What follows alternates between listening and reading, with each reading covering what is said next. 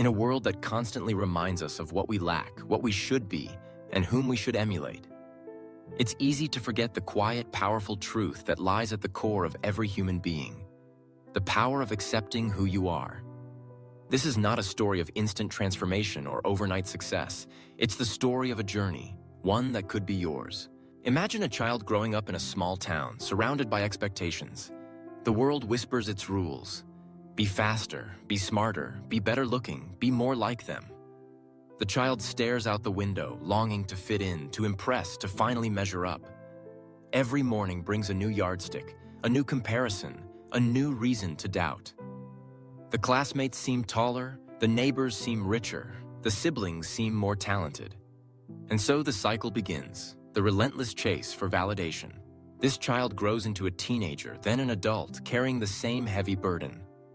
The mirror becomes an enemy, reflecting not the truth, but the endless parade of things they are not. The social media feed scrolls by, each picture a reminder of what's missing. The world shouts, "Not enough," and the heart, bruised and battered, believes it. But then one day, something changes. Maybe it's a quiet moment at dawn, or the words of a stranger, or the gentle encouragement of a friend. Maybe it's just the exhaustion of carrying around so much self-doubt. The child, now grown, pauses. They stand alone, away from the noise and the expectations, and ask a question they've never dared to ask. What if I am enough? What if, just as I am worthy of love, respect, and happiness? This is the turning point, the beginning of acceptance. Accepting who you are does not mean settling for less.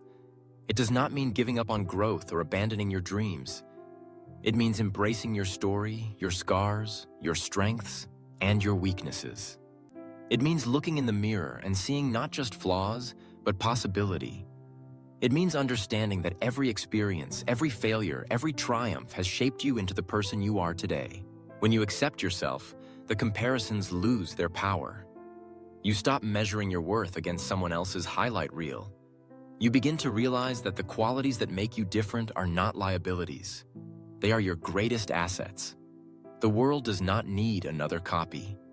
It needs you, your perspective, your voice, your unique combination of talents and passions. Let's look at the story of Maya, a woman who struggled for years with her sense of self-worth. Maya was always the quiet one, the one who faded into the background while others shined.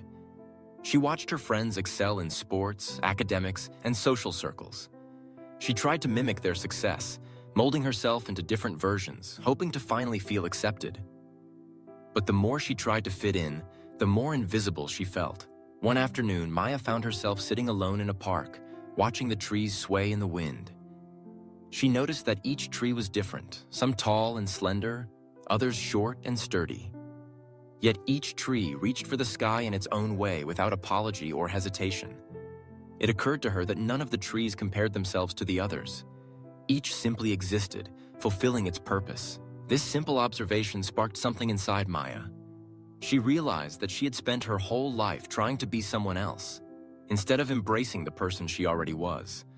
She began to explore her own interests, her own voice. She discovered a passion for writing, for telling stories that resonated with people who felt overlooked. She started a blog, sharing her journey towards self-acceptance. To her surprise, people began to connect with her words. They thanked her for her honesty, for showing them that it was okay to be different. Maya's life did not become perfect overnight. She still faced moments of doubt, but she no longer allowed comparison to dictate her happiness. She learned to celebrate her achievements no matter how small. She built relationships with people who valued her authenticity, rather than her ability to fit a mold. By accepting herself, Maya found the freedom to live her life on her own terms. The power of self-acceptance is transformative. It allows you to step off the treadmill of comparison and step into the fullness of your own life. It gives you the courage to pursue your dreams, even if they don't look like anyone else's. It teaches you to treat yourself with kindness, to forgive your mistakes, to honor your journey. Consider the story of Thomas, a young man born with a stutter. Throughout his childhood, Thomas was teased and mocked for the way he spoke.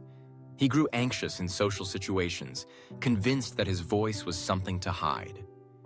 He watched his classmates deliver speeches with ease, and he wished, more than anything, to be like them. But Thomas had a gift, a deep empathy for others, a keen ability to listen, and a resilience forged through adversity. One day, his teacher encouraged him to join the school's storytelling club. At first, Thomas hesitated, afraid of being judged. But the club welcomed him, stutter and all.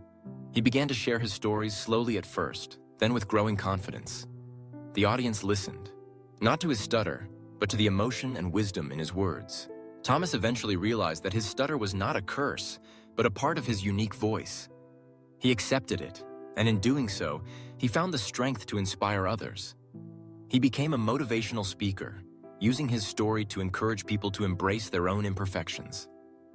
Thomas's journey was not about eliminating his stutter, but about accepting it as part of who he was. In that acceptance, he found his power. When you accept yourself, you become unshakable. The opinions of others no longer define you. The achievements of others no longer diminish your own.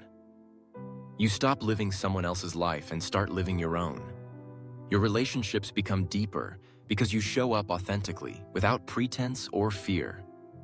Your work becomes more meaningful because it is fueled by passion, not by the desperate need for approval. Self-acceptance is not always easy. It requires courage to face the parts of yourself you have tried to hide. It requires honesty to acknowledge your limitations and humility to celebrate your strengths. It requires patience because old habits of comparison do not vanish overnight. But the reward is worth every effort. How do you begin this journey? Start by noticing the moments when you compare yourself to others. Instead of judging yourself, get curious. Ask yourself, what am I truly seeking? Whose standards am I trying to meet? What would it feel like to let go of comparison, even for a moment? Practice gratitude for who you are right now. Make a list of your strengths, your achievements, your unique qualities. Celebrate them, forgive yourself for your mistakes, and remember that every person you admire has struggled in their own way. They too have doubts and fears. Surround yourself with people who value authenticity. Seek out mentors and friends who encourage you to be yourself rather than someone else. Remember that the world needs your light, not a dim reflection of someone else's. Most importantly, be kind to yourself. Speak to yourself the way you would speak to a dear friend. Remind yourself that you are worthy, not because of what you do or how you compare, but simply because you exist. Imagine a life where you wake up each morning without the weight of comparison. A life where you pursue your goals, not to prove your worth, but to express your passion. A life where you celebrate the success of others without feeling threatened, because you know that their journey does not diminish your own. This life is not just possible, it is within your reach. The power to accept who you are lies within you, waiting to be claimed. It is the quiet strength that endures when all else falls away. It is the foundation upon which true happiness is built. So the next time you feel the urge to compare, pause. Take a deep breath. Remember that your journey is your own. You are not here to be anyone else. You are here to be you.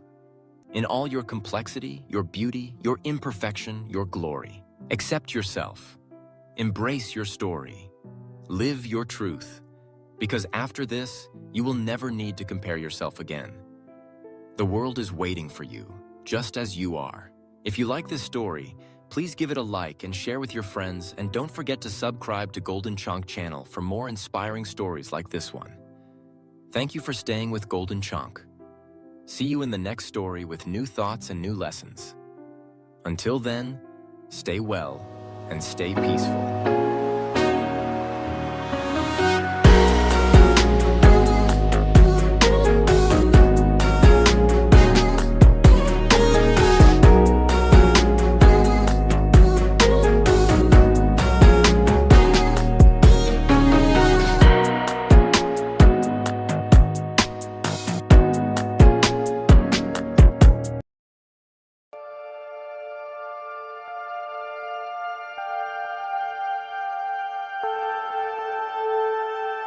Let me tell you a story.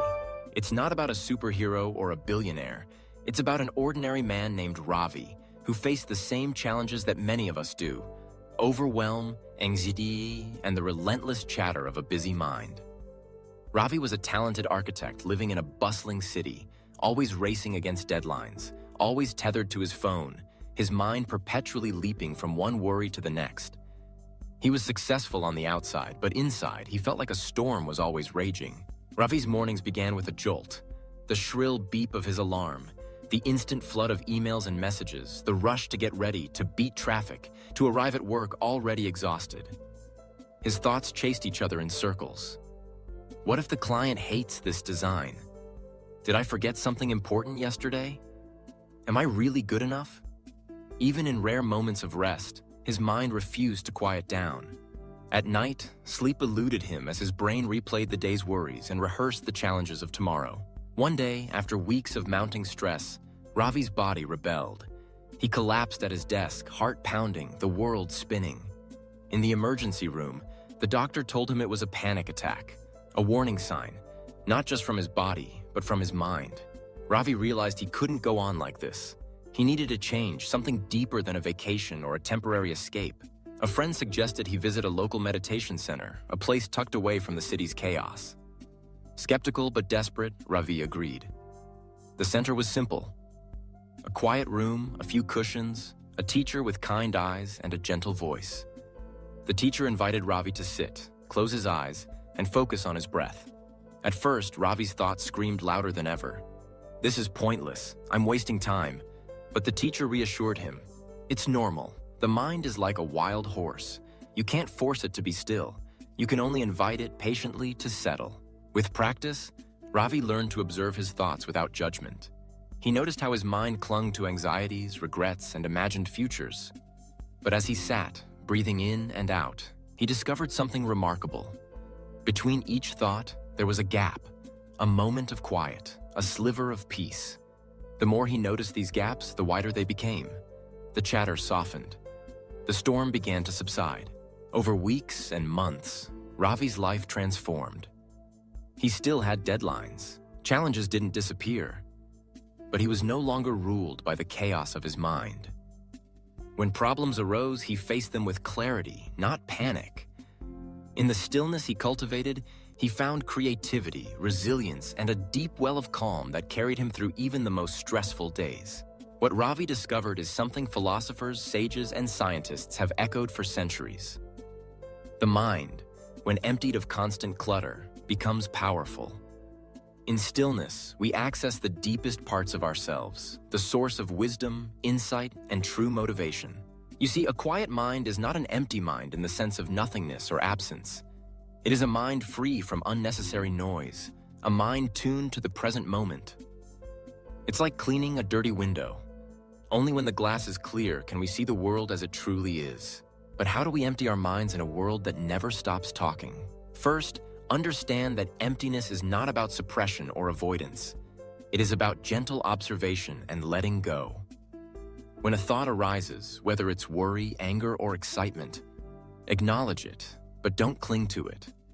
Imagine each thought as a leaf floating down a stream. Watch it pass and let it go. Second, create moments of stillness in your day. You don't need hours of meditation or a mountain retreat. Start with 5 minutes. Sit quietly, breathe deeply, and simply notice what arises in your mind. Each time you return to your breath, you are gently training your mind to be present. Third, limit the sources of noise in your life.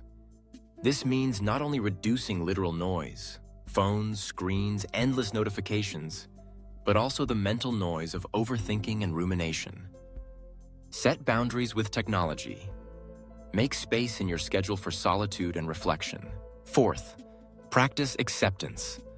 Life will never be completely free of challenges or uncertainties. A quiet mind does not resist reality. It accepts what is and responds wisely. When you stop fighting your thoughts, they lose their power over you. Fifth, remember that a quiet mind is a practice, not a destination. Some days will be easier than others. There will be times when the chatter returns, when worries feel overwhelming. That's okay. Each moment is a chance to begin again, to gently return to stillness. The power of a quiet mind is not just in finding peace, but in unlocking your true potential. When your mind is still, you can listen deeply to your intuition, to others, to the world around you. You can make decisions with clarity. You can respond rather than react. You can create, love, and live fully. Think of the greatest athletes, artists, and leaders. In moments of pressure, when everything is on the line, they don't succeed by thinking faster or doing more. They succeed by entering a state of flow, a quiet mind, utterly absorbed in the present, free from distraction. This is the secret behind peak performance, creativity, and resilience. But the benefits of a quiet mind go beyond success. In the quiet, you can experience joy in the simple things. A sunrise, a child's laughter, the taste of your favorite food. You notice beauty everywhere because your mind is not clouded by worry or distraction. You become more patient, more compassionate, more alive. Ravi's story is not unique. Everyone has the capacity to empty their mind, to find peace amidst chaos, to discover the strength that comes from stillness. It doesn't require special talent or circumstances. It requires only the willingness to pause, to observe, to let go. As you move through your day, remember the lesson of the tranquil lake. When your mind is still, it reflects the world clearly. You can see your path, make wise choices, and respond to life with grace. When a storm arises in your thoughts, don't fight it or flee from it. Instead, anchor yourself in the present moment. Breathe, watch, wait. The storm will pass, and calm will return. There is a profound freedom in realizing that you are not your thoughts. You are the awareness behind them, the quiet observer, the still presence that remains when all else fades. In this awareness, there is no fear, no lack, no need to prove anything. There is only peace, power, and possibility. Empty your mind, not to become nothing, but to become everything you truly are. In the quiet, you will find the answers you've been seeking. In the stillness, you will discover your true strength. So the next time you feel overwhelmed or lost, remember Ravi's journey. Remember the power that lies in a quiet mind. Take a deep breath. Let go of what you cannot control. Trust in the wisdom that arises when the mind is still. Every day offers a new opportunity to practice. Every moment is a doorway to peace. With patience and persistence, you can transform your mind from a source of stress to a wellspring of strength. You can become the calm in the storm, the steady hand in the chaos, the clear mind in a noisy world. In the end, the greatest motivation does not come from outside, from praise, money, or recognition. It comes from within, from the deep well of clarity and confidence that a quiet mind provides. When you learn to empty your mind, you free yourself from the limits of fear and doubt. You become unstoppable. So, begin today. Give yourself the gift of stillness. Empty your mind and let the world reveal its beauty, its opportunity, its joy. In this quiet, you will find your purpose, your passion, your true self. And that is the most powerful motivation of all. If you like this story, please give it a like and share with your friends. And don't forget to subscribe to Golden Chonk channel for more inspiring stories like this one. Thank you for staying with Golden Chonk. See you in the next story with new thoughts and new lessons. Until then, stay well and stay peaceful.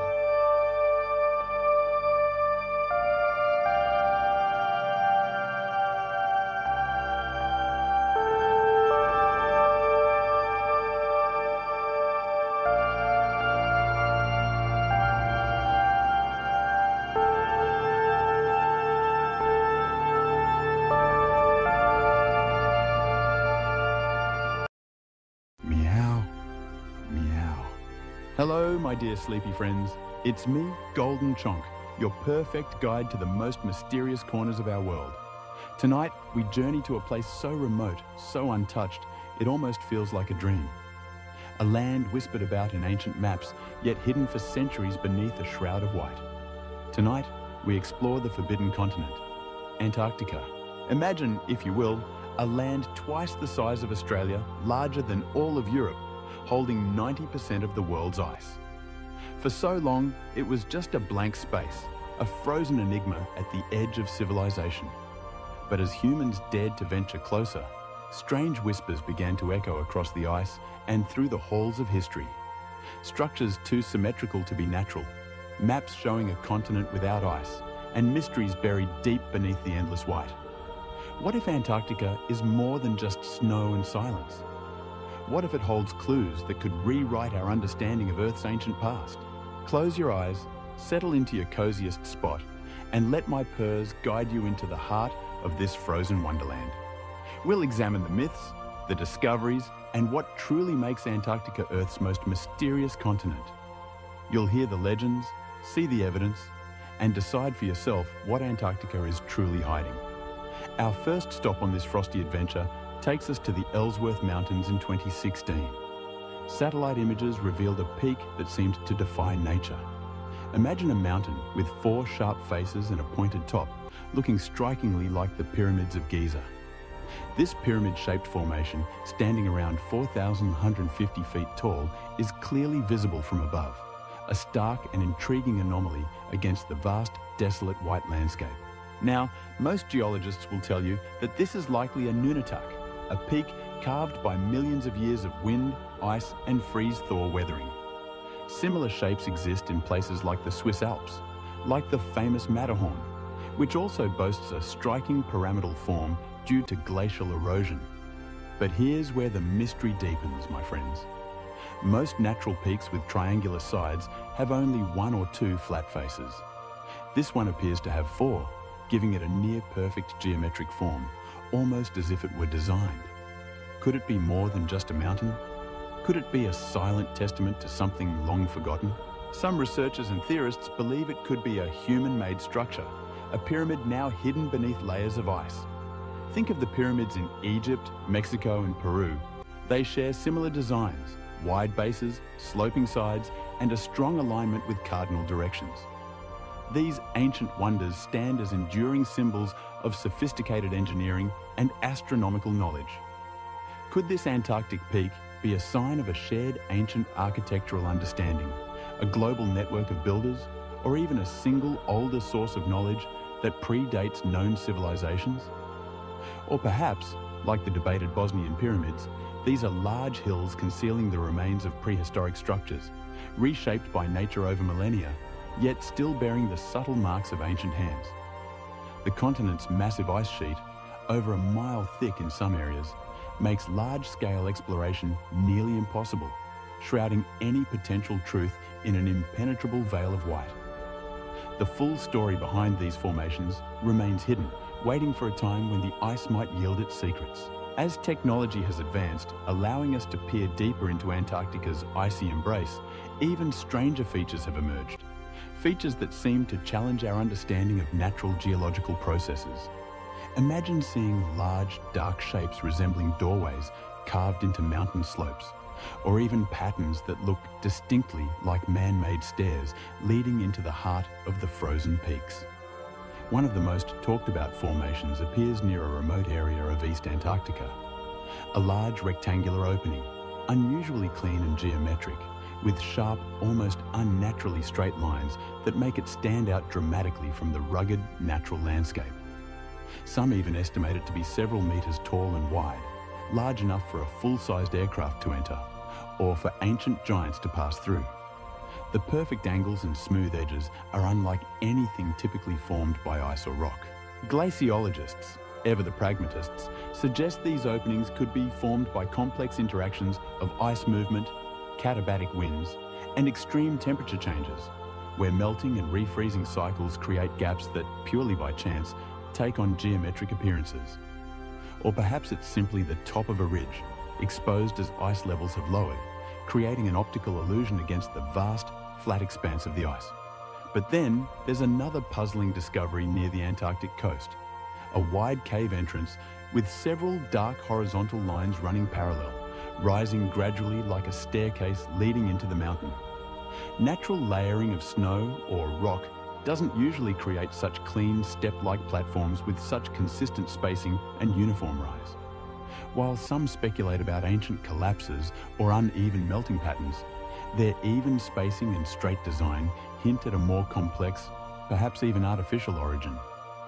What adds to the mystery is how these features seem to change over time, appearing clearly in some satellite images one year, only to vanish beneath new layers of snow in others, only to reappear with different shapes or details after strong winds or seasonal shifts. It's as if the continent itself is breathing, revealing and concealing its secrets at will. But let's drift back in time, my dear listeners, to a vastly different Antarctica, a land that would be almost unrecognizable to us today. Long before it was a land of endless ice, this continent may have been a place of forests, rivers, and vibrant life, teeming with a diversity of flora and fauna that seems utterly fantastical given its current state. For over a century, geologists and paleobotanists have uncovered fossilized remains of ancient forests buried deep beneath the ice, silent witnesses to a forgotten past.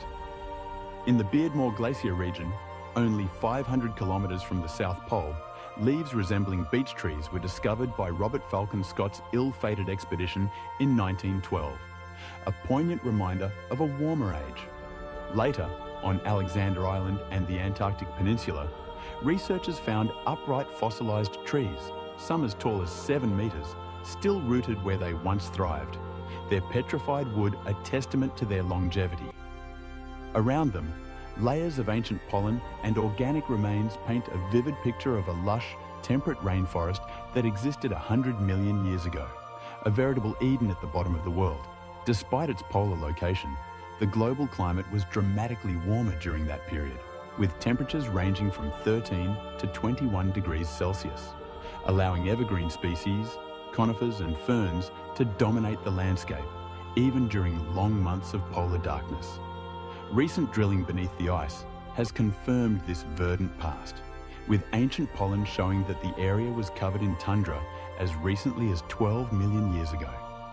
This evidence suggests Antarctica's transformation into a frozen wasteland was gradual, with some areas remaining ice-free far longer than previously thought, perhaps even offering temporary refuges for life. This leads to a compelling question, doesn't it, my sleepy friends? Could there have been enough time and favourable conditions for early human or pre-human civilizations to exist on this continent? Mainstream archaeology largely rejects this idea, as Homo sapiens have only existed for about 300,000 years, while the Antarctic ice sheets have been in place for more than 14 million years, a vast chasm of time. Yet, isolated reports and controversial discoveries continue to stir debate, fueling the imaginations of those who believe in a deeper, hidden history. One of the most enduring symbols tied to the idea of ancient knowledge about Antarctica is the Piri-Reis map, a cartographic anomaly that continues to baffle historians. Created in 1513 by Ottoman cartographer Piri-Reis, this partial world map includes a detailed depiction of South America and a mysterious southern landmass. What makes it truly extraordinary is that it appears to show the outline of Antarctica, not with its present icy shape, but with a coastline resembling its actual landmass, as if seen without the ice. Supporters claim such uncanny accuracy would have been impossible in the 16th century without access to much older source maps, perhaps from a lost civilization with advanced geographical knowledge, or even from an unknown people who charted the world before the ice descended. Historian Charles Hapgood popularised this idea, suggesting the map might reflect Antarctica as it looked during the last ice age, possibly around 10,000 to 4000 BC, when parts of the continent could have been ice-free. The presence of a large southern landmass, whether real or theoretical, reflects an early belief in Terra Australis Incognita, the unknown southern continent, a landmass that was largely speculative in European cartography until its discovery much later. The question of how ancient cartographers envisioned it, or if they had direct knowledge, remains a profound mystery, a whisper from a forgotten age. Adding to the intrigue, modern imaging technology has recently revealed vast ancient landscapes beneath Antarctica's thick ice cover, proving that the continent truly holds secrets frozen in time. In East Antarctica, satellite data and ice-penetrating radar have mapped a region of buried valleys and ridges the size of Belgium, a pristine, untouched landscape preserved for at least 14 million years. This landscape, with its rolling hills, expansive plateaus, and interconnected waterways, strikingly resembles Northern Europe, suggesting it may have once supported extensive vegetation and even wildlife during warmer periods. A vibrant ecosystem waiting to be rediscovered. But what caused this drastic transformation? It was part of a grander global climate shift, a powerful, cyclical pattern that has repeated itself many times throughout geological history, shaping and reshaping our planet. Our planet's climate cycles through warm periods, or interglacials, and cold periods, known as ice ages. The last major ice age began around 2.6 million years ago and ended roughly 12,000 years ago, marking the beginning of our current warm period. During these monumental cycles, entire regions can become unrecognizable, with land once green and fertile becoming covered in snow and ice, or conversely, arid deserts blooming into lush forests. Antarctica's transformation from a verdant land to a frozen desert is a clear and dramatic example of this natural cycle, a testament to the Earth's ever-changing face. However, another factor might have played an even more dramatic role: the movement of Earth's axis. Known as true polar wander or crustal displacement, this theory suggests the Earth's outer shell, or lithosphere, can shift over its fluid inner layers, rapidly moving continents into new climate zones over relatively short geological timescales. If such a catastrophic event occurred, it could explain how Antarctica moved from a temperate zone to its current position at the South Pole, a journey of hundreds, even thousands of miles in a blink of geological time.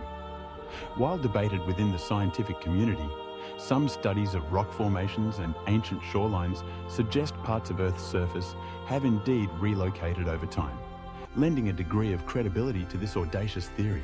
Among the more speculative ideas surrounding such profound shifts is the prophecy of Edgar Cayce, the sleeping prophet, a mystic who uttered predictions while in a trance state. In the early 20th century, Cayce claimed a major transformation of Earth was coming, with dramatic climate changes, rising seas, and the sinking of entire regions. One of his most striking predictions was that Antarctica, long thought lifeless, would become fertile and inhabited again. He believed changes in Earth's axis would trigger massive flooding, revealing ancient lands and wiping away modern civilizations, with Antarctica once more supporting life, its frozen lands thawing and becoming green. If Cayce's prediction was rooted in ancient memory, a collective unconscious recall of past cataclysms, it raises a haunting possibility. Could an earlier civilization have thrived on Antarctica, only to be destroyed when the climate shifted and the poles moved, their existence erased by the inexorable march of ice? Could the ice be hiding not just ancient forests, but also traces of a forgotten people, their cities and monuments buried deep beneath the vast white expanse? Beyond these historical and geological riddles, the Forbidden Continent holds many more secrets, secrets that continue to challenge our understanding of life itself. One of the most astonishing are Antarctica's subglacial lakes, hidden bodies of liquid water trapped far below the surface, isolated by kilometers of solid ice. The most famous is Lake Vostok, buried nearly 4,000 meters beneath the East Antarctic ice sheet, sealed off from the outside world for possibly 15 to 25 million years. A true lost world. Scientists believe life may still exist in this extreme lightless world, an ecosystem powered by chemosynthesis rather than photosynthesis. When Russian scientists finally reached its surface in 2012, they broke through to a world untouched by air or light for millions of years, a pristine biome waiting to be explored. Lake Vostok is not alone. More than 400 subglacial lakes have been identified across the continent, some as large as cities, veritable inland seas beneath the ice. These lakes are kept liquid by heat from Earth's interior and the insulating pressure of the immense ice above, connected by an underground network of subglacial rivers, forming what some call a frozen wetland, a hidden hydrological system of immense scale. Recent expeditions to lakes like Mercer have revealed extraordinary bacterial life thriving in complete darkness, without sunlight, oxygen, or surface nutrients, suggesting alternative pathways for life to flourish. Some researchers even believe these lakes could support higher life forms like tiny animals, perhaps even unique species evolved to thrive in these extreme conditions. Even more astonishing was the discovery of Lake Enigma, with strange structures and rich microbial mats that look like carpets and tree-like formations on the lakebed, including bacteria never seen before in such environments. This level of biological complexity in such a seemingly hostile environment surprised even experienced researchers, leading them to ponder the limits of life. In other places, as ice shelves crack and collapse, revealing previously inaccessible ocean floors, scientists have observed parts of the seafloor hidden for centuries. Beneath the George VI ice shelf, an entire ecosystem filled with large corals, giant sea spiders, fish, octopuses, and other bizarre animals was found thriving in complete darkness, relying on nutrient flows carried by deep ocean currents from distant waters. And during drilling into the Filchner-Ronne ice shelf, a research team accidentally discovered a boulder on the seafloor covered in stationary animals like sponges and unknown filter feeders, 260 kilometers from the nearest sunlight or open water.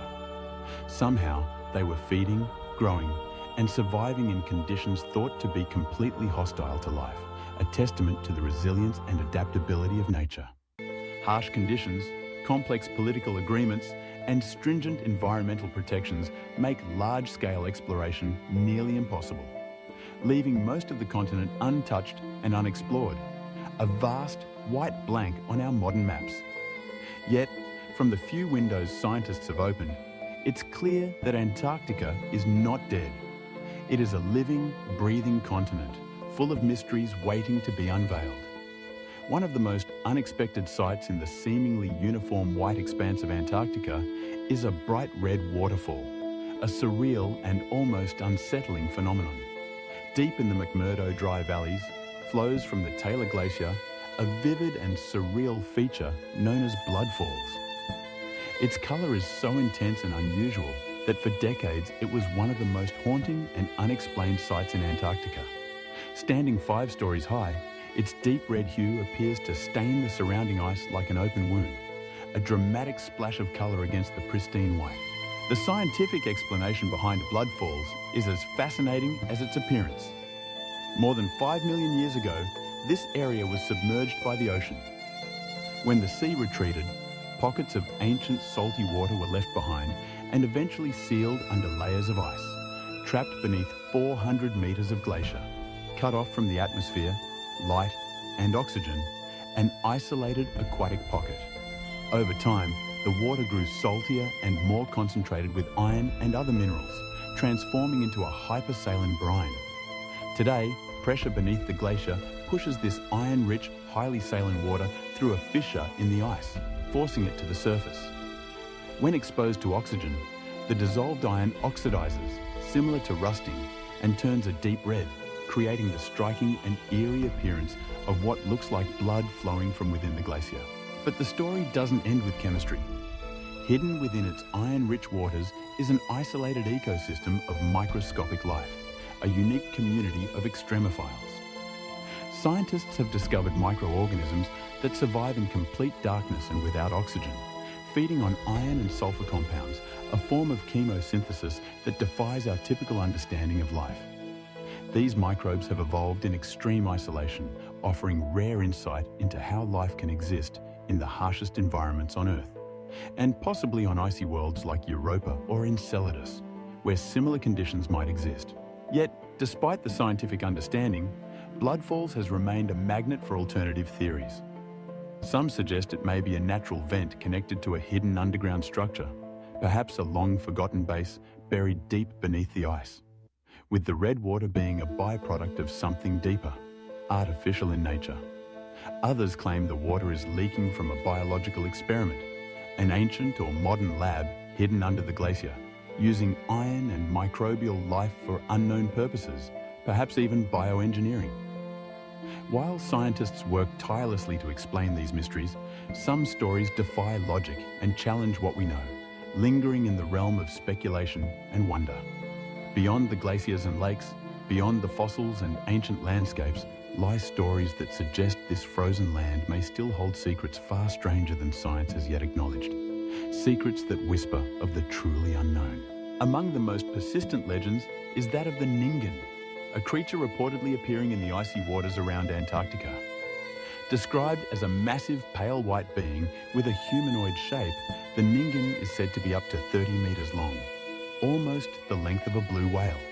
Witnesses from Japanese research vessels claim to have seen this strange figure rise silently from the water before disappearing again, its pale form blending almost perfectly with the icebergs. Its face is often described as eerily human, with two small eyes and a wide, expressionless mouth, a blank canvas of a face. Some versions depict it with arms and hands, like a giant albino ape, while others describe it as a smooth, finned sea creature, barely distinguishable from the shifting ice floes. The legend first appeared in Japanese online forums in the early 2000s and quickly took hold, spreading through viral posts and cryptid forums. Some believe it's an unknown form of marine life, a relic from a warmer Antarctica, a deep sea creature rarely seen by humans. Others go further, suggesting it may be intelligent or even capable of walking on land. An amphibious being adapted to both the ocean depths and the icy surface. There are even those who speculate that governments know more about the Ningen than they admit, keeping its existence secret due to its potential scientific or strategic significance. Perhaps even a new species that could alter our understanding of evolution.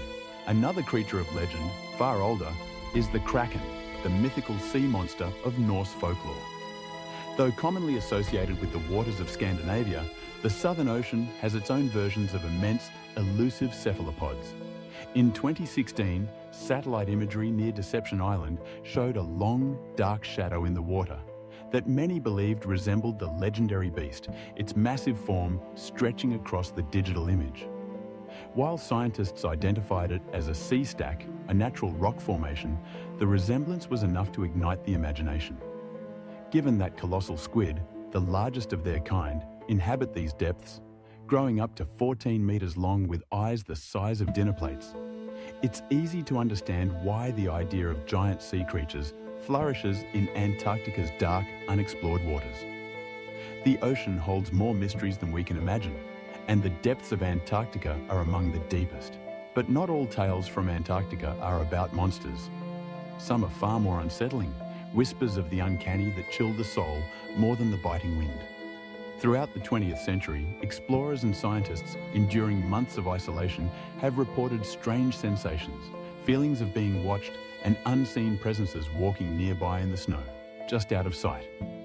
The continent's long winters of complete darkness and the extreme isolation of remote research stations create an atmosphere ripe for psychological effects and, some would argue, for the paranormal.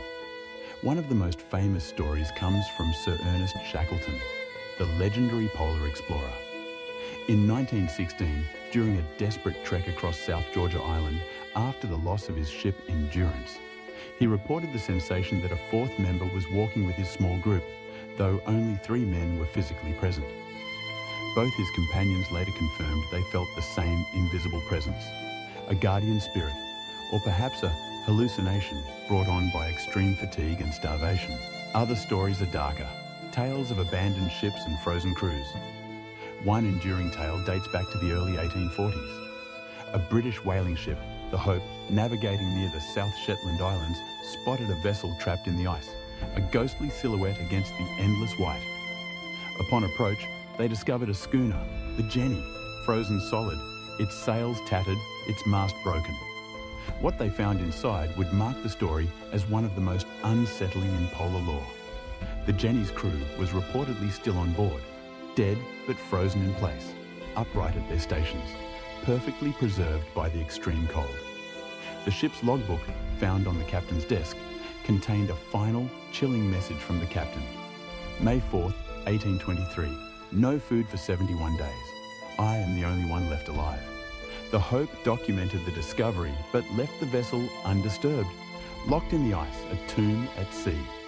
The Jenny was never seen again, swallowed by the shifting ice, or perhaps it sails the polar current still, a silent ghost ship.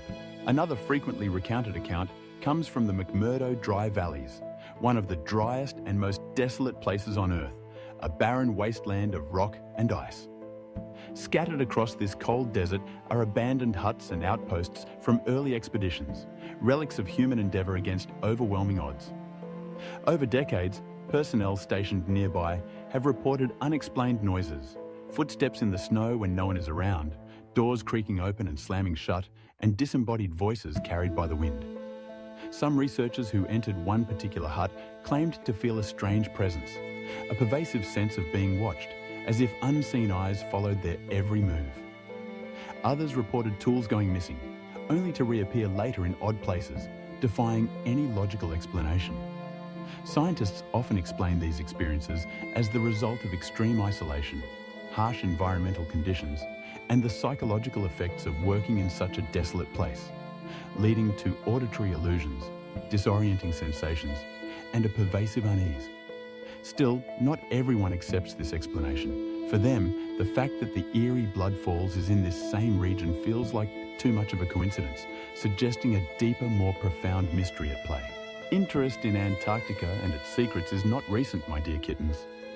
Long before modern satellites, it captured the attention of explorers, scientists, and even controversial regimes of the 20th century seeking to unlock its mysteries for their own ends. Among them was Nazi Germany, a nation obsessed with expansion and esoteric knowledge. In the years leading up to World War II, the Antarctic frontier became the focus of an ambitious and largely forgotten expedition that would later become the centre of countless theories and conspiracy narratives. In 1938, Adolf Hitler authorised a secret Antarctic mission. Officially, it was resource-based.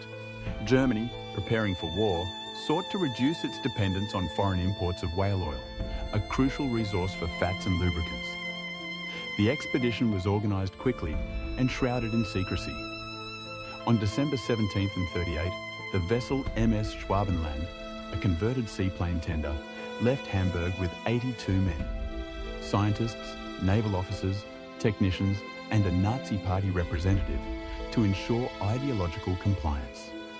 Their destination was an unclaimed territory in Queen Maud Land, between British and Norwegian sectors, a vast, unexplored region of the continent. Over the following weeks, the ship reached Antarctica's icy coastline and launched its 2 Dornier whale seaplanes, surveying enormous stretches of land and dropping aluminum darts marked with swastikas to assert territorial claim. The Germans called this new territory Neuschwabenland, or New Swabia, a name that would echo through history. In total, the expedition mapped over 600,000 square kilometres, significantly expanding the known geography of the continent. Some photographs were even taken in colour, a rarity at the time, offering a vivid glimpse of the pristine landscape. Officially, the mission ended in February 1939, just months before the outbreak of the war. The Schwabenland returned to Hamburg with thousands of aerial photographs and geological observations. However, much of the collected data was either lost in the chaos of war or remained unpublished for decades, with some surfacing only in the late 1950s. The rest, some researchers believe, may have been deliberately hidden, concealed from public view for reasons unknown. It is here that the mystery begins, weaving a tapestry of fact and speculation. For years, the 1938-39 expedition was remembered as a short scientific mission, a footnote in the history of Antarctic exploration. But after the war, whispers began to grow, gaining momentum with each passing decade. Questions were raised about what the Nazis truly hoped to find or build in Antarctica. A new narrative emerged. Some believed Germany's interest went beyond whale oil and maps. According to post-war rumours, the real purpose was to establish a permanent foothold on the continent, a hidden base far from enemy reach, a sanctuary in the event of global conflict. This alleged installation, buried deep beneath the ice, would serve as a safe haven, a clandestine research facility, or even a last redoubt for the Nazi elite in the event of defeat, a secret bastion from which they could one day rise again. The idea of secret Nazi bases beneath Antarctica may sound improbable, yet a few events fueled these suspicions and gave them a veneer of credibility. In July 1945, just 2 months after Germany's surrender, the German submarine U-530 appeared unexpectedly at the Argentine naval base of Mar del Plata, its crew offering little explanation for their prolonged voyage. The next month, another submarine, U-977, arrived under similar mysterious circumstances, having allegedly spent months submerged to avoid detection. Their commanders gave no satisfactory explanation for their long journeys or what they had been doing in the South Atlantic, sparking intense speculation. Some believed they had delivered high-ranking Nazis or valuable cargo to a hidden outpost before surrendering, or perhaps even dropped off advanced technology. To this day, no physical evidence of a Nazi base in Antarctica has ever been found, despite numerous expeditions and satellite surveys. However, parts of Neuschwabenland, especially the Schirmacher Oasis, first spotted by the Germans, remain active scientific zones, hosting international research stations, a quiet legacy of a controversial past. The story deepened with Operation High Jump, a mission that ignited imaginations and fueled countless conspiracy theories. In 1946 and 1947, the United States launched the largest Antarctic military expedition in history. Led by Admiral Richard E. Byrd, a celebrated polar explorer, it involved an immense force. Over 4,700 men, 13 ships, including an aircraft carrier and several destroyers, and dozens of aircraft. Officially, it was a scientific mission for training and mapping, an exercise in cold weather warfare and geographical survey. But the sheer scale and urgency of the operation, launched so soon after the war, sparked intense speculation that the US Navy was responding to more than just geography.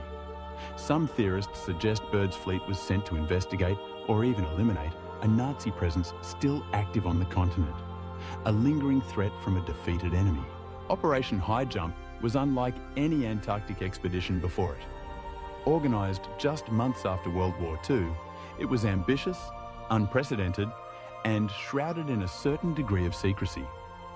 The force was divided into 3 naval groups, each with aircraft and icebreaker support, aiming to map as much of the continent as possible using extensive aerial photography and test military equipment under extreme polar conditions. Rear Admiral Richard H. Cruzen commanded the task force, but Byrd became the public face of America's bold presence in Antarctica. The operation established a base known as Little America 4 and conducted extensive aerial surveys, photographing over 1.5 million square miles of previously uncharted territory. However, it wasn't the photography that drew global attention, but what happened behind the scenes, and what Byrd may have encountered, or so the legends claim. According to official records, Operation High Jump lasted from December 1946 to March 1947. But the mission was cut short, ending weeks earlier than scheduled, its swift conclusion prompting a flurry of questions. Reports of damaged aircraft, unexplained losses, and unusual encounters fueled rumours that something had gone wrong, or perhaps something extraordinary had been found. Among the more persistent theories is that the mission had a hidden agenda: to locate a rumoured underground Nazi base near the Queen Maud Land region, the same territory explored by the German New Swabia expedition. Proponents point to the high number of military personnel and advanced technology involved, including long-range reconnaissance aircraft designed for deep penetration.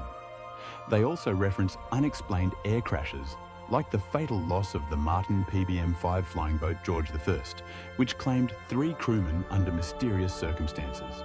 In the years following Operation High Jump, rumours circulated that Byrd had encountered something extraordinary during one of his reconnaissance flights, something that defied conventional explanation. According to certain accounts, his aircraft entered an area that should not have existed.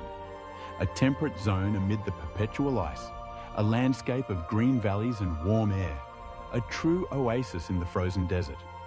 Some sources claim he saw not just a change in climate, but in reality itself. Unknown flying objects in the sky, silent and swift, and even direct contact with beings from an advanced subterranean civilization, beings who revealed profound truths. These accounts were not part of any official report, nor were they publicly acknowledged by the US government. But in the 1960s, a document began to circulate, allegedly a secret diary kept by Admiral Byrd during the expedition. In it, Byrd describes an astonishing encounter with an aircraft unlike any he had seen before. A sleek, disc-shaped craft. His instruments fail, his radio is taken over, and he is guided to a landing strip in a hidden valley. There, he claims, he is welcomed by tall beings with luminous eyes and advanced knowledge, beings who speak of a world beneath the surface. They take him to a city beneath the Earth's surface, a place they call Agartha. Agartha is a mythical kingdom said to exist within the Earth itself, a concept tied closely to the Hollow Earth theory. According to these beliefs, our planet is not a solid sphere, but a layered shell containing vast inner spaces, hidden cities, and even oceans. Agartha, the largest of these subterranean realms, is described as a civilization more ancient and advanced than our own, a utopian society that has transcended the conflicts of the surface world. The people of Agartha, sometimes called the Old Ones, are said to possess technology far beyond what is known on the surface, including vehicles that can fly without fuel and the ability to manipulate natural forces, even time and space. This idea has appeared in stories and myths across many cultures, from Shambhala in Tibetan tradition to the underworld cities of the Mayans and Celts, suggesting a universal human fascination with hidden realms. In the case of Agartha, the story gained traction in the 19th century with French and German occult writers who wove elaborate tales of its existence. But it was the supposed connection with Admiral Byrd that brought it into the modern age and the realm of Antarctica, giving it a tangible, albeit unproven, link to reality. According to the diary, the Agarthians warned Byrd about the growing danger of nuclear weapons and the destructive direction of human society, a message of peace and caution. They claimed to have observed surface civilization for centuries and feared its destructive potential, its capacity for self-annihilation. Byrd was told to return to his superiors with their message, a solemn call for peace and balance, and then sent back through the ice. And yet, this document has never been confirmed as authentic, its provenance debated by scholars and enthusiasts alike, though many steadfastly believe in its truth. Some people think the diary is fake, saying Byrd never said anything like that himself, and there's no official proof that such an event happened, dismissing it as a fanciful fabrication. Still, the story lived on, helped by the secrecy around parts of Operation High Jump and some enigmatic things Byrd said in interviews. In a rare interview published in Chile in March 1947, Byrd talked about how important Antarctica could be in the future, warning that one day the US might be attacked from over the polar regions, hinting at unknown threats emanating from the frozen south.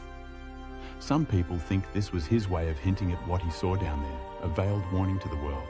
As the Cold War grew stronger, the US sent more missions to Antarctica, including Operation Windmill in 1947 and 1948, focusing on mapping and resupply, and Operation Deep Freeze during the International Geophysical Year in 1957 and 1958, a massive international scientific endeavour. Byrd was still involved, but his health was worsening, and he died in 1957, just months after his last trip to Antarctica, taking his secrets with him. To this day, the full story of Operation High Jump remains a subject of intense speculation, a lingering question mark in the annals of polar exploration. While it accomplished significant scientific objectives and expanded mapped regions, its military scale and rapid conclusion have kept theorists questioning. Was it truly just a training exercise, or did the US Navy uncover something it could not explain or control? In the final years of World War II, and especially after it ended, strange stories began to spread, captivating the public imagination. These stories spoke of unusual flying machines, objects that didn't look like any aircraft people had seen before. Witnesses described them as silent, incredibly fast, and shaped like discs, defying all known principles of aerodynamics. At first, many thought these were just rumors, products of wartime hysteria. But in the years following the war, reports of unidentified flying objects began to appear across the world with increasing frequency, seemingly from nowhere. This growing mystery led some researchers to connect two powerful ideas: the sudden rise of UFO sightings and the secret advanced technology of Nazi Germany. During the war, German scientists were working on highly advanced weapons, including early jet aircraft, long-range rockets like the V-2, and experimental propulsion systems that were far ahead of their time. At the same time, parts of the Nazi leadership were deeply interested in the occult, ancient myths, and hidden powers, believing they could harness esoteric forces for military advantage. Within that world of secrecy, certain underground groups are often mentioned. One of the most famous is the Thule Society, which focused on Aryan mythology and the idea of a hidden inner earth, seeking to unlock ancient secrets. Alongside it, another group began to appear in these stories, the Vril Society. This group was said to believe in a mysterious force called Vril, an energy source that could power machines and enhance the mind, a vital cosmic energy. According to these stories, members of the Vril Society practiced meditation and rituals to contact non-human intelligences, possibly beings from other planets or even from within the Earth itself, seeking forbidden knowledge. Some theories suggest these ideas were not only spiritual, but also applied to real technology, influencing the design of advanced weaponry. Certain Nazi scientists are said to have tried turning these mystical beliefs into working machines, leading to the development of revolutionary aircraft. Three names appear frequently in these stories: Haunebu, Vril, and Die Glock, meaning the bell. These were supposedly experimental aircraft, disc-shaped, silent, and powered by unknown forms of energy, possibly even anti-gravity, allowing for impossible maneuvers. Of all these, Die Glocke is the most well-known, described as a bell-shaped machine that gave off a strange, almost ethereal glow and made eerie noises when in operation. Some claimed it could fly without wings, defying gravity, while others believed it had the power to manipulate time or space. A true time machine. Much of this comes from later writers and researchers, and there is little physical evidence to support these claims. Most documents describing these supposed technologies are missing, unverified, or never existed, adding to their elusive nature. But the idea remains one of the most famous and persistent parts of the Nazi UFO theory. After the war, these stories only grew stronger, fueled by the vacuum of information and the general sense of global unease. In 1947, just 2 years after Germany's defeat, the world saw the first major wave of UFO sightings, beginning with Kenneth Arnold's famous flying saucers over Mount Rainier. Some researchers began to wonder if these objects were from space or advanced machines secretly developed by German scientists. That same year, the United States launched Operation Paperclip, a secret program that brought hundreds of German scientists to America, many of whom had worked on Nazi weapons programs. These scientists went on to help develop US rocket systems and advanced aircraft, revolutionizing American technology. Some believe they also brought hidden knowledge about flying disc technology, carefully integrated into existing projects. A few even think that some of the early UFO sightings were test flights of secret machines built from Nazi designs, or perhaps even captured alien technology. The Soviet Union also captured scientists, documents, and equipment as spoils of war. Both superpowers were racing to master any technology that could give them an edge during the burgeoning Cold War. But one part of the theory goes even deeper, my sleepy friends. Some believe that the Nazis didn't build these machines alone, that they had help, an unseen hand guiding their technological pursuits. According to these stories, Nazi leaders made direct contact with non-human beings, whether from another planet or another dimension, who shared their knowledge in secret through clandestine meetings, vivid dreams, or direct mental communication. These beings, it is said, provided the blueprints for the advanced flying discs and other miraculous technologies. According to some, after the war, top Nazi scientists and leaders, along with their supposed alien allies, escaped to their hidden bases in Antarctica, continuing their work in secret, far from the prying eyes of the victorious Allies. In the decades that followed, books, magazines, and television shows helped spread these ideas, weaving them into the fabric of popular culture.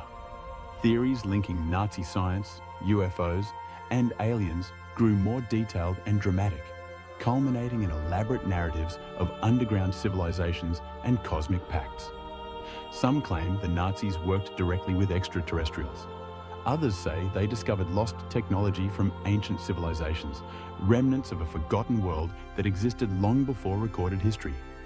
Historians agree that Nazi Germany was far ahead of its time in many areas of weapons development, with jet fighters, advanced rockets, and unusual aircraft being very real. But when it comes to flying discs, anti-gravity machines, or alien contact, there is no solid evidence.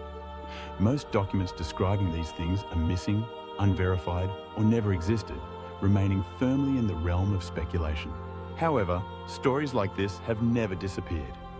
If anything, the age of satellites and high-resolution imaging has brought even more attention to the mysterious corners of Antarctica, allowing armchair explorers to scan the icy expanse from their homes.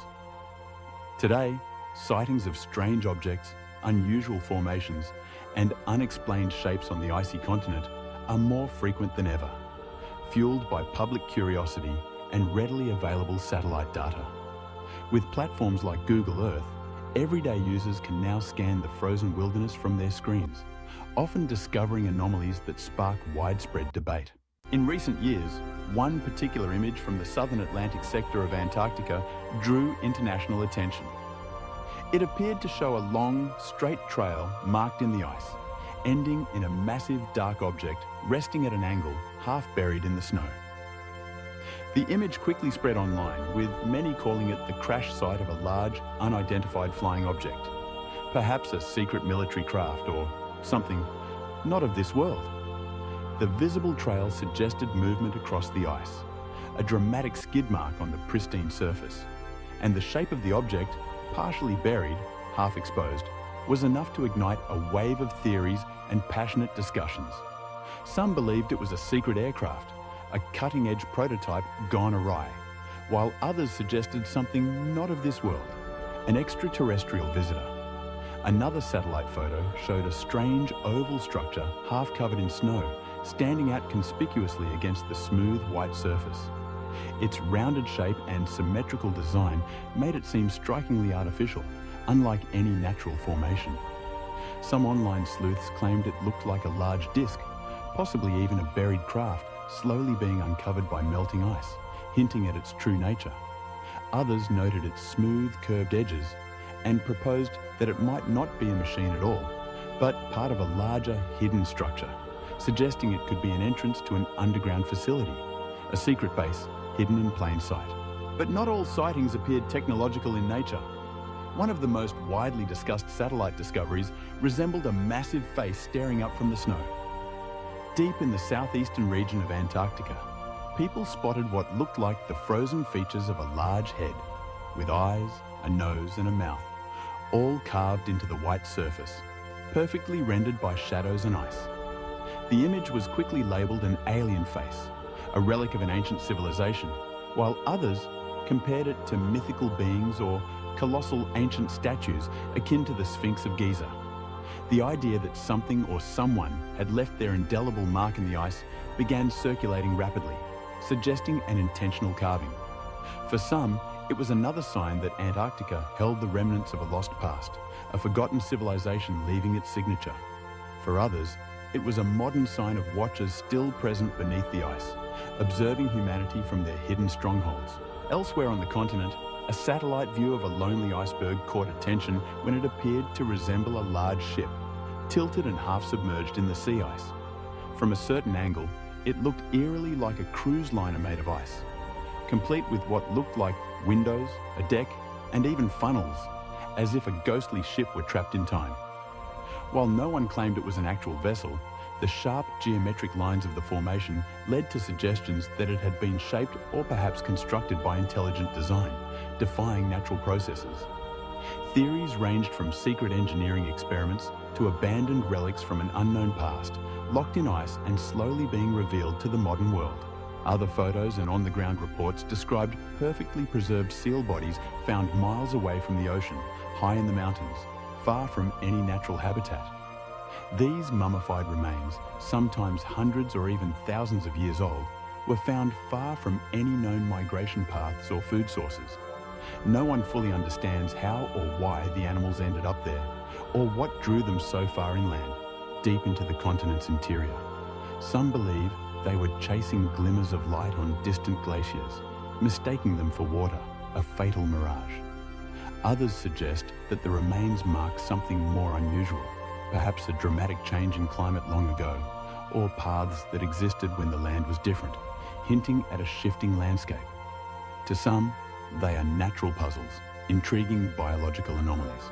To others, they are silent clues left by the past, waiting for someone to decipher their true meaning. Scientists around the world continue to offer logical explanations for many of the strange stories tied to Antarctica. They emphasize the powerful forces of science, the harsh realities of weather conditions, and the intricate processes of geology. But for many others, the explanations are not convincing, failing to fully account for the observed phenomena. The fact that Antarctica remains one of the most restricted and heavily controlled places on Earth is, for them, proof enough that someone is hiding the truth, that there is more to this continent than meets the eye. The roots of this deep-seated suspicion lead back to one key event, the signing of the Antarctic Treaty. On December 1st, 1959, just as the Cold War was beginning to heat up, a time of immense global tension and ideological conflict, 12 nations came together in Washington, D.C. to sign a treaty that would change the future of Antarctica forever. These countries, including the United States, the Soviet Union, and the United Kingdom, otherwise fierce adversaries, had all been involved in scientific research during the International Geophysical Year of 1957 to 58, a period of unprecedented international scientific cooperation. What they signed was short in length, just 14 articles, but the agreement would soon become one of the most unusual and effective diplomatic arrangements in modern history, a rare beacon of harmony. The Antarctic Treaty officially came into force on June 23, 1961. It declared that the entire continent south of the 60th parallel would be used only for peaceful purposes, a stark contrast to the global arms race. Military activity was banned, as were nuclear tests and the dumping of radioactive waste, ensuring its pristine nature. Scientific research was to be free and open to all signatories, fostering collaboration and shared knowledge. Countries could not make new territorial claims or expand existing ones, effectively freezing territorial disputes, and anyone conducting research had to share their findings with the world, promoting transparency. At first glance, it seemed like a noble effort, a way to preserve a unique environment for science and peace, a testament to international goodwill. Over the years, more countries signed on. Today, over 50 nations are part of the agreement, making it a truly global accord. But it is exactly this sudden cooperation at a time when many of these countries were otherwise in deep conflict that has led some to question the true purpose of the treaty. The treaty was signed just 14 years after the devastation of World War II, with the Cold War in full swing, and the United States and the Soviet Union competing fiercely in arms, space, and global influence. Yet, amidst this intense rivalry, these same countries somehow agreed to completely demilitarize the largest unexplored landmass on Earth, suspending their geopolitical differences for this one continent. For some, that timing feels too convenient, raising one central, provocative question. What exactly was happening in Antarctica that was so important, so compelling, that it forced such disparate powers to unite? Today, Antarctica is not technically off limits, but access is strictly controlled, far more so than any other continent. Only a small number of scientists are allowed to live and work there, and even they need special approval, extensive training, and specialized equipment.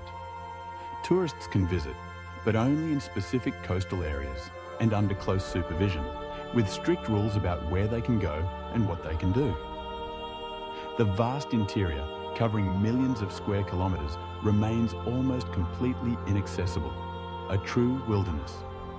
There are areas where aircraft are not allowed to fly, and certain regions are marked as off-limits due to environmental protection, or, some speculate, for other unspoken reasons. Research stations can only be visited with permission, and all activities are closely monitored. All of these rules are part of what makes Antarctica feel like a forbidden world, a place where secrets might be kept. Some believe that alien technology lies buried under the ice, recovered from ancient crashes or hidden by advanced beings. Others think Antarctica was once home to a lost civilization, perhaps a true physical manifestation of Atlantis, whose remnants lie frozen beneath the surface. There are even those who argue that governments are conducting secret experiments there, far from public oversight and scrutiny, experimenting with advanced weaponry or unknown biological agents. The secrecy, the surveillance, the restrictions, all of it, in their view, points to the truth being kept from us, a grand conspiracy playing out on the world stage. Over time, the Antarctic Treaty expanded into what is now called the Antarctic Treaty System, including additional agreements and environmental rules, with its own secretariat based in Buenos Aires. Every year, member countries meet to discuss science, safety, and preservation. But these meetings are not open to the public, adding another layer of opacity.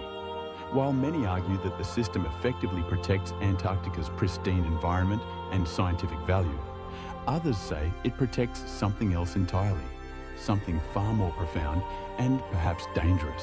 While for most people, Antarctica is nothing more than a forbidden continent, a realm of myths and conspiracies, for scientists, it is much more than that. For them, Antarctica is a huge natural laboratory, a place where the past is preserved in ice, and where the future of our planet may already be written, a vast, living record of Earth's history. Despite the many myths, conspiracies, and legends, Antarctica's true importance may be even more extraordinary, not because of what it hides, but because of what it reveals about our planet and our place in the universe. For decades, scientific missions to Antarctica have given us a clearer understanding of the world we live in, providing crucial data on global climate systems. Deep within its thick ice sheet, more than 4 kilometers deep in some places, are trapped layers of ancient air. Each layer is a time capsule, holding invaluable data on temperature, atmospheric gases, and environmental changes that go back over 1 million years. A geological thermometer and atmospheric archive. By drilling into the ice and analysing these ancient air bubbles, researchers can study Earth's climate history with unparalleled detail and compare it to today's rapidly warming world, allowing for more accurate climate models. The discovery of the ozone hole above Antarctica in 1985 was just one dramatic example of how Antarctic science can uncover invisible but global threats, proving its critical role in environmental monitoring. And while the ice offers a profound window into the past, Antarctica's future may be shaped by something far less expected: invaders. These invaders are real, and they are alive, often tiny, but with potentially catastrophic consequences. Scientists now warn of an increasing number of non-native species reaching Antarctica, carried inadvertently by ships, aircraft, food supplies, and even people's shoes, hitchhiking their way to the pristine continent. A single housefly sneaking aboard a research vessel or a seed stuck to a jacket can become a serious biosecurity threat, capable of disrupting delicate ecosystems. In 2014, a hydroponic facility at Australia's Davis Station, designed to grow fresh vegetables in the harsh environment, was overrun by a tiny alien species, a springtail, never before seen in that part of the continent. They multiplied quickly in the warm, moist environment and were discovered floating across the water surface, a biological invasion in miniature. Scientists responded immediately.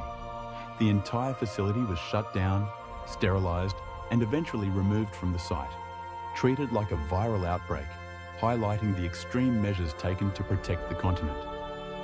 In this fragile ecosystem, even the smallest intruder can cause unpredictable and irreversible damage.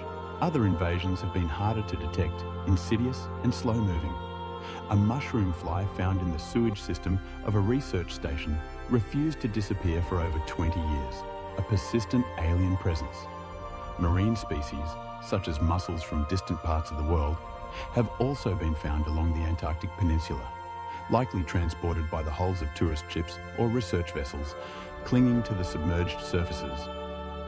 Though small, these creatures can change entire ecosystems if allowed to spread, outcompeting native species and altering food webs. With warmer temperatures melting the outer edges of Antarctica, Many areas once protected by impenetrable ice may soon become accessible to humans and to pests, creating new pathways for invasion. For scientists, these biological incursions are not just practical problems, they are urgent warnings. The balance of life in Antarctica is delicate, evolved over millions of years in isolation, a unique evolutionary laboratory. And now, that isolation is breaking down. Researchers are racing against time to document native species before they are pushed out by newcomers, trying to preserve what remains. Antarctica may be the last place on Earth untouched by industrial development, but that protection is no longer guaranteed. Some researchers have even suggested that the invasion of non-native life might offer clues to a much broader question. What happens when two ecosystems or two worlds collide? In this sense, the arrival of foreign organisms in Antarctica mirrors the curiosity behind theories of alien life. When scientists speak of alien species, they do not mean beings from other planets, but the concept is not far off. These organisms are unknown, arriving from outside, changing the environment in unpredictable ways, much like an extraterrestrial invasion might. As Antarctica warms and becomes more accessible, the continent is entering a new phase, a period of dramatic and irreversible change. Tourism is growing, with more cruise ships navigating its icy waters, and supply routes are expanding, bringing more human activity. The natural barriers that once protected it, the bitter cold, the violent seas, the sheer remoteness, are starting to weaken, making it vulnerable. For science, this means opportunity and danger in equal measure. Another big question scientists are trying to answer on this hidden continent might be the most important one for the whole planet, for all of humanity.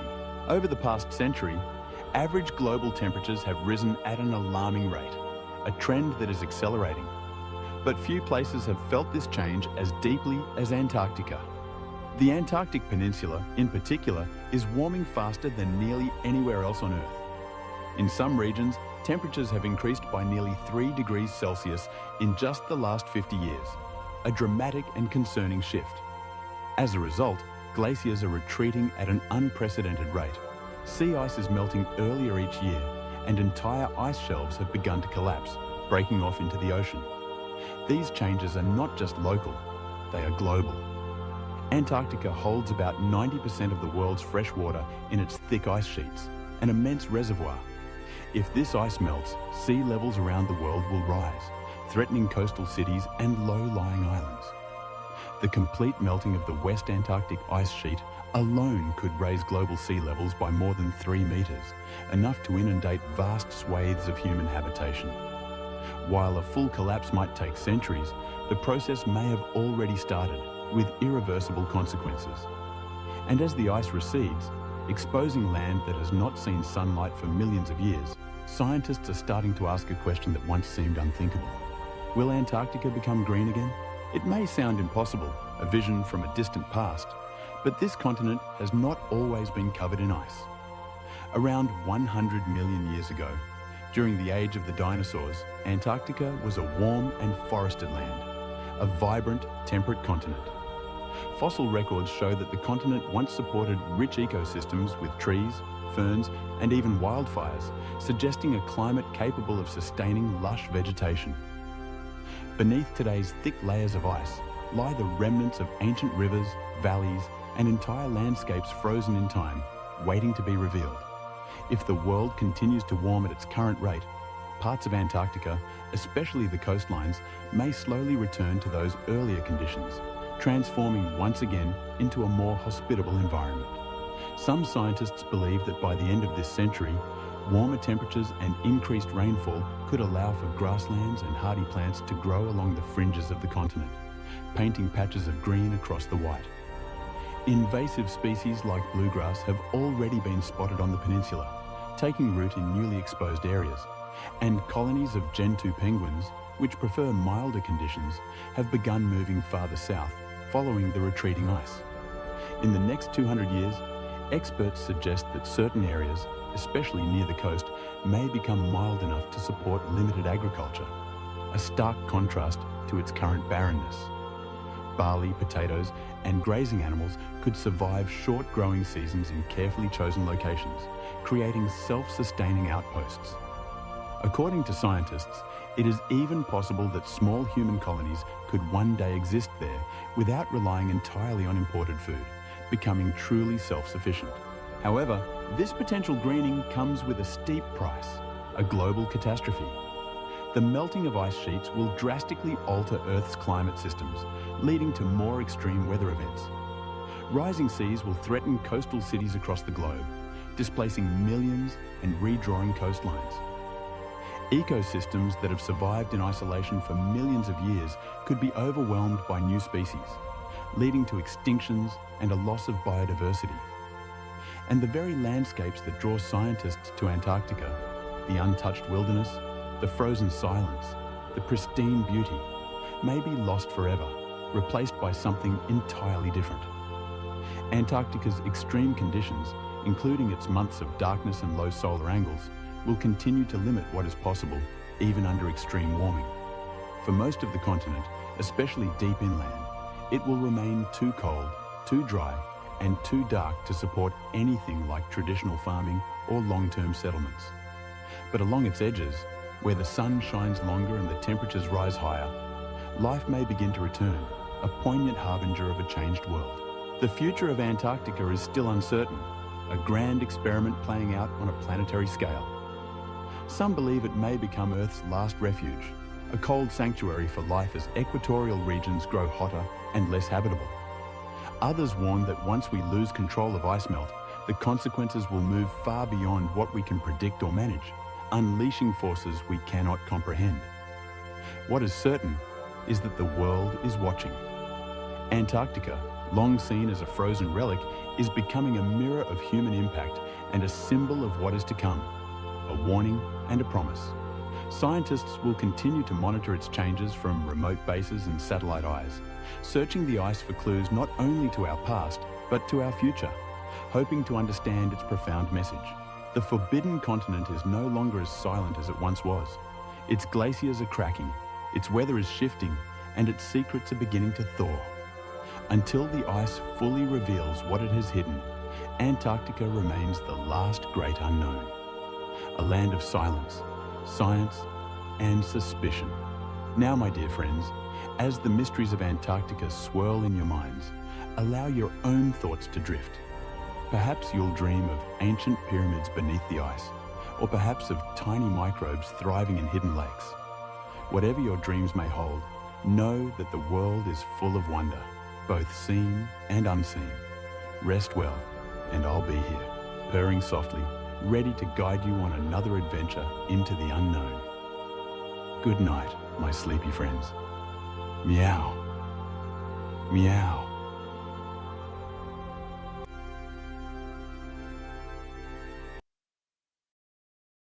Meow. Meow. Hello, my dear sleepy friends.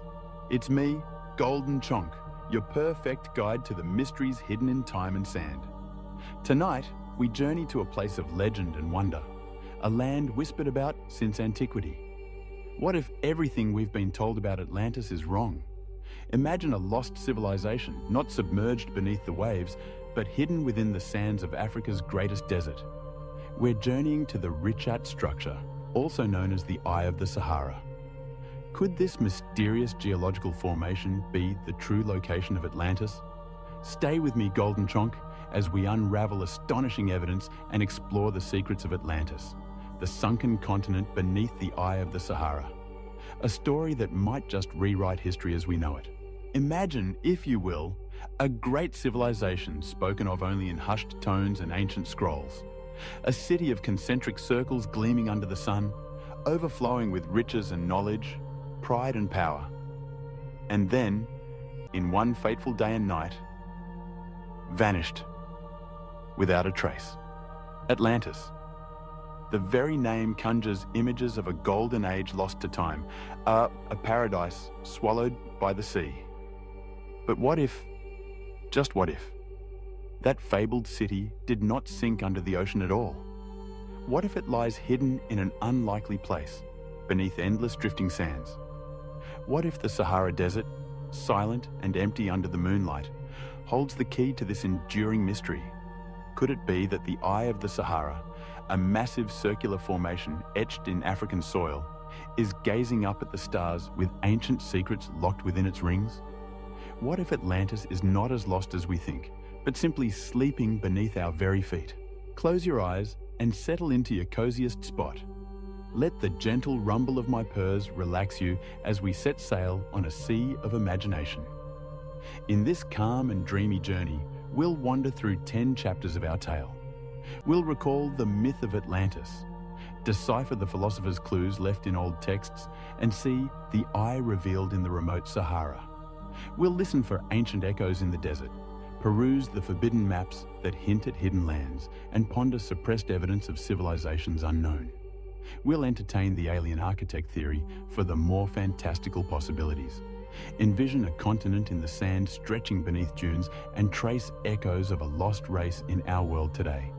Finally, as the night deepens, we'll witness Atlantis awakens, not with noise or fury, but softly in the stirrings of curiosity and hope. So breathe deeply, dear one, and let's begin our adventure into the unknown. Chapter 1: The Myth of Atlantis. Let me tell you a secret from the pages of time, a story passed down for over 2 millennia. In the warm glow of lamplight, the ancient Greek philosopher Plato once wove a tale for his students, a tale of a mighty island empire called Atlantis. In his dialogues Timaeus and Critias, written around 360 BC, Plato describes a land beyond the known world, an island larger than Libya and Asia Minor put together, a place of astounding wealth and beauty. According to the story, Atlantis existed some 9,000 years before Plato's era. That would be over 11,000 years ago from today, long before any civilization we currently know. It was a time when, as the Egyptian priests in the story said, other nations were still young, and great kingdoms rose and fell long before the first pyramids or temples we recognize. In Plato's myth, Atlantis was a utopia of sorts, blessed by the sea god Poseidon and made splendid by the labor of its people. The island boasted fertile plains yielding rich harvests and mountains to the north that caught gentle rains. Exotic animals roamed its fields, including elephants, the largest beasts, which gives you a sense of how lush and abundant this land must have been. At the center of Atlantis stood its marvelous capital city, arranged in concentric circles of land and water. Imagine rings like a target, 2 rings of land separated by rings of seawater, all surrounding a central island. Bridges and canals connected the rings, and at the very heart, on the central island, rose golden temples and the palace of the kings of Atlantis. The buildings glittered with precious metals. One metal in particular, orichalcum, glowed with a ruddy fire and was said to be second only to gold in value. The Atlanteans mined orichalcum from their land and paneled the walls of their temples with it, so that at sunrise and sunset, the whole city would shimmer red and gold, a sight to behold. Atlantean society, as the legend goes, was powerful and technologically advanced. They dug a great canal from the city to the sea, carving harbors and docks to berth hundreds of ships. They built irrigation networks to water their vast plain and engineered magnificent architecture. Their influence spread far beyond their island. The mythic tale says the Atlanteans ruled over many islands and lands, even extending their dominion into parts of Libya as far as Egypt, and Europe as far as Italy. They grew proud and ambitious, and in time, they sought to subjugate all the Mediterranean peoples. Only the Proto-Athenians, the ancestors of the Greeks, stood against them and managed to halt their advance. According to the story Plato recounts, it's a grand tale of hubris and downfall, one meant as much to teach a lesson as to recount history. And then, in a single night of divine wrath, it all ended. The tale tells us that the gods grew displeased with Atlantis' pride and greed. In one grievous day and night, violent earthquakes shook the land and the island of Atlantis sank beneath the sea, vanishing into mud and water. An entire civilization gone in a blink of an eye. The ocean swallowed Atlantis so completely that navigation became impossible in that area. The sea turned shallow, clogged with silt and debris from the sunken island, a shoal of mud as Plato describes, that made the waters impassable. Imagine the trauma of that memory echoing down the ages. An ocean turning thick and brown, boats unable to pass, and beneath the waves, where a flourishing city once stood, only silence and ruins remained. It's a haunting image, isn't it? For centuries, readers of Plato debated whether the tale of Atlantis was history or mere allegory. You see, Plato was a philosopher with a penchant for embedding lessons in his stories. Many scholars have thought Atlantis was just a parable, a cautionary fable about the dangers of arrogance, meant to highlight the virtues of an ideal society, represented by ancient Athens, versus a decadent one, Atlantis. In fact, most classicists view Atlantis as a fictional device Plato used to make a point. And yet, the level of detail in the story is tantalizing. Plato provides specific descriptions, the exact layout of the city, the surrounding geography, even measurements. He writes that the diameter of the Atlantean capital's outermost ring was 127 stadia, which modern estimates put around 23 kilometers or 14 miles. He names the god Poseidon's mortal wife Cleito and their 10 sons who became the first kings of Atlantis. He describes bridges and horse racing tracks on the outer ring, and even the colors of the stone quarried from the ground, black, white, red, which the Atlanteans used to build their walls. These vivid particulars feel like memories of a real place. Over the years, countless people, explorers, archaeologists, mystics, and dreamers of all stripes, have become enchanted by the Atlantis story. It's not hard to see why. A lost utopian civilization destroyed by a cataclysm is the stuff of enduring legend, tapping into our collective imagination. There's a deep human yearning in it, the possibility that we were once more advanced or enlightened, and that knowledge was lost, but perhaps could be found again. And of course, the dramatic mystery. If Atlantis really existed, where is it now? Could any trace be left for us to find after so many millennia? In the golden evening of the ancient world, other writers after Plato mentioned Atlantis too, though often they were just remarking on Plato's tale rather than providing new info. Some ancient historians like Strabo or Plutarch alluded to Atlantis in passing, and later, philosophers like Proclus kept the discussion alive. But none gave us more detail than Plato's original account from the Egyptian priests. That only deepened the enigma. The Egyptians, according to Plato, had preserved records of Atlantis on the walls of a temple in the city of Sais. If true, those records are long lost, perhaps burned with the library of Alexandria or crumbled to dust in the desert. And so, for ages, Atlantis lay in the realm of myth and conjecture. Was it simply a moral story, a distorted memory of some other historical event, like the volcanic destruction of the island of Therasos Santorini, which did wipe out a Bronze Age civilization? Or was it an actual place waiting to be rediscovered? As you listen and drowse, let the uncertainty itself become part of the allure. In every age, there have been whispers that maybe, just maybe, Atlantis was real. And if it was, we must consider where such a place could have been. For how does an entire continent or island hide from history?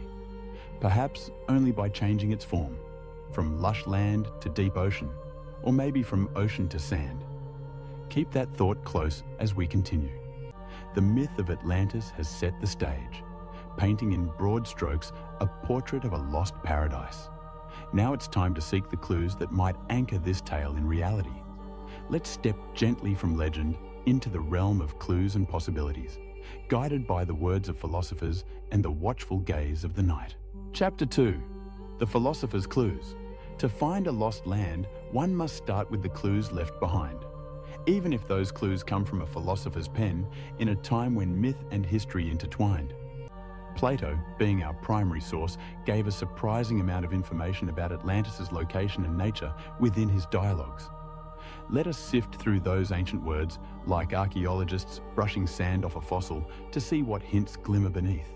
According to Plato's narrative, the story of Atlantis was relayed to the Greek lawgiver Solon by Egyptian priests around 600 BC. Solon, visiting the city of Sais in Egypt, was told that the Egyptians kept records far older than any in Greece, A learned priest pointed to temple inscriptions that recounted a great empire beyond the Mediterranean world, the mighty Atlantis, and the war it waged against the early Mediterranean peoples. The priest teased Solon by saying the Greeks had forgotten their own past, like children with no memory, whereas the Egyptians had written accounts of an epoch 9,000 years before, when Athens and Atlantis both were great. So the first clue is temporal. Atlantis's fall occurred 9,000 years before Solon's time. That places it roughly around 9600 BC. To put that in perspective, that's the end of the last ice age, an epoch when humans were just beginning to transition from nomadic life to farming in some parts of the world. A stunningly early date for an advanced civilization, a clue that, if taken seriously, implies the standard timeline of history might have missing chapters. What about geography? Plato situates Atlantis beyond the Pillars of Hercules, which was the ancient term for the narrow strait we know as the Strait of Gibraltar, where the Mediterranean Sea opens into the Atlantic Ocean. Beyond the Pillars, in the true ocean, the Atlantic, lay an island empire. He describes Atlantis as an island, yes, but also uses the word in Greek nesos, which can mean not only island, but also peninsula or land bounded by water in some way. Interestingly, he says Atlantis ruled other islands and even parts of the adjacent continent. He also mentions that Atlantis was in front of the Pillars of Hercules, implying perhaps that as one exited the Mediterranean, Atlantis was right there across the sea, not extremely far off in the Atlantic depths. From Atlantis, one could travel to other islands and eventually to a real continent on the opposite side of the Atlantic, perhaps hinting at the Americas, or perhaps just poetically speaking of a great expanse beyond. So the classical placement has always been assumed to be somewhere in the Atlantic Ocean, west of Gibraltar. Many past seekers looked to the Azores, or Canary Islands, or imagined a mid-Atlantic continent now sunk. But hold that thought, because not all clues point seaward, some point inward. Plato describes the plain of Atlantis as a broad, rectangular plain surrounded by mountains that descended toward the sea. The plain was said to open to the ocean on its south and was sheltered by mountains to its north. Rivers flowed from those mountains across the plain. Now imagine northern Africa's geography. The Sahara Desert today has the Atlas Mountains in the northwest and various highlands in its interior. In a different climate, could there have been a fertile plain in what is now the Sahara, bordered by mountains and open to the sea in the south or west? It's a curious parallel to consider, but we will get to the Sahara soon. For now, keep in mind that the directions north and south in Plato's clues might align with real features somewhere. If not out in the Atlantic, then perhaps along a coast or even inland. Another clue lies in the name Atlantis itself and its linguistic relatives. The island's first king in the story was Atlas, son of Poseidon, and thus the land took his name, as did the ocean around it, the Atlantic. Coincidence or not, we have the Atlas Mountains in Morocco and Algeria, and legend calls the ocean beyond them the Atlantic because of either Atlas the Titan or King Atlas in myth. And then there's an intriguing point. A region in northwest Africa, modern Morocco's Mauritania, was known in antiquity as the Kingdom of Mauritania, whose king at one time, in later classical history, was also named Atlas in some accounts. Could the Greek Atlantis tale have tangled roots with African names and legends? The word Atlantes was even used by Herodotus, an ancient Greek historian before Plato, to describe a people living in Libya, northwest Africa, near Mount Atlas, who do not dream in their sleep. A strange, almost mystical reference. It's a slim thread, but perhaps an echo of Atlanteans making its way into Greek knowledge, or simply a name reused. Still, the recurrence of Atlas in that region is worth a sleepy thought. Let's examine a key passage from Plato, as it holds a vital clue that will steer our journey. He wrote that when Atlantis sank, it created impassable mud shoals, making the sea above it unnavigable. Now, picture the aftermath of a sunken land. If an entire large island collapsed beneath the waves, the seafloor and sediments might indeed rise closer to the surface in spots, creating shoals or shallows. But Plato insists ships could not get through the area. This has perplexed many because in the open Atlantic Ocean, how would mud shoals block ships for long? Currents would disperse silt and the ocean is deep. One interpretation is that Plato or his sources were describing something more like an inland sea or a shallow oceanic basin that became choked with sediment.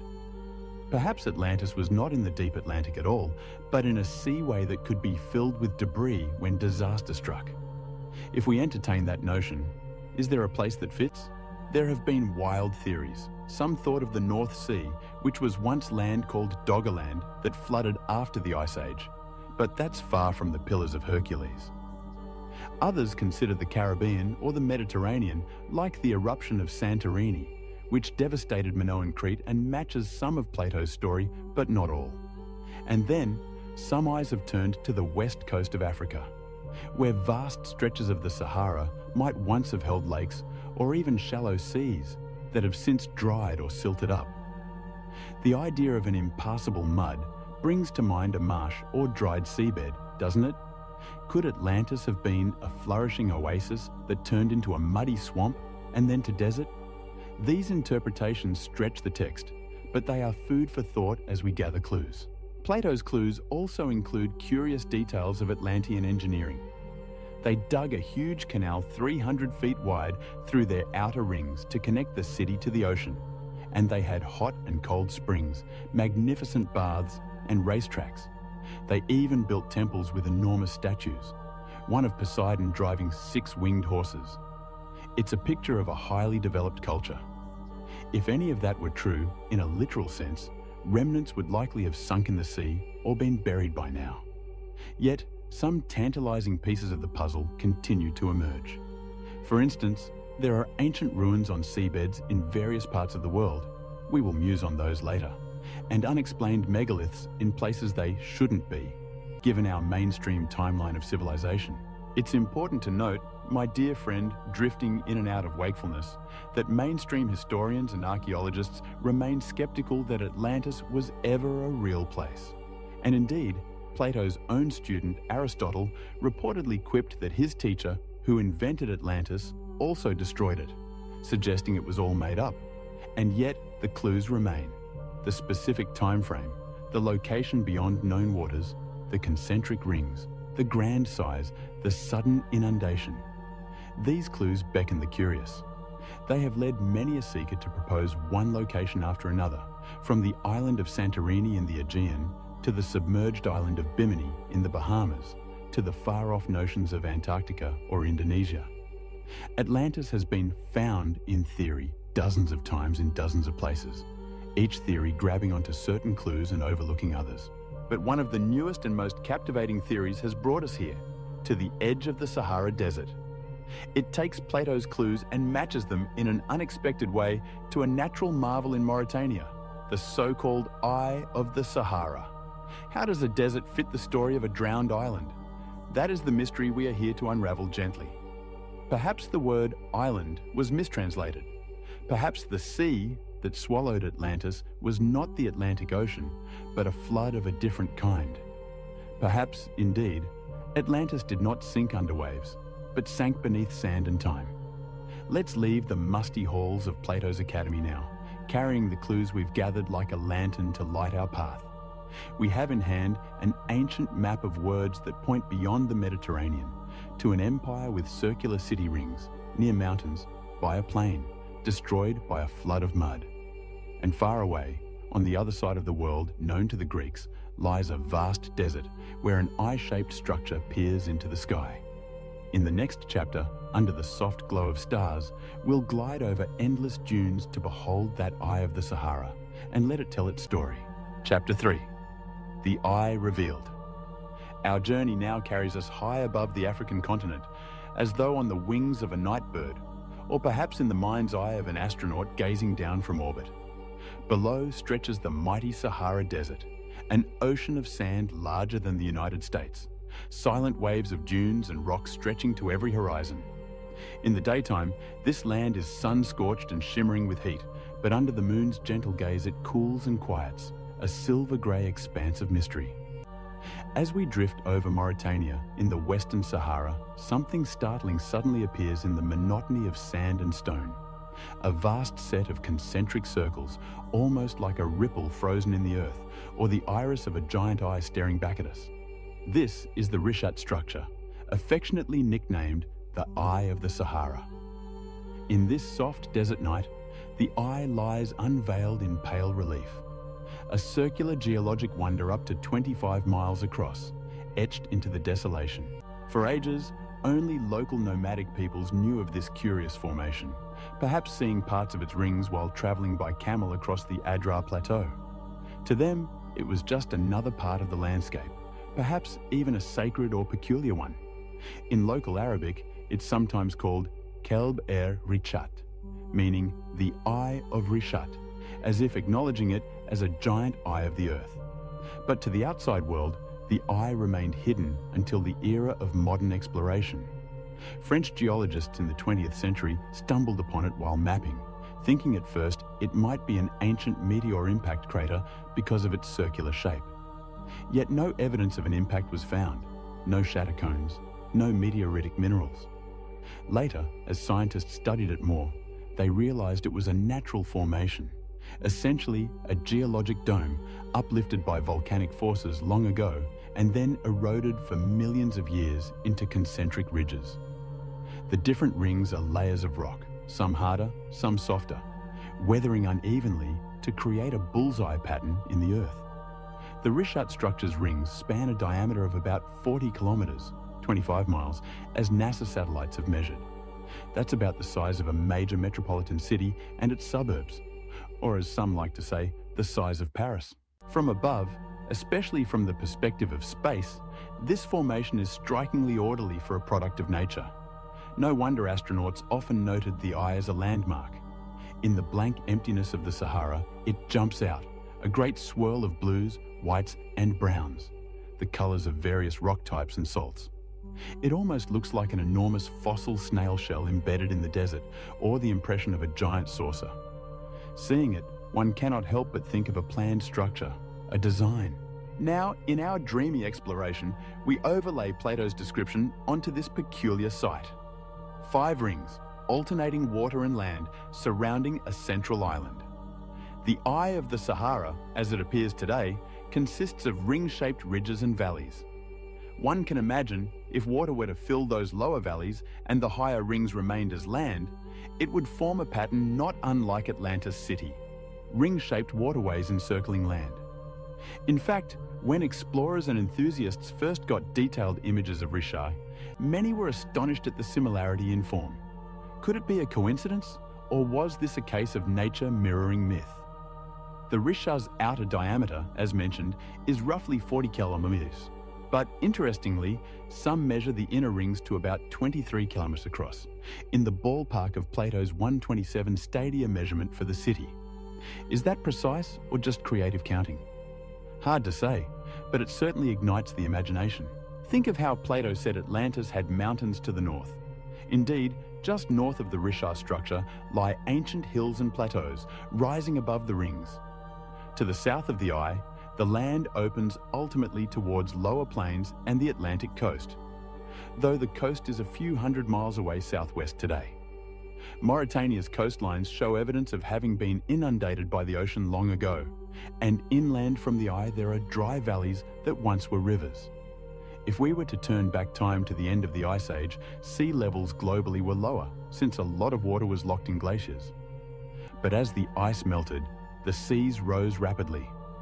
It's tantalizing to wonder, around 11,600 years ago, the date given by Plato for the flood of Atlantis, the world was undergoing massive climate upheaval. The Sahara was transitioning from a dry Ice Age period to what would become a lush, green Sahara climate.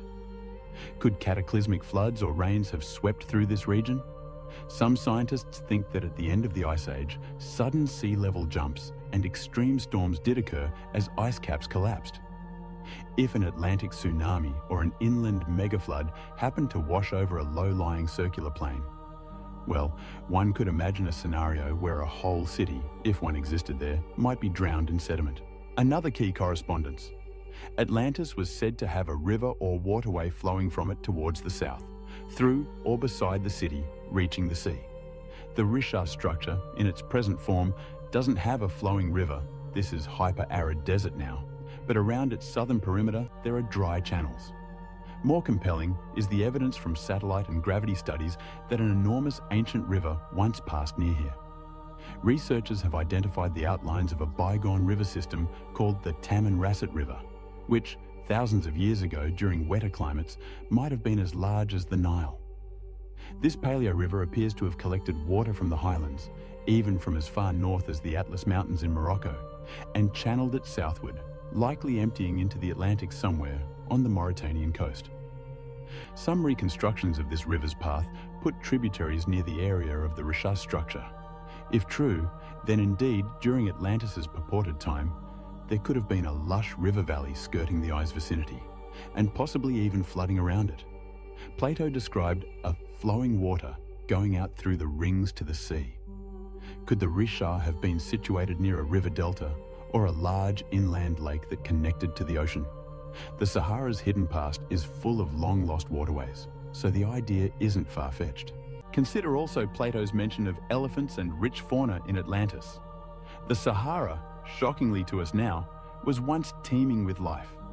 In the green times, elephants, giraffes, hippos, and cattle roamed where today only sand and wind persist. In fact, not far from the eye, prehistoric rock art has been found, showing just that. Engravings of elephants and other animals on rocks in the desert, made by humans who lived there when the climate was kinder.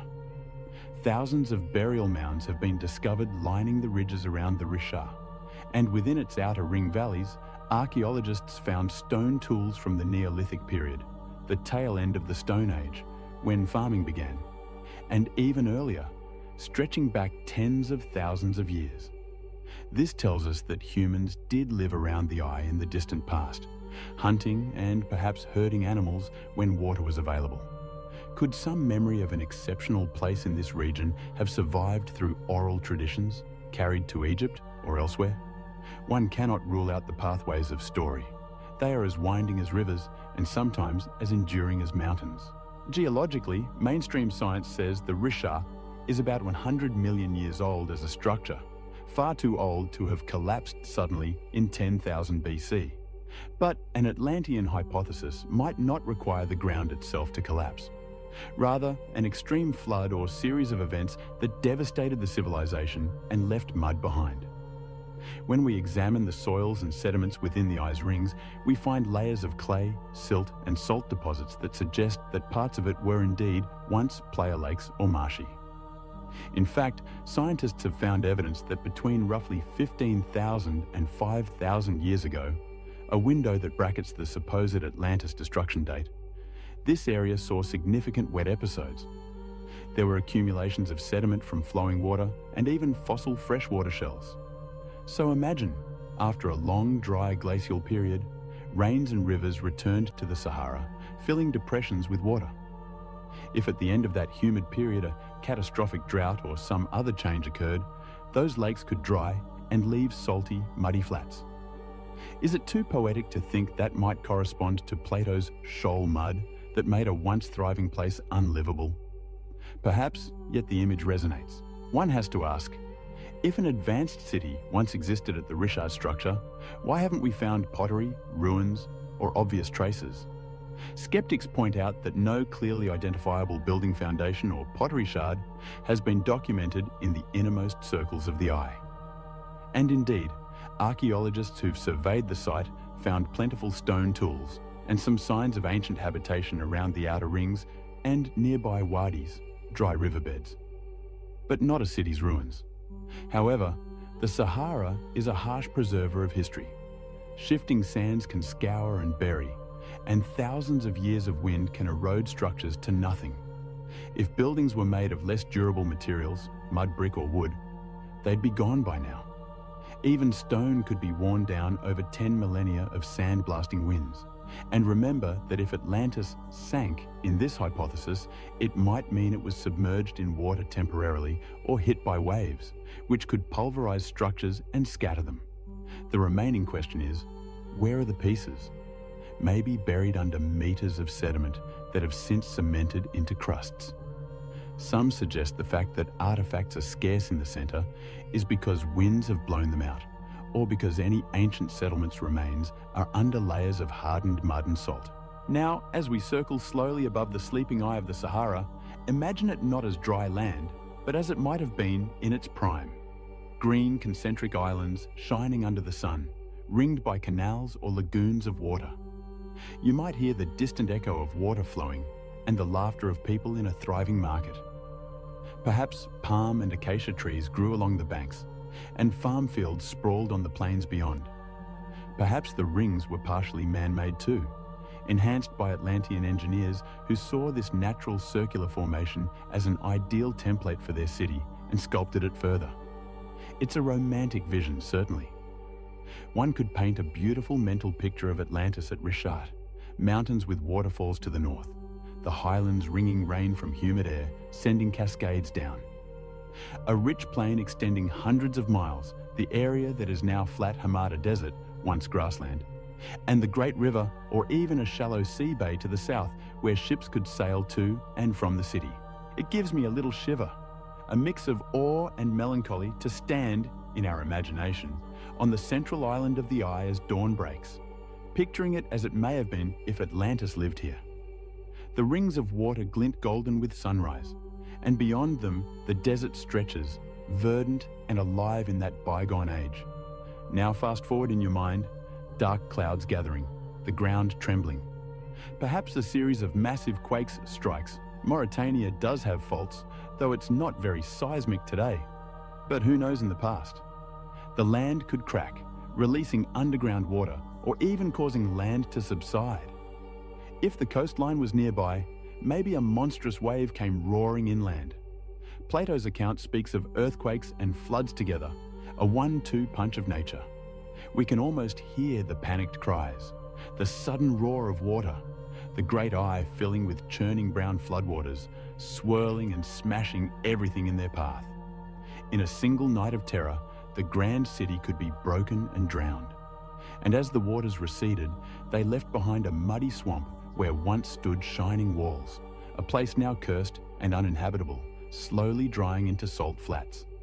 The survivors, if any, would flee, never to return, passing down the memory of the cataclysm, which, after many retellings and centuries, ends up in an Egyptian temple story, then to Solon, and ultimately to Plato. Could it be true? Or is this all a desert mirage of the mind? The eye of the Sahara has no voice to confirm or deny. It just gazes silently upward, holding its enigma. Some modern investigators have visited the Rishat and found oddities like smooth, circular stone fragments that might be interpreted as ancient artifacts, or just as natural concretions. Others claim to have found evidence of a spillway to the southwest of the eye, as if water once breached out that direction towards the ocean, matching the tail of an opening to the sea. But again, mainstream geologists see nothing unusual in those features beyond normal erosion. As often happens with great mysteries, what you find depends largely on what you're looking for. Nonetheless, the eye has captured the imagination of many, and not without reason. It is as if the Earth herself has left a fingerprint here, one that coincidentally, or not, aligns with a mythical lost city's blueprint. Perhaps it's only that, a grand coincidence that inspired a theory. Or perhaps those ancient storytellers of Sais in Egypt knew something more tangible, something passed down from travelers or ancestors about a wondrous circular city far to the west that met a tragic fate.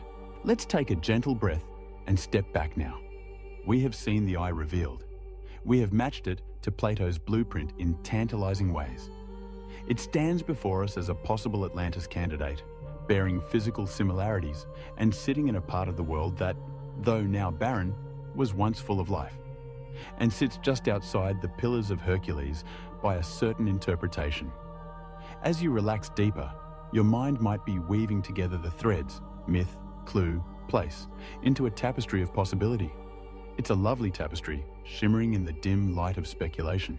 Yet, to truly approach truth, or as close as we can in a bedtime story, we must gather more context. If Atlantis was here, or anywhere, why has evidence been so elusive? Are there more hints in ancient maps or writings we haven't considered? And what of those who say such evidence has been deliberately hidden or overlooked? In our next chapter, we shall listen to whispers of old charts and forbidden maps that may hold pieces of the puzzle, guiding us further on our tranquil quest for the sunken continent. Chapter 4. Ancient Echoes in the Desert. The desert is a keeper of memories. Though it seems empty and still, the Sahara holds echoes of a time when it was young and green. As you drift in the comfort of your pillow, imagine the sands around the eye of the Sahara stirring with faint apparitions. Footprints of those who walked here before the dunes, voices carried on a moist breeze that hasn't blown here in ages. These are the ancient echoes in the desert, remnants of a world that might give credence to Atlantis' story. Today, the Sahara is the world's largest hot desert, arid, formidable, an apparent wasteland. But it wasn't always so. Close your eyes and picture the Sahara of 12,000 years ago. The great ice sheets of the north were melting, the world was warming, and seasonal rains were shifting. In North Africa, the desolation began blossoming into grassland and savanna. Year by year, century by century, plants took root and lakes filled, and the desert transformed into what is known as the Green Sahara, or African Humid Period. Between roughly 10,000 BC and 5,000 BC, much of the Sahara was habitable and even hospitable. We know this because science has uncovered tangible evidence. Fossil pollen and seeds beneath the sand that tell of cattails, water lilies, and grasses. Ancient lake beds and river channels visible in radar and satellite imagery, painting a ghostly hydrography across the barren plains. And wonderfully, rock art and carvings left on stone outcrops, depicting giraffes wading in wetlands, hunters pursuing hippos, cattle grazing. Scenes of life that could not exist in a desert. One of the most famous areas of this prehistoric art is far to the east of the eye, in the Tassili Niger Mountains of Algeria. There, high on plateau walls, are paintings thousands of years old showing people swimming, dancing, and herding cattle. Another site, the Akakis Range in Libya, similarly has images of elephants, rhinos, and even mysterious human figures with round heads, almost alien-looking in their stylization, performing what might be ritual dances. These images are echoes of the time when the Sahara was alive. And crucially, they show that people thrived in what is now desert. These were likely pastoral and nomadic peoples. Did they build cities or large towns? The evidence so far suggests a mostly nomadic lifestyle, but who's to say there weren't a few special places, perhaps settlements near reliable water sources, that grew larger? As the climate allowed, humans could have congregated in fertile regions of the Sahara just as they did along the Nile or in Mesopotamia. Picture the area around the Rishat structure during that humid epoch. It sits on a plateau, but to its west and southwest studies have revealed the presence of ancient megalakes and river systems. In nearby northern Mali, for example, there was once a Lake Megachad and other enormous lakes whose shorelines are now traced by lines of ancient beach sediment. Imagine an inland delta or broad lake lapping not far from the eye, an oasis on a grand scale. We know that in the Adrar region of Mauritania, where the eye is located, archaeologists have found remnants of Stone Age cultures. Tools chipped from quartzite, arrowheads and scraping implements, beads, and hearths. They've also found those thousands of burial mounds we mentioned earlier. These mounds, scattered along the ridges of the eye and nearby, are basically tombs built of piled stones. Their age is uncertain without extensive excavation, but some might date to several thousand years ago when the climate was just beginning to dry out. Even as the land became more arid after 5000 BC, people did not give it up immediately. They adapted for a while, lingering near remaining waterholes. The burials suggest a society that had ritual practices and possibly stratification, for labor was in Tansum Gamaita Berni. Ding, ding, ding, do bailed tomb. Masons. All these echoes in the desert tell us one clear thing. The Sahara was not always an empty quarter. It was once full of life and, by extension, could have nurtured forgotten cultures. Sometimes I think of the Sahara as a great stage where civilizations could have risen and fallen with the rhythms of the climate, leaving behind only the faintest trace for us to find. There's a particularly evocative local legend from the far side of the Sahara about a lost city called Zerzura, the oasis of little birds, spoken of in medieval Arabic chronicles. Explorers in the 20th century were bewitched by it and went searching deep into the desert of Egypt and Libya. The legend described Zerzura as a white city of riches, hidden in the sands, guarded by black giants, where a sleeping king and queen awaited a rescuer. While Zerzura was never found, and likely it was a fable or a garbled memory of smaller oases, the very existence of such legends highlights a theme.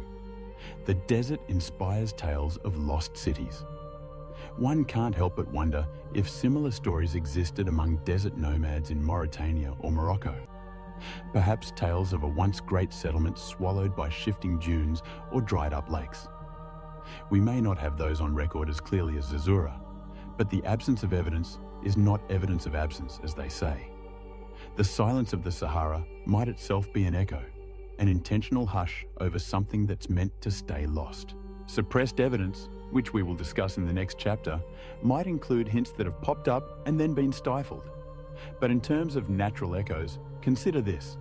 In recent years, scientists using satellite imaging detected unnatural-looking patterns beneath the sand in certain areas of the Sahara. For example, square and circular outlines suggestive of man-made structures have been spotted in Sudan and southern Egypt, later confirmed as ancient forts, villages, or necropolises once covered by sand. Could similar hidden patterns lie near the eye of the Sahara? The region is so remote and seldom visited by archaeologists that it's possible there are buried ruins not yet noticed. If one were to fly low with ground-penetrating radar or LiDAR imaging over the eye's innermost depressions, who knows what small anomalies might appear? Perhaps foundations or walls now buried? Until such an exploration is done, the question lingers, softly, like the faintest whisper in a night breeze. What remains undiscovered beneath the Sahara's sands? We also have the echo of names and languages. Earlier we touched on Atlas and Atlantes. It might intrigue you to know that some Berber tribes of North Africa have myths of ancestral islands or lands now gone. And moving to another continent, this is a bit lateral but fascinating, across the Atlantic, the ancient Maya and Aztec spoke of an ancestral place called Aztlan for the Aztec, or Atlan in some legends, a land to the east, across the water, from which their people came. The name Atlan is eerily reminiscent of Atlantis. Some scholars think it's just coincidence, or that Spanish chroniclers rephrase native words to sound classical, but others have raised an eyebrow. Could there have been a cultural ripple so long ago that even across the ocean, a memory of Atlan survived in a new form? It might be purely coincidental, but it shows how widespread the sound and idea of Atlantis Atlan is. Even in the name of the Atlantic Ocean itself, we carry an echo of Atlantis every day. Echoes of a lost race, Atlanteans, or whoever they might have been, can also be interpreted through mysterious out-of-place artifacts around the world. For instance, consider the impressive stone structures that don't quite fit their time. There's Göbekli Tepe in Turkey, a ceremonial stone complex dated to about 9600 BC, again, right around the end of the Ice Age. That's millennia before Stonehenge or the pyramids, yet it was made by people who had to have organization and knowledge to carve and erect huge stone pillars decorated with animals. Mainstream archaeology attributes it to early farming communities, but the timing and complexity astonished scholars. Who taught them to build like that? Some fringe theorists like to imagine it was built by survivors or contemporaries of an Atlantean civilization dispersed after a cataclysm. It's speculation, of course, but a warm, drowsy kind of speculation that invites, what if? Then there is Nabta Playa, deep in Egypt's desert, a stone circle and evidence of perhaps one of the world's earliest known astronomically aligned structures, roughly 7,000 plus years old. Not as old as Atlantis, but older than the Egyptian pyramids by far, and located in what's now a very inhospitable place. It shows that early Africans had sophisticated knowledge of the stars and seasons to arrange stones marking solstices and such, a precursor to later monuments, and possibly an inheritance of knowledge from even earlier times. All these are echoes, faint signs that humanity's story has hidden chapters. They may not directly scream, "Atlantis was here," but they collectively say something more was going on in prehistory than we once assumed. The Sahara's own hidden chapter might include an advanced culture, or at least a uniquely developed society that simply could not survive the changing environment. Think for a moment about what it means that the Sahara went from lush to desert. It didn't happen all at once. It was gradual, though punctuated by some abrupt shifts. As rains moved southward and became seasonal, lakes began to dry, and vegetation receded. By around 3000 BC, the Sahara was largely hyper-arid as we know it today. The people who had lived there either migrated to better watered areas, many likely moved toward the Nile Valley, contributing to the rise of Egyptian civilization, or they adapted by becoming full desert nomads. If a mythical Atlantis-like city had prospered there, its people might have gone on an exodus. Is it a coincidence that ancient Egypt's civilization blossoms right after the Sahara's great drying? Possibly not. Some have theorized that the Nile Valley's sudden growth was fed by an influx of populations from the Sahara, bringing cattle herding, artistic styles, maybe spiritual ideas. Could the survivors of Atlantis, if we imagine Atlantis in Sahara, have bolstered the ranks of Nile societies? Pure conjecture, but a dreamy one. That the wisdom of a lost city found refuge by the Nile, morphing into the legends of gods and Zep Tepi, the first time that Egyptians later recorded. The Egyptian priests did say the story of Atlantis came from their forefathers. So many echoes, my friend, swirling around in the desert night. They are like fragments of a song, half remembered. You catch a note here, a note there. In this gentle exploration, we don't need to force them into a clear picture. It is enough to recognize that the Sahara holds secrets, and the world beyond the Pillars of Hercules was not a total void of culture in those grey mists of prehistory. If Atlantis truly did exist, the Sahara during the Green Period is one of the few places on Earth that could accommodate a civilization advanced for its time outside the well-known cradles of Mesopotamia or the Indus Valley or China, which all developed much later. Isn't that an intriguing thought to lull yourself with? That under the quiet sands, an epic story may be sleeping? As we listen to the last echoes fade, a new theme emerges, one of secrecy and forbidden knowledge. Why haven't we learned more about these possibilities? Perhaps because evidence is scant, or perhaps because some evidence was found and then covered up, dismissed, or kept out of sight.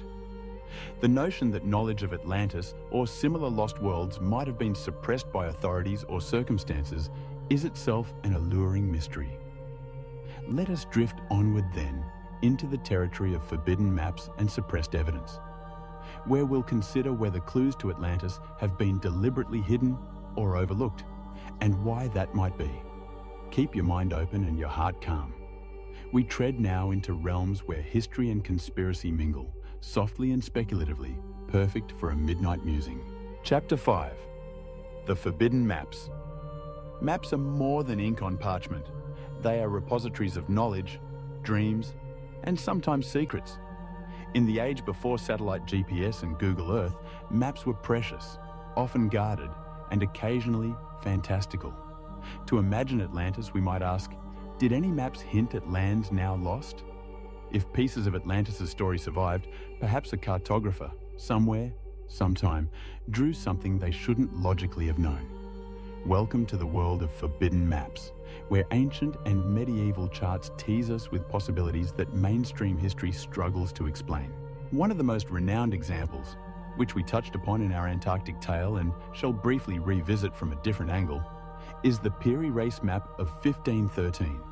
Compiled by an Ottoman admiral, this map astonished 20th century scholars by showing the west coast of Africa, the east coast of South America, and a large landmass in the far south that some interpret as Antarctica's coast without its ice. But how could a 16th century map include details of Antarctica, which wasn't officially discovered until 1820 AD, and especially its subglacial topography. Piri Reis himself annotated that he used about 20 source maps, some from ancient times, perhaps even from the Library of Alexandria or other lost collections, to draw his world chart. Could one of those sources have been a map from a civilization that sailed the seas eons ago? Some enthusiasts believed so, proposing that Atlanteans or other ancient seafarers charted the globe long before the known civilizations, and that fragments of those charts passed down through the ages. While Antarctica is far afield from Atlantis' supposed realm, the principle is tantalizing. Ancient source maps might preserve glimpses of a very different world picture. Let's bring the focus back to Atlantis proper. Is there a map that explicitly shows something like Atlantis? Indeed, there is a curious one from a Renaissance scholar who took Plato very seriously. Athanasius Kircher, a Jesuit polymath of the 17th century, published a famous map of Atlantis in 1665. In his book Mundus Subterraneus, The Subterranean World, Kircher presented a bold map titled Situs Insulae Atlantidis, the site of the island of Atlantis. This map, interestingly, is drawn with south at the top, so it looks upside down to our eyes. It situates a large island in the middle of the Atlantic Ocean, spanning roughly from Spain's latitude down to the equator, and about a third of the width of the ocean. On it, Kircher labelled mountains and rivers, and placed the letters Atlantis prominently. He noted on the side, in Latin, that this map was drawn from ancient Egyptian charts of the legendary island, implying Kircher believed he had access to old knowledge, or at least old narratives about Atlantis' geography. Now, Kircher's Atlantis map might not be forbidden in the sense of being hidden. He published it, after all, but it was certainly unorthodox for his time. He was effectively saying, yes, Atlantis was real. Here it is, look. Many contemporaries were skeptical or ignored it, and later, as science advanced, Kircher's map was relegated to a historical curiosity. But what if Kircher was onto something? He proposed, for example, that the Canary Islands and the Azores were high mountain peaks of Atlantis that remained above water after the rest sank. This idea wasn't unique to him. Since the late 1500s, scholars like Sir Francis Bacon and others had speculated similarly, noting that those Atlantic islands might be remnants of a larger sunken land. Kircher's map effectively bridged myth with geography, trying to give Atlantis a legitimate place on Earth's stage. Of course, geologists today will tell you no large continent sank in the Atlantic in the last 12,000 years. There's no evidence in the seafloor. But Kircher's map keeps inspiring, because it suggests he believed there were credible ancient sources. Was there perhaps a now lost ancient world map in the archives of the Vatican, or some private collection that Kircher consulted? One enticing but unverified story claims that Kircher found a map of Atlantis in a Roman or Egyptian artifact and simply copied it. If such an artifact existed, it's since vanished from public knowledge. That is where the forbidden aspect might enter. If the church or other authorities had evidence of a pre-biblical advanced civilization, Atlantis, would they suppress it? In past centuries, information that didn't fit the established worldview, especially the biblical timeline of history, could be considered dangerous. Atlantis, with its time frame of 9600 BC, predates the creation date as calculated by medieval theologians, 4000 BC, quite heretical to entertain back then. So any real maps or documents hinting at such antiquity might have been tucked away to avoid controversy. The Herodotus map rumour is another intriguing snippet. The Greek historian Herodotus in the 5th century BC described much of the known world, including parts of Africa. He did mention the Atlantes tribe in Libya, but not a sunken island. However, in the 19th and early 20th centuries, some attempts were made to reconstruct Herodotus's world map based on his writings. One such reconstruction, drawn much later, long after Herodotus, shows a big lake or sea in the middle of the Sahara with a label that some misread as Atlantis. In truth, it might have been labelling Atlantes people near Mount Atlas, but through the haze of copying and conjecture, a myth arose that an ancient map placed Atlantis in the Sahara. This was amplified by some alternative researchers who claimed a 500 BC map clearly showed Atlantis exactly where the Rishi is. As seductive as that sounds, it appears to be more modern myth-making than fact, a case of the wish being father to the thought. Nonetheless, it highlights how certain maps, if taken out of context or misinterpreted, can seed entire theories. The idea of a forbidden map showing Atlantis in Africa spread on the internet, often with an image of a crude, old-looking map with Atlantis written in the Sahara. It turns out to be a mix-up, but it captured imaginations. One can't help but muse, if one false map can do that, what if a real such map were found? Speaking of truly forbidden or lost maps, in the early 1500s, there was said to be a globe made by cartographer Martin Waldseemüller that had an inscription about Atlantis. Waldseemüller, famous for naming America on his 1507 world map, supposedly created a globe in 1516, now lost, where he noted a region in the Atlantic with the site of the lost island of Atlantis, according to the ancients. This little anecdote, if true, shows that educated people of the Renaissance didn't entirely dismiss Atlantis. It was part of the geographical discussions. If that globe still existed, it might be considered a forbidden piece now, since it acknowledges Atlantis as if factual. We only know of it through a later reference, so it remains an intriguing ghost of cartography. Then, going further back, we have an ancient map that's not of Earth at all, but rather a star map, yet it relates to Atlantis in a roundabout way. Some esoteric traditions claim that Atlanteans had knowledge of the stars and Earth's dimensions far beyond what primitive humans should.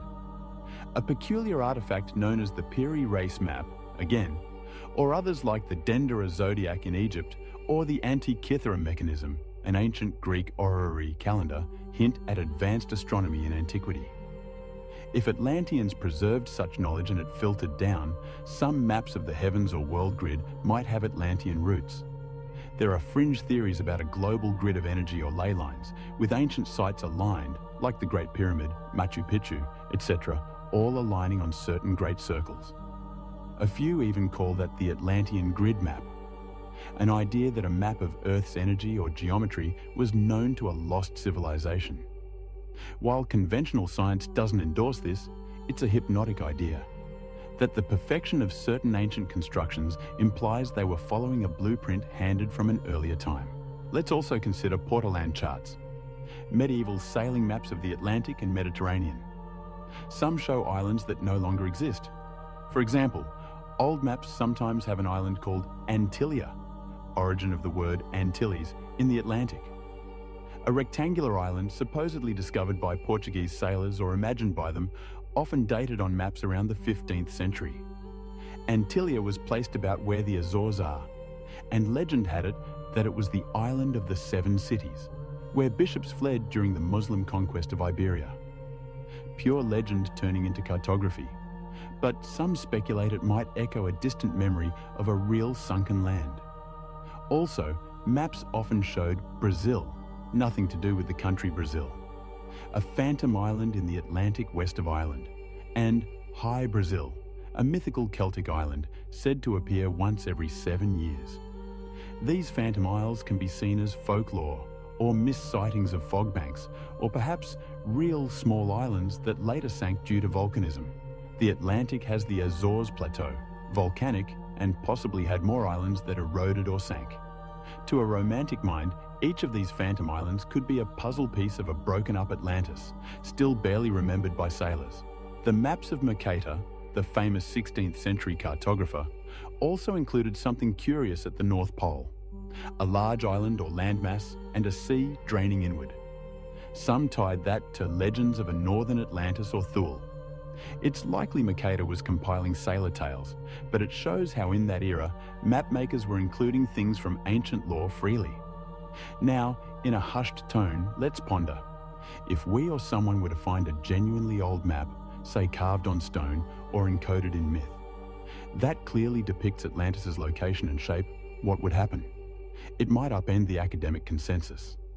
Possibly, just possibly, there have been finds along these lines that were not recognized or were dismissed to avoid rewriting textbooks. We know that throughout history, occasionally discoveries were kept quiet for political or religious reasons. Think of the Dead Sea Scrolls, which some claim had controversial texts held back for decades, or the Gospel of Thomas kept apocryphal. In a similar vein, if, for instance, a cache of scrolls from ancient Alexandria survived with a map of Atlantis or records of it, one can imagine they might languish in the vaults of a museum, too sensational to release without causing a stir. The term forbidden maps thus casts a spell of conspiracy. Perhaps secret societies or select scholars possessed knowledge of global geography from an Atlantean legacy that they guarded. The Knights Templar or Masons are often woven into these theories. For example, did the Templars have ancient charts that helped them sail to the New World before Columbus? Some think so. If they did, maybe those charts came from a repository of ancient knowledge. Maybe from Atlantis or its heirs. It's a speculative leap, but our journey is speculative by design, and oh so gently thrilling to consider while snug under the blankets. Let me share a final little anecdote. In 1665, a French scholar named Jean Bailly, much later, 18th century, postulated that Atlantis had been a real northern land. He thought near Iceland, Greenland, and that its people fled south to start Egyptian and Inca civilizations. He claimed they had left behind advanced knowledge encoded in myths, and yes, maps of the stars. Napoleon Bonaparte was fascinated by this and took scholars to Egypt, in part influenced by ideas of ancient global knowledge. It's said that when Napoleon's men were in the Great Pyramid, they found something, we don't know what, but some wild accounts claim they found inscriptions or items in a hidden chamber, which were swiftly collected and sent off, never to be shown. Could that have been a map of sorts, maybe a star map or a diagram of lost lands? The truth is lost to history, but it tickles the imagination. Even the conquering Napoleon might have encountered forbidden knowledge and kept it secret.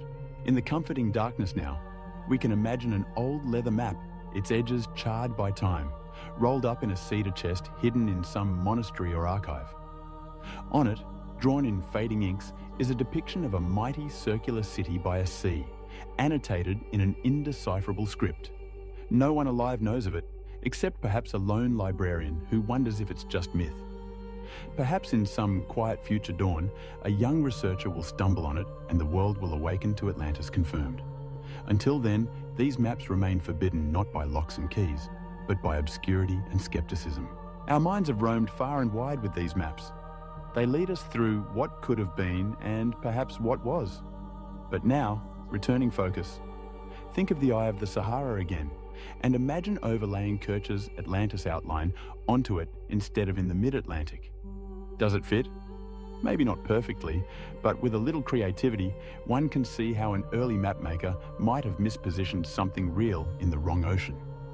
The ancients did speak of Libya and Asia, Africa and Asia Minor, being adjacent to Atlantis. Maybe that was a clue its remains were part of Africa all along. No map yet has definitively led us to Atlantis, but pieces of maps, anomalies, and ancient charts inspire the quest. As we fold away our imaginary forbidden maps, we prepare to delve into the notion of suppressed evidence more broadly.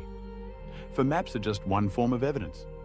There are also artifacts, bones, structures, things that might have been found and then hidden or dismissed because they don't fit our current paradigm. Let's step softly into that realm, continuing our gentle search for truth beneath the sands of time. Chapter 6. Suppressed evidence. Sometimes what we seek is not entirely lost. It's just kept out of sight. In hushed corridors of museums, in unpublished papers, or in whispered anecdotes among locals, there may lie suppressed evidence of something extraordinary. If Atlantis once existed, even if 11,000 years have passed, we might expect some trace to have surfaced by now. And indeed, over the years, tantalizing finds have sparked waves of speculation, only to be dismissed or quietly forgotten. Let's examine a few of these, letting curiosity guide us, but always in our calm, dreamy manner, without judgment or haste. Consider the Richat structure itself, our Eye of the Sahara. One might think that if anyone truly suspected it as Atlantis' remains, there would have been extensive archaeological digs there. But oddly, very little in-depth excavation has been done at Richat. The reasons could be logistical, it's very remote and harsh, with little funding for such a fringe idea, or scientific, mainstream archaeologists see no clear sign of a man-made city there. However, a more conspiratorial angle wonders, what if a preliminary investigation found something intriguing, but it was stifled? For instance, there are unconfirmed stories that decades ago, when French explorers and geologists like Théodore Monod in the 1970s were surveying the area, they found anomalous artifacts, like carved stones that didn't match known local prehistoric cultures, or even a hint of a structure's foundation. These claims never made it into formal publications, possibly because nothing conclusive could be drawn, or perhaps because it would attract pseudo-archaeology that academia tries to avoid. It's also said that some artifacts from Richat, like those Acheulean hand axes and later arrowheads, were carted off to universities and then sat unstudied in basements, as often happens with too many artifacts, not enough analysts. In that mundane bureaucracy, evidence can languish, effectively suppressed by neglect. Then there's the modern anecdote from 1965 mentioned earlier, the CIA's interest in Richat. Yes, during the Cold War, the US intelligence had a program looking for potential geomagnetic anomalies around the world, perhaps hoping to locate mineral deposits or even underground facilities. The Richat structure was one of the sites they flew over with special instruments. The Freedom of Information Act revealed a memo about it, but when released, it had redacted sections, portions blacked out. Now why, one might wonder, would the results from a geological survey be classified? The benign answer, it might mention something sensitive about technology or national security. The exciting answer, maybe they detected something unexpected beneath Richat, say a hollow or metallic readings, that they deemed too perplexing or secret to reveal. Could there be a buried ruin or something giving off unusual magnetic readings under those concentric circles? The imagination runs wild with that thought. Of course, we have no proof of what was in those blacked out lines, but it's enough to make a dreamer raise an eyebrow. Suppressed evidence of Atlantis might not only come from the Sahara. For example, consider the story of Bimini Road. In 1968, off the coast of Bimini in the Bahamas, divers found an underwater formation of large rectangular limestone blocks, looking much like a paved road. The find electrified believers in Atlantis because Edgar Cayce, a famous American mystic, had predicted in the 1930s that remnants of Atlantis would be found near Bimini in 1968 or 1969. A startlingly precise and timely prophecy. For a while, some thought this road was indeed part of Atlantis's harbour works or a temple foundation, now submerged after sea levels rose. Mainstream geologists, however, have identified Bimini Road as likely a natural beach rock formation, broken into blocky shapes and aligned by currents. But whispers persist that some features, like alleged stone pillars or circular structures also found nearby, were quietly removed or not publicised. Perhaps to prevent a frenzy of wild speculation or protect the site from treasure hunters, details were downplayed. Could it be that some archaeologist dredged up a worked tool or artefact from under the sands near Bimini Road and it never made the news? We don't know. Yet, that location and timing are eerily on target with Cayce's Atlantis prophecy, leaving one to wonder if more was found that summer and quietly archived. Edgar Cayce himself is a trove of suppressed Atlantis lore. The Sleeping Prophet, as he was called, gave readings in trance that spoke of Atlantean high technology, crystal energy, flying airships, and said records of Atlantis exist in a hidden chamber under the paw of the Great Sphinx at Giza, and another in the sunken temple of Poseidon somewhere in the Bahamas. The Egyptian government has done seismic scans around the Sphinx, and some have claimed they detected cavities under the monument. Notably, in the 1990s, researchers Dr. Robert Schoch and John Anthony West brought attention to the possibility of a chamber under the Sphinx, distinct from known tunnels. The Egyptian authorities, however, have been very conservative about excavating around the Sphinx, partly to preserve it and partly, perhaps, to avoid stirring controversy. Some fringe theorists suspect that the Egyptian Antiquities Department actually did explore a bit and found something interesting, maybe scrolls or artifacts, and decided not to announce it, fearing it would upend history as we know it or invite problematic groups. It's speculation, but intriguing. If an Atlantean Hall of Records is truly there, it would be the most suppressed evidence of all time. Back to the Sahara. There are legends among some Sahara tribes of ancient cities now swallowed by sands. Occasionally, these are not just oral tales. Explorers have found ruins in the desert that locals were long aware of, but the outside world wasn't. For instance, the ruins of Jardo in Niger or the Garamantes cities in Libya, with their ingenious Foggara irrigation tunnels, were essentially lost until the 20th century. When found, they revealed that a complex civilization thrived in the Sahara 1,500 to 2,000 years ago, then vanished as climate worsened.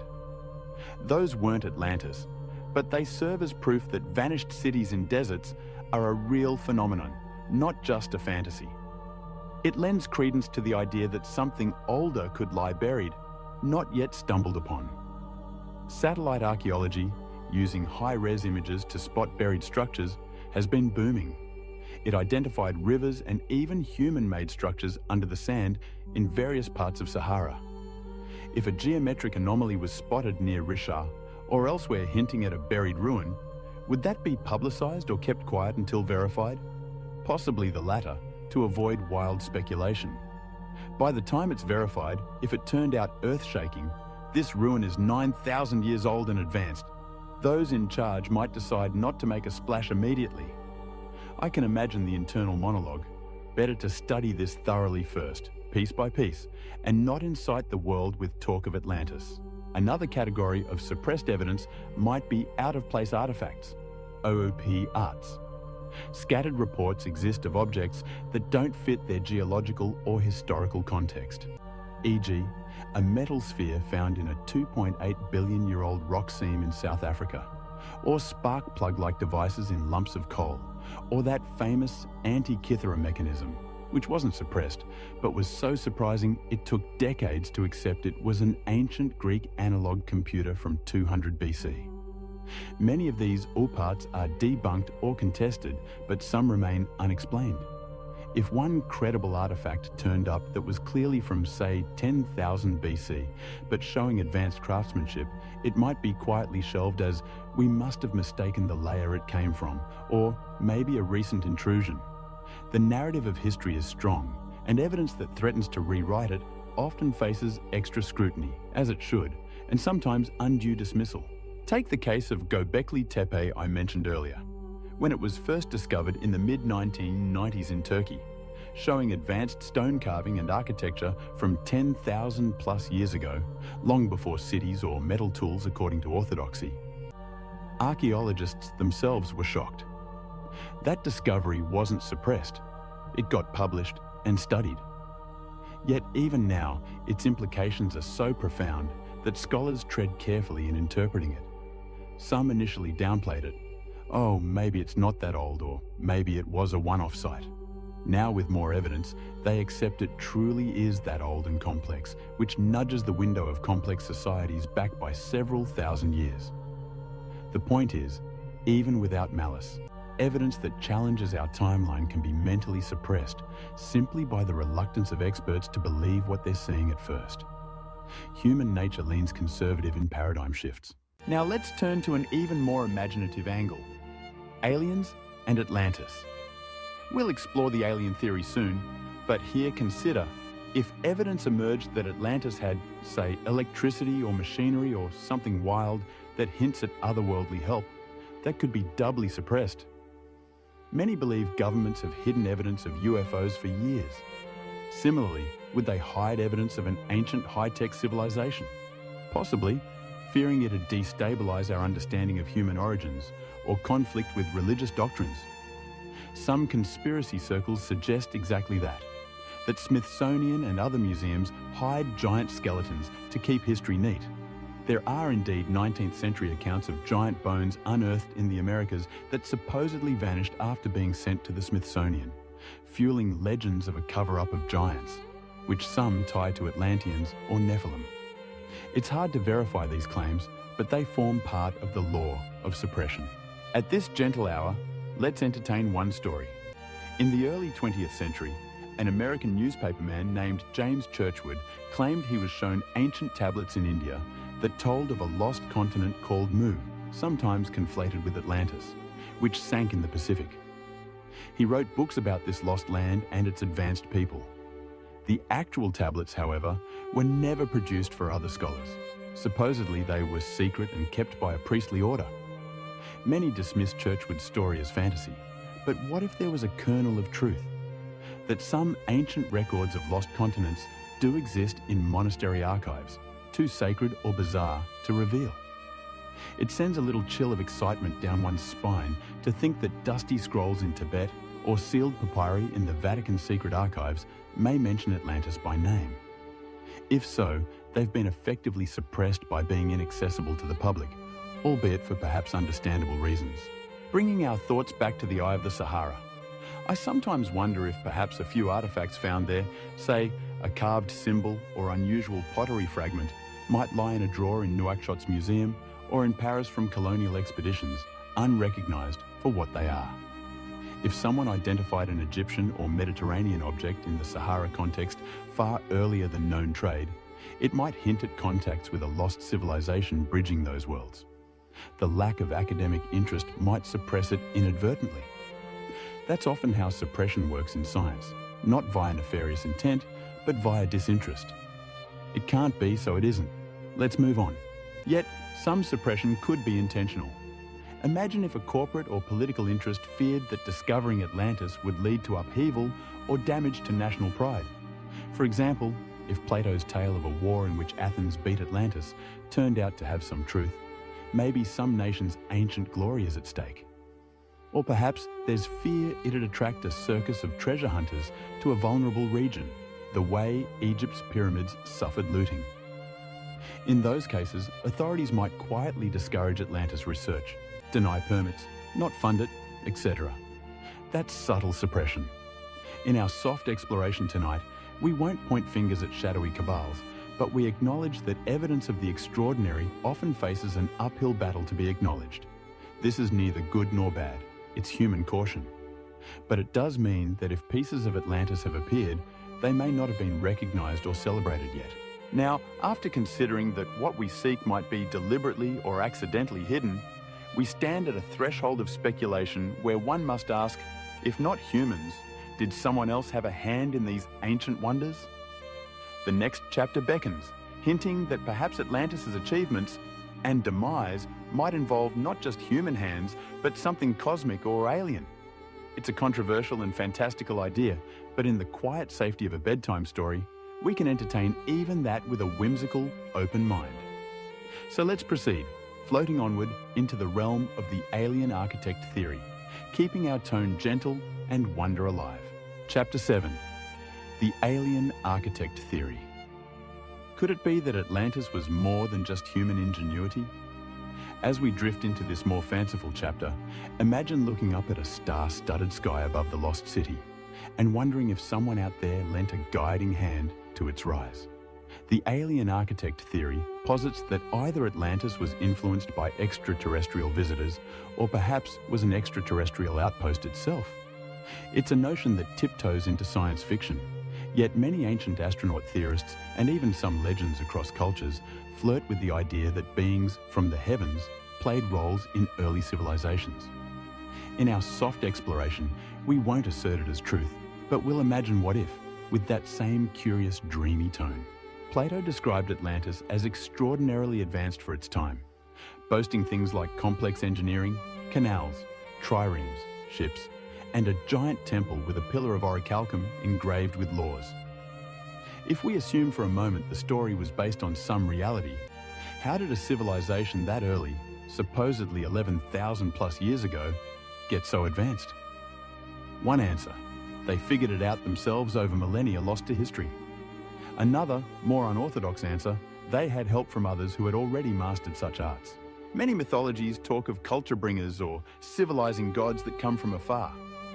In ancient Mesopotamia, the tales speak of Oannes, a fish-bodied being who emerged from the sea to teach humanity writing, science, and law. Some think Oannes could be a memory of an Atlantean survivor, or even an alien. In Mesoamerican lore, there is Quetzalcoatl, Kukulkan, to the Maya, the feathered serpent god who came from across the sea or from the sky and taught the people calendar making, agriculture, etc., before departing with a promise to return. Viracocha in the Andes, similarly, was a tall, bearded god who appeared after a great flood to help humanity, then left across the waters. These stories echo strangely with Atlantis, a great flood or cataclysm, followed by knowledge-bearing figures travelling around. Could the survivors of Atlantis, with their advanced knowledge, have been seen as gods by less developed peoples? Certainly possible. But some of the legends frame these beings as non-human, sometimes explicitly from the stars. The Dogon tribe in Mali, not too far from our Sahara focal point, famously have detailed knowledge of the Sirius star system they shouldn't have without telescopes, including that Sirius has a companion star, which is invisible to naked eye, only confirmed by astronomers in 19th-20th century. The Dogons say that knowledge came from amphibious visitors they call Nomo, who came from the sky, specifically from Sirius. While some researchers debate the accuracy of this story, it's often cited in ancient alien discussions. If true, it implies contact with extraterrestrials in antiquity. Now, if amphibious star beings landed anywhere in Africa to share knowledge, a coastal or island civilization like Atlantis, if it existed on an Atlantic shore or island, could have been a logical place given its prominence. Pure speculation, but fun to consider. Maybe Atlanteans got a technological leg up from friendly cosmic visitors. Another angle is that Atlanteans themselves might have been partly alien, either descendants of spacefaring refugees who colonized Earth in prehistory, or humans with alien genetic influence. These ideas are found in Theosophy and some New Age thought, where Atlanteans are sometimes described as possessing psychic powers, flying machines called vimanas in some texts, especially from Indian epics, even crystals that could channel energy in ways we cannot now. If one reads the ancient Indian Mahabharata or Ramayana, there are startling descriptions of flying chariots and devastating iron thunderbolts and columns of smoke and flame that sound eerily like modern aerial warfare or even nuclear blasts. Some have speculated those are memories of Atlantean conflicts or the doings of gods/aliens that humans recorded. The destruction of Atlantis, by some occult accounts, was not just a natural disaster, but perhaps an accident or war involving powerful energy. Something akin to nuclear technology, which, if true, might hint at otherworldly involvement because that's far beyond known human capability of the time. Atlantis's fabled orichalcum metal, second only to gold, is often depicted in pseudo-scientific lore as having special properties, maybe an extraterrestrial alloy. Curiously, modern analysis suggests orichalcum in Plato's context might have been a brass-like alloy of copper and zinc, which was indeed rare in antiquity. But imagination wants it to be something more exotic, like an alien metal that stores energy. If aliens had a hand in human civilization, one wonders why Atlantis. Perhaps, if we imagine a star-faring species monitoring Earth, they might choose a vibrant island empire as a cultural experiment site or a beacon of knowledge to uplift humanity. Some ancient astronaut theorists, like Erich von Däniken, theorized that many mythic civilizations, Atlantis, Lemuria, etc., were essentially colonies of aliens who eventually left or perished. Under this narrative, the Eye of the Sahara might have been not just a city, but the central hub of an alien-human collaboration. And perhaps the Eye formation itself, so perfectly circular, might have attracted aliens for its geological uniqueness, or even been engineered by them as a perfect base visible from space. It is visible even by astronauts now, as if a marker. It's whimsical, but imagine the Richard Dome wasn't naturally eroded. Imagine those concentric rings were intentionally carved or terraformed by advanced technology to make a grand circular metropolis. With anti-gravity craft, cutting perfect rings in the Earth could be trivial. The local quartz-rich sand and rock could be fused into structures with high heat or lasers. Perhaps the reason no obvious ruins remain is because the city's materials were far beyond simple stone, maybe synthetic or metallic and removed by the Atlanteans, or aliens, when they evacuated. or corroded away over millennia. Some folks even proposed that Atlantis itself might have been an alien ship, like a giant mothership that resided on Earth for a time and then left or was destroyed, inspiring the myth of a disappearing island. This is far-fetched, but if you look at how Plato describes the island's concentric layout with canals, it's almost like a circuit board or some engineered product. If an ancient person saw a huge technological construct and tried to describe it, they might use analogies like rings and mountains and such. It's a very sci-fi rereading of Atlantis, I know, but kind of captivating as a late-night mental exercise. Even leaving aside direct alien involvement, some believe Atlantis' people themselves had unlocked technologies that we'd consider sci-fi. Harnessing cosmic energy, crystal power, perhaps even mastering genetics or dimensional travel. These claims, largely from trance readings, like Case, or theosophical texts, say Atlanteans could propel vehicles with energy beams, had airships, and even misused these powers to cause their downfall, such as a crystal that ran amok. If that were true, one could think of Atlanteans themselves as becoming alien to the rest of prehistoric humanity, a breed apart with godlike capabilities.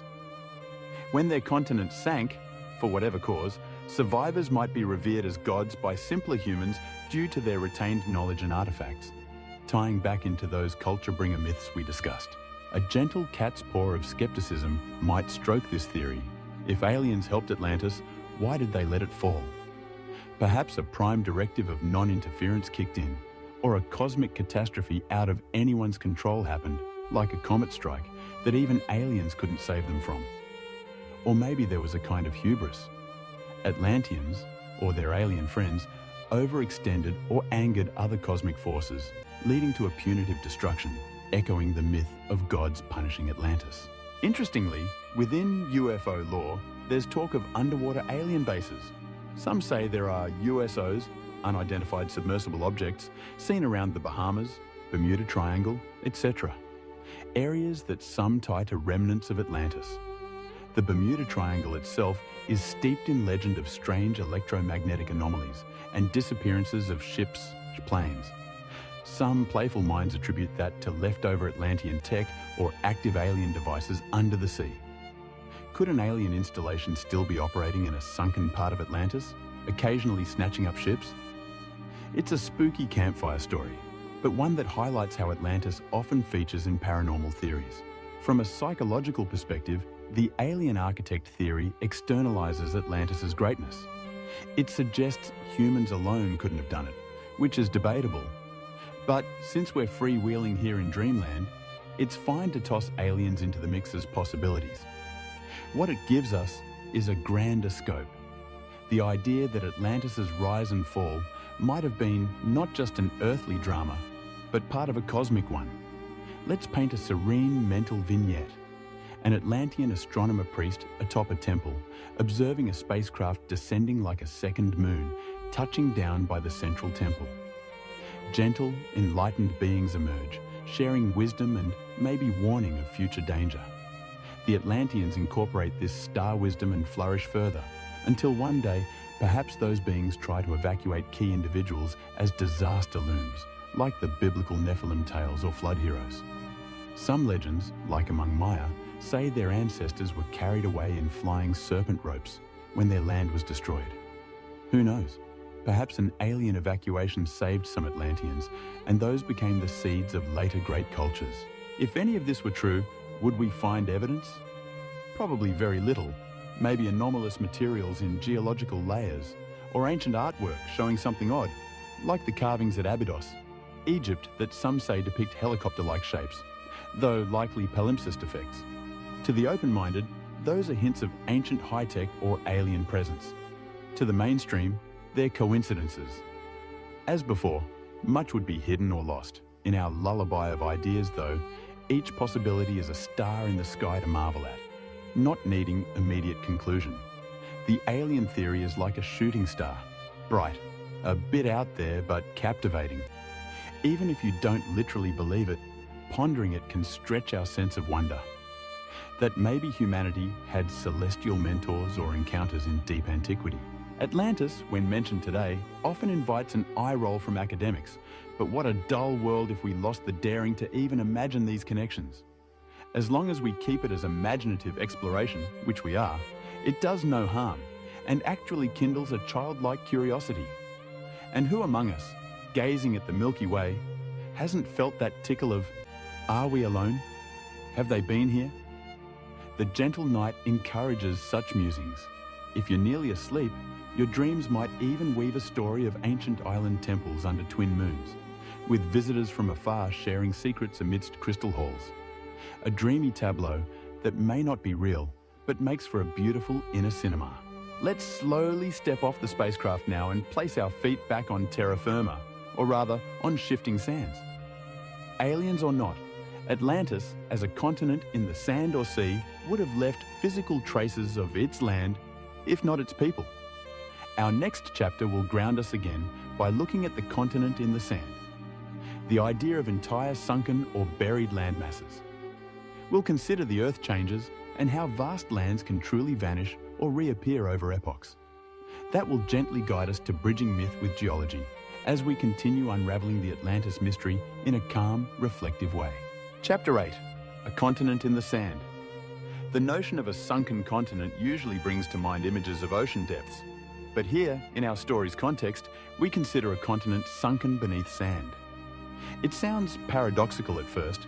How can something sink into sand? Yet the Sahara itself is often poetically called a sea of sand. And over time it has swallowed mountains, rivers, and perhaps even cities.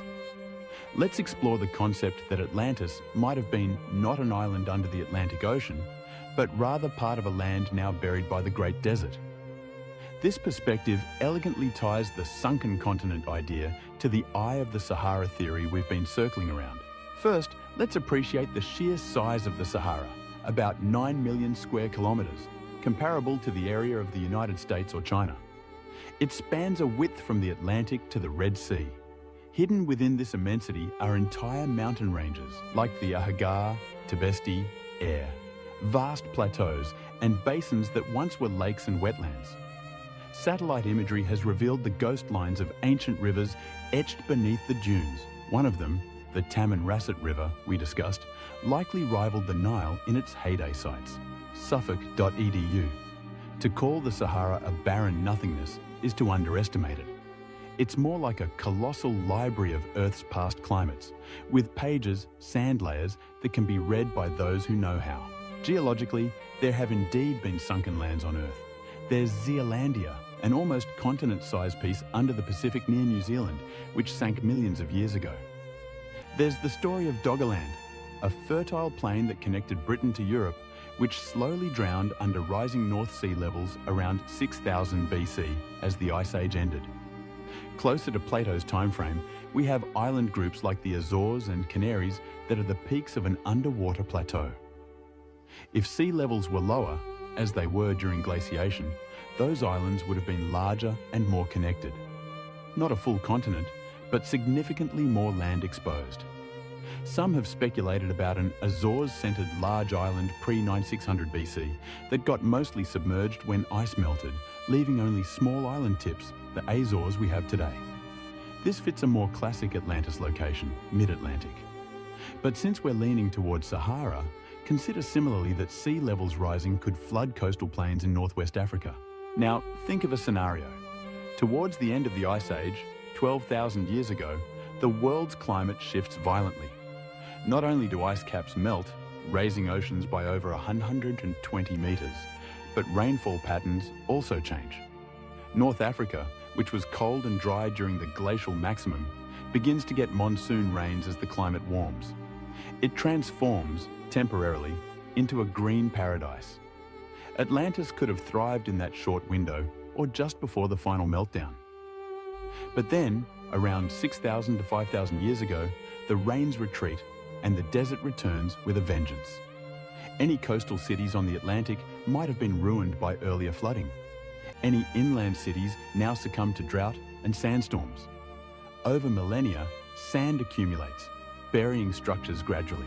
A continent in the sand suggests that under the Sahara's dunes might lie not just scattered relics, but perhaps large continuous expanses of once habitable land, effectively a lost world.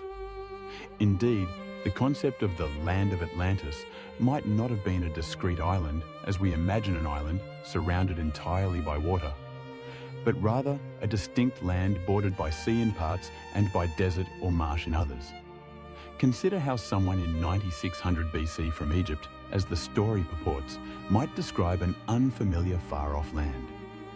If it was across the desert to the west, beyond reach of Egyptians, they might call it an island, metaphorically, or because it was isolated by both sea and impassable sands, an island of civilization in an ocean of wilderness. There's an interesting connection here. Some ancient Egyptian records, like the writings of a priest Manetho, or even hints in the Edfu building texts, speak of a primeval sacred island home of the gods that was destroyed in a flood. It's vague and mythic, but Egypt itself had legends of a distant homeland lost to catastrophe. Was that Atlantis? Or perhaps something like the mythical island of the West, Amenti in Egyptian lore, often associated with the afterlife. It's poetic, but maybe the Egyptians symbolically recalled a western land, Atlantis, that sank and became a realm of the dead, hence afterlife locale. Now, physically, what evidence would a continent in the sand leave behind? Possibly fossil water. Aquifers under the Sahara are relics of its green times.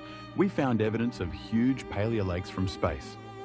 Possibly unusual deposits like diatomaceous earth or salt pans in odd places, like remote salt flats indicating former large lakes.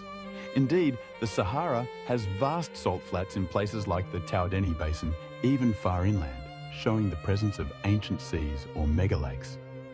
If Atlantis had canals and irrigation, you'd expect some sign like straight-line residues in soil composition or geometrical patterns visible via LiDAR under the dunes. So far, none clearly identified as such have been published, but the Sahara is underscanned compared to, say, Maya jungles, partly due to shifting sands complicating ground-penetrating radar. Another clue? The Sahara periodically has yielded marine fossils and even a whale skeleton in Wadi al-Hitan, Egypt. But those are from millions of years ago when the ocean covered North Africa. So not directly Atlantis, but it shows that the sand sea analogy holds deep time truth. This desert was ocean before, and might have smaller seas in between. There was a known shallow trans-Saharan seaway about 50 million years ago, cites Suffolk.edu. And even in more recent times, late Pleistocene, large parts of North Africa were covered by enormous lakes or wetlands. Legendary maps sometimes depicted a Sea of Zaire or Inner Sea in the Sahara, based on classical speculation. None existed in human times that we know. But it's captivating to think a sudden incursion of the Atlantic could have carved a temporary inland sea. For example, if rising sea levels found a low basin to pour into. Is there a geologically plausible breach? If the Gibraltar Strait had somehow closed and then reopened catastrophically, the Atlantic could flood a lot of land. However, data suggests the big basins of the Sahara are above current sea level or blocked by highlands. One scenario sometimes floated by rogue theorists: if a crustal tilt or shift happened, like Charles Hapgood's Earth crust displacement theory, which Einstein even once mused about, the latitudes of lands could change rapidly, submerging some, exposing others. Under that idea, maybe Atlantis sank not by water rising alone, but by the ground moving. This brings us to something. Plato said earthquakes helped sink Atlantis. The region around Morocco, Algeria, does have quakes. It's near plate boundaries, the African and Eurasian plates. A big enough quake can cause ground liquefaction or subsidence.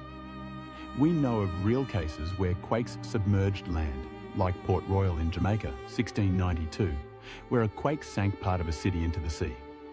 If an advanced city in coastal Mauritania existed, a series of quakes and tsunamis, perhaps triggered by a comet impact in the ocean, as some suggest happened 12,800 years ago during the Younger Dryas climate event, could have shattered it.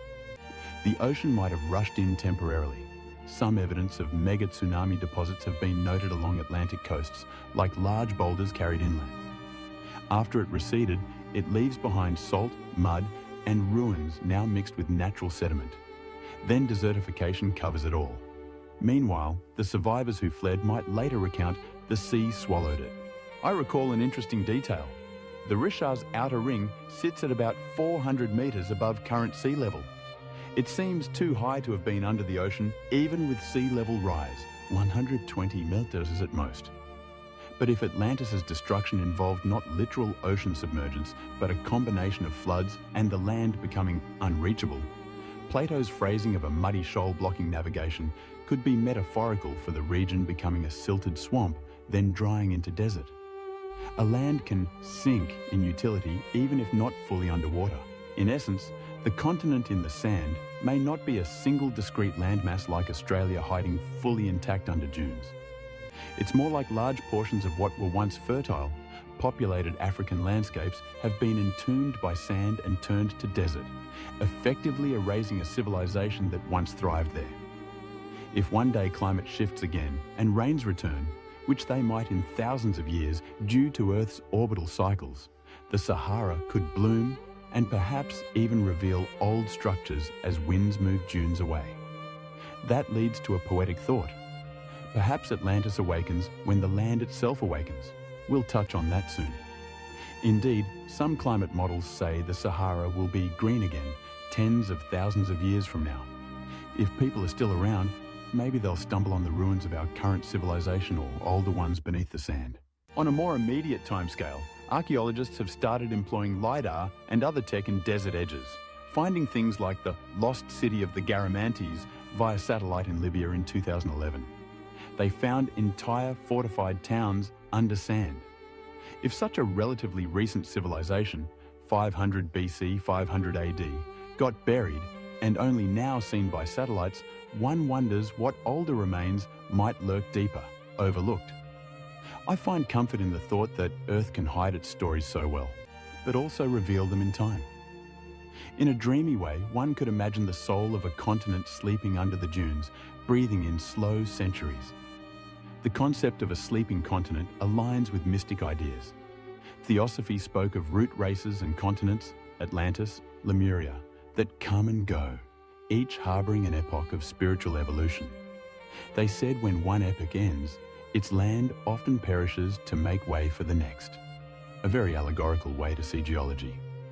If Atlantis was an actual land now hidden, maybe it's waiting for when humanity is ready to learn from its tale, to physically uncover it without greed or prejudice. We live at a time where technology could in the next decades strip away many of Earth's secrets.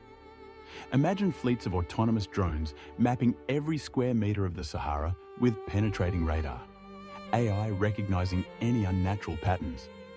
Perhaps this will happen and yield nothing extraordinary.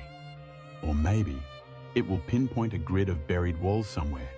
What a stir that would cause. A new Mohenjo-Daro, or a city older than Jericho under the sands of Mauritania, would upend our timeline subtly, confirming that complex societies existed earlier outside known cradles. It wouldn't prove aliens or Atlantean superpowers, but it would vindicate the kernel of Plato's story, a forgotten chapter of human history. If I close my eyes, I can almost see it. Dunes parting after a storm, revealing a weathered stone, perhaps with inscriptions in an unknown script. A team of desert nomads finds it and calls experts. Excavation commences and reveals concentric foundations or a canal bed. The news spreads. Lost city, found in Sahara. Could this be Atlantis? For a while, the world buzzes. We'd have debates, more expeditions, and maybe finally a consensus. Yes, this culture fits the Atlantis narrative in time and place. Yet, as enthralling as that would be, I wonder if it would solve the deeper enigma or just deepen it. We'd then ask, how did they achieve what they did and why did they fall? And that loops us to the next chapter. Echoes of a lost race and knowledge passing on. Before moving there, let's gently summarize our journey in this chapter. Earth's landscapes are ever changing. Lands can vanish by water or by sand or by shifting below ground. Atlantis could very well be an example of such transience. The phrase continent in the sand reminds us that not all vanishings are into waves, some are into the dust of ages. But hidden does not mean gone forever. As we become more capable as explorers physically and intellectually, we might piece together this buried puzzle. Our narrative flows next into those echoes of a lost race, the legacies and hints that Atlanteans, if we call them that, might have imparted to later humans. We've touched on some myths, advanced knowledge, but now we'll delve specifically into how a civilization's memory can endure even when its bricks and mortar are gone. Drift along, still comfortably ensconced, as we listen for those faint echoes across time, bridging Atlantis to our present. Chapter 9. Echoes of a Lost Race. Even when a great civilization disappears, its influence can ripple through the ages in subtle and not so subtle ways. These are the echoes of a lost race, fragments of language, technology, mythology, and culture that survived the catastrophe, carried by survivors or admired and adopted by others. If Atlantis existed and fell, surely something of its people must have remained in the world, in the memories of descendants, in the skills they taught their neighbors, or in the legends that proliferated. In this chapter, let's gently track those possible echoes, like following a faint melody through a forest. One of the clearest potential echoes is in the flood myths that pervade nearly every culture on Earth. The tale of a great flood that destroyed a former world is ubiquitous. From the biblical Noah, to the Mesopotamian Utnapishtim in the Epic of Gilgamesh, to India's Manu, to the tales of Deucalion in Greek myth, and the legend of Gunyu in China. Could all these disparate cultures be remembering, through a glass darkly, the same event? The end of the last ice age, and the flooding of lowlands worldwide, which would include any Atlantean realm. It's plausible that early civilizations, astonished by sea level rise or regional flood disasters, encoded it in story form. But often those myths also mention a civilization or a virtuous few, saved with knowledge intact to restart humanity. For instance, after the Greek flood of Deucalion, a new human race is born from stones. After Noah's flood, Noah's offspring repopulate and carry on civilization. So the echo suggests something was before, it was lost, but something was saved to seed what came after. If Atlantis was real, the survivors might be precisely those Noahs and culture bearers behind the myths. We have actual historical accounts, outside Plato, that hint at lost lands or advanced ancients. The Greek philosopher Solon, who is key to the Atlantis story as he's said to have heard it in Egypt, also visited Lydia in modern Turkey, where he was told of a massive flood long ago that nearly ended their society. The Egyptians themselves took pride in being the oldest civilization and hinted they'd seen others rise and fall. Maybe they kept records of a mighty western neighbour that fell, which they recounted to Solon. Now, consider linguistic echoes. Some alternative historians search for Atlantean remnants in language families. One theory suggests the mysterious Basque language of the Pyrenees, which is unrelated to any other language in Europe, might be a survivor of an Atlantean tongue, if one imagines refugees from a sunken land settled in Iberia. That's highly speculative, but Basque does have words with no clear origin. Similarly, certain North African Berber legends speak of a former island home or lost fertile lands to the west. Could their language hold clues? Hard to say without a known Atlantean language to compare. Architectural and scientific knowledge can be powerful echoes. For example, the pyramids of Egypt stand as an enigma of sophisticated engineering around 2500 BC. Did the Egyptians devise that wholly on their own? Or were they inspired by something earlier? The oldest Egyptian pyramids, Step Pyramid of Djoser, are abrupt leaps forward in design, albeit plausible through genius of Imhotep, but some wonder if there were precursors unpreserved, like maybe mud brick pyramids that eroded, or external influence. If Atlanteans had monumental architecture, maybe an echo of that concept reached the Nile, or even the Americas. The coincidence of pyramid-like structures worldwide, Egypt, Mesopotamia, ziggurats, India, step temples, Mesoamerica, Maya, Aztec pyramids, might just be parallel evolution. People realize building large requires broad bases, but some fringe thinkers see it as a legacy of a mother culture's architectural style diffusing globally. It's a romantic thought, survivors of Atlantis traveling and teaching how to build great stone structures to remember the cosmos or serve as refuges. Another echo could be in technology and measurements. Some point to how ancient cultures separated by oceans all worked with surprisingly sophisticated astronomy, like aligning monuments to solstices and equinoxes, or encoding mathematical constants. The Great Pyramid's dimensions famously encode the approximate value of pi and the length of a solar year through its perimeter to height ratio. Was that just the Egyptians? Or did they inherit some of that knowledge?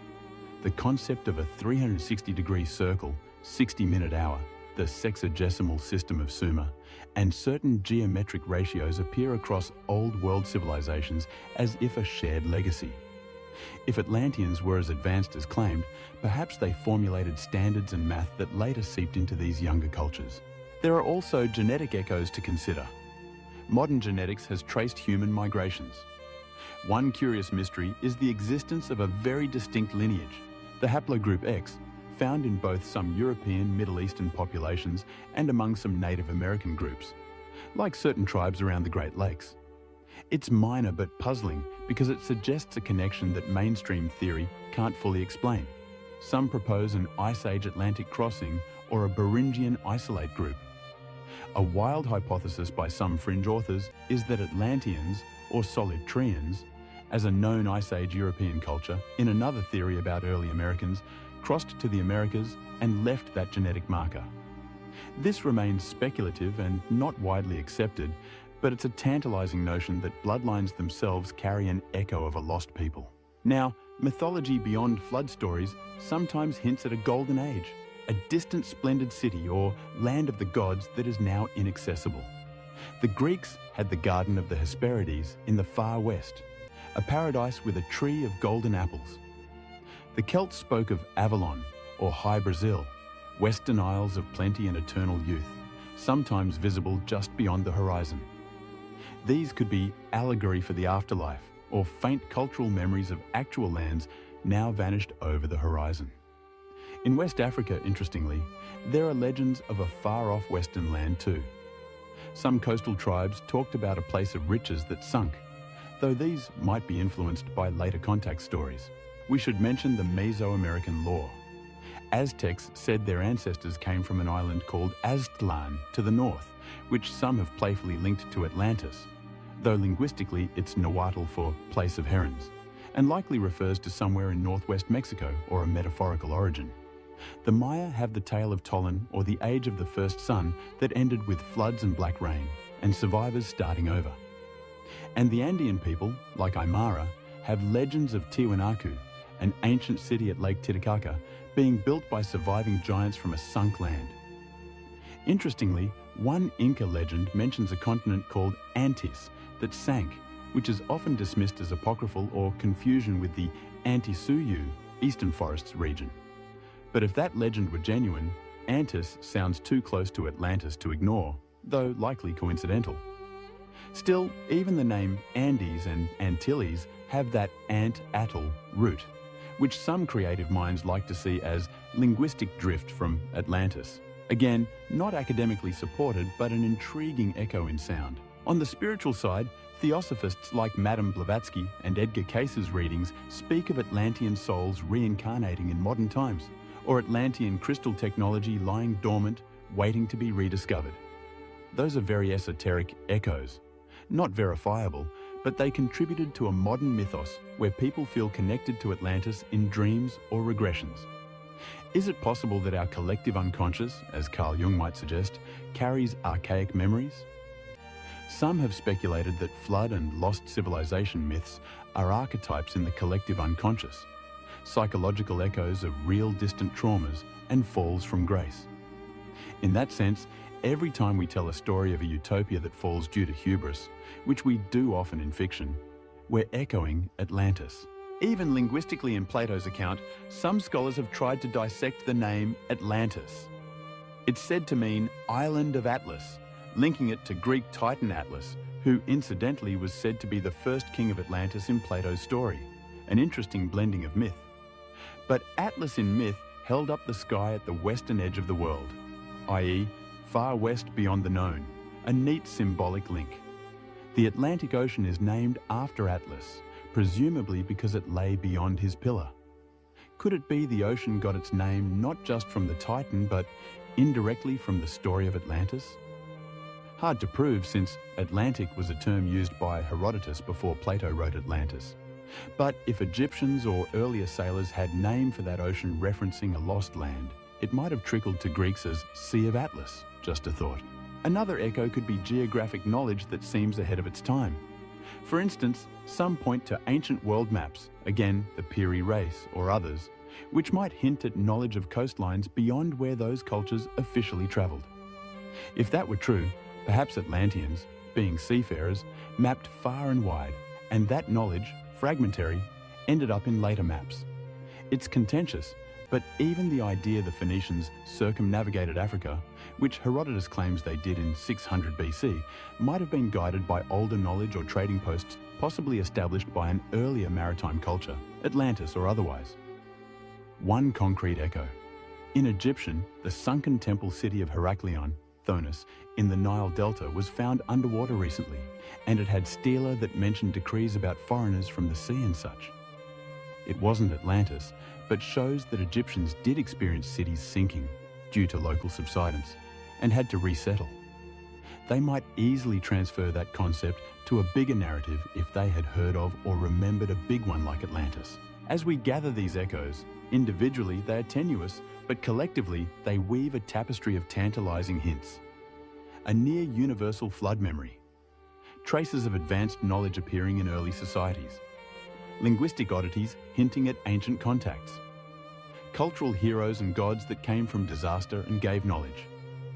Strange artifacts, like those out-of-place items, or even the famous Baghdad battery. An object that shows an understanding of electrochemistry in 200 BC. If Atlanteans had electricity, maybe they passed some idea along. And of course, the story Plato wrote itself. An explicit echo handed down via Egyptian priests, if we take him at face value. It's almost comforting to think that knowledge rarely ever disappears completely. Some seed always survives. In our context, the lost race of Atlanteans might have seen their world end, but in the new world that followed, their children or students built anew, perhaps giving rise to places like Egypt, the high cultures of the Americas, or the mysterious megalithic sites scattered worldwide, like Göbekli Tepe or Stonehenge, or the meticulously aligned Nabta Playa circle in the Nubian desert, 5000 BC, which predates Stonehenge. How did nomads do that? Possibly by themselves, but one could imagine knowledge passed down. As an analogy, think of the fall of Rome. The Roman Empire fell, but its knowledge was partly preserved by monks, by the Byzantine Empire, by the Islamic scholars, so later generations in medieval Europe slowly regained classical knowledge, sparking the Renaissance. If Atlantis fell, perhaps nearby civilizations, like Egypt or those in Iberia, served as the monks, preserving bits of Atlantean lore which later fueled the known ancient world's leaps. Maybe that's why around 3000 BC multiple civilizations blossomed almost concurrently. Egypt, Mesopotamia, Indus, as if catalyzed by something. Conventionally, that's just agriculture reaching critical mass, but fringe might say it's remnants of an older golden age spark. Now, as we near the end of our journey, these echoes do more than tantalize. They urge us to reconsider how interconnected human history might be, and how legends often carry a grain of truth. Perhaps by listening to these echoes without dismissing them outright, we might glean instructions or warnings. One common theme. Atlantis is often used as a cautionary tale of hubris and environmental disregard. Many modern storytellers draw parallels to our society, advanced, perhaps overreaching, and at risk from nature or our own doings. If that's an echo, it's a potent one. Take care, or you might repeat Atlantis's fate. In a poetic sense, maybe the greatest echo of Atlantis is our enduring fascination with it. Across millennia, the idea of an ideal society that met a tragic end touches something deep. Our yearning for lost perfection and our fear of self-destruction.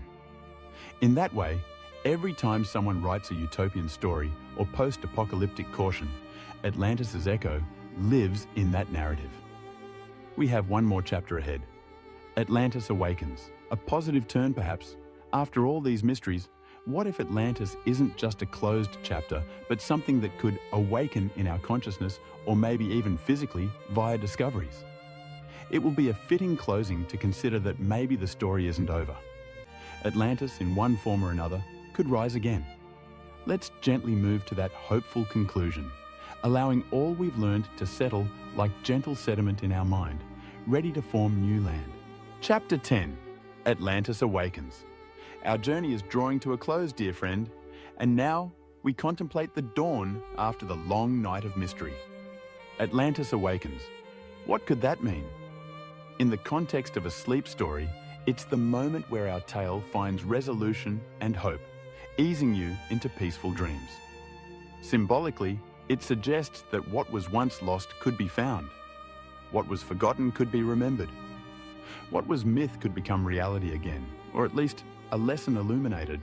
Imagine, if you will, a tranquil morning over the Sahara. The first light of sun spreads a golden sheet over the dunes. For ages, those sands have guarded their secret. But maybe today is special. Perhaps a strong wind blew in the night, uncovering something remarkable. As the light grows, the outline of a stone structure is seen where yesterday there was only sand. Could it be? Researchers, alerted by satellites, rush to the site. Brushing aside fine grains, they uncover carved symbols, walls, maybe even a ringed foundation. Little by little, an ancient city reveals itself. It's not complete, time has worn it down, but it matches descriptions known from Plato and others. The world is stunned and excited. Atlantis has awakened from its slumber. Now that is one way, the literal rediscovery of physical Atlantis. It may or may not happen in our lifetimes, but it's a lovely thought that somewhere under either ocean or desert, evidence waits for that perfect moment to emerge. However, awakening need not be literal. There's also the awakening of understanding. Perhaps we, as a collective, are gradually piecing together the truth of our own past. In recent decades, how many new finds have extended our timelines and shattered assumptions? Göbekli Tepe made us realize organized religion and monumental building existed much earlier than we thought. Underwater archaeology around coastlines is finding settlements that were submerged after the Ice Age, pushing dates of certain human activities further back. It's as if glimpses of a previous cycle of civilization are coming to light. We often think of civilization starting around 4000, 3000 BC, but maybe we're on the cusp of learning about earlier chapters. In that sense, the spirit of Atlantis, representing Ice Age civilization, is awakening in scientific consciousness. One could say Atlantis has already awakened in the cultural sense. Compare the 19th century to now. Back then, only a few scholars and mystics talked of Atlantis. Today, Atlantis is everywhere in pop culture, movies, literature, songs, video games. Not as an obscure footnote, but often as a central theme. It's as if modern humanity subconsciously wants Atlantis to be real, to teach us something. Why? Possibly as a mirror to ourselves, to remind us not to be arrogant with our technology or environment, or as inspiration, a vision of a peaceful, abundant world we might strive to create. Many see Atlantis not just in terms of its fall, but in the ideal of an advanced, harmonious society it might have been at its peak. There's also the angle of personal awakening. Many individuals claim a spiritual connection to Atlantis, feeling they have past life memories or innate affinities, like a fascination with the ocean, crystals, etc. For them, Atlantis Awakens could mean accessing those deep memories for personal growth or healing karmic patterns. In a sleep story context, that's a gentle prompt. Perhaps in your dreams tonight, you might wander the beautiful halls of Atlantis, learning something about yourself and humanity, and wake up with a new perspective or creativity sparked. That's a peaceful kind of awakening, through dream. No secret can sleep forever, my dear one. In time, truth rises like the sun. Indeed, knowledge likes to be known. If Atlantis was real, it wants to be found. Not physically maybe, but intellectually. And if it was a myth, well, it still serves as a perennial fable that awakens caution and wonder in us. We should also consider the Earth's cyclic nature. Some believe civilizations rise and fall in great yugas, ages. If we're at the end of one cycle and about to begin another, some associate the age of Aquarius with new enlightenment, perhaps Atlantean wisdom, presumably lost in the Dark Ages after its fall, will re-emerge as part of human evolution. That's a theme in esoteric traditions, that Atlanteans had psychic abilities and living in balance with nature via crystal energy, etc., which we lost but might regain as we spiritually progress. So, awakening Atlantis can mean awakening those latent human potentials again.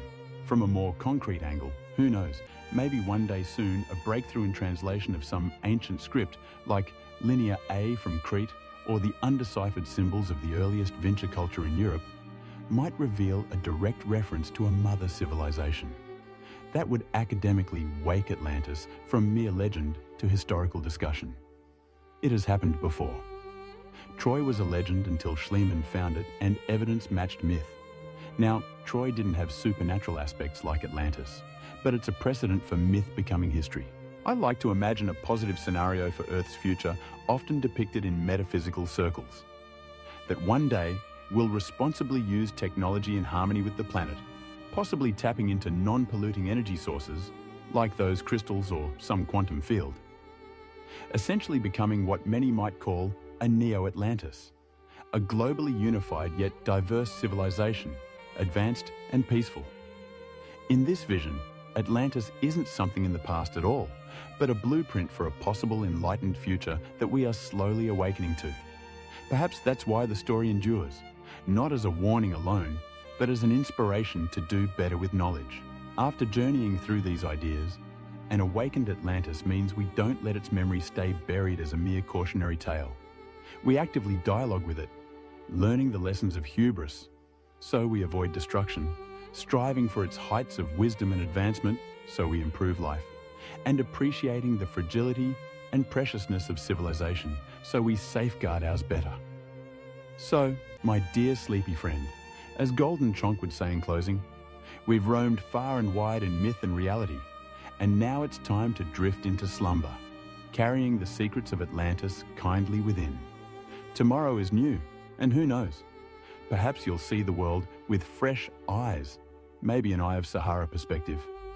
For now, rest, safe with the knowledge that mysteries endure, but so does hope and wisdom. Atlantis sleeps, but also stirs in you and me. With that thought, we bid it and you a gentle good night. Meow. Meow. What would you do if your spouse kicked you out in the middle of winter with nothing but a pair of shorts? Most people wouldn't survive 3 days. But this man, he built an entire kingdom in the wild with just his bare hands. I'm Golden Chunk, and today I'll take you deep into the snowy forest where a man spent 500 days building a life from scratch. Shelter, food, a fireplace, even pizza. Stay with me, because this is not just survival, it's the wildest comeback story you'll ever hear. When others are starving for 3 days, the man has built a shelter for himself. I was going to live here for a few days, but I didn't expect a sudden snowfall. I said I would live here for a few days, but it turned out to be a whole winter. Garifuna Forest, which has just snowed, is the coldest time of the year. Amau, who is only 30 years old, was driven out of the house by his beautiful wife. He had no choice but to live in the wild. On the way, after a long journey, he finally stopped at an open space. The 3 pine trees in front of him are his home in his eyes, but the weight of the 3 pine trees is not very stable, so he sneaked into a corner of the ground and dug a half-meter deep hole. Then he collected a dry wood with his hands and inserted it into the previously dug hole. In order to make Garifuna more stable, Amau also picked up a lot of big and small stones from the west. He put them all in the hole, and he had to dig the ground into the soil from 3 layers to 3 layers. In addition, he has made a tripod around Garifuna to support him. After all, if anything happens in the wild, no one can help him. The Forest of Winter has a rich source of dry wood. Amau easily found the right source. After turning the dry wood over and stirring it, They can be tied to the pine tree and used as the foundation frame of the treehouse. A person's winter makes Amau cold all over, but he can't tell whether he is cold physically or cold internally. He ignited a pile of fire, and the burning flame brought him a little warmth. Then he made a cup of coffee for himself. At this moment, there is nothing that can satisfy him more than a cup of hot coffee. But Amau didn't rest for too long. A big snow again rolled in. It seems that God wants to see Amau's new home as soon as possible. He made a ladder to facilitate the next construction work. There's a lot of dry wood around the house. He can cook it directly when he needs it. With a breath of air, he collected a lot of coarse and uniform pine wood. Now he can put them on the foundation frame. Amau didn't carry too many equipment before he left home. Fortunately, he brought an iron nail that he could never use in his life. He can firmly fix his treehouse frame. It's just that the weather is getting colder and colder, so Amau has no choice but to stop and warm his cold hands. But he had no choice but to go back to the construction site. Time flows slowly. The snowflakes in the sky are also floating. With his strong willpower, he finished the last floor. This solidity is enough to satisfy Amau's daily routine. The structure of the treehouse frame is also made in the same way. With previous experience, it didn't take Amau too much time. Considering the accumulation of snow in winter, it is very unfavorable to the treehouse. So he chose to build a roof with a human-made structure. He processed the support wood at the door with this kind of A shape. In this way, the wooden sticks can fit perfectly and make a perfect connection between them. As a measuring wooden stick, the grooves must also be processed. It is also a frame that is solid enough to be connected. It can be seen that the frame can fully support the weight of Amau alone.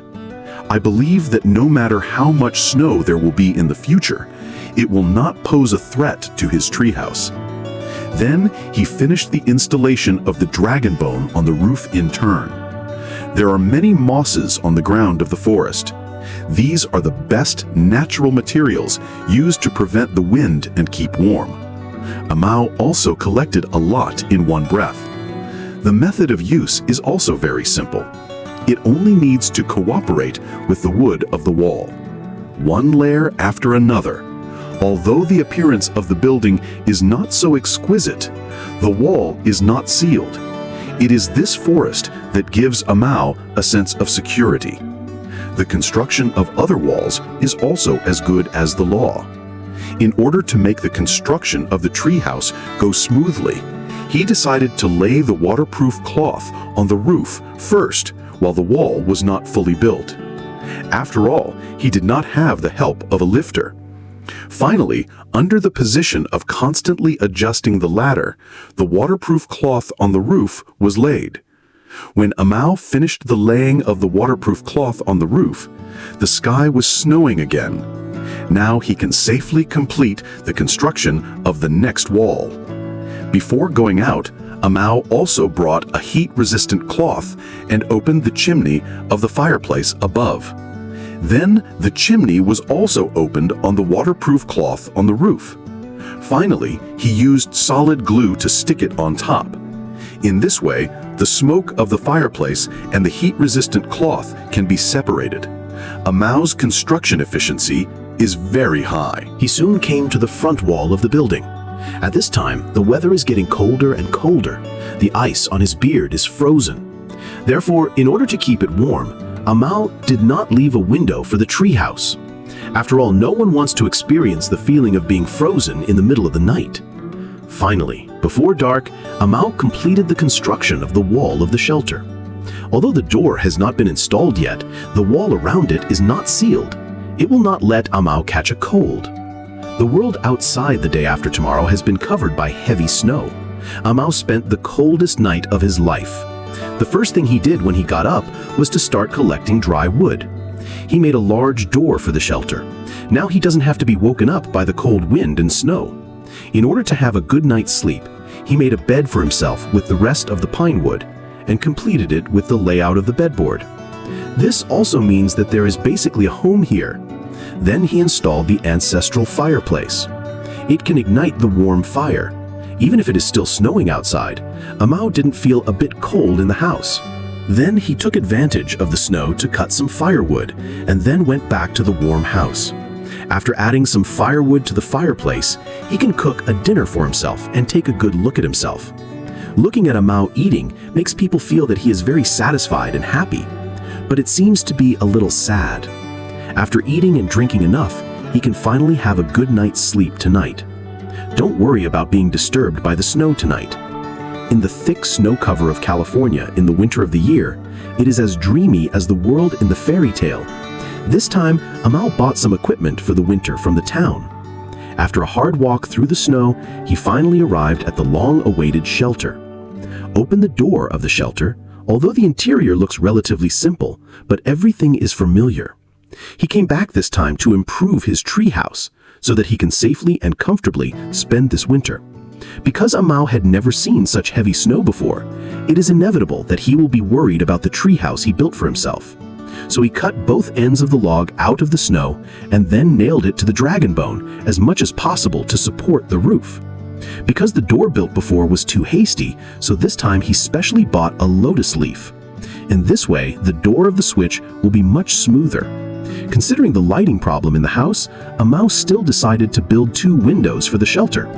Although the size of the window is not large, the light that comes in is enough to illuminate the whole house. After this matter is completed, Amal saw the dirty room and fell into the dust.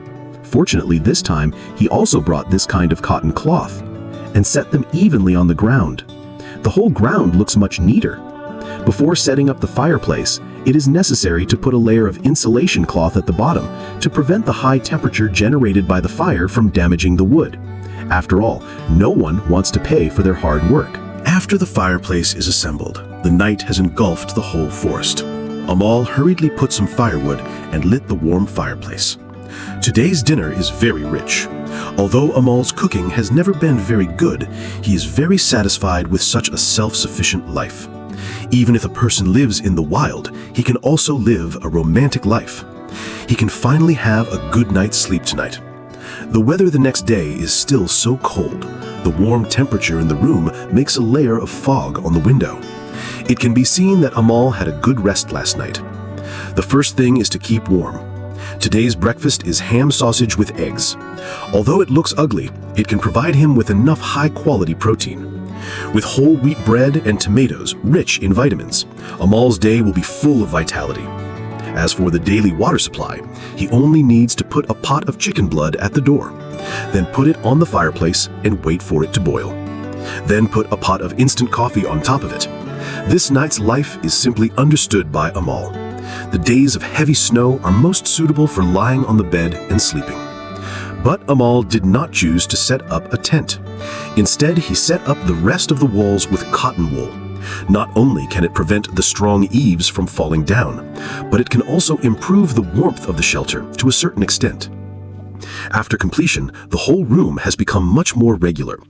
It's just that there is still a lack of a dining table. It's very inconvenient to eat and drink at ordinary times. So Amal collected some bitter things. First, he dug a hole on a piece of wood, then insert the cut wooden stick into it. In this way, he got a handy hammer. Now he can easily turn the wood into wood planks, assemble them together to get a platform, then connect the table legs through the river. You can fold up the table when you don't need it. In this way, you won't occupy too much space in the house.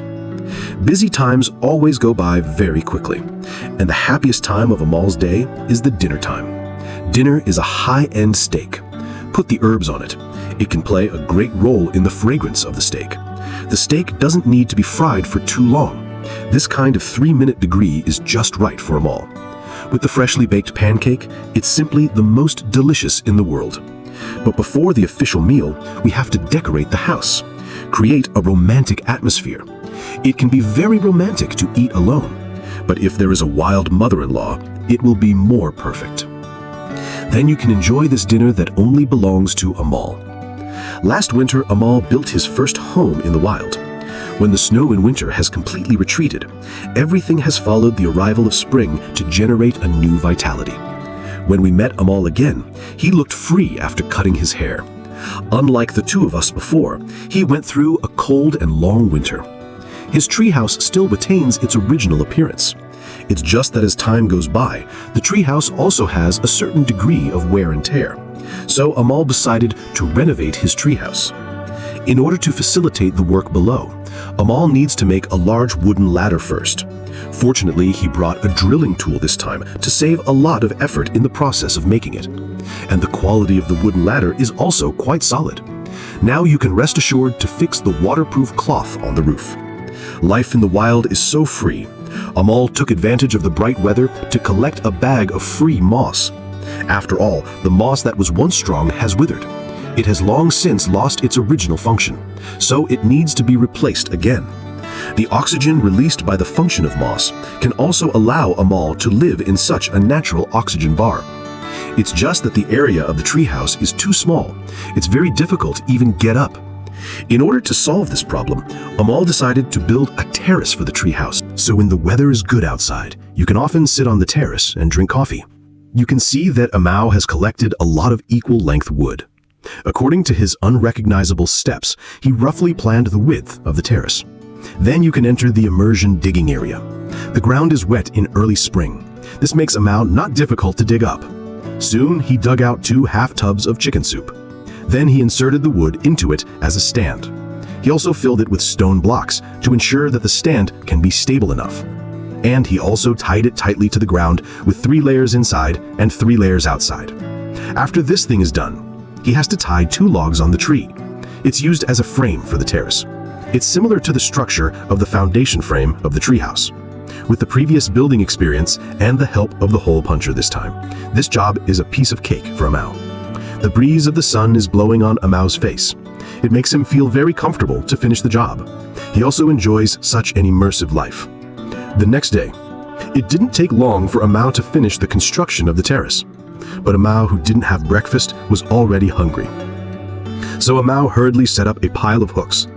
He couldn't help but admire the wood he built from a beautiful angle. The burning flames seemed to indicate that Amal's outdoor life is getting better and better. Then he put together several beautiful little ponds.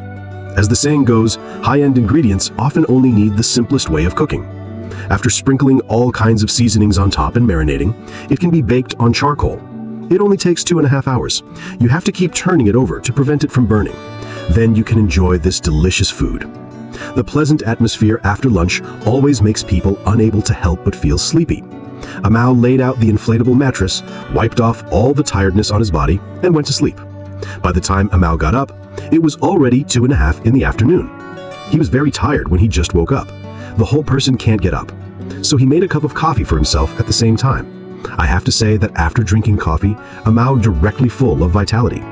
Lay out the rest of the inflatable floor. Just because the previous planning was not good, the last piece of the floor seriously affected the normal opening of the door. So Amal needs to remove it again, then remove the extra place. Finally reinstall the door. Of course, the terrace is still not completed yet. It also needs to be protected, prevent you from going to the bathroom at night and accidentally falling. Although the height is not high, but Amal doesn't want to experience the feeling of being in the world.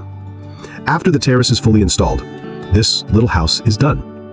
Finally, a simple door and window was installed for the door. Now Amal can safely spend his days in the wild, in this small 3/4 land, in this quiet place that belongs to him, can avoid the influence of others. Just live a quiet and beautiful life. 2 years and 6 months ago, Amal built his first home in his life. He has come to this familiar place again, revisit the memories of the past. The forest of California still has a slight coolness. The branches are hung with ice-cold moss. Amal assembles a big hole tool, make a hole in the center of the wooden house. He plans to make a simple stove, convenient for his usual cooking. Make a hole on the side of the wooden house. Make sure there is enough oxygen for the stove to burn normally. This stove made this way is not only very convenient, and the effect of burning is also very good. In order to warm up quickly, Amal made a cup of coffee for himself. He also put a bunch of pine needles in the mouth of the lake. The coffee brewed this way will have a hint of fragrance. I suggest that you guys have a chance, you can try it like this. The weather is very good today. Amal did not choose to set up a tent, but to be fully prepared for the next cold winter. He collected some pine wood from the forest again. He plans to reinforce the roof of the house again. After removing the branches of the pine wood, it can be set on the beam as the roof of the house. After all, the roof of the house was just a layer of waterproofing. And consider the cold snow in the future, so a Mao can only increase the weight of the dragon bones to make the roof as solid as possible. Looking at such a row of solid dragon bones, I believe that the ability to resist pressure from the treehouse will also be very excellent. The weather in the forest is always confusing. Maybe the weather will change in the next second. A Mao also has to speed up the pace of his hands. He set up a circle of pine wood around the roof. This can also play a role in strengthening the waterproofing of the roof. In order to improve the warmth of the wooden house, a Mao collected a sack of moss on the ground near his house. Now you can spread them evenly on the roof. Although its heat retention is far less than that of heat-resistant cotton, but these free moss cannot be used up. Plus the warm shelter in the house in the future, I believe it won't be too cold in the cold winter. After this matter is over, a Mao set up a few more wooden houses for the fence. This not only stabilizes the structure of the fence, and it's not easy to fall down when you go out at night. To a certain extent, it ensures the safety of a Mao's life. Busy hours always go by quickly. It's time for lunch. A Mao lights a pile of bonfires. The smoke generated by the fire seems to add a little smoke to the forest. Today's lunch is a piece of top beef. A Mao takes out the seasoning he carries with him. Smear the beef with a 360-degree non-slip brush. Take advantage of the smoke. A Mao plans to make a rotating barbecue rack. The way the barbecue is cooked can greatly stimulate the aroma of beef.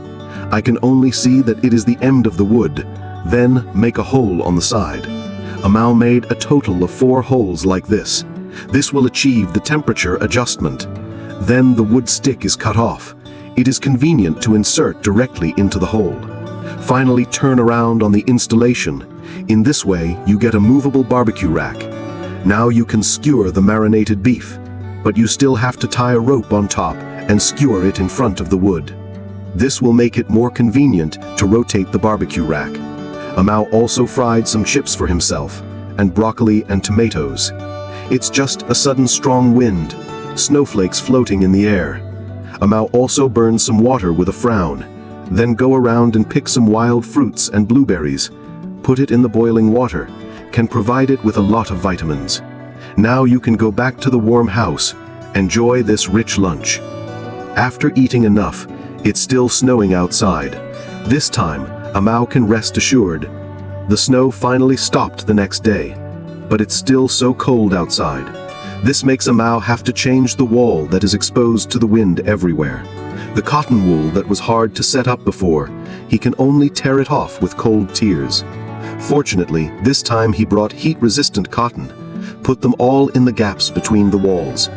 The dry moss that was already dry should also be replaced. Use heat-resistant cotton to fill all the gaps. Make sure you don't walk a little bit. Wait for all the gaps to be filled with heat-resistant cotton, so a Mao can spend this winter warm and comfortable. After a Mao finished this, he came to the neighborhood and picked a tree. Because it's a dry tree, so a Mao easily gathered it. Gather it into a small section, then pile it up in the space below the tree. The next day, a Mao's treehouse is completely integrated with the snow forest. It looks so harmonious. After getting up, a Mao set up a thermometer in front of the door. The snow is not that big, but there is a -10 degrees. In order to better resist the cold, a Mao decided to lay a stone floor in the house. For the convenience of the next job, he first made a stick for himself. This makes it easier for him to collect the wood before, slice it into a floor for the ground. At this time, the temperature outside the city has reached -20 degrees. Although this process takes a lot of energy, but I thought it was for my warm home. So, even if this process is hard, a Mao also persisted. Then you can put these slices of wood on the ground one by one. Although the wooden board looks very rough, but this is all Amal's own. Just based on this, it's already better than those fake wilderness bloggers. This process doesn't look difficult, but in fact, it takes a lot of time and energy. But fortunately, this job is done indoors. It's much comfortable than outdoor work. Amal spent 2.5 days, just finished the whole floor. Days go by day. The whole forest is also full of snow. It looks so beautiful. Amal made a shelf. It can be used to store some small items. Because the weather is so cold, Amal was willing to move out the fireplace he bought last year. The fireplace is on the side of the wall. It will be much more convenient to install. Before putting the fireplace, also put a heat-resistant foil on the sidewall. Otherwise, the high temperature of the fireplace, it's easy to light up the wooden walls around. Amal didn't want to work so hard for so many days, but with the fireplace completely installed, Amal took advantage of the night to put some firewood, piled up in the corner, then light a warm fireplace. Looking at the warm fire, Amal was also in a daze for a long time. In order to celebrate the complete improvement of the new home, Amal also prepared a lot of food for himself. Take a good look at yourself. Today is Amal teaching everyone how to make a delicious dinner. Stir-fry beef and onions in a pan. Aroma of food. Then dig a spoonful of soybean paste. Stir it well. Season with salt and chicken essence. Then add pure water to submerge the ingredients. Amal prepared potatoes, carrots, and fresh peas. Stir well and cover the pot and simmer for 2.5 hours. While waiting, Amal hung a 4-point lamp at the door of the house. Make the whole house look so warm. The temperature inside the house is now 30 degrees. The temperature difference between indoor and outdoor is 50 degrees. Amal's dinner is also cooked. I want to say that everything is fine. If you have a bowl of millet rice, it will be more perfect. 3 years and 6 months ago, Amal built his first home in his life. He spent his loneliest time here. At the same time, it was also the most enjoyable winter. In order to pursue the beautiful memories of the past, Amal resigned from the job of raising a family. I plan to take advantage of the good weather of this gentle and sunny day to come back and see. Walking past the wooden bridge built in the past, I met an old friend I haven't seen for a long time. There are many memories in his mind. Amal is happy to open the door of the wooden house. Everything is still familiar. Every item in the house can capture the past. This time back, Amal plans to build a circle of fences for the wooden house. The wood resources of the forest are still abundant. Let Amal collect some wood very easily. Put it on the workbench. Then he assembled the drilling tool.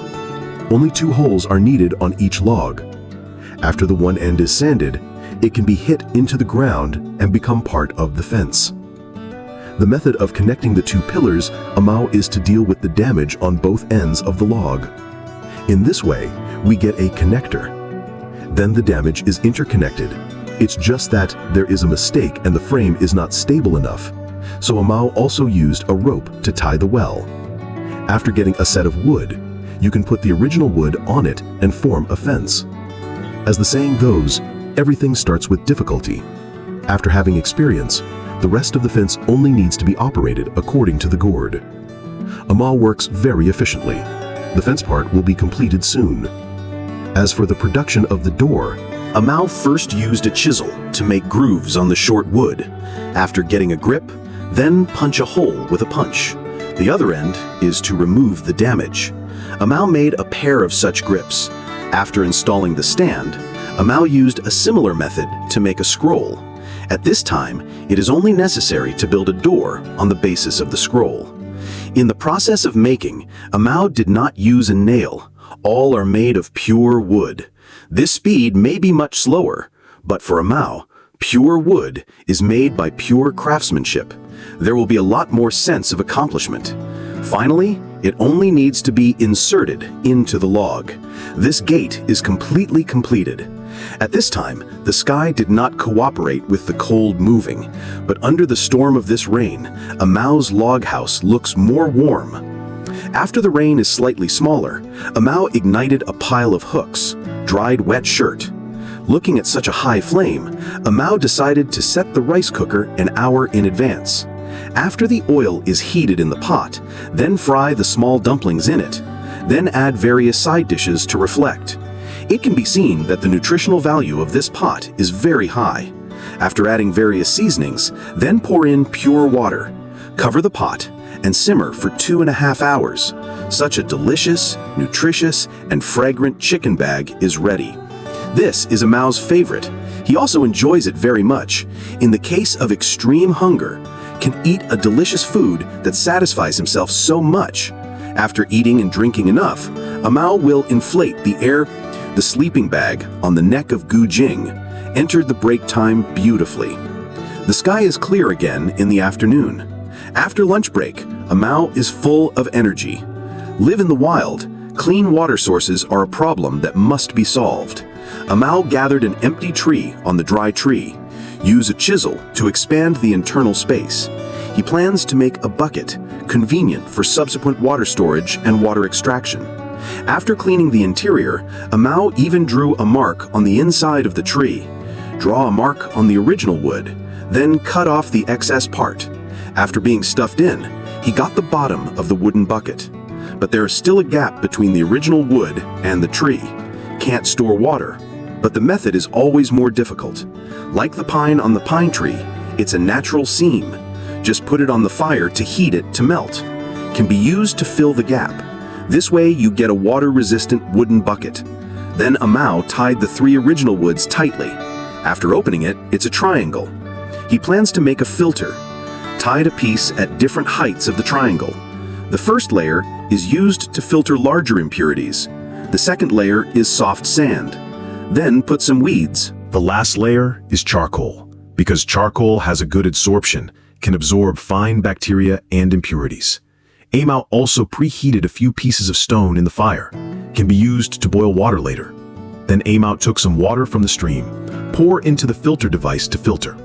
Worried that the impurities were not filtered cleanly, Amao filtered a few more times. Now the water quality is much cleaner. Finally, throw in the red stone. The temperature of the stone is hundreds of thousands of degrees.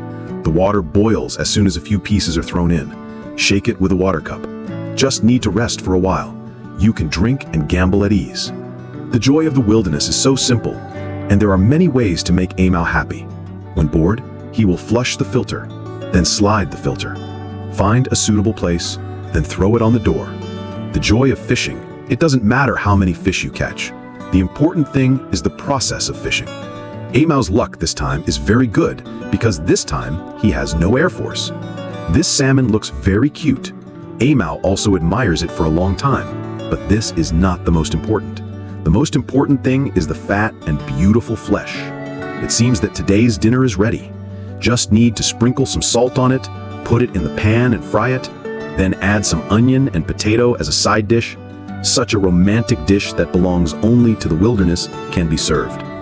Take advantage of the double repair time on Saturday and Sunday. Amao brought a lot of living equipment from home. Of course, the most important is this fireplace. After all, it is very inconvenient to use ancient methods to boil water. Amao climbed up the stairs, also installed the chimney of the fireplace. In order to facilitate the next living alone, Amao plans to equip the wooden house with new furniture. He used a chisel to cut the wood, but this still can't handle the flat wood. Fortunately, he also brought a stick. This can easily fix the uneven grass. After completion, make a hole on the side. Finally, use a stick to cut the wood. Insert it into the hole can be connected to the wooden board to achieve expansion. Amao also made a piece of such a wooden board, stacked next to the window as a table. After the plateness is corrected, it is very good to use for eating and drinking tea. Amao also set up a material shelf on the wall. Not only can it be used to store axes, it can also give the interior a certain decorative effect. It's been a cold winter these days. Let the temperature of the forest be only 3 degrees. So Amao put some firewood, neat storage under the table. There are many boxes next to the water supply near the house. Amao collected a lot of them. After spreading, it's a soft plant fiber. Some of it is used to stuff the gaps between the walls, prevent the cold wind from wash. The other part is to sew a cloth. Fill it with fillings. This is a soft pillow. Can improve Amao's sleep at night. the cold temperature of the forest dissipated by the burning flame in the fireplace. The smoke rising also made this house restore the old fire. In order to make food more convenient, Amal bought a grill. Can't wait for him to test the effect, so he rolled a piece of bread and adjusted the sauce he likes. Spread it evenly on the bread.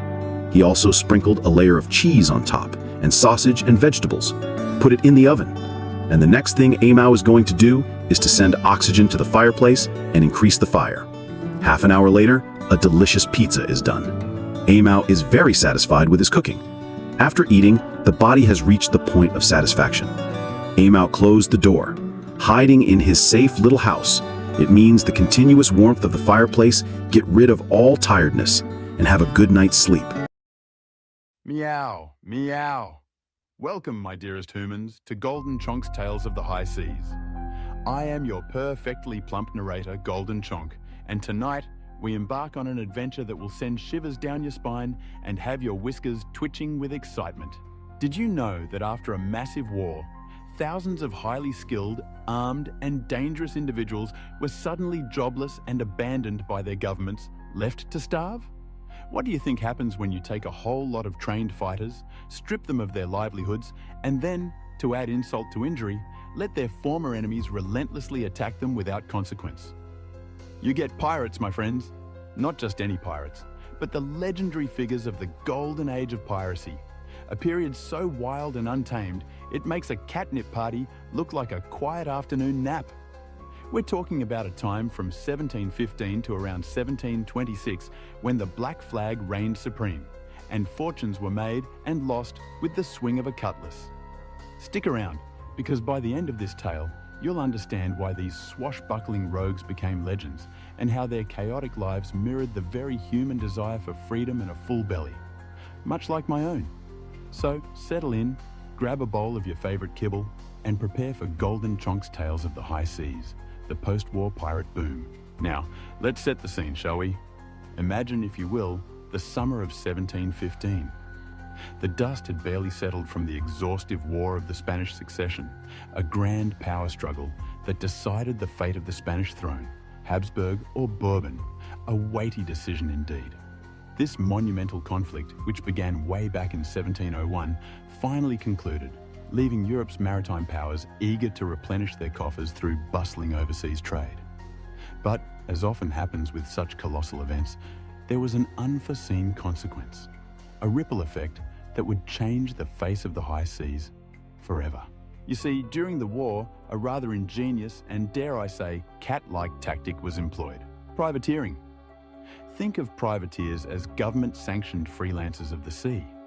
These weren't your regular Navy sailors, they were civilians operating privately owned vessels, given special letters of marque by their governments. Their mission? To harass and capture the merchant shipping of enemy nations, primarily France and Spain, for England, of course. This was a brilliant, cost-effective alternative to maintaining a massive, expensive war fleet. Why build and maintain countless warships when you can simply deputize a bunch of eager seafarers to do your dirty work for a cut of the profits? Theoretically, privateers could assist the regular navy, but their main gig was raiding commerce, and boy, were they good at it.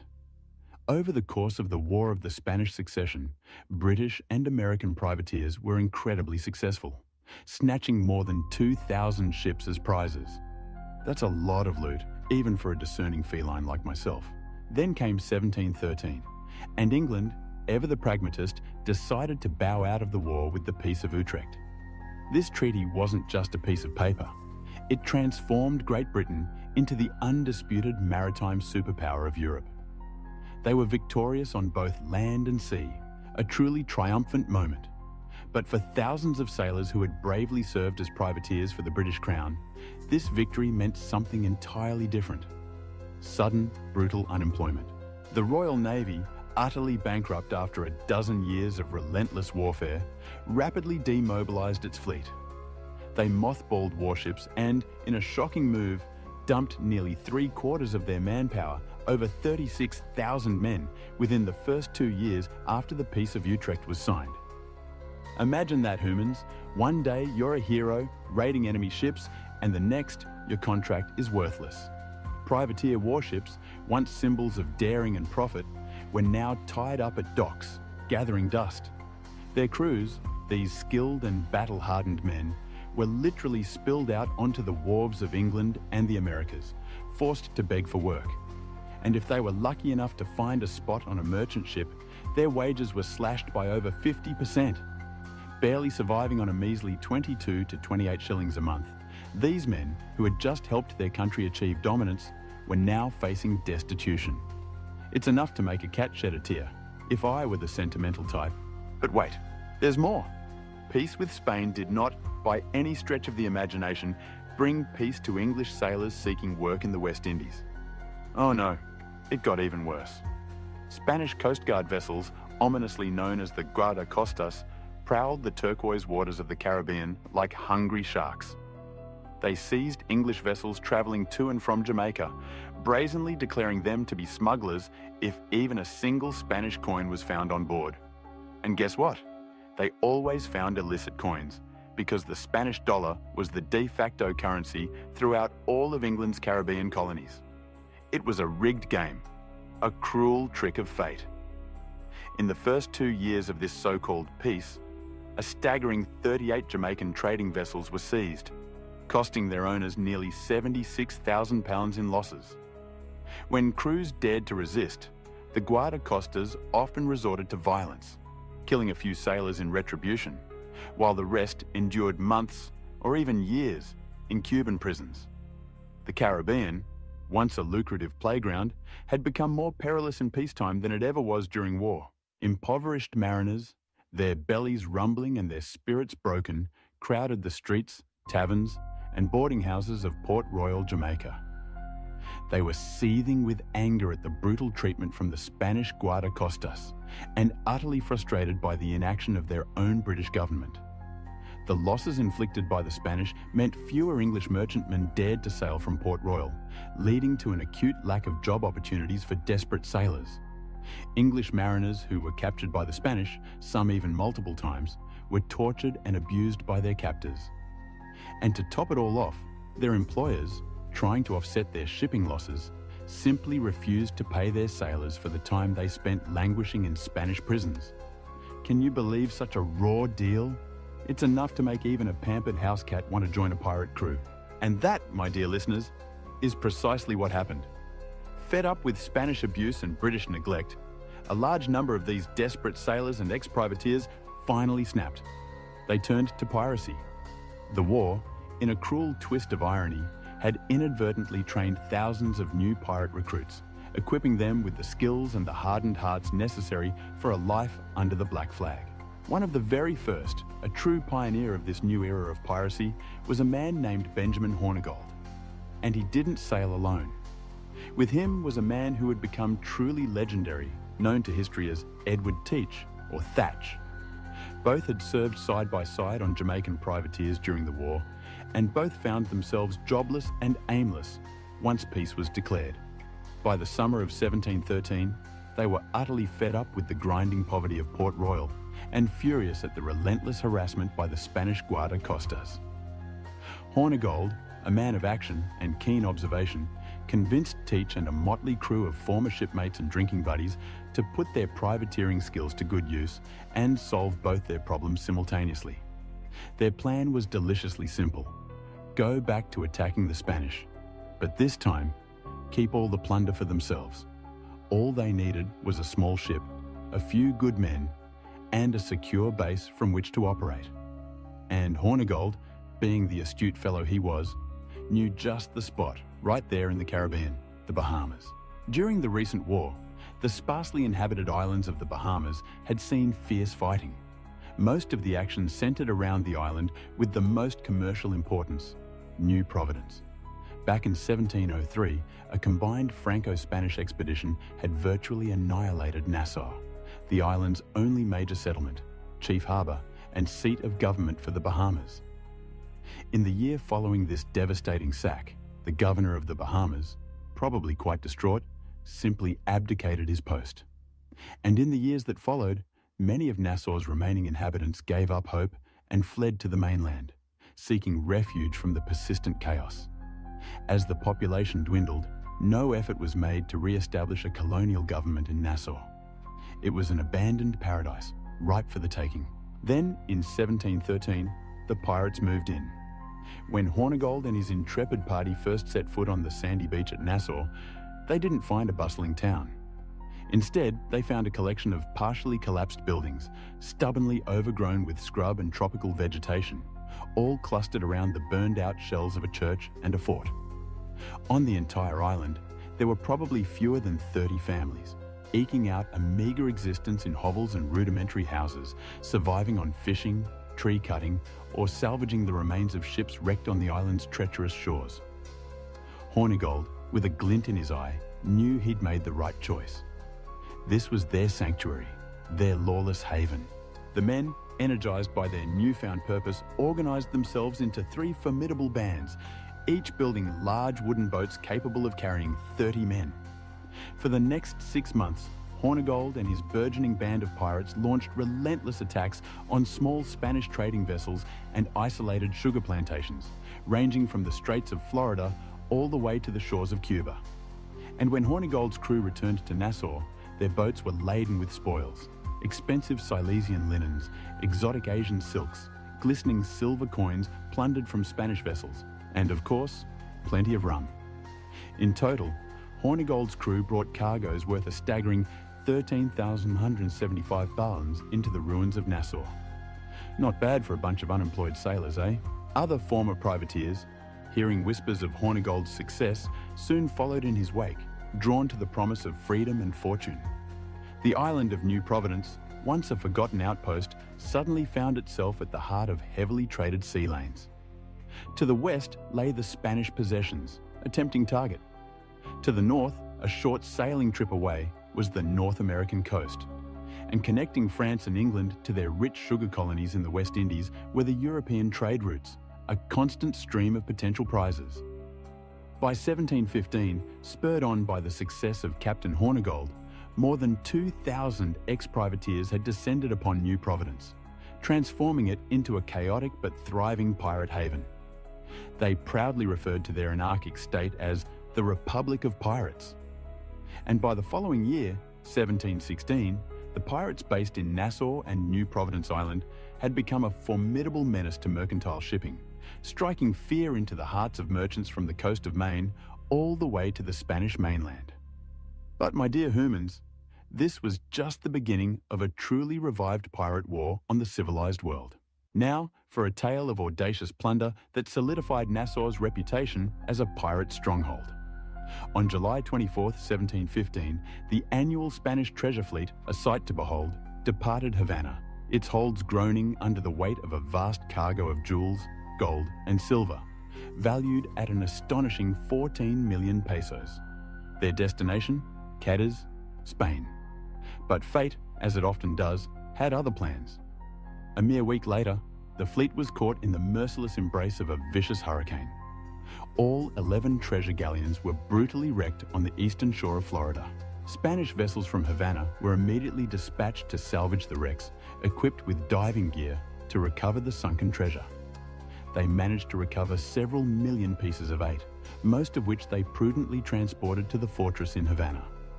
However, approximately 350,000 pieces of eight still awaited transport, sitting tantalizingly in a guardhouse on shore, under the watchful eyes of 60 armed men.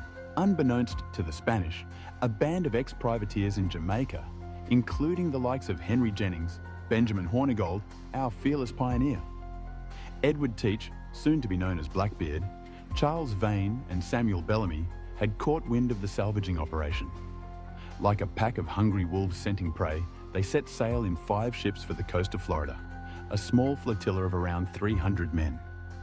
With a swift and daring strike, they attacked the Spanish guards and seized the waiting treasure, making off with it towards Jamaica. But here's where the plot thickens. Upon reaching Jamaica, the pirates were met not with cheers, but with a cold reception. The Spanish had, quite reasonably, complained to the governor of Jamaica, Lord Archibald Hamilton. They pointed out that there was a peace treaty in force, and they demanded the return of their silver. Since the war was indeed long over, Lord Hamilton, with a stern face, informed the ex-privateers that they would not go unpunished. And so, with their Jamaican welcome revoked, the pirates, with their ill-gotten gains, set sail for Nassau, establishing it as their main base of operations. From that point on, most Nassau pirates focused their raiding efforts on the lucrative trade routes between Britain and her American colonies. The pirate presence in the Caribbean had another significant and often complained about effect. It stirred unrest among the African slaves toiling in the cane fields of the Sugar Islands. Whispers of the Pirate Republic, a place where they would be welcomed, spread like wildfire among these enslaved peoples. And so, in ever-increasing numbers, they ran away from their oppressive plantations, determined to become pirates themselves. Inevitably, as the Pirate Republic on Nassau flourished, powerful personalities and dominant figures emerged from the ranks of the brigands who flocked to the free life on the island. Among the most notorious of Nassau was, of course, Edward Teach, soon to be immortalized by his terrifying nickname, Blackbeard. This fearsome figure would be wanted by authorities from Honduras all the way to Nova Scotia. Bloody and cruel, Blackbeard was a terror not only to his victims, but even to fellow pirates who dared to consort with him in taverns and brothels. On November 28, 1717, Blackbeard and his crew captured a 200-ton French slave ship off the island of Martinique, which he chillingly renamed the Queen Anne's Revenge. Aboard this formidable vessel, Blackbeard terrorized the West Indies during his infamous raiding spree. Other pirate captains were equally fearsome in their own right. Charles Vane, for example, specialized in preying on shipping bound for North American ports. Vane was a strategic thinker, often sailing with other pirate captains in a flotilla, recognizing this as the most effective way to ensure numerical superiority when attacking their prey. Vane was also a calculating rogue. He never allowed his lust for women, his rage, or his drink to cloud his judgment. He enjoyed years of success as a Nassau captain precisely because he knew when to fight and, crucially, when to run. A smart cat, that Vane. Perhaps one of the most successful pirates of the post-Spanish succession period was Samuel Black Sam Bellamy, who is believed to have plundered over $130 million in loot. Despite his fearsome reputation, Bellamy was reportedly well-mannered and, like many pirates of the era, dressed flashily. He was known for carrying 4 dueling pistols in his sash, a truly intimidating sight. Like many other pirate ships of the day, Black Sam's crew was remarkably democratic, holding votes to elect men into vital crew roles. Bellamy typically pirated with 2 ships, one heavily armed for brute force and the other smaller and more maneuverable, perfect for blocking ships and easily capturing them. His balanced and coordinated attacks meant he often took many ships with their valuable cargoes fully intact. After participating in that thrilling pirate raid on the 1715 Treasure Fleet salvage operation, Sam Bellamy partnered with Ben Hornigold and Edward Teach aboard a ship called the Marianne.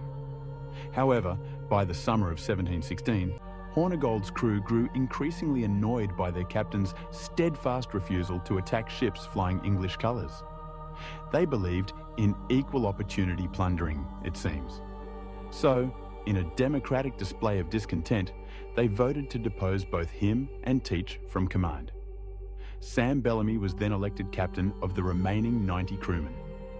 After captaining the Marianne for a while, Bellamy came upon the ship Sultana, capturing her and converting her into a powerful 26-gun galley, which he then took command of as his flagship.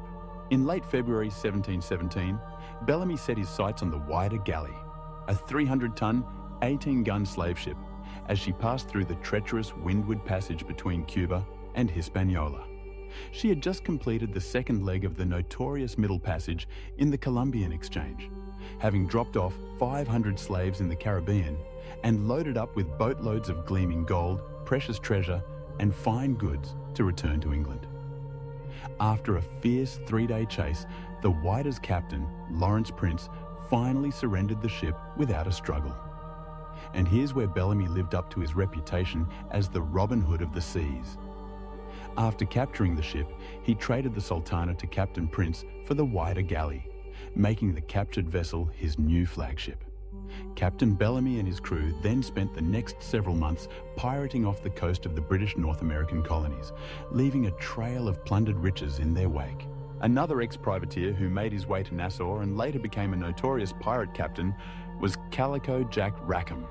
A flamboyant figure, he was fond of splashy waistcoats, bright ribbons, and colourful breeches. Truly a pirate with a sense of style.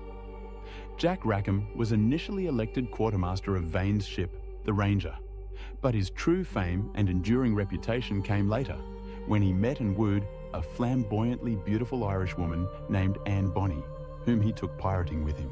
Anne Bonny arrived in Nassau around 1715 or 1716 as the wife of a poor young sailor. Though only 16 at the time, she yearned for the adventure of life at sea. Despite her married status, she often sought out the company of pirates like Vane, Blackbeard, or Hornigold, drinking with them and soaking up their wild way of life.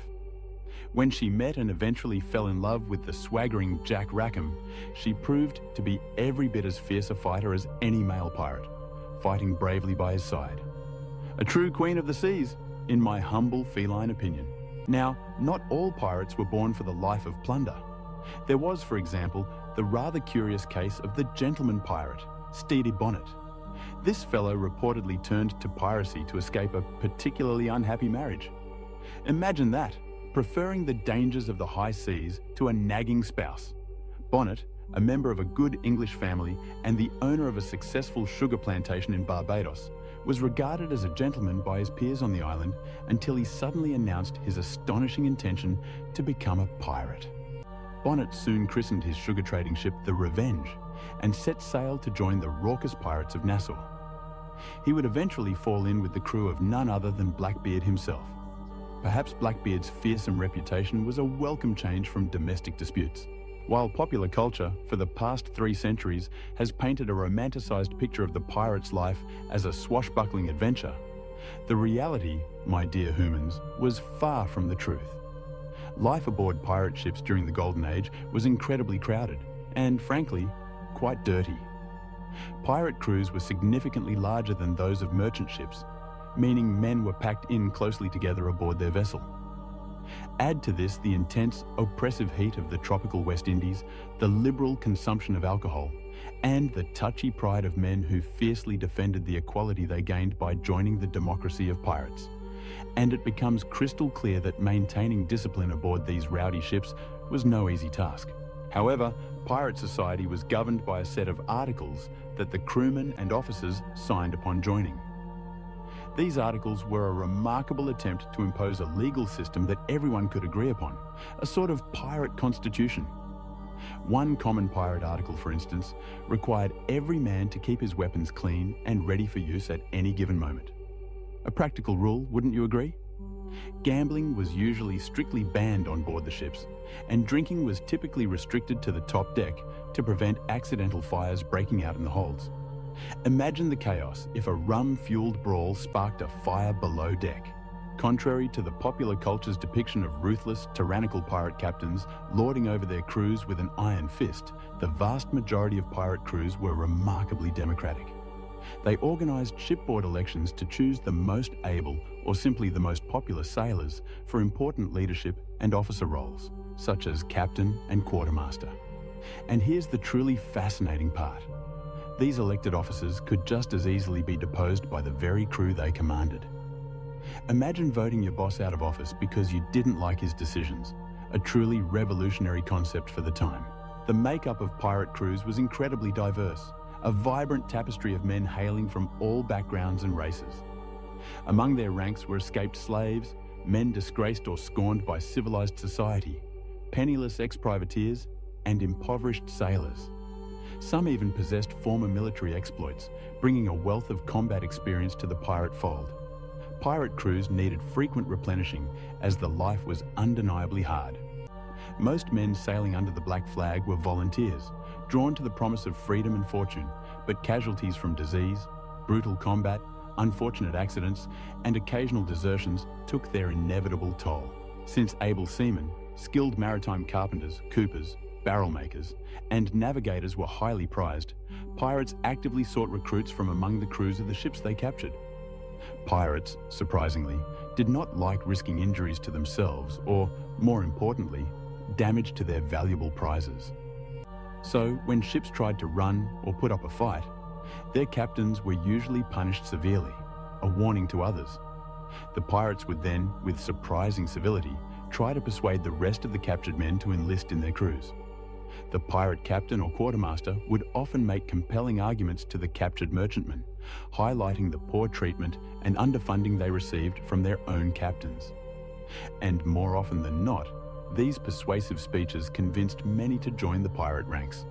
After all, who wouldn't want a better deal? The actual capturing of prizes by pirate ships, much like their lives, has been embellished by popular culture. Pirates seldom surprised their prey, sneaking up on them in the dead of night. Rather, they boldly announced their arrival with a dramatic shot across the enemy ship's bow, immediately unfurling and displaying the ominous black flag. As they closed with their terrified victims, pirates usually appeared on deck in a state of wild abandon, often drunk and heavily armed. The alcohol, while certainly contributing to their boisterous demeanor, also temporarily boosted their courage and dulled the pain of any potential wounds. Frequently, they would dance about the deck to the lively music provided by the ship's musicians, waving their weapons, shouting terrifying war cries, growling like wild beasts, and often hurling colorful insults at their prey. Though most pirates had fearsome reputations as eager fighters, they truly had little to gain and much to lose from prolonged combat. A damaged ship meant less plunder, and injured crew members were a liability. Therefore, the pirates' intimidating appearance, their wild shouts, and the sheer terror they inspired were usually enough to frighten their prey into surrendering before a single shot had to be fired in earnest. However, if the target dared to run, the pirates would give chase, relentlessly pursuing their prey, attempting to disable her before closing in for the kill. And if the enemy crew resisted further, the pirates would then, with a blood-curdling roar, jump onto their enemies' decks, engaging in bloody, close-quarters boarding action, a chaotic dance of cutlasses and pistols. By the end of 1717, the Nassau pirates had so savaged Caribbean shipping that the British government, bless their slow but steady hearts, finally began to take serious notice of the sharp drop in their commerce. It was one thing, you see, for these scoundrels to be raiding the commercial shipping of the Spanish or the French. That was almost understandable, a sort of unofficial continuation of hostilities. But when these rascalous pirates of Nassau began severely hurting British trade, the government of King George III finally sat up and paid attention. As the situation in the Caribbean worsened, and it became painfully apparent that the Royal Navy would not, or perhaps could not, suppress the Nassau pirates, a syndicate of powerful British merchants, fed up with their losses, joined forces to deal with the problem themselves. Soon enough, this determined consortium had formulated a bold and audacious plan to restore order to Nassau and, once and for all, defeat the formidable pirates of the Caribbean. And that, my dear humans, is where we must pause our tale for tonight. What became of the Republic of Pirates?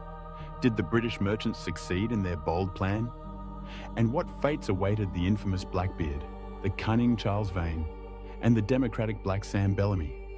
You'll have to tune in next time for the thrilling conclusion of Golden Chonk's Tales of the High Seas. Until then, keep your wits sharp, your whiskers twitching, and your spirit of adventure alive. This is Golden Chonk, signing off for now.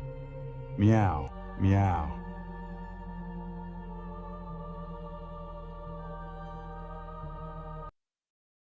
Meow. Hello, my dear friends of Golden Chonk.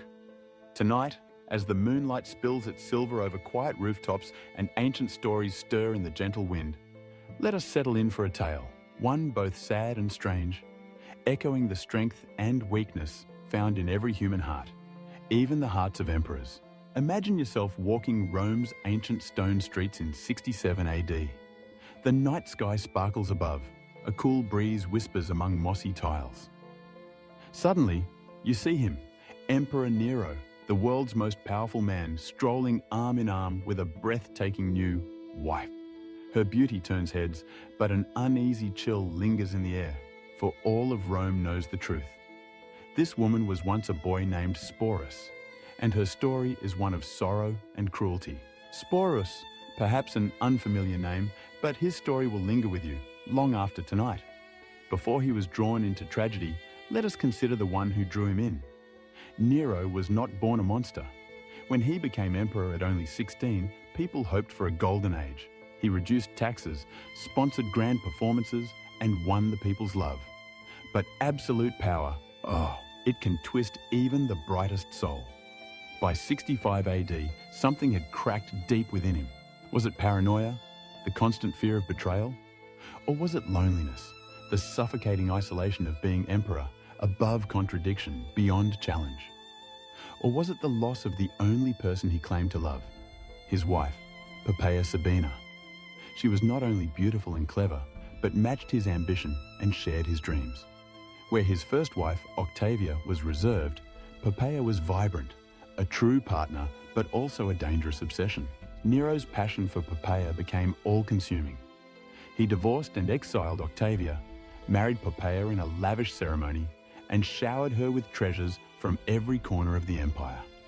He watched her, isolated her, remade the world to keep her close. His love became possession, his devotion a prison. Poppaea understood the power and peril of her position. She promoted her family, built alliances, but crucially, she was not afraid to challenge Nero, even to mock him. This independence in the end proved fatal. One day, an argument escalated. Poppaea, pregnant with their second child, dared to criticize Nero's priorities. In a fit of rage, he struck her. Some say a single blow, others a prolonged attack. She died within hours, along with their unborn child.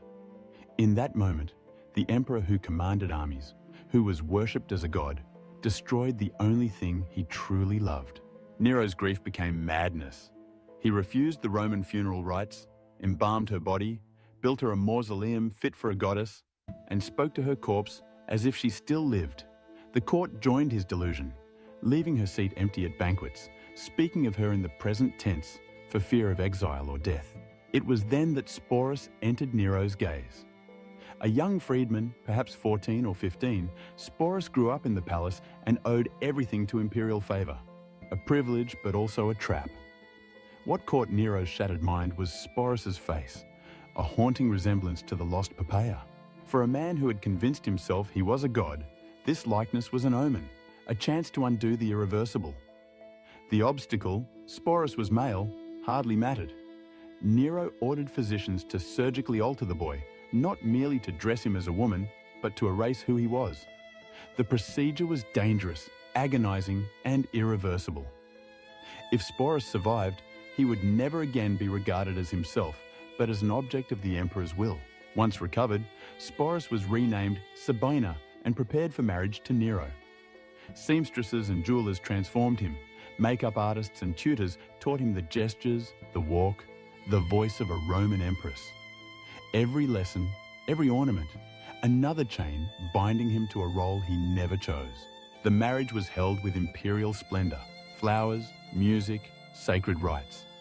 To outsiders, a spectacle. To those who knew, a moment of horror. Nero treated Sporus as his wife, his living Poppaea. Every day, Sporus performed under constant threat, forced to embody memories and emotions that were never his own.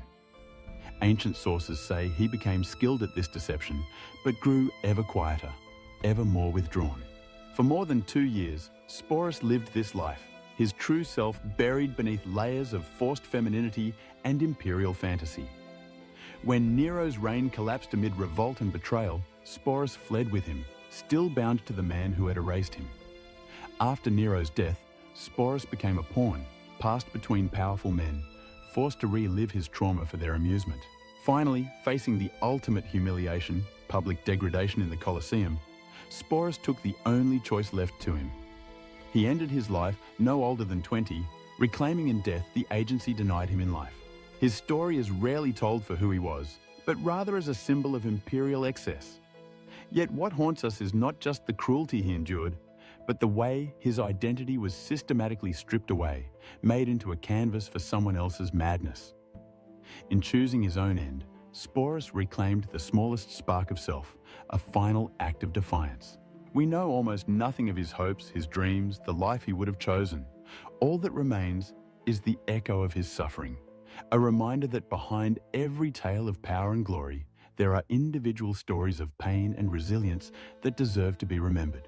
So now, as you drift towards sleep, let the memory of Sporus remind you, no matter how dark the night, there is always a spark of choice, a flame of resilience within. Good night, dear friends. Dream gently and know you are seen. Meow.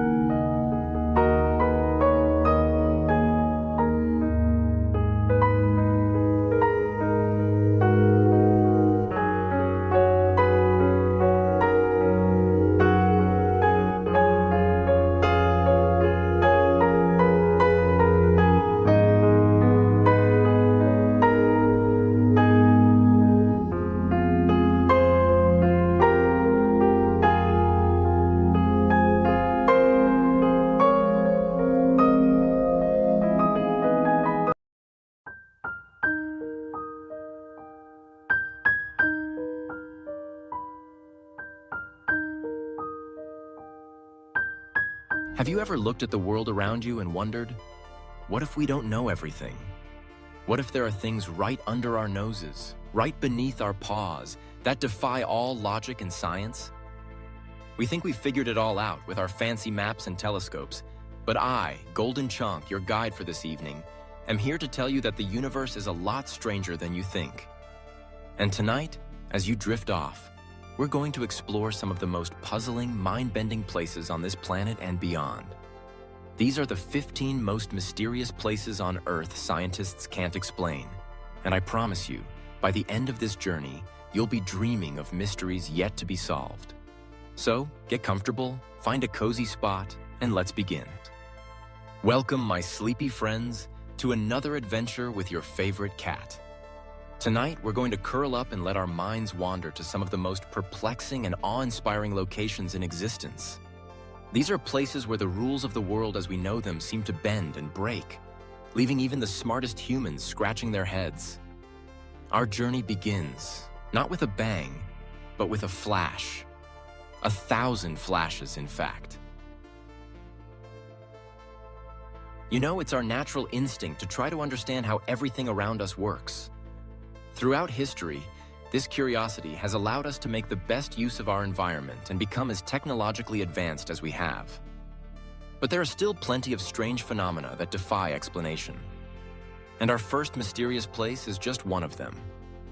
It's Lake Maracaibo in Venezuela, a place long relied upon by local communities for its water and fishing. But there's a strange phenomenon that takes place there, and it's been happening for hundreds of years. It's called Catatumbo lightning, and it's also known as the everlasting storm. It's a place where it's actually more likely to have a thunderstorm each night than not.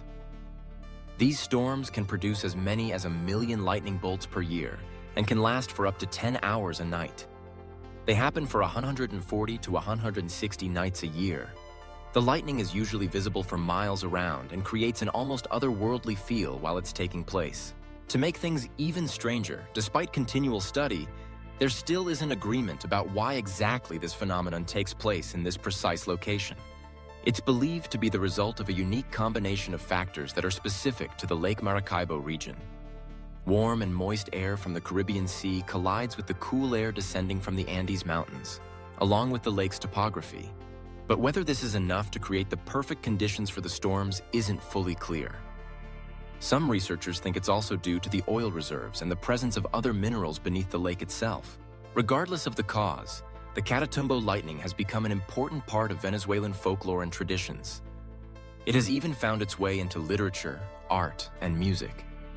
It has also saved countless lives over the years. It has been so reliable throughout history that it was used by sailors and navigators as a natural lighthouse, guiding them safely through the treacherous waters of Lake Maracaibo and the nearby Gulf of Venezuela. Just imagine letting the steady pulse of the storm guide you home, a perfect way to drift off. As we leave the flashing skies of Venezuela, our journey takes us across the sea to a place that looks good enough to eat. Deep in the Philippines, on the island of Bohol, lies a breathtaking landscape of rolling mounds. There are as many as 1,776 of them, and they are one of the most famous landmarks in the country. They are, of course, the Chocolate Hills. They get their delicious name from their appearance during the dry season when the grass covering the hills turns brown and begins to resemble a mound of chocolate. It is an incredible transformation that attracts people from around the world. Scientifically, these hills are a subject of great interest, and there are still some pieces missing from the puzzle of their formation. Geological studies have shown that they're the result of limestone weathering, erosion, and the uplift of coral deposits from an ancient seafloor. Over millions of years, they have created these cone-shaped hills. But their precise shape, their large number, and why they aren't themselves eroding away isn't entirely clear. It is still a subject of investigation. Of course, there is also a more magical explanation from local folklore. Legend has it that a giant named Orogo fell in love with a mortal woman named Aloya. When she died, Orogo was heartbroken and couldn't stop crying. It was his tears that formed the Chocolate Hills as they dried and solidified under the sun. The Chocolate Hills have become a popular tourist attraction in the Philippines, drawing visitors from far and wide. There's a viewing deck called the Chocolate Hills Complex that gives unparalleled panoramic views of the wonders. It's a sight that will surely fill your dreams with sweet chocolate-colored landscapes. Now, let's move on to a place where sound itself seems to vanish. There are a number of places around the world where strange electronic phenomena take place. But there's perhaps none as peculiar and legendary as the Mapimi Silent Zone in the state of Durango in Mexico. It's also simply known as the Zone of Silence, or La Zona del Silencio in Spanish. It's a remote area of the Chihuahuan Desert of Mexico. Covering an area approximately 1,500 square miles or 3,800 square kilometers, it's a sparsely populated arid landscape that's covered with unique rock formations and desert flora and fauna. What makes this one different is the number of accounts of electromagnetic disturbances and inexplicable occurrences over the years. Probably the most famous of the peculiar effects within the Zone of Silence is its ability to disrupt radio signals and communication equipment. Many have reported experiencing a complete loss of radio contact when traveling through the area, but no one's entirely sure why. Some theories have suggested these disruptions are the result of high levels of magnetic and mineral deposits in the region. But there have also been claims of paranormal or extraterrestrial activity too. Only adding to the more out-of-this-world solutions is that there have also been reports of strange luminous objects in the sky over the region. While these events are far less common than the electrical interference, they too are yet to be satisfactorily explained. As such a remote region, there have been extended investigations into what's causing these strange events. But it's hoped that one day it could be a sign that it's geologically and environmentally a special place, and that one could become very important in the future when we fully understand it. For now, let's just imagine the profound stillness of a place where even radio waves fall silent. A perfect quiet to help you find peace tonight. Now, let's travel to a forest where the trees themselves seem to dance. Positioned on the Curonian Spit, which is a sandbank that reaches out into the Baltic Sea in Russia, there's an unusual formation that's baffled scientists and captured the imaginations of visitors. It's known as the Dancing Forest, or Lesnoy Tenets in Russian. It's a large group of trees that have grown in strange and completely unexpected ways. They are all pine trees, which should normally grow tall and straight, but in this place they take on bizarre and often whimsical shapes. Their trunks can spiral like corkscrews, and their branches seem to contort in odd and almost surreal ways. Some appear as though they're bowing or dancing, and the forest floor is covered with their mysterious shadows, which create a hauntingly beautiful ambiance. This isn't the only forest in the world where trees are known to grow in peculiar ways, but most others have been simple to explain. In this dancing forest, though, the exact cause continues to elude researchers. But there are a few theories that have been put forward to explain it. The most popular is that these deformities have been caused by the strong and persistent coastal winds that sweep across the Curonian Spit, shaping the trees over time.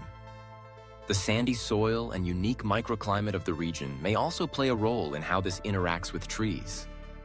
But this would normally be expected to cause each of the trees to grow in a similar way. Those in the dancing forest are different from one another, so there must be another factor that's influencing their behavior at work. A forest of swirling shapes and shadows. It's a serene and calming image, perfect for a peaceful night's sleep. As we leave the dancing pines behind, our next stop is a waterfall with a secret. The Judge C.R. Magny State Park in Minnesota is a beautiful region of protected natural beauty. While it's popular with locals for the hiking, trails, and camping, it's most famous for a large waterfall called the Devil's Kettle. Not just because it itself is a stunning feature, but because there's an enduring mystery surrounding the water that passes over it. It's on the Brewer River that flows through the park, but just before it reaches the waterfall, around half of the water volume cascades into a deep, massive hole referred to as the kettle. The remaining half continues to flow over the waterfall and continue as a river beneath. The mystery then is what actually happens to the water that falls into the kettle. Over the years, there have been countless attempts to figure this out, including conducting dye tests, dropping GPS trackers into it, and even throwing objects like logs and ping pong balls into the kettle. The hope was that they would re-emerge somewhere else. To their dismay, all of these objects vanish without a trace. This has led to rumors and legends of a series of vast underground tunnel networks and hidden caves. What makes things even stranger is that just a bit further down, the river flow significantly increases. This suggests that virtually all of the missing water does eventually return.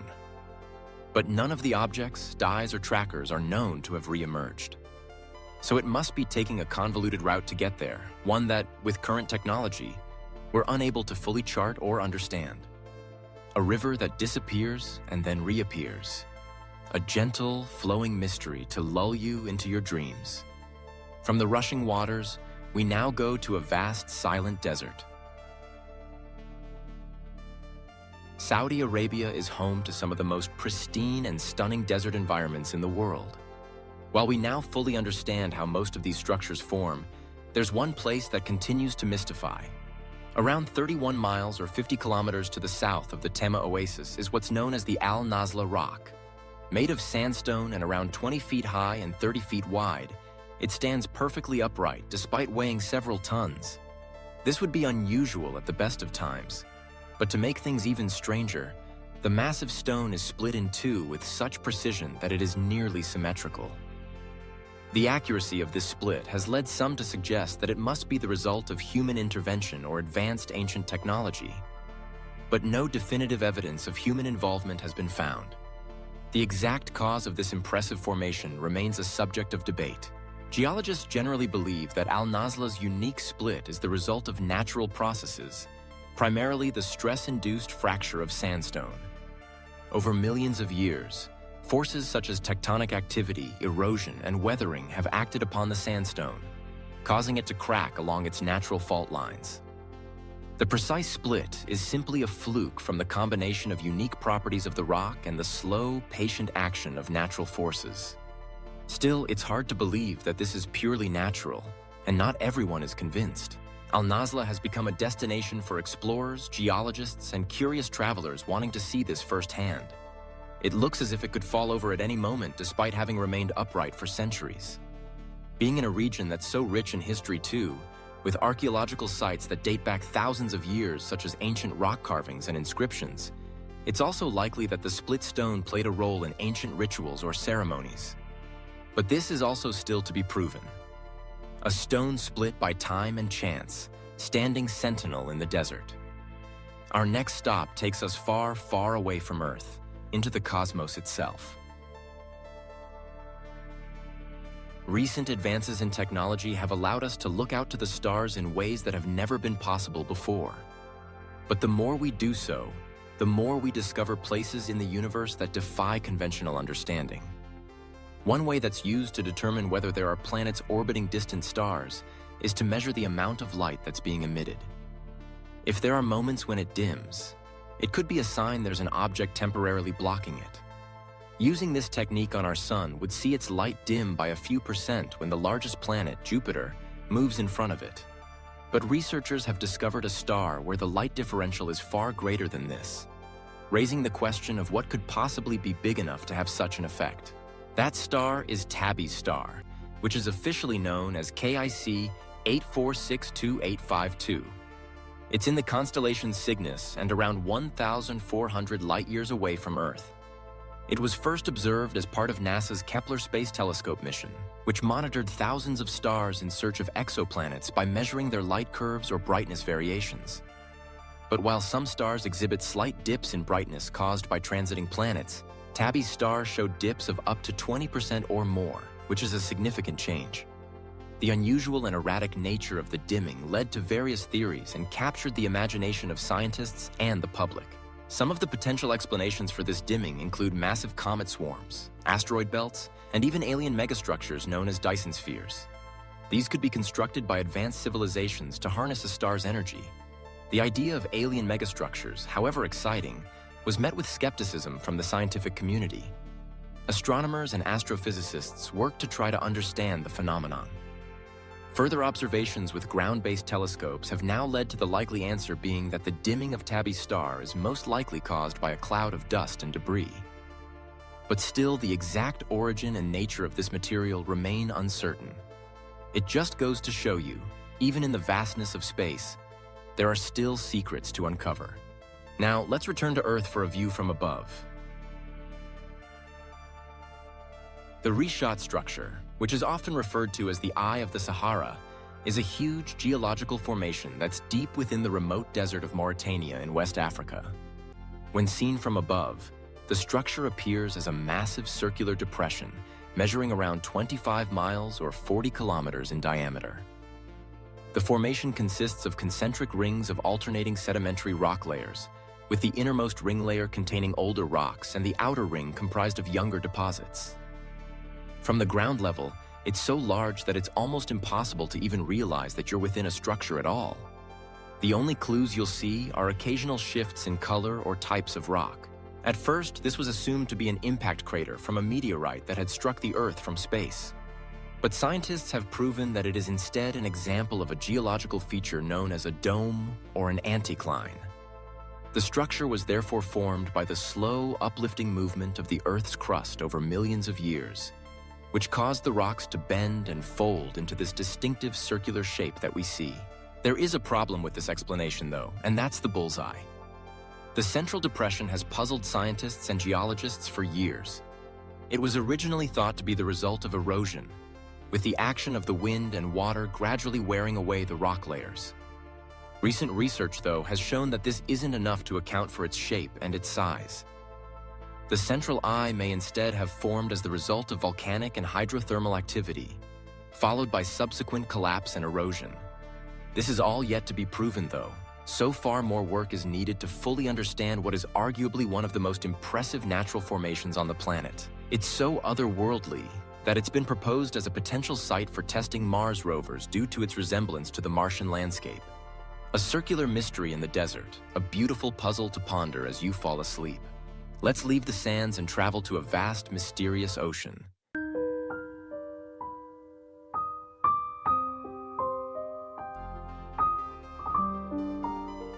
There is much that we still have to learn about the oceans around the world. Research shows that while we once may have believed them to be giant masses of swirling and mixing water, they are actually distinctly separate formations with vastly different temperatures, salinity levels, and oxygen levels. As an example of one of these is the Sargasso Sea, a place that, despite being known about for centuries, is still somewhat of a mystery. Located in the North Atlantic Ocean, it's known for its cobalt blue waters and vast expanses of golden brown floating seaweed known as sargassum. Covering an estimated area of 1.4 million square miles, or over 4 million square kilometers, the Sargasso Sea is unlike typical seas and oceans in that it lacks any defined coastlines. It is instead surrounded by 4 powerful ocean currents: the North Atlantic Current to the north, the Canary Current to the east, the North Equatorial Current to the south, and the Antilles Current to the west. These currents form a nearly stationary vortex known as the North Atlantic Subtropical Gyre, which traps floating debris and seaweed. The most visible feature of the sea is the sargassum seaweed, which forms dense floating mats on the sea's surface. These growths provide a vital habitat for a wide range of marine life, including fish, turtles, and various species of invertebrates. The sargassum seaweed itself is adapted to this unique environment with gas-filled bladders that help it stay buoyant.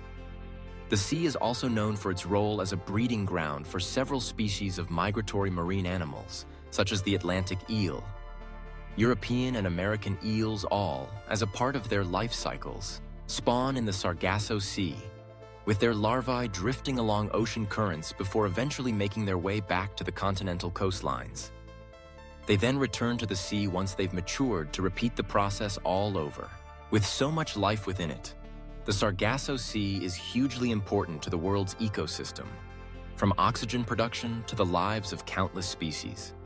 But it's our lack of scientific understanding of it that's becoming a problem.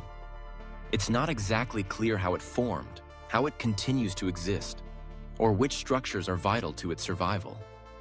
It's making it more difficult to understand the impact that human activity is having on it and how to further prevent damage. It, for example, contains the North Atlantic garbage patch and has troubling levels of plastic pollution within it. It is also a place where plastic-eating microbes have been discovered. Further knowledge will help limit the buildup of this pollution, but could also, it's hoped, help develop ways to tackle similar issues elsewhere in the world. A sea without a shore, a gentle, floating mystery to carry you into the depths of your dreams. From the swirling currents, let's head to a quiet mountain with a strange secret. Deep within the remote Karelia region of Russia is the mysterious Votovara mountain. It's the highest point in the region, reaching 1,369 feet or 417 meters above sea level. It's far away from everywhere, with the nearest settlement being 12.5 miles away to the northwest. But that hasn't stopped it from being known as one of the most mysterious places in the country. That's because this mountain is covered in a series of strange rock formations known as Votovara stone mushrooms. They are large, mushroom-shaped rocks, some reaching up to 30 feet or 9 meters in height, and are balanced precariously on thin stems. It was originally assumed that these were man-made and had been created by various communities who lived in the region hundreds or thousands of years ago. But recent research has begun to suggest that they're the result of natural processes, although the method by which this happens remains a mystery. The main theory is that they were formed by glacial activity during the last ice age. As glaciers advanced and retreated, they exerted tremendous pressure on the underlying bedrock, causing it to fracture and erode. Over thousands of years, the softer rock around the fractures eroded away, leaving behind the mushroom-shaped structures. Another theory suggests that the rocks may have been shaped by more recent events, such as seismic activity or the influence of underground rivers. Local Karelian and Sami people, though, have long regarded the mountain as a sacred place. They believe there's a spiritual significance to the stone mushrooms and the mountain itself. According to folklore, the stone mushrooms are the work of giants who once roamed the land, and they're said to have magical properties. A mountain of secrets and giants' works. What better place to find a peaceful slumber? Our next stop is a valley in Norway where light itself is a mystery. There are plenty of places around the world where people report seeing strange lights in the sky. But often these sightings can't be proven in the first place, let alone what might be causing them. There is, though, a place where weird orbs definitely do occur. But even though they've been documented for decades, we're still no closer to understanding them. Known as the Hessdalen lights because they're a phenomenon in the remote Hessdalen Valley in Norway, they manifest as glowing orbs or elongated flashes of light, hovering and darting about the valley. It's the world's most significant and well-documented case of unexplained aerial phenomena and is often linked with UFO sightings. The first confirmed sightings of the Hessdalen lights dates back to the early 1980s, although some reports suggest they were seen as early as the 1930s. And rather than being an occasional event, they happen on a regular basis, with some witnesses reporting nightly occurrences.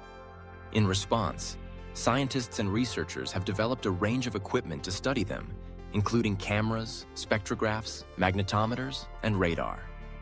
Even though they've been caught on camera, the exact nature and cause of these lights remains uncertain.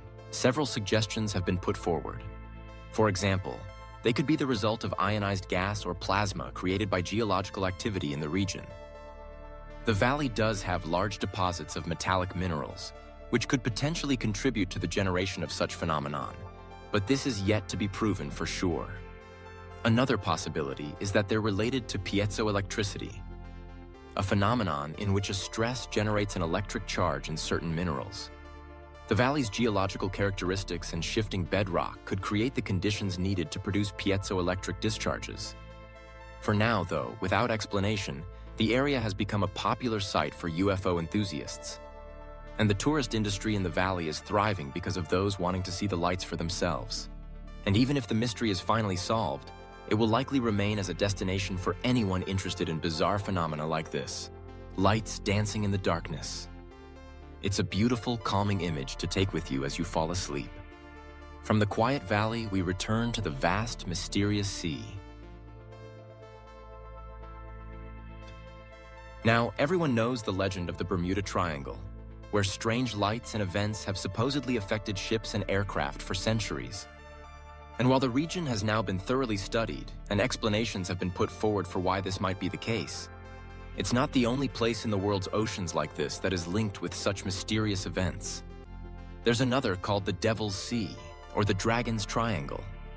It's in the Pacific Ocean between the Japanese coast, the island of Guam, and the Bonin Islands.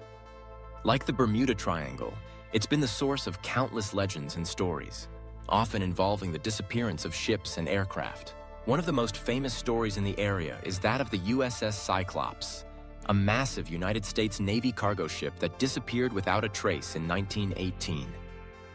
The ship and its 309 crew members vanished without sending a distress signal, leaving behind one of the greatest maritime mysteries in history. To this date, the fate of the USS Cyclops remains unknown. As well as disappearances, there have been numerous reports of other strange things, such as unusual magnetic anomalies, erratic compass readings, electronic equipment malfunctions, and strange lights in the sky.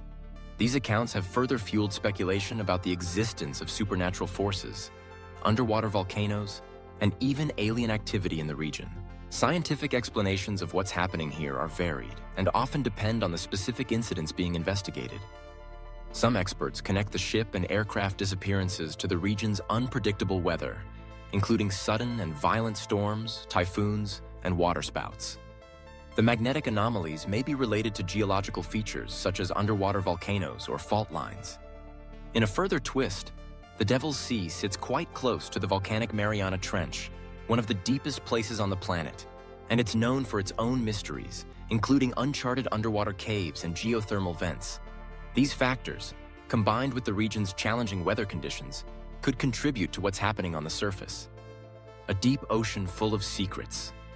Let your mind drift with the tides. Now, let's leave our planet entirely and look to the stars. As the second largest planet in our solar system, and the one with the most defined rings around it, Saturn is of great interest to researchers, particularly those wanting to understand how it formed and what it's actually like.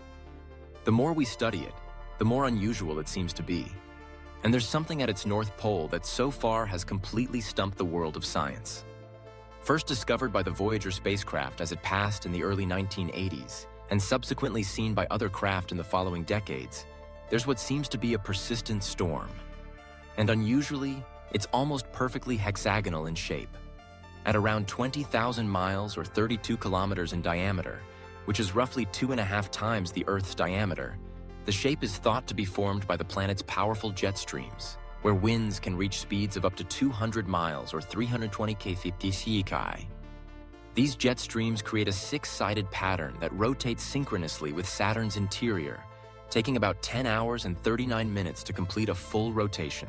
This, though, is just the leading theory and hasn't yet been proven, with another being that it's the result of interactions between Saturn's atmospheric layers and its rotation.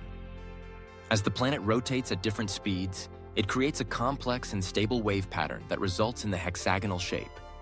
Another idea is that the storm's formation may be the result of the Coriolis effect, which is caused by the planet's rotation and the movement of the atmosphere. This can produce polygonal shapes in rotating fluids, and it might be responsible for the hexagonal pattern observed in the atmosphere. The Cassini-Huygens spacecraft, which orbited Saturn from 2004 to 2017, provided scientists with a wealth of data and images of this hexagonal storm, amongst many other things, and helped researchers gain a deeper understanding of Saturn's atmosphere and the dynamics of its weather. Many questions remain, though, including why the storm exhibits a range of colors in its cloud bands, from deep blue to gold and beige. There's clearly so much more to learn about our solar system itself while we continue to look further afield. And hopefully, the next mission to the planet will finally help find some answers. A perfect geometric storm in the heavens. A truly calming thought. Now we come back to Earth for a sound that you can't quite hear. The town of Taos in New Mexico is like any other to most people that visit, but for some people, there's a strange sound that echoes, which is known as the Taos hum. It's typically described as being a low-pitched sound resembling a distant diesel engine idling or the hum of a subwoofer. People who hear it often report feeling vibrations and a sense of unease. Strangely, not everyone can hear it, and those who do are often unable to pinpoint its source. Reports of this phenomenon date back to the early 1990s when a group of residents in Taos began complaining about an incessant low-frequency noise. Over the years, the phenomenon gained media attention and sparked curiosity. Various scientific and investigative techniques have been used to try to work out what it is, including noise measurements, acoustic studies, and even investigations by government agencies. But despite these efforts, no definitive source or explanation has been found. Several theories have been put forward to account for it. Some suggest it may be the result of industrial machinery, mining operations, or military activities in the region. However, investigations have failed to link the phenomenon to any specific human-made source. This has led to further investigations that it could be related to natural processes such as seismic activity or the movement of underground fluids. There's also no certainty that the hum even exists. With psychological factors also being looked at in the case, it's a form of mass hysteria. But again, no proof can be found. The biggest problem is that for those that hear it, the hum can be seriously impactful on their lives, preventing them from being able to sleep or experiencing higher levels of stress. Until an answer is found, the best they can do is move elsewhere and completely avoid it. A sound without a source, a fascinating and soothing paradox to ponder as you fall into a deep sleep. And finally, our last stop takes us to an ancient land with a mystery written on the ground. Ancient civilizations around the world were known to create huge geoglyphs in the landscape, but there's perhaps none as strange and mysterious as the Nazca lines in Peru. They are made up of hundreds of intricate and colossal designs that range from simple geometric shapes to complex depictions of animals, plants, and humanoid figures. They cover an area of 174 square miles and were created by the Nazca people, who thrived in the region between 200 BCE and 600 CE. To make them, they removed the reddish-brown iron oxide-coated pebbles that covered the Nazca Desert to reveal the light-colored earth underneath. They have remained remarkably preserved for over 1,000 years due to the area's extremely dry and stable climate. Among the most famous Nazca line figures are the hummingbird, the spider, the monkey, and the condor. The largest of the geoglyphs, known as the astronaut or the spaceman, has sparked intrigue due to its resemblance to a figure in a spacesuit. Quite what the purpose of them, though, remains a debate among scholars. Some believe that the lines and figures had ceremonial, religious, or astronomical significance for the Nazca people. They may have served as a part of a ritual, irrigation system, or markers for underground water sources, while others suggest that they were used as an astronomical calendar or as a way to communicate with deities in the sky. What is particularly strange, though, is that they're undoubtedly best seen from the air. But people at the time they were made had no way to see them from this elevation. Quite how they were able to conceive, plan, and carry out the works to create the geoglyphs purely from the ground level isn't entirely clear. And it makes you wonder whether the Nazca people had access to technology that has been long lost to history. These magnificent drawings, left by an ancient people, wait for us to decipher their meaning. A quiet, patient mystery waiting for you in your dreams. And with that, my sleepy friends, our journey through the world's greatest mysteries comes to a close. From the flashing skies of Venezuela to the swirling lines in the Peruvian desert, we have explored places that remind us how much we still have to learn. The world is full of wonder and puzzles, and perhaps that is its greatest gift. Now let these strange and beautiful images fill your mind as you drift off into a deep, peaceful sleep. Good night. Meow. Meow.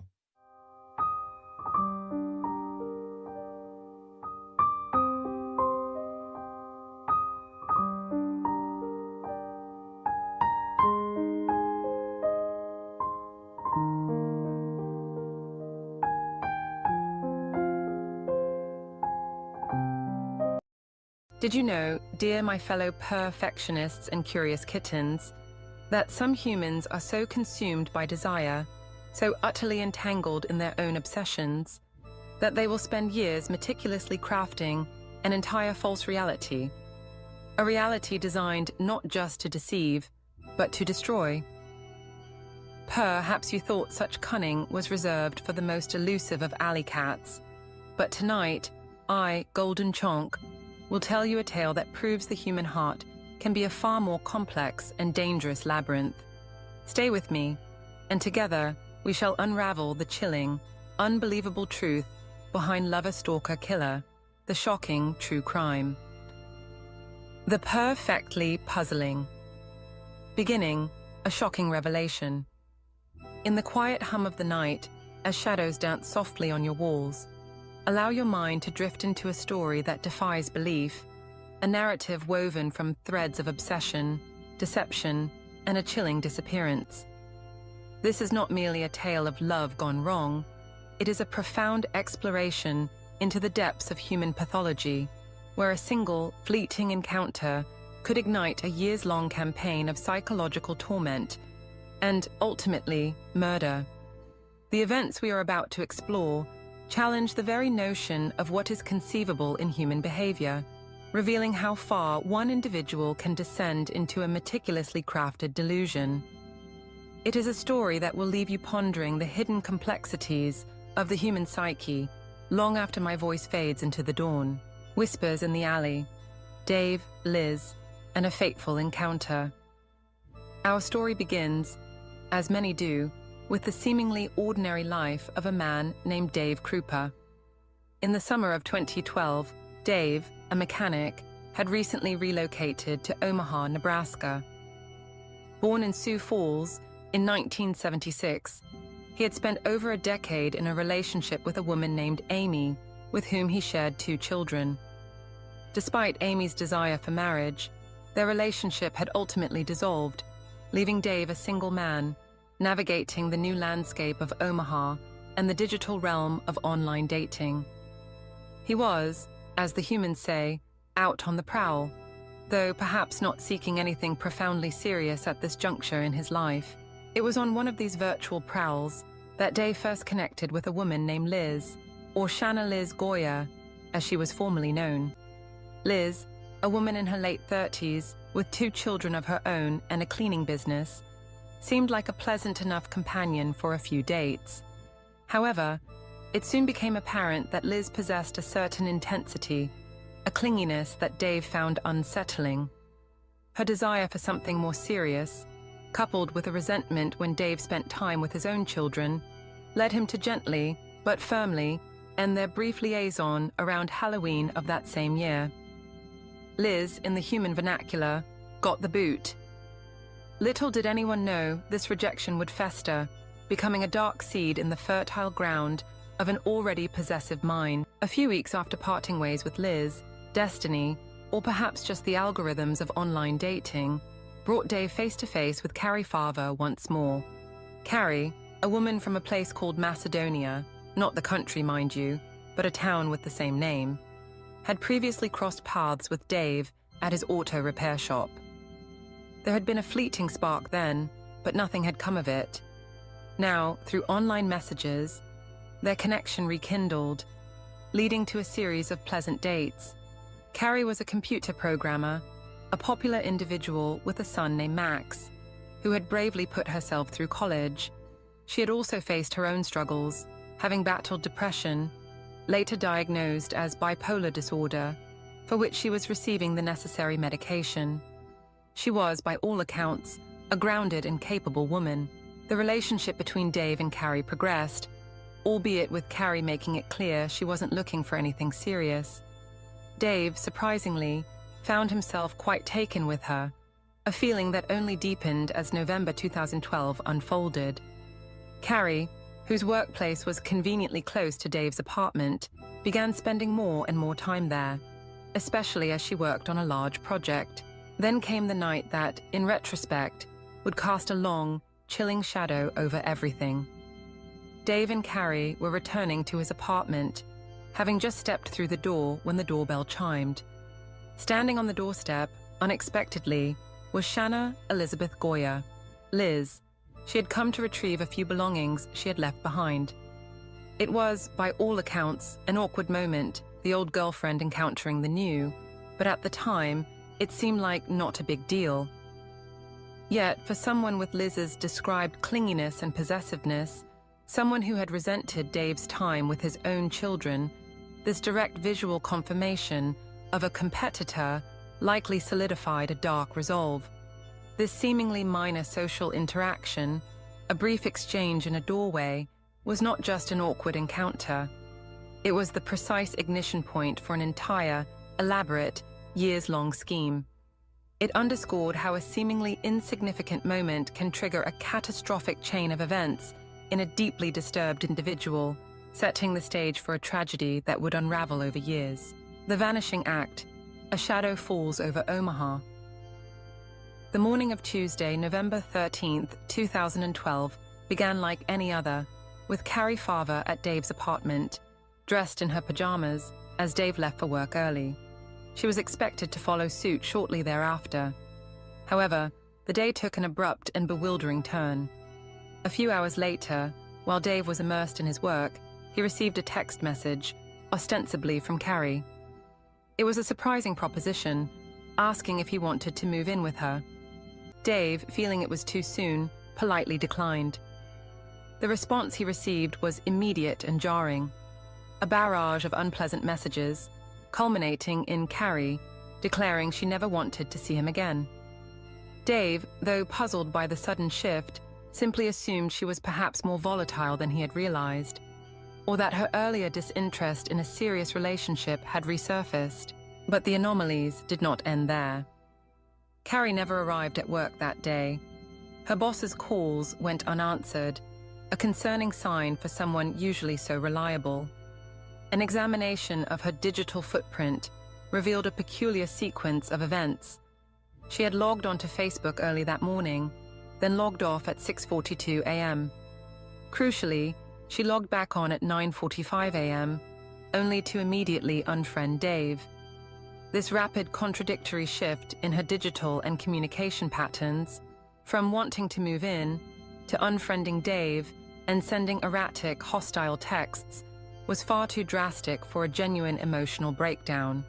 It suggested a pre-planned, calculated impersonation rather than a spontaneous outburst. The precise, immediate digital actions pointed not to Carrie's own turmoil, but to a deliberate, malicious act by a hidden actor. This rapid change served as a key indicator that someone else had taken control of her digital identity, laying the groundwork for a prolonged and terrifying deception. The confusion deepened for Carrie's mother, Nancy, who was caring for Carrie's son, Max, in Macedonia. Nancy began receiving a flood of erratic text messages from Carrie. The messages were a jumbled mix of explanations. Carrie was moving away, running off for a job in Kansas, but would be back daytime, nighttime, sometime. She claimed to have broken up with Dave and even stated she was going to check herself into a mental hospital. While Carrie had indeed struggled with mental health issues in the past, her mother found these messages deeply unsettling, knowing Carrie had been stable and receiving treatment. The inconsistencies mounted. Carrie was in a mental hospital, then in Kansas with Dave. Then they had broken up, then she had lost her job, but found a new one and sold all her belongings, only to be back with Dave again and hating everybody. It was, as the human observer noted, just like all over the place, just all sort of shite. Unable to get a coherent explanation or reach Carrie by phone, Carrie would respond to texts but never answer calls. Nancy's concern escalated to alarm. Convinced her daughter was suffering some kind of breakdown, Nancy eventually filed a missing persons report. The chaotic, contradictory nature of these messages was a hallmark of the impersonation, designed to sow confusion and create a narrative of an unstable, unpredictable individual.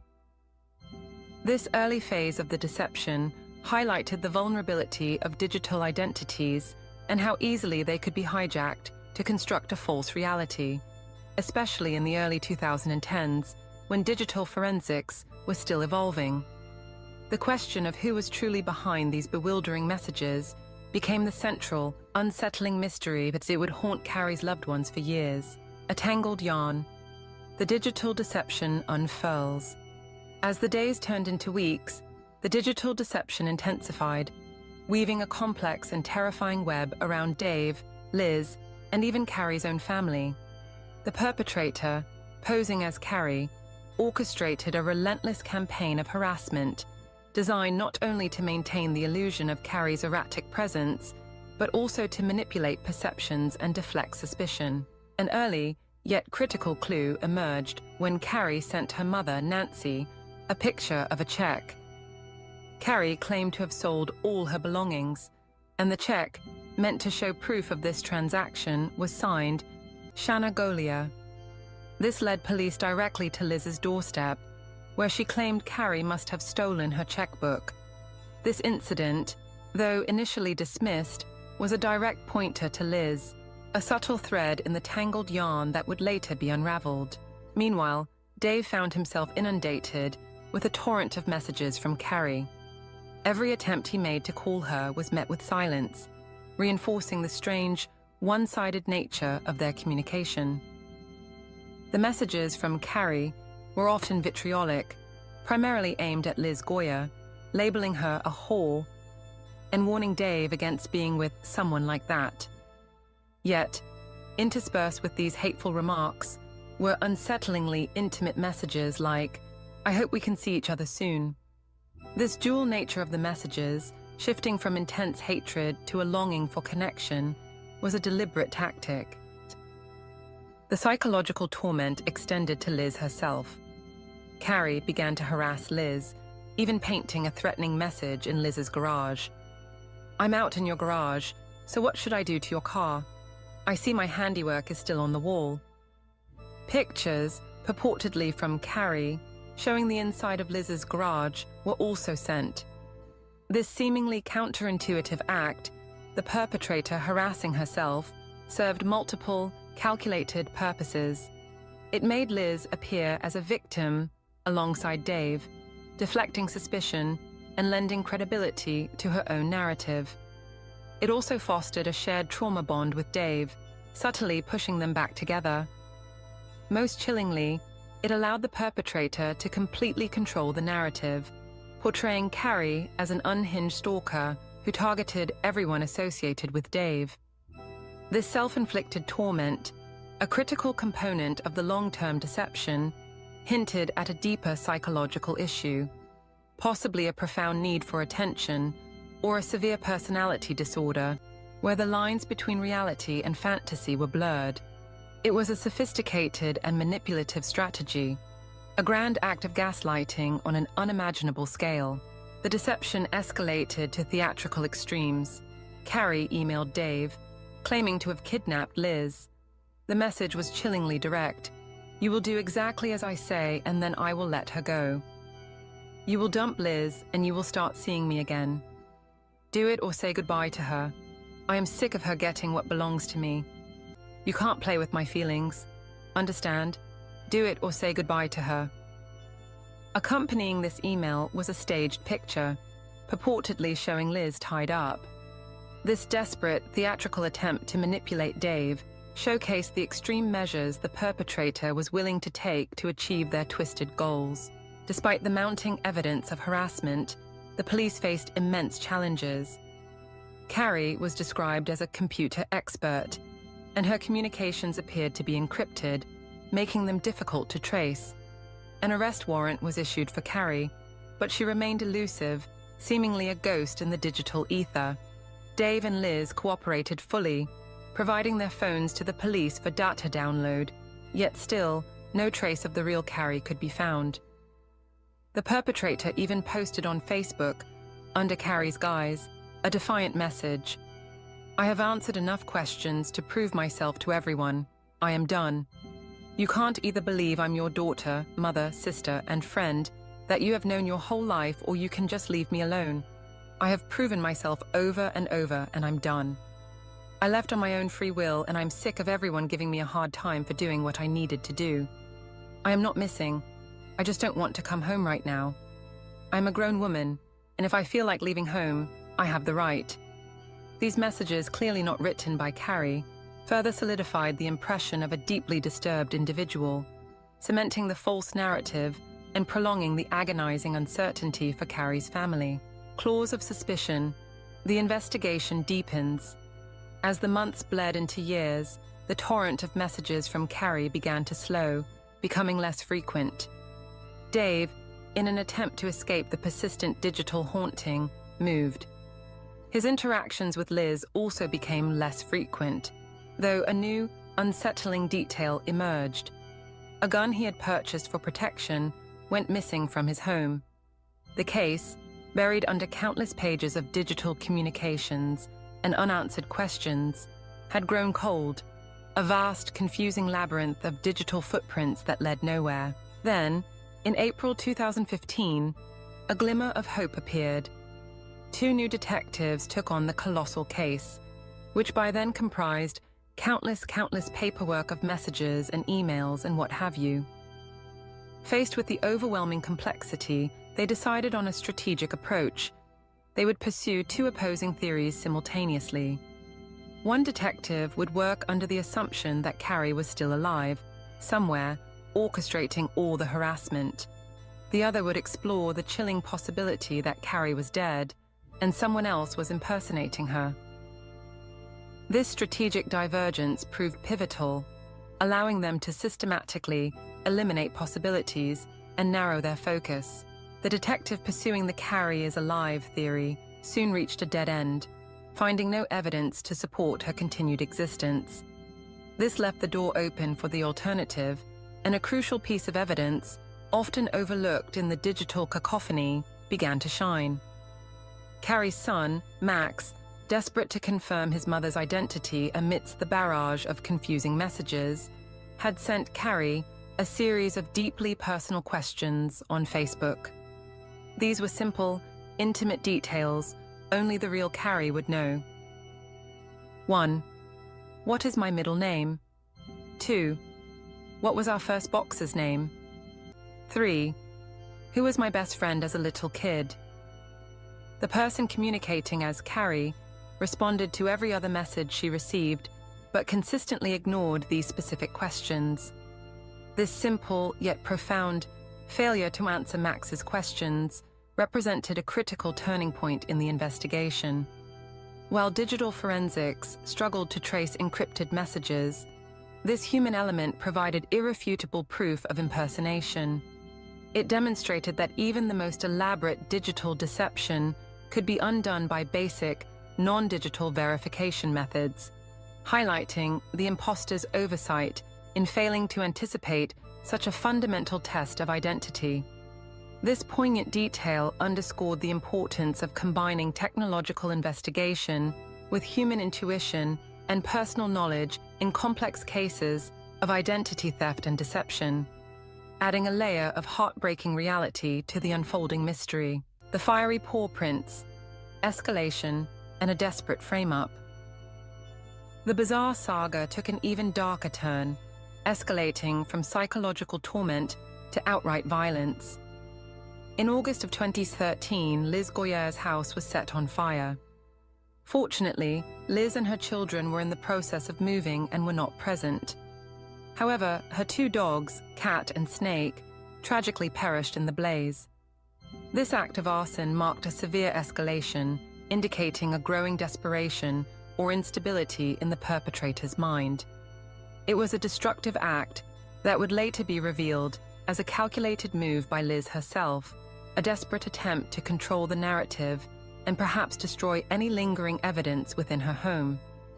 The chilling disregard for the lives of her pets, prioritizing her elaborate scheme over living beings, underscored a profound lack of empathy. As the investigation into Carrie's disappearance continued, Liz Goyer, now a victim of arson, filed another harassment complaint in April 2015. This time, however, her target was not Carrie, whose emails were by then slowing down. Instead, Liz accused Amy Flora, Dave's ex-girlfriend and the mother of his children, of being the true villain. Liz claimed that Amy had been posing as Carrie the entire time, orchestrating the years of harassment. This was a desperate, high-stakes gamble to shift blame entirely, a calculated act of projection and manipulation. The very next day after Liz filed her complaint against Amy, the situation exploded into physical violence. Liz was ambushed and shot in the thigh while alone in a park, attempting to clear her head. She managed to escape and immediately told the responding police that Amy Flora was her assailant, claiming Amy had shot her with Dave's stolen gun. This self-inflicted shooting, a dramatic act of self-harm and attempted framing, was designed to create a tangible, violent incident that would definitively point to Amy as the real villain, thus diverting the entire investigation away from herself and towards Dave's ex. Police, guns drawn, descended upon Amy Flora's residence. However, their initial investigation quickly unraveled Liz's false accusation. An officer, placing a hand on Amy's car, found it cold, indicating it hadn't been driven recently. Amy's neighbors corroborated this, confirming she had been home all night. Suspicion, therefore, began to mount not against Amy, but against Liz herself. These acts, the arson of her own home and the self-inflicted shooting, demonstrated the pathological lengths Liz was willing to go to maintain her fabricated reality and avoid accountability. It highlighted the dangerous escalation of obsession when unchecked and the chilling capacity for self-harm and harm to others in pursuit of a twisted goal. Unraveling the thread, digital clues and bloody secrets. With Amy Flora cleared, the detectives turned their focus back to the digital breadcrumbs left by the elusive Carrie. They revisited the vast trove of data collected from Liz's phone, which she and Dave had willingly provided earlier in the investigation. This meticulous re-examination proved to be the turning point. Deep within Liz's phone, they discovered a photograph of Carrie's truck. What made this discovery extraordinary was its timestamp. The picture was dated December, a full month before Dave Krupa had found the truck abandoned in January. This critical piece of evidence conclusively proved that Liz had access to Carrie's truck before it was found, shattering her claims of ignorance and placing her directly at the scene. This seemingly minor digital anomaly was, in fact, a glaring inconsistency that pointed directly to Liz's involvement. The detectives then brought in computer whizzes to delve even deeper into Liz's phone, meticulously sifting through every single line of data, including files that Liz believed she had permanently deleted. Their efforts yielded another bombshell, a deleted video titled "Husband's Cheating Place." The video, uploaded to YouTube from Liz's own IP address, clearly showed Dave Krupa's apartment building. This provided irrefutable proof of Liz's surveillance of Dave and her direct digital activity related to the case. The enduring nature of digital footprints became clear. Even when deleted, data often leaves recoverable traces, a fact Liz, despite being a computer expert, had tragically underestimated. Her very tools of deception became her ultimate downfall.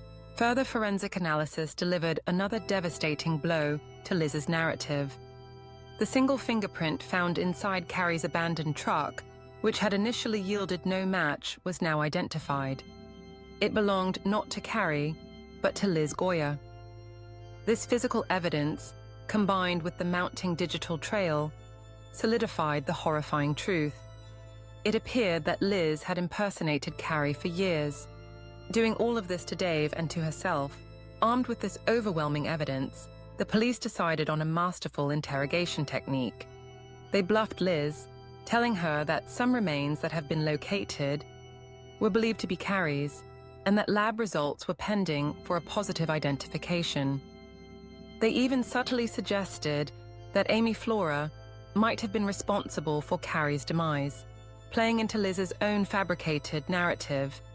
Convinced the police were finally coming around to her way of thinking, Liz eagerly began forwarding what she claimed were incriminating emails from Amy. These Amy emails, however, were far too accurate and detailed to be fabricated by Liz on the spot, providing even more self-incriminating evidence. This masterful interrogation technique tricked Liz into inadvertently providing more details that could only have come from the true perpetrator. The information seemed a little too accurate to be made up, prompting investigators to return to Carrie's car for a more thorough examination. There, beneath the covering of the passenger seat, they discovered a large, old, bloody stain. DNA analysis confirmed it was Carrie Farver's blood. This was concrete physical evidence that Carrie had been harmed in her vehicle, providing a crucial link to the crime. The final, definitive piece of the puzzle emerged from an unexpected source: Dave Krupa's old tablet, which he had put away in storage. Though the memory card within had been reformatted, the police clackety whizzes, their digital forensic experts, were able to recover what Liz thought she had deleted. They found a chilling photograph, a dead person's foot, bearing Carrie's distinctive tattoo. This gruesome image was the irrefutable proof of Carrie's death and Liz's direct involvement, linking her directly to the body, even without the body itself. The case's resolution, therefore, hinged on the meticulous recovery of deleted digital data and the interpretation of seemingly minor digital anomalies. This highlighted the enduring nature of digital footprints and the increasing reliance of modern law enforcement on advanced digital forensics, demonstrating that even the most cunning digital deceptions can be undone by persistent and skilled investigation. The verdicts echo: justice for a lost soul. With the overwhelming weight of digital and forensic evidence, Shanna Liz Goya was finally arrested for murder in 2016. The trial commenced in 2017, a dramatic culmination of years of investigation into a case that had captivated and bewildered authorities. The prosecution, led by attorney Brenda Beadle, presented a compelling case built almost entirely on the intricate web of digital evidence. They argued that Liz Goya's motive was pure jealousy. She had wanted Dave Krupa all for herself and had systematically eliminated Carrie, then embarked on a years-long charade of impersonation to maintain the illusion that Carrie was still alive. A staggering 43 pieces of evidence were submitted, the vast majority being data from over a dozen email accounts that prosecutors asserted Liz had meticulously created and managed. The defense attorney, James Martin Davis, did not deny the authenticity of much of the digital evidence. However, he argued that while the evidence might prove impersonation and harassment, it did not definitively prove that his client had killed Carrie Farver. He emphasized the absence of a body and any eyewitnesses to the murder. And you're going to not hear a single eyewitness say, "Yeah, we saw her kill her. We saw her stab her." Not a single eyewitness even saw my client with the victim in this case. Even the bloody stain found in Carrie's car, which the defense conceded was Carrie's blood, was challenged on the grounds that its timing could not be definitively established. We will concede that blood is Carrie Farber's, but we don't know when it was shed and they can't tell you when it was shed. This highlighted the inherent challenge of a no-body murder case, where traditional direct evidence is often scarce. Despite the defense's arguments, the prosecution's meticulously constructed circumstantial case proved overwhelming. The sheer volume and consistency of digital evidence, the emails, the texts, the IP addresses tracing back to Liz, the recovered deleted files, the predated photo of Carrie's truck, and most damningly, the photo of Carrie's tattooed foot, created a narrative so compelling and undeniable that it transcended the absence of a physical body.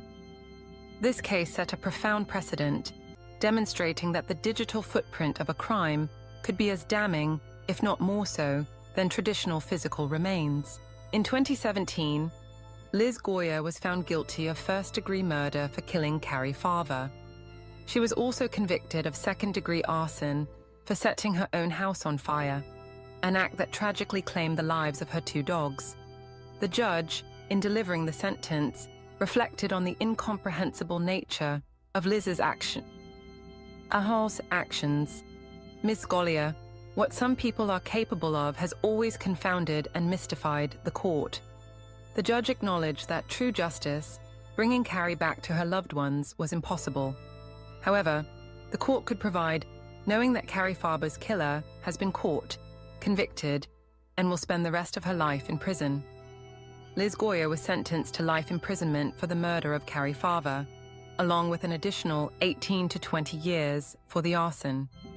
Her conviction without a body marked a significant evolution in the legal system's ability to prosecute complex cases, demonstrating that overwhelming digital and circumstantial evidence can be as powerful, if not more so, than traditional physical evidence.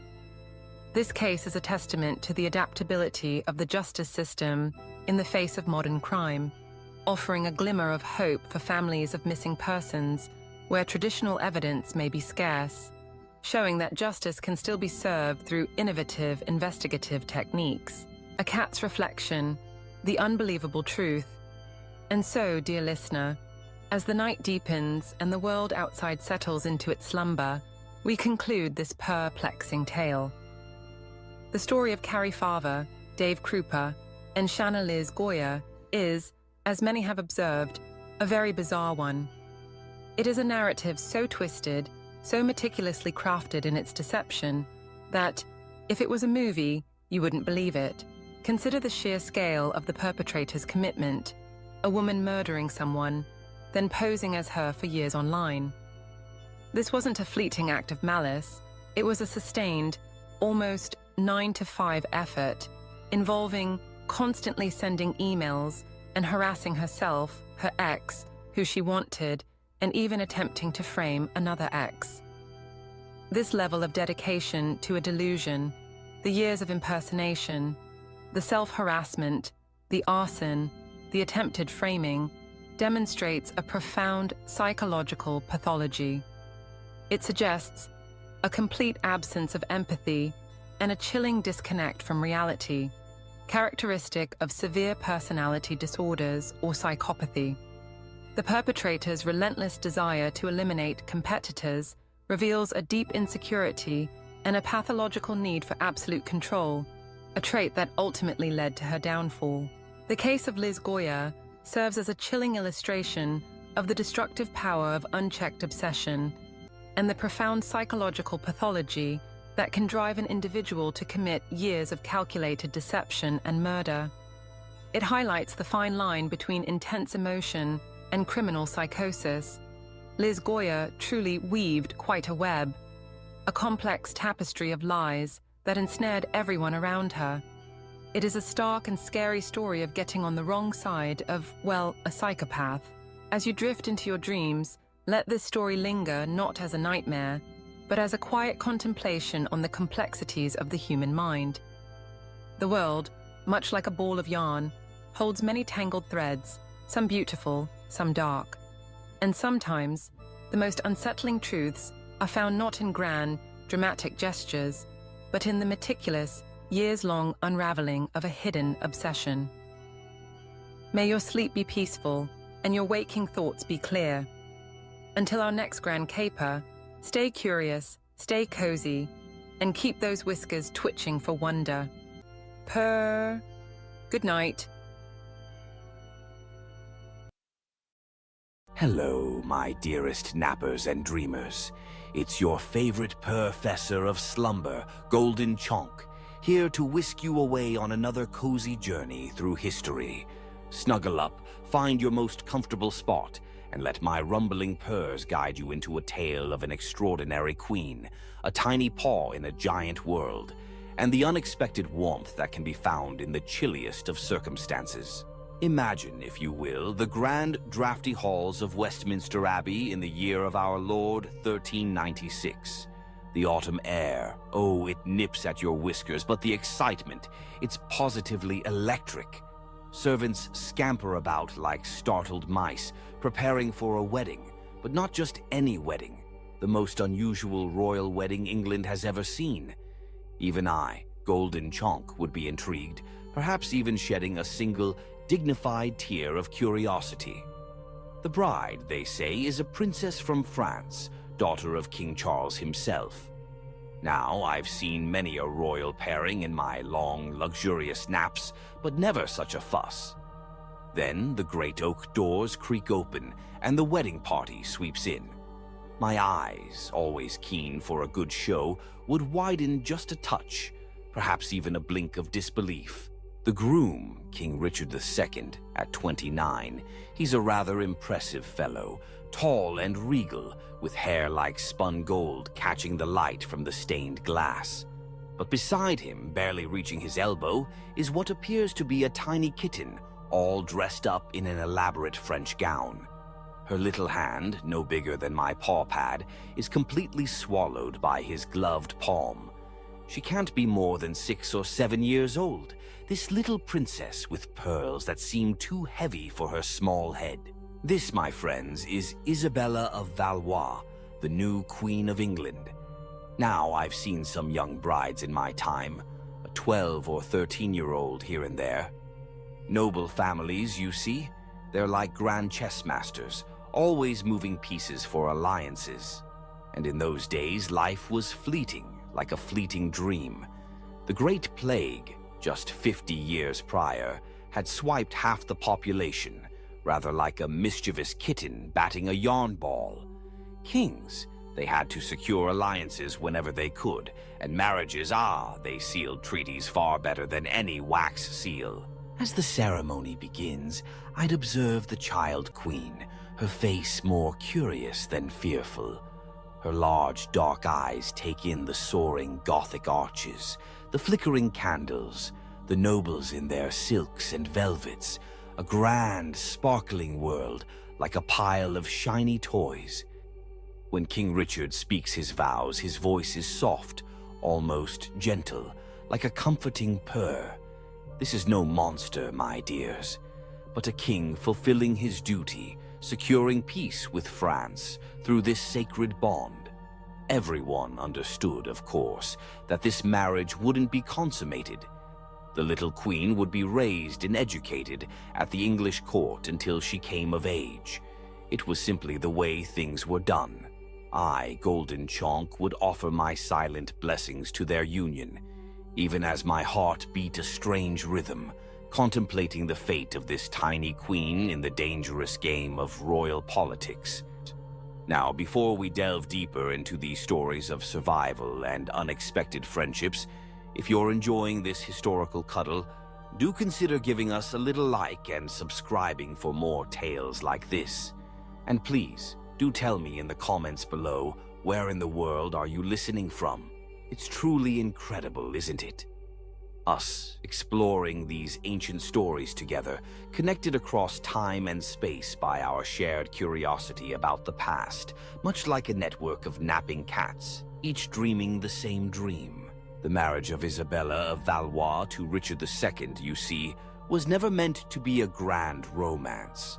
Oh no, it was a masterpiece of medieval diplomacy, a human chess piece moved across the board to end one of the most devastating conflicts in European history, the 100 Years' War. To truly understand Isabella's journey, we must first understand the world she was born into and the forces that would shape her brief yet profound life. Isabella was born on November the 9th, 1389, in the opulent Louvre Palace in Paris. She was the eldest daughter of one of medieval Europe's most troubled monarchs, a king whose mind was, shall we say, a bit untamed. Her father, King Charles VI of France, suffered from bouts of madness, which must have made for some frightful moments for the young princess. He was known as Charles the Mad, and his condition would transform him from a capable ruler into a raving lunatic who sometimes forgot who he was, believed he was made of glass, or even refused to bathe for months.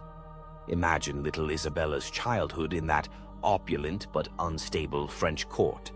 One day, her father might bounce her on his knee, showering her with gifts and attention, like a cat showering a favorite toy with love. The next, she might find him cowering in a corner, screaming about assassins, or standing motionless for hours, convinced his glass body would shatter. The palace servants, of course, would whisk the children away during these episodes, but the fear and confusion they lingered in young Isabella's eyes.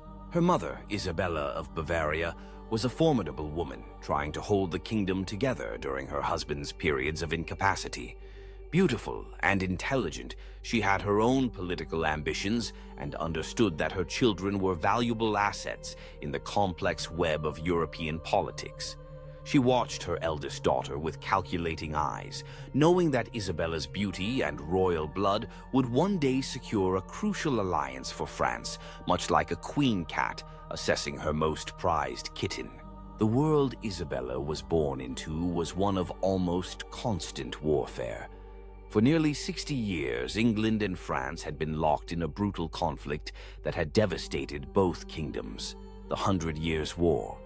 It began over English claims to the French throne, but it had evolved into something far more complex.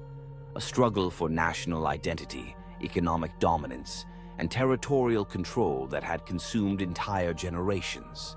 French villages lay in ruins from English raids, and English nobles had spent their fortunes financing campaigns across the Channel. Both kingdoms were exhausted, their treasuries depleted, their people weary of war, much like a feline after a particularly vigorous play session. By the 1390s, whispers of peace began to circulate in both courts, but peace required more than just words. It required bonds that could not easily be broken. This, my dear listeners, is where 6-year-old Isabella stepped onto the grand stage of European politics. The idea of marrying her to Richard II first emerged during secret negotiations between French and English ambassadors in 1395. Richard, you see, had been devastated by the death of his beloved first wife, Anne of Bohemia, the previous year. Anne was known as Good Queen Anne, adored by the English people for her gentleness and charity. Her death from plague had left Richard not only grief-stricken, but also without an heir, a dangerous situation for any medieval monarch. Richard's advisors urged him to remarry quickly, but the king was initially resistant. His marriage to Anne had been one of genuine affection, quite rare among royal unions. The thought of replacing her felt like a betrayal of her memory. But duty to the realm, that always outweighed personal sentiment. And when French ambassadors arrived with a proposal that could end the war, Richard, ever the thoughtful one, began to listen. The proposition was audacious in its scope, like a grand pounce from a very clever cat. They offered not just the hand of the king's eldest daughter, but a dowry of 800,000 francs, an astronomical sum that would go far toward refilling England's war-depleted treasury. More importantly, they offered a 28-year truce, long enough for an entire generation to grow up without knowing war. There was one significant obstacle, however. Isabella was only 6 years old. Even by medieval standards, this was unusually young for a royal bride. Most political marriages involved girls who were at least approaching adolescence. But the French negotiators, clever as they were, argued that this very youth was an advantage. The marriage, they said, would symbolize a new beginning, unsullied by the hatred and blood that had characterized relations between the two kingdoms. Isabella would be raised at the English court, learning English customs and loyalties.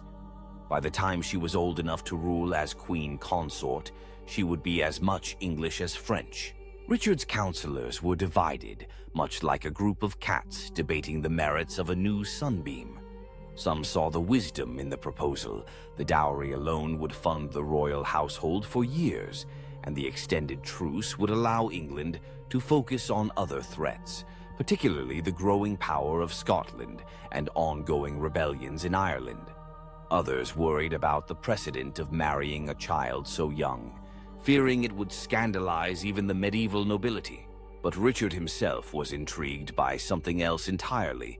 Court observers noted that when he saw the miniature portrait of Isabella sent by the ambassadors, something in his expression softened, like a cat's gaze when presented with a particularly comfortable blanket. Here was a child who would need protection, guidance, and care. Perhaps, some whispered, the childless king saw in this arrangement not just a political alliance, but the opportunity to be a father, as well as a husband. The negotiations stretched on for months, with ambassadors crossing the Channel repeatedly to hammer out the intricate details. Every aspect of Isabella's future life was debated and codified. She would retain her French servants and ladies-in-waiting. She would be allowed to practice French customs and maintain correspondence with her family. Most crucially, all parties agreed that the marriage would not be consummated until she reached physical maturity, a protection that was written explicitly into the treaty. Meanwhile, in Paris, 6-year-old Isabella played with her dolls, blissfully unaware that her fate was being decided in council chambers and written into documents sealed with wax and ribbon. Her tutors began teaching her English phrases, and seamstresses started work on a trousseau fit for a queen. She was told she was going to marry a great king across the water, but at 6, the concept was no more real to her than the fairy tales her nurses told at bedtime. The wedding ceremony, my dears, took place not once but twice, reflecting the diplomatic complexity of the union. Isabella was only 7 when she wed Richard II at the English-controlled port of Calais on October 31st, 1396. This first ceremony was intimate, attended primarily by negotiators and high-ranking nobles from both kingdoms. Calais, as English territory on French soil, provided neutral ground for this historic moment, like a carefully selected napping spot that's just right. Standing in the great hall of Calais Castle, Isabella must have been overwhelmed by the gravity of the moment. She wore a gown of cloth of gold, so heavy with embroidery and pearls that she needed help walking, rather like a tiny kitten tangled in a particularly fancy curtain. Her new husband knelt to her level to exchange rings, and witnesses noted how gently he lifted her chin when she seemed frightened by the assembled nobles staring at her. A year later, she was crowned queen in Westminster Abbey. Allegedly, several people died in the crush to get a glimpse of the famous young bride. Oh, the perils of royal celebrity, even then. The English people had heard tales of their new child queen, and curiosity, that irresistible force, drew massive crowds to London for the coronation. The ceremony itself was a spectacular display of royal pageantry, designed to show both the English nobility and foreign observers that this unusual marriage had the full support of the crown. Isabella processed through London streets in a litter decorated with English roses and French fleur-de-lis, symbolizing the union of the two kingdoms, like two happy purrs intertwining. She wore a crown specially made for her small head, and her train was carried by English duchesses who had been chosen to serve as her guardians and teachers. The crowds that lined the streets called out blessings in English, which she was only beginning to understand, but she smiled and waved as she had been taught, a true little queen in the making. The coronation feasts that followed lasted 3 days, with entertainment that included jugglers, musicians, and elaborate theatrical presentations depicting the glorious future that this marriage would bring to both kingdoms. Isabella sat at the high table beside Richard, picking at her food with the careful manners her French tutors had drilled into her, while nobles toasted the health of the child queen. But even as the celebrations continued, experienced courtiers were already beginning to wonder how long this peace would last. Medieval truces, no matter how elaborately negotiated, were fragile things, like a carefully balanced tower of treats. Richard II, despite his current power, was not universally loved by his nobles. There were whispers of discontent, particularly among those who felt the king was too influenced by his favorites and too willing to make peace with France when England's military position remained strong. For the moment, however, Isabella was safe in her new home. Richard installed her in her own apartments at Westminster Palace, staffed with a carefully chosen household that blended French and English attendants. Her days were filled with lessons not just in languages and courtly accomplishments, but in the complex etiquette of English court life. She learned to curtsy in the English fashion, to prefer wine over ale at meals, and to speak English with the accent of the court rather than her French tutors, much like a very clever cat adapting to new human customs. Richard himself took an active interest in her education and welfare. Contemporary chronicles describe him visiting her apartments regularly, bringing her gifts from across his realm. Exotic birds from Ireland, fine books from Oxford, musical instruments crafted by London's best artisans. He seemed to genuinely enjoy her company, and she began to look forward to his visits, greeting him with the mixture of formality and affection that marked their unusual relationship. The other children at court quickly accepted Isabella as one of their own. Medieval royal households typically included numerous young nobles being raised and educated alongside the monarch's own family. Isabella found particular friendship with the daughters of Richard's supporters, girls close to her own age, who helped her navigate the subtle hierarchies and unspoken rules of English noble society. Her favorite companion was Margaret Holland, daughter of one of Richard's half-brothers. Margaret was only 2 years older than Isabella, but seemed worldly and sophisticated to the young queen, like an older, wiser feline guiding a playful kitten. It was Margaret who taught Isabella English children's games, who helped her understand which ladies-in-waiting could be trusted with secrets, and who warned her about the political undercurrents that even children couldn't entirely escape. The two girls would spend hours in Isabella's private garden, practicing their needlework while Margaret explained the genealogies of English noble houses and the ancient feuds that still simmered beneath the surface of court politeness. Isabella was a quick learner, and her French perspective on English politics often provided insights that surprised her older companions. Why? Isabella once asked Margaret, with the innocent curiosity of a kitten. Do the English nobles seem to watch each other so carefully? In France, there are factions and quarrels, but here everyone seems to be waiting for something to happen. Margaret, wise beyond her years, explained that Richard's reign had been marked by conflicts with his nobles almost from the beginning. There had been a major rebellion when he was young, and he had never entirely forgiven those who had opposed him. Meanwhile, many of the great lords believed Richard was too fond of his court favorites and too willing to ignore their advice on matters of war and governance. "The king is powerful now," Margaret said, "but power in England must be shared with the nobles.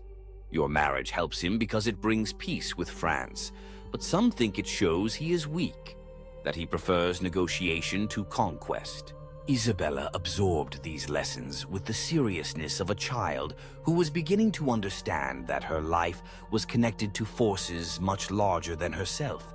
She began to watch the interactions at court with new eyes, noticing how certain nobles would fall silent when Richard entered a room, how conversations would shift when she appeared, how even her French ladies-in-waiting seemed to choose their words carefully when discussing political matters. The years 1397 and 1398 passed peacefully for Isabella. She grew from a tiny child into a more confident girl, her English becoming fluent, her understanding of court life more sophisticated, much like a young cat mastering the art of the perfect nap. Richard continued to treat her with paternal kindness, and she began to feel genuinely at home in England.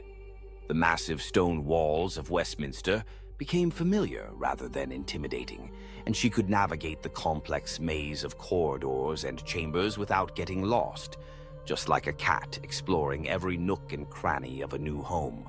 Her education expanded beyond the typical feminine accomplishments of needlework and music. Richard insisted that she learn to read and write in both French and English, and her tutors included some of the finest scholars in the kingdom. She studied history, particularly the chronicles of English and French kings, learning about the great figures whose actions had shaped the world she now inhabited. One of her favorite lessons involved maps. Her tutor, a learned clerk named Master William, would spread great parchments across the floor of her study chamber, showing her the extent of both kingdoms and explaining how geography had influenced centuries of conflict. Isabella would kneel beside these maps, tracing the coastlines with a finger, imagining the ships that carried armies and ambassadors back and forth across the channel. "See here, Your Grace," Master William would say, pointing to the narrow waters between Dover and Calais. "This small strip of water has been both a bridge and a barrier between our peoples. Your marriage represents the hope that it might finally serve only as a bridge." Isabella nodded solemnly, understanding even at 8 years old that she embodied something larger than herself. She was not just a girl learning to be a queen. She was a living symbol of peace between two nations that had been enemies for longer than anyone could remember.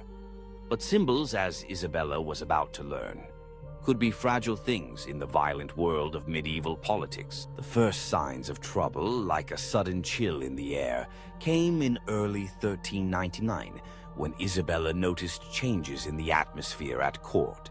Conversations stopped more abruptly when she appeared. Her ladies-in-waiting exchanged worried glances when they thought she wasn't looking. Even Margaret Holland seemed distracted and anxious, though she tried to maintain their usual routines. Richard himself seemed different. His visits to Isabella's apartments became less frequent, and when he did come, he appeared preoccupied, sometimes staring out the windows toward the Thames, as if expecting to see ships on the horizon.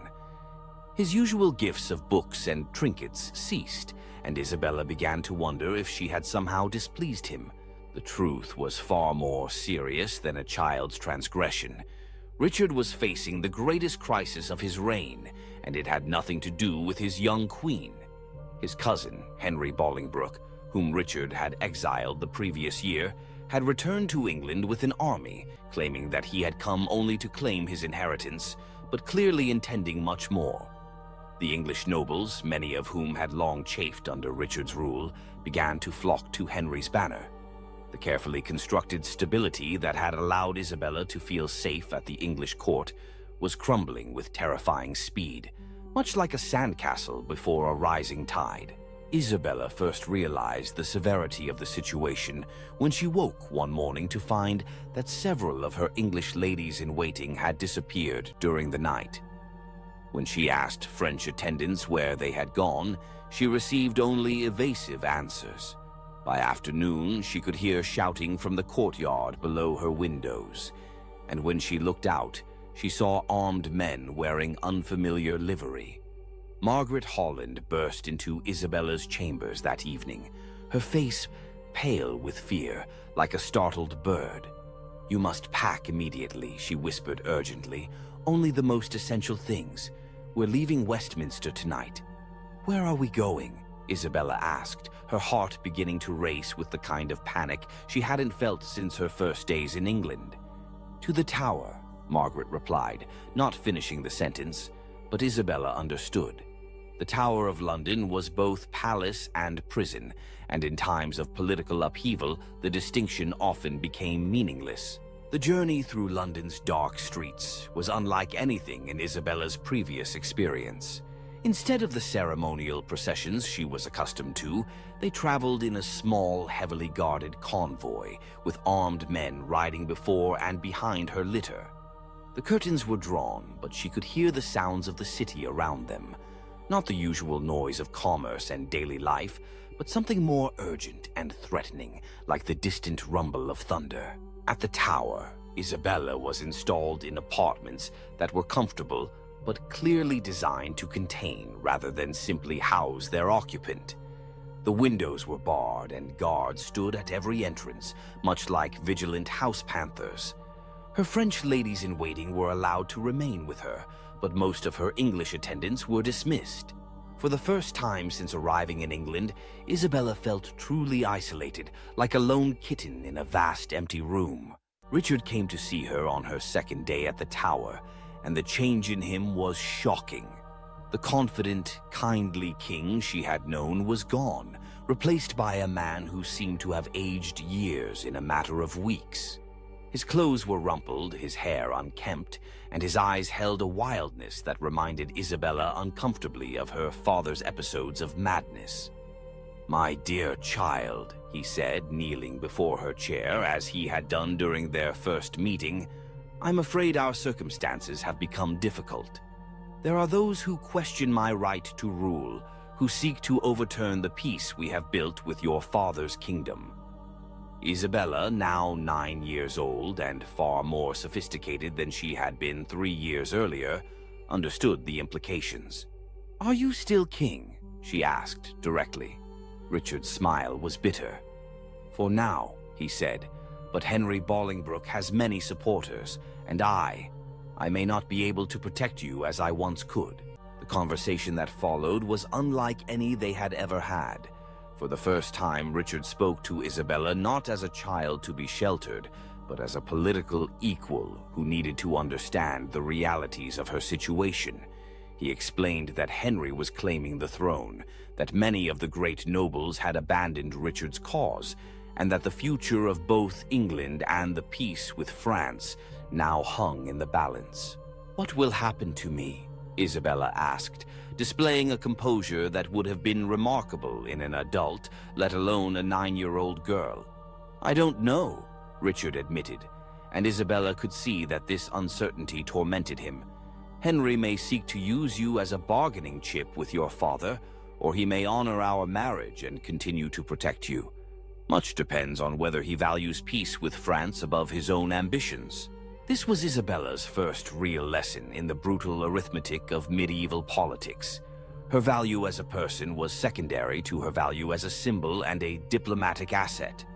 The love and care Richard had shown her, genuine though it may have been, could not shield her from the larger forces that were reshaping the English kingdom. The next few weeks passed in agonizing uncertainty. Isabella could hear the sounds of the city beyond the tower walls, but she was cut off from reliable news about what was happening. Her French ladies whispered among themselves in their native tongue, but even they seemed to know little beyond rumors and speculation. Finally, on a gray October morning, Isabella heard the sound she had been dreading, the heavy footsteps of armed men approaching her chambers. When the doors opened, she saw not the guards she had become accustomed to, but new men wearing the red rose livery of Henry Bolingbroke. The man who entered behind them was tall and imposing, with the bearing of a soldier and the calculating eyes of a politician. This was Henry himself, now Henry IV of England, come to meet the child who represented both an opportunity and a problem for his new reign. Isabella rose from her chair and curtsied deeply, as she had been taught to do when meeting a king. Henry studied her for a long moment, taking in her poise, her obvious intelligence, and perhaps calculating what use he might make of her, much like a cat assessing a new, intriguing object. "Your Grace," he said formally, and Isabella noted that he still used her royal title. "I regret that circumstances have made it necessary to discuss your future under such conditions." "What has become of the king?" Isabella asked, referring to Richard with the directness that had become her hallmark. "Richard of Bordeaux is no longer king," Henry replied, using Richard's birth name rather than his royal title. "He has abdicated in favor of my claim to the throne." Isabella knew enough about politics to understand that abdicated likely meant was forced to give up the crown. But she didn't challenge the euphemism. Instead, she asked the question that mattered most to her immediate future. "What becomes of me?" Henry's answer would determine whether Isabella remained a queen or became merely a very valuable prisoner. Her fate hung on the new king's assessment of how best to use the peace treaty with France, whether to maintain it or to risk war for the sake of other political objectives. "That," Henry said, "depends on many factors. Your father's response to recent events, the advice of my counselors, and perhaps most importantly, your own conduct in the coming months." With those words, 9-year-old Isabella began the most dangerous period of her young life. The protective bubble of Richard's court was gone, replaced by the harsh realities of a kingdom in transition. She was no longer just a child queen being raised to fulfill her royal duties. She was a political prisoner whose value might be measured against the cost of war or peace. The weeks that followed Richard's deposition were a masterclass in survival for Isabella. Confined to the tower but not yet formally imprisoned, she had to navigate the treacherous waters of a court that was still deciding what to do with her. Some of Henry's supporters argued that she should be sent back to France immediately, both to avoid the expense of maintaining her household and to signal that England was ready to renegotiate the peace treaty from a position of strength. Others counseled caution, pointing out that Isabella's presence gave England leverage in any future negotiations with France. As long as she remained in English custody, her father would be reluctant to take any action that might endanger her welfare. This faction argued that she should be maintained in comfort but kept under careful watch. Isabella herself played her part with remarkable skill for such a young girl. She was unfailingly polite to her new captors, careful never to give offense or appear to be plotting against Henry's government. At the same time, she maintained the dignity befitting her rank, refusing to be treated as anything less than the queen she legally remained. Her French ladies-in-waiting proved invaluable during this period. Unlike her English attendants, who had been dismissed or had fled, these women remained loyal to Isabella's interests rather than to any English faction. They helped her understand the nuances of her situation and coached her in the careful balance she needed to maintain. Remember, her chief lady-in-waiting, Madame de Coucy, advised her, "You are still Queen of England in the eyes of the law and of your father's court. Henry may wear the crown, but he has not yet dared to dissolve your marriage or formally repudiate the treaty. As long as that remains true, you have value, and where there is value, there is hope." This hope, however, came with a terrible cost that Isabella was only beginning to understand.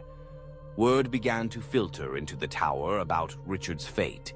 First came rumors that he had died in captivity at Pontefract Castle. Then came whispers that his death had not been natural, that Henry's supporters had arranged for the former king to meet with an accident. When Isabella finally received confirmation that Richard was dead, the news hit her with unexpected force. She had never loved Richard as a wife loves a husband. How could she when she was still a child? But he had been kind to her, had protected her, had been the closest thing to a father figure she had known since leaving France. His death represented not just personal loss, but the severing of her last connection to the life she had built in England. The manner of Richard's death also carried ominous implications for her own future. If Henry was willing to arrange the murder of an anointed king, what scruples would he have about disposing of a French princess who had outlived her usefulness? These fears proved well-founded when, in early 1400, Isabella received an ultimatum from Henry's government. She would be allowed to return to France, but only if she formally acknowledged Henry as the rightful king of England and renounced any claims she might have to the English throne as Richard's widow. The proposed agreement was a diplomatic masterpiece from Henry's perspective. By voluntarily leaving England, Isabella would implicitly accept that her marriage to Richard had been dissolved by his deposition. This would free Henry from the obligations of the original peace treaty, while avoiding the political complications of forcibly expelling a child queen. For Isabella, the choice was stark. Accept exile and acknowledge that her 3 years as Queen of England had been meaningless, or refuse and risk remaining a prisoner indefinitely. At 10 years old, she was being asked to make a decision that would affect not only her own future, but the relationship between England and France for years to come. Her French advisors were divided. Some argued that she should accept the terms and return to the safety of her father's court, where she could be cared for properly and perhaps eventually find a new marriage. Others insisted that she should refuse, maintaining that she remained Richard's legitimate widow and England's rightful queen, regardless of Henry's usurpation. Isabella herself struggled with the decision for weeks. Part of her longed to return to France, to see her family again, and escape the uncertain atmosphere of Henry's court. But another part of her recognized that accepting Henry's terms would be a betrayal of Richard's memory and an abandonment of the peace he had died trying to preserve. In the end, the decision was made for her by events beyond her control. Charles VI, during one of his lucid periods, sent word that he expected his daughter to return to France immediately. The message, delivered through diplomatic channels, made it clear that continued negotiations over Isabella's status would be interpreted as an act of hostility by the French crown. Faced with the prospect of renewed war with France, Henry's government quickly agreed to Isabella's departure. The terms of her release were kept deliberately vague, allowing both sides to interpret her return as either voluntary or forced, depending on their political needs. The journey back to France in the summer of 1401 was a bittersweet experience for Isabella. She was leaving behind the only home she had known for 5 years, abandoning the apartments where she had learned to read English poetry, the gardens where she had played with Margaret Holland, the great hall where she had been crowned Queen of England. At the same time, she was returning to a family and a country that had become foreign to her during her years in England, much like a cat returning to a home that smells subtly different. She now spoke French with a slight English accent, preferred English fashions to French ones, and had to relearn the etiquette of her father's court. The little girl who had left Paris at 6 was returning as a young woman of 11, shaped by experiences that none of her French relatives could fully understand. The reunion with her parents was complicated by her father's deteriorating mental condition.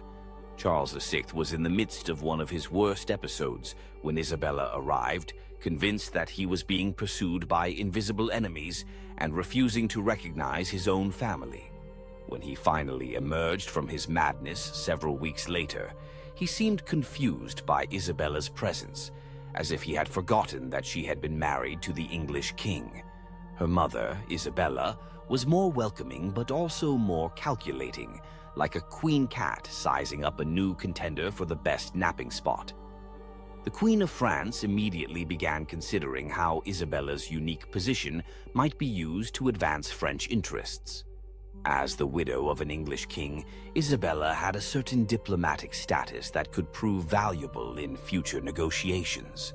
More immediately, her experience at the English court made her a valuable source of intelligence about English politics and military capabilities. Isabella found herself caught between these competing demands on her loyalty and knowledge. She was French by birth and had returned to French soil, but she had also been Queen of England and felt some lingering obligation to the country that had been her home. When her mother's advisors questioned her about English defenses or Henry's support among the nobility, she answered carefully, providing general information while avoiding details that might be used to plan military campaigns. The months following her return to France were a period of adjustment and reflection for Isabella. She was no longer a child, but she was not yet fully adult. At 11, she had already experienced more political upheaval and personal loss than most people encountered in a lifetime. The question now was what role she would play in the complex world of medieval European politics. Her status as a former Queen of England made her an attractive marriage prospect for various European nobles, but it also complicated any potential matches. Some potential suitors were intimidated by her royal rank and political significance. Others were more interested in the political advantages of marrying her than in Isabella herself. Isabella, for her part, had developed strong opinions about marriage based on her experiences with Richard. She had seen how political marriages could provide protection and stability, but she had also witnessed how quickly such arrangements could collapse when circumstances changed. Any future husband would need to understand that she was not simply a diplomatic asset, but a young woman with her own intelligence, preferences, and ambitions. The French court of 1401 was a dangerous place for someone with Isabella's complex loyalties. The ongoing war with England meant that anti-English sentiment ran high among the nobility, and Isabella's years as Queen of England made some courtiers view her with suspicion. She had to be careful not to appear too sympathetic to English interests, while also not betraying the genuine affection she had felt for Richard and some of his supporters. At the same time, her father's mental instability meant that the French government was effectively controlled by competing factions of nobles, each seeking to advance their own interests. Isabella had to navigate these factional disputes while avoiding being used as a pawn by any particular group. Her mother, Isabeau, proved to be both protector and potential threat. The Queen of France genuinely cared for Isabella's welfare, but she was also a sophisticated political operator who saw her daughter's experiences and connections as valuable resources for the crown. Isabeau's protection came with expectations that Isabella would serve French interests, even when those interests conflicted with her as well. Some at the French court argued that this was an opportunity to invade England and restore the rightful dynasty, possibly with Isabella playing a symbolic role as the legitimizing widow of the last Plantagenet king. Isabella found herself horrified by these discussions. She had no desire to see England torn apart by civil war, regardless of her feelings about Henry's usurpation. The English people she had known, her servants, her tutors, her childhood companions, were innocent of the political crimes committed by their rulers. The idea of French armies ravaging English villages in her name was deeply disturbing to her. When directly asked for her opinion about potential military action against England, Isabella chose her words carefully, like a cat carefully placing its paws. She pointed out that any invasion would likely result in massive casualties on both sides, that the English people might rally to defend their homeland regardless of their feelings about Henry, and that success was far from guaranteed given England's natural defenses and military traditions. Her reluctance to support anti-English action earned her some criticism from French hawks who accused her of divided loyalties. But Isabella's position was supported by more moderate voices at court, who argued that peaceful relations with England served French interests better than renewed warfare. These political tensions came to a head in 1403, when Isabella was approached by representatives of Charles, Duke of Orléans, with a marriage proposal that would dramatically change her life once again. The Duke of Orléans was Isabella's cousin, the son of her father's brother, and one of the most powerful nobles in France. At 29, he was exactly the same age Richard had been when he married Isabella, but this time the age gap seemed less significant given that Isabella was now approaching 14. The proposed marriage was attractive from several perspectives. It would keep Isabella within the French royal family, preventing her from becoming a diplomatic asset for some foreign power.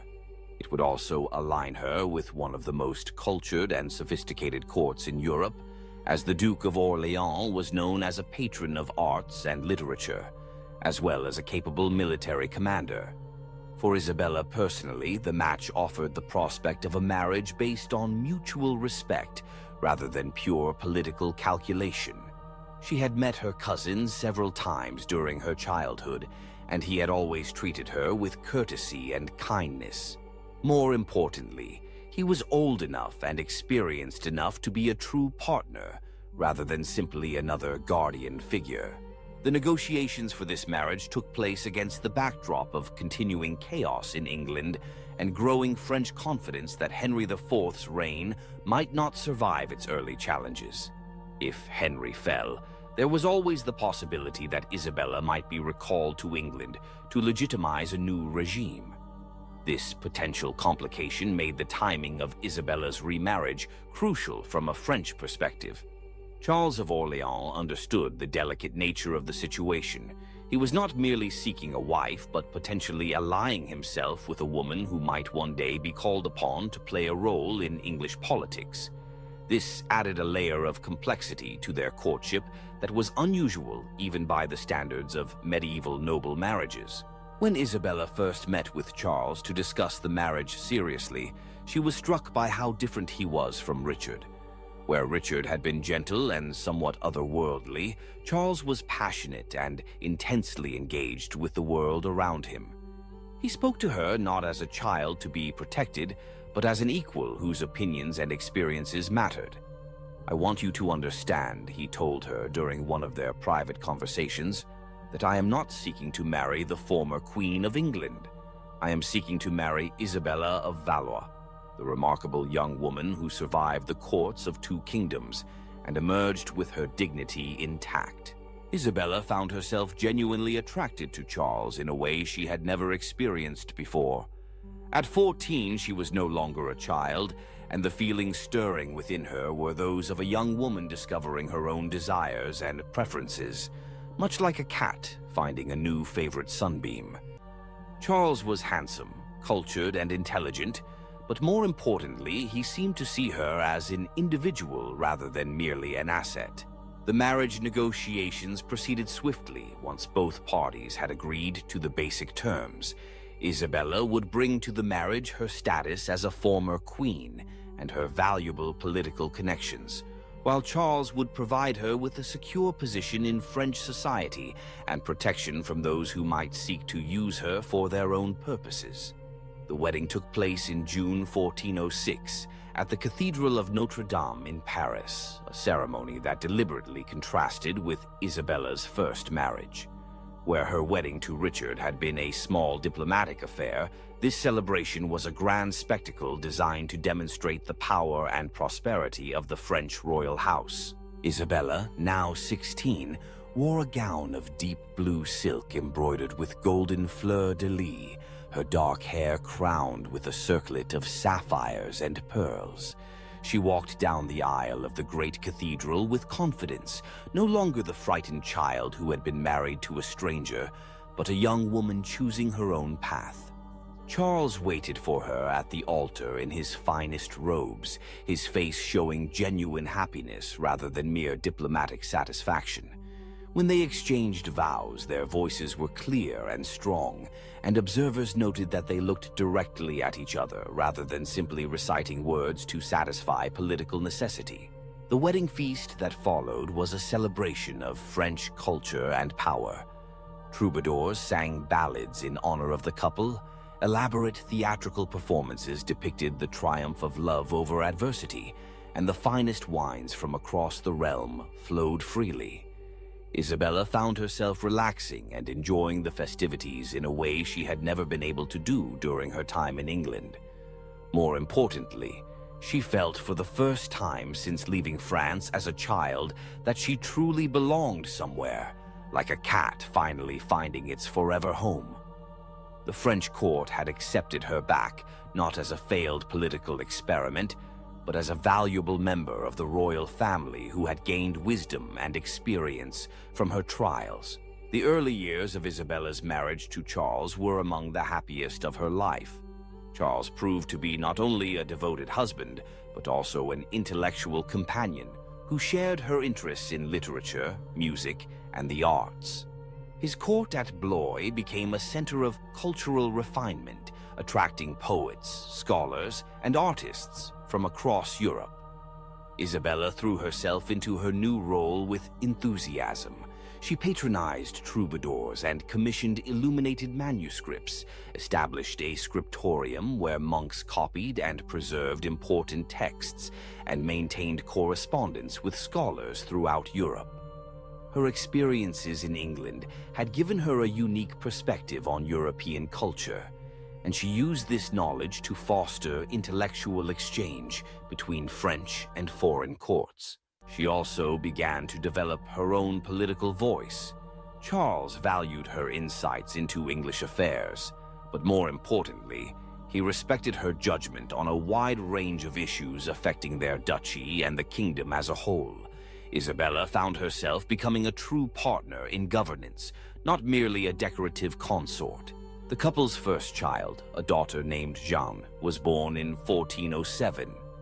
Isabella approached motherhood with the same intensity she brought to everything else, determined to be a more present parent than her own mother had been able to be during the chaos of her father's reign. She insisted on nursing the baby herself, despite the protests of court physicians who considered this beneath the dignity of a duchess.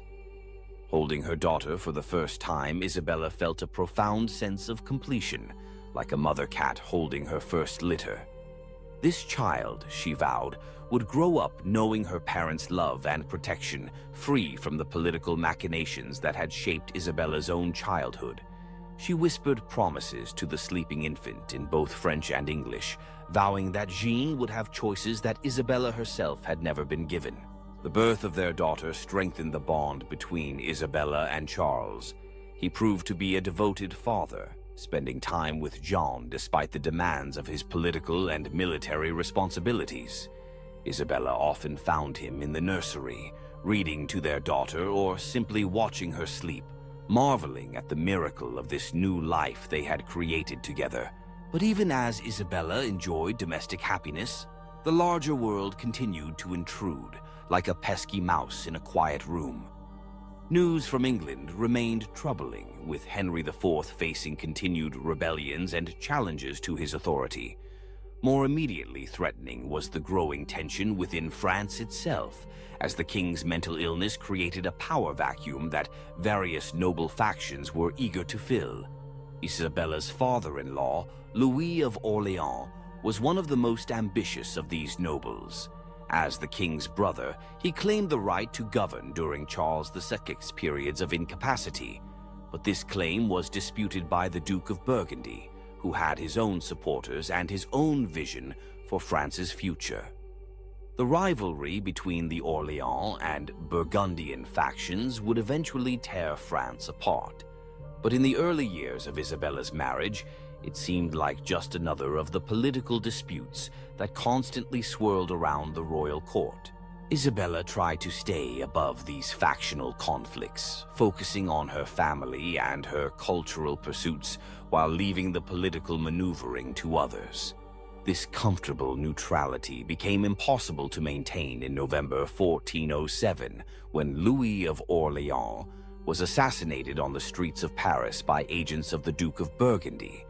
The murder was carried out with shocking boldness, the killers striking down the king's brother in broad daylight before disappearing into the maze of Paris's medieval streets. The assassination transformed Isabella's life overnight. Charles, who had inherited his father's titles and responsibilities, was now one of the most powerful men in France, but he was also a marked man. The Duke of Burgundy had demonstrated his willingness to use violence against his enemies, and the Orleans family was now his primary target. Isabella found herself thrust into a world of bodyguards and constant vigilance, like a pampered cat suddenly finding itself in a bustling marketplace. Her movements were restricted for security reasons, and her correspondence was monitored to ensure that no information about her family's activities fell into enemy hands. The carefree atmosphere of their court at Blois was replaced by the grim reality of civil war. Charles himself was transformed by his father's murder. The cultured, artistic young man Isabella had married began to show a harder edge, driven by a desire for vengeance that sometimes frightened her. He began to gather allies and resources for what everyone knew would be a long and bloody conflict with the Burgundian faction. Isabella supported her husband's cause, but worried about the cost of the coming war. She had already seen how political violence could destroy lives and kingdoms, and she feared that France would suffer the same fate that had befallen England during the Wars of the Roses. Her concerns proved prophetic as the conflict between the Orleans and Burgundian factions escalated into open warfare. The birth of Isabella's second child, a son named Charles, in 1408, provided a brief respite from the political tensions. The arrival of a male heir strengthened the Orleans' claim to eventual leadership of France, but it also made Isabella's family an even more attractive target for their enemies. Isabella approached her son's upbringing with even greater care than she had shown with Jean. She was determined that Charles would grow up understanding both the privileges and responsibilities of his noble birth, but she also wanted him to develop the kind of character that would allow him to navigate the treacherous world of medieval politics without losing his humanity.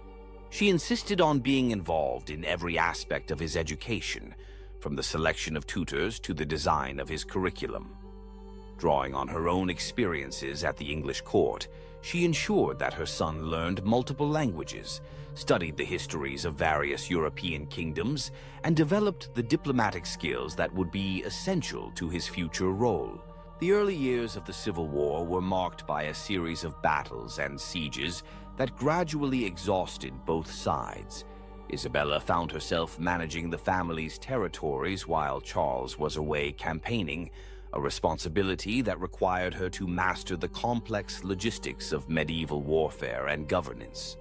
She proved surprisingly adept at these tasks, using her diplomatic skills to maintain alliances and her organizational abilities to ensure that supplies and reinforcements reached Charles's forces when needed.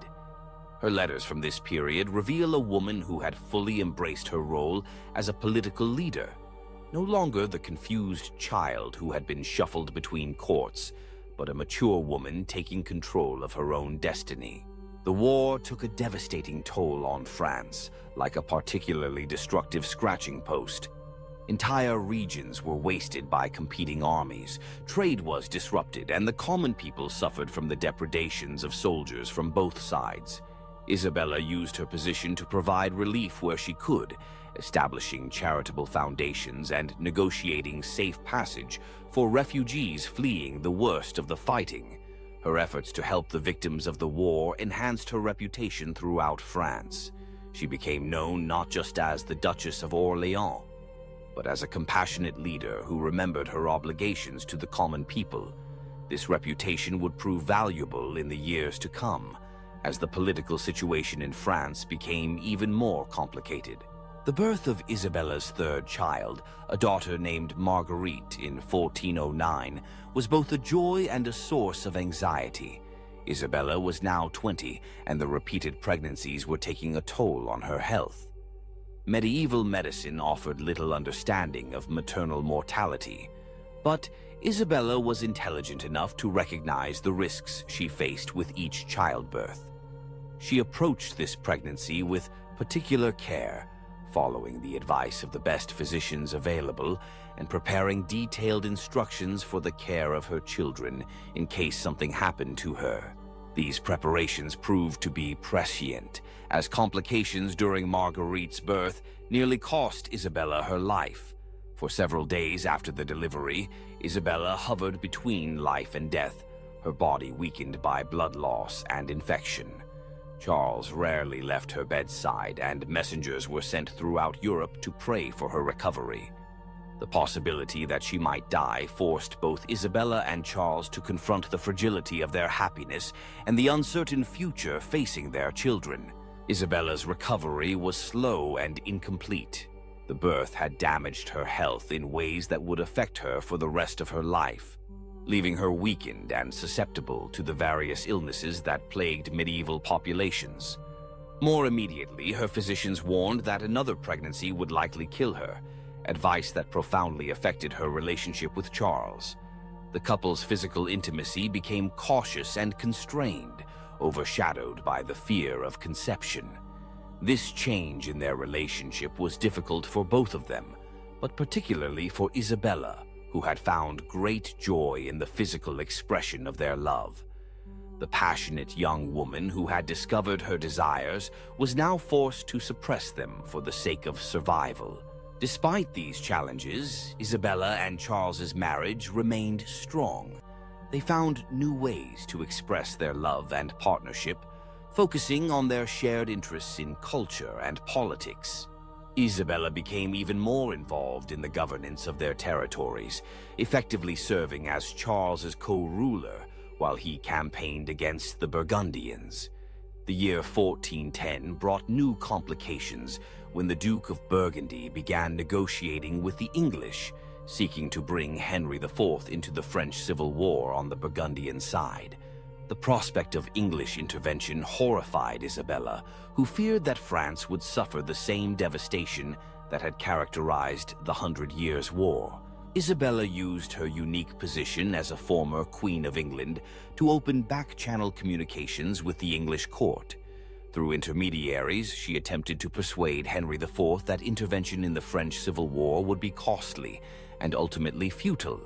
Her efforts were hampered by the fact that many in England still viewed her with suspicion. But she persisted in trying to prevent the resumption of large-scale warfare between the two kingdoms. These diplomatic efforts revealed Isabella's growing sophistication as a political operator, much like a cat learning the subtle art of negotiation for extra treats. She understood that her value lay not just in her royal connections, but in her ability to see the larger patterns of European politics and to craft strategies that served multiple interests simultaneously. The success of her diplomatic initiatives enhanced her reputation in France and abroad. She began to be consulted not just on matters affecting her husband's territories, but on broader questions of French policy. Her opinions carried weight because of her unique experiences and her demonstrated ability to navigate complex political situations. Isabella's health continued to deteriorate throughout 1411 and 1412. The damage from Marguerite's birth had left her vulnerable to respiratory infections, and she suffered from chronic fatigue that made her daily activities increasingly difficult. She began to spend more time in contemplation and prayer, perhaps sensing that her time was limited. Despite her physical weaknesses, Isabella remained mentally sharp and emotionally engaged with her family and responsibilities. She continued to oversee her children's education, to manage the family's political affairs, and to pursue her cultural interests. Her determination to live fully despite her health problems was an inspiration to those around her. The spring of 1409 brought a brief period of hope when preliminary peace negotiations began between the Orleans and Burgundian factions. Isabella played a significant role in these discussions, using her diplomatic skills and her reputation for fairness to help bridge the gap between the two sides. The negotiations ultimately failed, but Isabella's efforts were widely praised and enhanced her standing as a potential mediator in future conflicts. Her ability to work with representatives from both factions demonstrated her political maturity and her commitment to finding peaceful solutions to France's problems. As 1409 progressed, Isabella's health began to fail more dramatically. The chronic respiratory problems that had plagued her since Marguerite's birth worsened, and she began to suffer from the wasting disease that would eventually claim her life. Medieval physicians had no understanding of the tuberculosis that was likely killing her, but they could see that her condition was grave. Isabella faced the prospect of death with the same courage she had shown throughout her life. She made careful provisions for her children's future, ensuring that they would be protected and educated regardless of what happened to her. She also worked to secure the political position of her husband's faction, understanding that her death might create opportunities for their enemies. Her final months were spent in preparation for death and in cherishing the time she had with her family. She insisted on continuing her daily activities as long as possible, determined not to become a burden to those she loved. Her bravery in the face of terminal illness became legendary, inspiring stories and songs that would be told for generations. Isabella of Valois died on September 13th, 1409, at the age of 20. She had lived a life that spanned 3 kingdoms and 2 marriages, experiencing both the heights of royal power and the depths of political uncertainty. Her death was mourned throughout Europe, not just by her family and subjects, but by the many people whose lives she had touched through her kindness and wisdom. The funeral cortege that carried Isabella's body to its final resting place at the Celestine convent in Paris was one of the largest seen in medieval France. Representatives from across Europe came to pay their respects to a woman who had embodied the complex interactions between personal courage and political necessity that characterized her age. Charles of Orleans was devastated by his wife's death, much like a cat mourning the loss of its most cherished human. He had lost not just a beloved spouse, but a trusted advisor and political partner whose insights had been crucial to his success. The grief-stricken widower would eventually remarry, but he never forgot Isabella or the happiness they had shared during their brief time together. Isabella's children grew up to play significant roles in French and European history. Her son Charles would become a noted poet and patron of the arts, while her daughters would make advantageous marriages that strengthened the Orleans family's position. All of them carried forward the values their mother had instilled in them: courage, compassion, and a commitment to using their privileges in service of others. The political consequences of Isabella's death were felt throughout France and beyond. Her absence removed a moderating influence from the Civil War, and the conflict between the Orléans and Burgundian factions became even more bitter and destructive. The peace she had worked so hard to achieve remained elusive, and France would continue to suffer from internal divisions for years to come. Isabella's legacy, however, extended far beyond the immediate political consequences of her death. She had demonstrated that even in an age when women were expected to be passive political assets, it was possible for a determined individual to carve out a space for independent action and moral leadership. Her life story became a source of inspiration for other women facing similar challenges. The example of Isabella's courage and intelligence was cited by later generations of female rulers and political actors who sought to expand the boundaries of what was considered possible for women in public life. Modern historians have sometimes struggled to understand Isabella's story, caught between admiration for her personal achievements and discomfort with the circumstances that shaped her life. The marriage of a 6-year-old child to a 29-year-old man violates contemporary sensibilities about childhood and consent, even when we understand the political necessities that drove such arrangements. But to judge Isabella's world by modern standards is to miss the profound humanity of her story. She was born into a system that treated royal children as diplomatic assets, but she managed to transcend those limitations and create a life of genuine meaning and accomplishment. Her marriages, whatever their origins, became partnerships based on mutual respect and affection. The violence and political instability that marked her era were not products of moral failing, but of a world where personal security and political legitimacy were constantly contested. Isabella's ability to navigate these challenges while maintaining her integrity and compassion speaks to the enduring human capacity for growth and moral courage. Her story reminds us that history is not just about the grand movements of armies and the rise and fall of kingdoms, but about the individual human beings who lived through these events and shaped them through their choices. Isabella of Valois chose to be more than a victim of circumstances, and in doing so, she created a legacy that transcends the specific political arrangements of her time. Looking back across the centuries, we see in Isabella's life both the limitations and the possibilities that have always characterized human existence. She was constrained by the expectations of her age and gender, but she found ways to exercise agency and to make meaningful contributions to the world around her. Her story is ultimately one of resilience, intelligence, and the refusal to accept that personal happiness and political responsibility are mutually exclusive. The medieval world that produced Isabella of Valois was harsh and unforgiving in ways that we can barely imagine, like a long, cold winter. Life was short, childhood was brief, and political alliances were often sealed with human lives.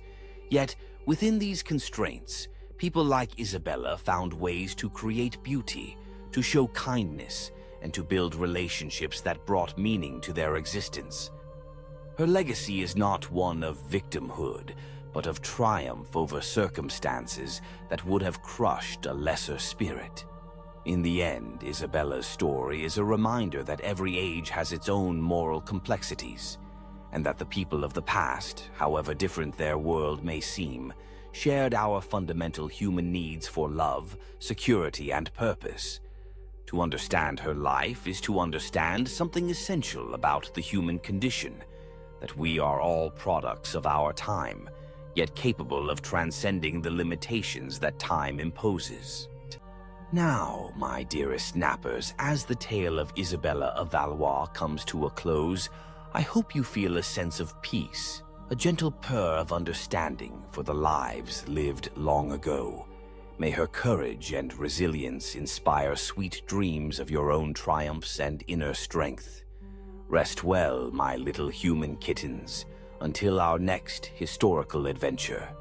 Good night and perfect dreams. Meow, meow.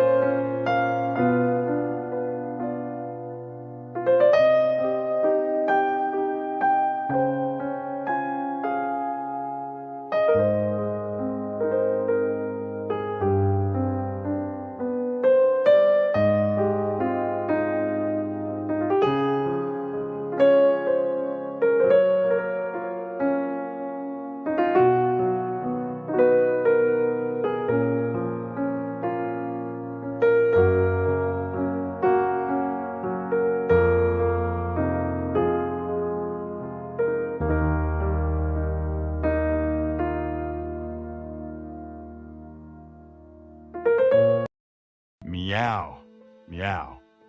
Well, hello there, my lovely little sleep enthusiasts. It's your favorite feline storyteller, Golden Chonk, here to whisk you away into a world of ancient mysteries and profound prophecies. Tonight, we're embarking on an extraordinary journey, a tale so epic, so full of twists and turns, it could only be written by the universe itself. We're talking about Iran, dear ones, but not the Iran you see on your screens today. Oh no, we're going back, way back, to its ancient name, Persia. And trust me, Persia's story is woven into the very fabric of time, right there in the oldest book of all, the Bible.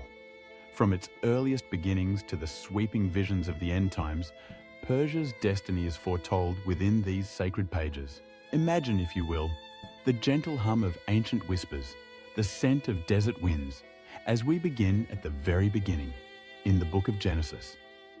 After the Great Flood, when humanity was given a fresh start, God revealed how the nation of Persia was born. Noah and his family were the only survivors left on earth, and his 3 sons, Shem, Ham, and Japheth, became the forefathers of new nations. We find the very first map of the world's nations, a genealogy showing the lineage of Noah's sons.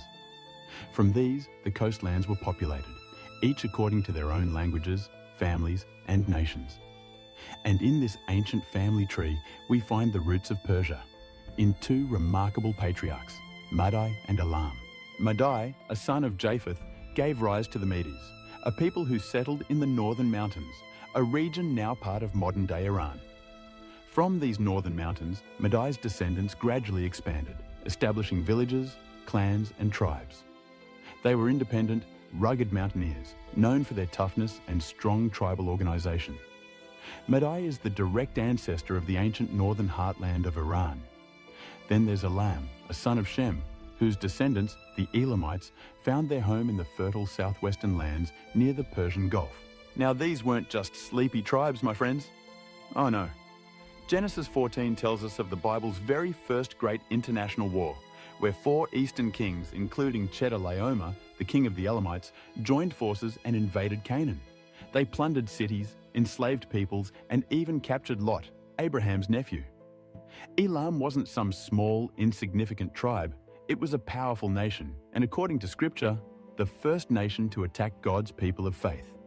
But Abraham, with only 318 trained servants, pursued them, attacked them by night, and defeated them. He rescued Lot, freed the captives, and humiliated the eastern kings. It was an impossible victory, a triumph that defied human logic and delivered a powerful message. No eastern power can prevail against those who have the favor of God. Centuries passed like the soft flow of a desert river. Generations were born and died, and those tribes once defeated by Abraham grew in number. The Elamites and the Medes shared the same land, the ancient terrain of eastern Mesopotamia. One dwelled southwest, in the fertile plains of Elam. The other inhabited the mountainous north, where the harshness of the region forged the character of the Medes. As empires rose and fell quietly, another power was taking form.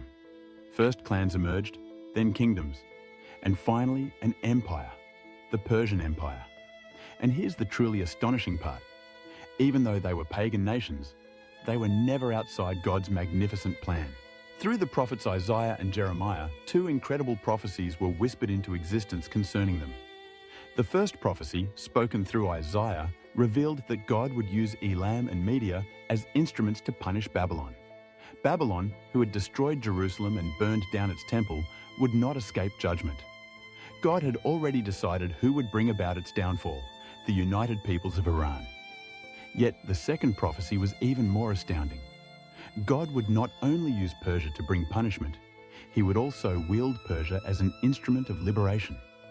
God announced through the prophet Isaiah that a pagan Persian king, yet unborn, would serve as his chosen agent to free Israel from exile and decree the rebuilding of the temple in Jerusalem. Isaiah even called him by name more than 150 years before he was even born. This is what the Lord says to his anointed to Cyrus. And both prophecies came true with terrifying precision. In the 8th century BC, Diocles, king of the Medes, united the tribes of Elam and Media, founding the first imperial capital on Iranian soil, Ecbatana. His grandson Cyaxares took the next great step, reforming the army and turning it into a war machine strong enough to destroy Nineveh, capital of the Assyrian Empire, one of Israel's most brutal enemies. The prophecy began to be fulfilled. God was raising up Persia from within as his instrument of judgment and redemption. But even as Persia grew in power, God had already revealed its destiny through prophetic dreams. And the first to see it clearly was a young Hebrew prisoner living in Babylon, Daniel. It all started when the Babylonian army, led by King Nebuchadnezzar, marched into Jerusalem. The city walls fell, the temple was ransacked, and thousands were carried away into slavery in distant lands. Daniel was among them. He was just a teenager when he was torn from his home and brought to the court of Babylon, the most powerful empire in the world at that moment. But there, in the darkness, God chose him. Surrounded by the corrupt splendor of the royal palace, Daniel kept himself untainted.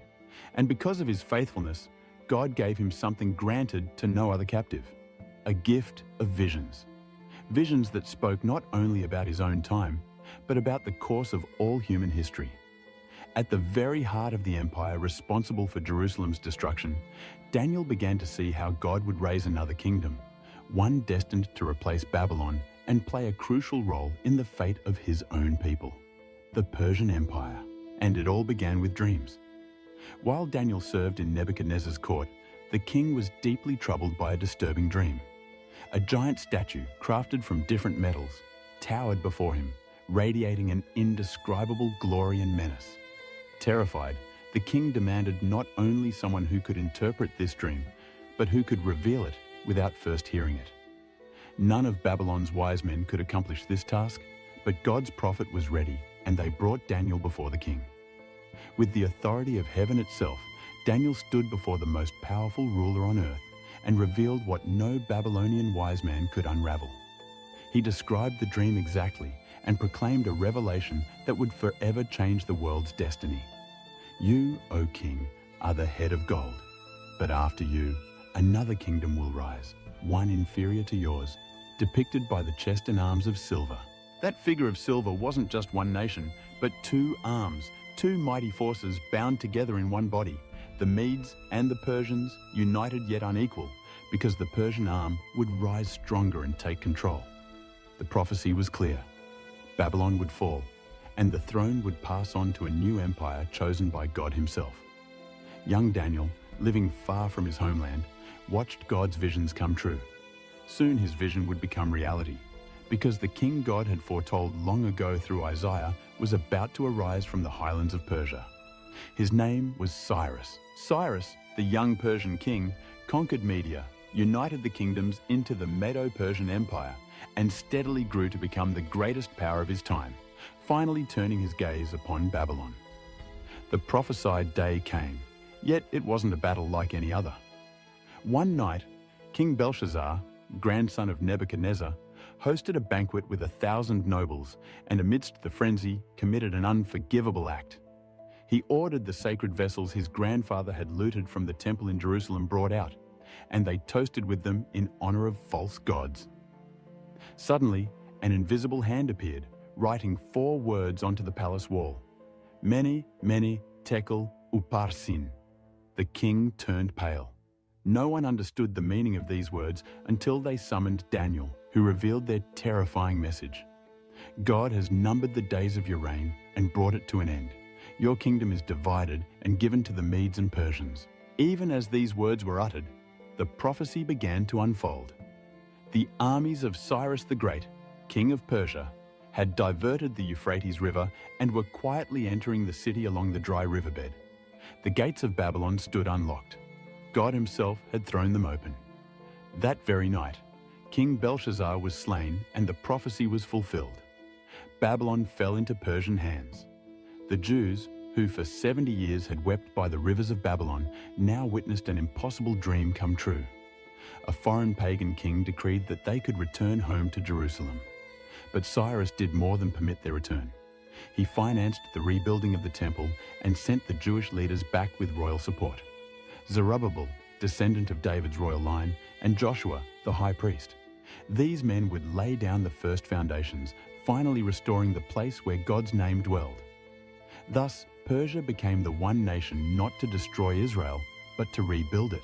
But to Daniel, God unveiled another, even more frightening vision about Persia. In this vision, from the chaotic waters arose 4 monstrous beasts. The second beast looked like a massive bear raised up on one side with 3 ribs clutched between its teeth, and a voice thundered from heaven, "Get up and eat your fill of flesh." The bear symbolized the empire destined to follow Babylon, Media, and Persia. Yet the beast leaned to one side because Persia would ultimately dominate Media, and the 3 ribs represented its greatest conquests, Lydia, Babylon, and Egypt, each devoured one after another in Persia's relentless march of expansion. This vision was fulfilled with chilling accuracy, for after conquering the kingdom of Lydia in Asia Minor and Babylon itself, Persia did not slow down. It set its sights on Egypt.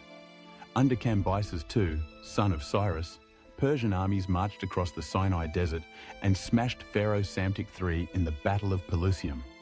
Egypt, Israel's ancient oppressor, fell before the Persian Empire, and thus the third rib was torn from its place.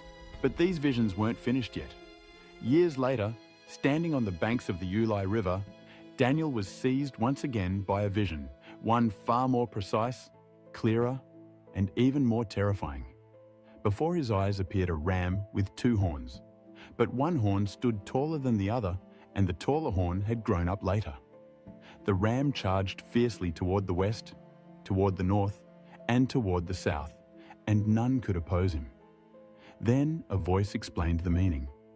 The 2-horned ram that you saw represents the kings of Media and Persia.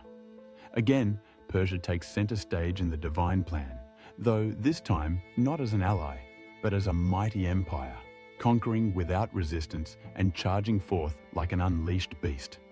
And one chilling detail stands out clearly. One horn stood taller, an unmistakable hint at Persia's dominance over Media. 2 peoples, 1 empire, but only one dominant throne.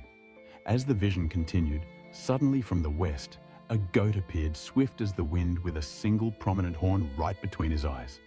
In a flash, he charged the ram, knocking him down and trampling him underfoot. It was the prophecy of the next empire. Greece, under Alexander the Great, would overthrow Persia with supernatural speed. At that moment, Daniel didn't yet know who the goat represented, but he understood clearly that Persia, the greatest, most glorious empire the world had yet seen, would one day fall. But that ending had not yet come, for in its days of splendor, Persia was not only invincible, it was the center of the world. Its reign stretched from India to Ethiopia, and in the days of King Ahasuerus, the throne of the greatest empire on earth was established in the majestic city of Susa, in the heart of Elam, what we now call southwestern Iran. And it was precisely in Susa that one of the Bible's most unexpected miracles happened. The great empire would be conquered by a single woman. King Ahasuerus held a magnificent banquet that lasted for 6 months, then invited all the people of Susa to a final grand celebration lasting 7 days. In a moment of pride and excess, he ordered Queen Vashti, his wife, to be brought before them to display her beauty. But Vashti refused. Humiliated before his entire empire, the king banished her. Then his advisors suggested a radical solution, searching throughout the kingdom for a new queen from among the young virgins. The most beautiful would be taken to the palace, where they would undergo a full year of preparation before being presented to the king.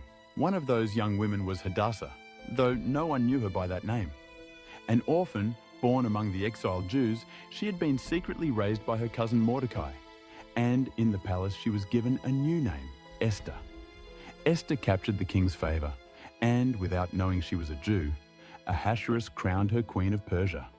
Meanwhile, hidden in the shadows of the palace, a deadly enemy emerged, Haman, a descendant of the Amalekites, ancient enemies of Israel. Haman had risen to the highest position next to the king, and when everyone was ordered to kneel before him, Mordecai, Esther's cousin, refused. Proud and vindictive, Haman was not satisfied with punishing just Mordecai. Instead, he plotted to annihilate an entire people. What began as personal revenge quickly turned into genocide. Haman approached the king and warned him of a strange nation scattered throughout his kingdom. A people with peculiar laws who did not obey the empire's decrees and persuaded the king that they should be destroyed. With lies, he convinced the king and sealed the deadly decree with the royal ring. In less than a year, every Jew in Persia was destined for death: men, women, and children. Chaos spread throughout the Jewish community, and Mordecai quickly sent word urging Esther to act. When Esther heard about the decree, she felt trapped. To save her people, she would have to approach the king uninvited, a practice that carried an instant death penalty, unless the king chose to show mercy by extending his scepter. Finally, Esther decided to put her life on the line and went before the king without being summoned. Yet God granted her favor in his sight. The king raised his scepter toward her, but Esther wasn't hasty. She knew timing was everything. She invited the king and Haman to a banquet and then to a second feast. It was there, at that second banquet, where she unleashed the truth like a sharpened blade. "If we had only been sold into slavery," she said, "I would have remained silent. But a decree has gone out ordering the extermination of my people and myself." The king leapt to his feet. "Who would dare do this?" Esther replied, "Our enemy is this wicked man, Haman." The king's face burned with fury. Haman fell to his knees, begging desperately for his life, but it was already too late. On the very gallows he had built for Mordecai, Haman himself was hanged. Yet the danger had not passed. The edict remained intact because Persian law could never be overturned. So Esther and Mordecai brought forward an even bolder plan, a new decree. The king signed it. And throughout the provinces, the Jews were granted the right to defend themselves. The day once marked for their annihilation instead became a day of triumph. Without realizing it, the Persian Empire had become a fortress, a throne and a shield for God's people. After Esther's miracle in Susa, Persia seemed to fade into the background of biblical narrative. Centuries rolled by, empires rose and fell, and Rome took center stage. Yet Persia's silence did not mean its absence. Centuries later, as the world quietly awaited the coming of the Messiah, Persia would once again emerge. In the Gospel of Matthew, we read a passage that has been repeated millions of times, yet rarely understood in its full depth. Magi came from the east into Jerusalem asking, "Where is the newborn King of the Jews? We have seen his star rise in the east and have come to worship him." Who were these Magi? And why would they travel so far, guided only by a sign? The original word Magi from the Greek magoi was used to describe learned astronomers and priests from the east. Although their nationality isn't explicitly mentioned in Scripture, evidence strongly suggests they came from the ancient lands of the Medo-Persian Empire, the area known today as Iran. These Magi belonged to a highly influential religious caste in Persia. Renowned for their knowledge of the stars, ancient writings and prophetic traditions passed down for generations. While they were not kings, they were men of science, authority, and spiritual insight. It's quite probable that among the scrolls they studied were the writings of the prophet Daniel, who had served centuries earlier at the courts of Babylon and Persia. Daniel not only interpreted dreams in King Nebuchadnezzar's court, but he also prophesied the coming of the Messiah with mathematical precision in Daniel 9. From the issuing of the decree to rebuild and restore Jerusalem until the coming of Messiah the Prince, there shall be 7 weeks and 62 weeks. If these wise men knew Daniel's visions, it's very likely they understood the Messiah's arrival was imminent. When they saw the star, they realized immediately the promised son had been born. But the most powerful part was their response. They left everything behind to follow that star, journeyed across deserts and arrived in Bethlehem carrying 3 special gifts, each rich with prophetic meaning.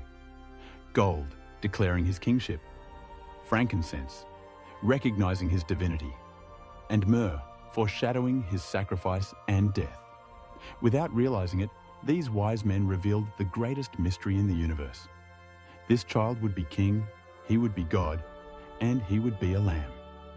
While Jerusalem scholars remained silent and Herod plotted to kill him, The wise men from the east became the first to recognize prophecy fulfilled, bowing before the Messiah. This moment was no mere coincidence. It was prophetic fulfillment.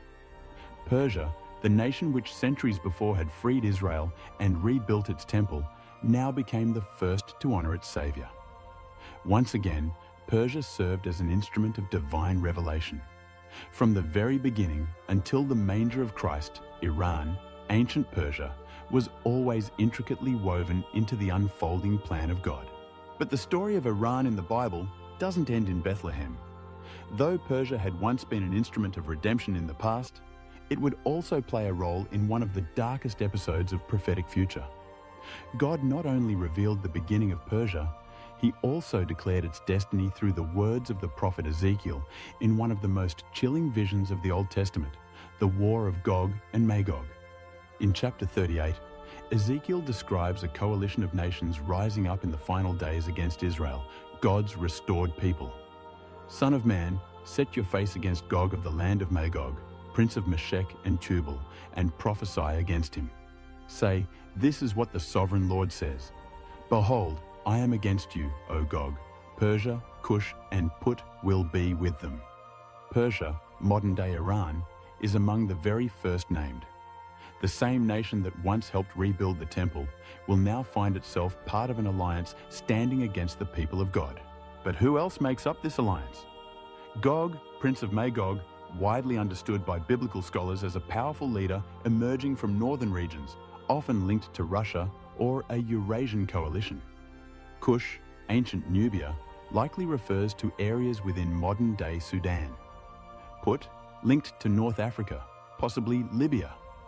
Gomer and Togama, regions near Turkey and the Caucasus. Together they form an international army that Ezekiel describes as surging like a storm against Israel. Scripture says, "You will advance like a storm. You will be like a cloud covering the land. You and all your troops and many peoples with you. But they will not succeed, for this attack will provoke God's direct intervention, triggering severe judgment, earthquakes, fire, confusion among the armies, and God's glory will shine forth amid the chaos. As it is written, and so I will show my greatness and my holiness, and I will make myself known in the sight of many nations. Then they will know that I am the Lord." So Persia, once a deliverer, will now face judgment, not because God has abandoned her, but because once again she rises against his will and his people. Persia, like few other nations in the Bible, has traveled the entire arc of sacred history, from its creation in Genesis to its redemptive role during exile, and even its prophetic alliance in the final war. But what does the Bible reveal about Persia's ultimate fate? Will it be completely destroyed, or perhaps receive a chance at redemption? The answer lies hidden between the lines, and it's far more intricate and powerful than many realize. After describing the judgment of Gog and Magog in Ezekiel 38 and 39, Scripture paints a devastating scene. An army rising against Israel is consumed by fire from heaven, bodies scattered across open fields, weapons burning for 7 years, and Gog's name forever synonymous with divine judgment.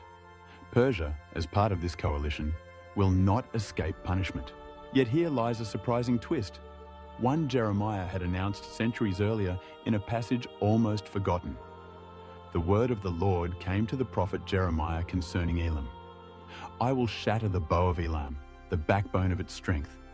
Yet nevertheless, in the last days, I will restore the captives of Elam, declares the Lord." It's a prophecy with two sides. First comes judgment, but then we read an unexpected promise. "In the last days, I will restore Elam." This changes everything, because even though Iran will rise against Israel in the last days, even though it will take part in the final assault that provokes God's wrath, its story doesn't end among the ruins. Even in judgment, God still leaves the door open for redemption. The Iran we see making headlines today, aggressive, defiant, embroiled in dark alliances, will someday also play a role in a restored world. Persia's biblical history mirrors humanity itself, redeemed, fallen, judged, and restored by grace. That's why Iran's ultimate destiny in the Bible serves as both a warning to empires that defy God and a promise to those who choose repentance. Because it is written that in the final days the nations will journey to Jerusalem to worship the King, the Lord of hosts, and it shall come to pass that everyone who remains of the nations that came against Jerusalem shall go up year after year to worship the King and to celebrate the Feast of Tabernacles. Perhaps among those nations stands Elam. Perhaps Iran, once a redeemer, foe, and judged nation, will itself witness the restored glory.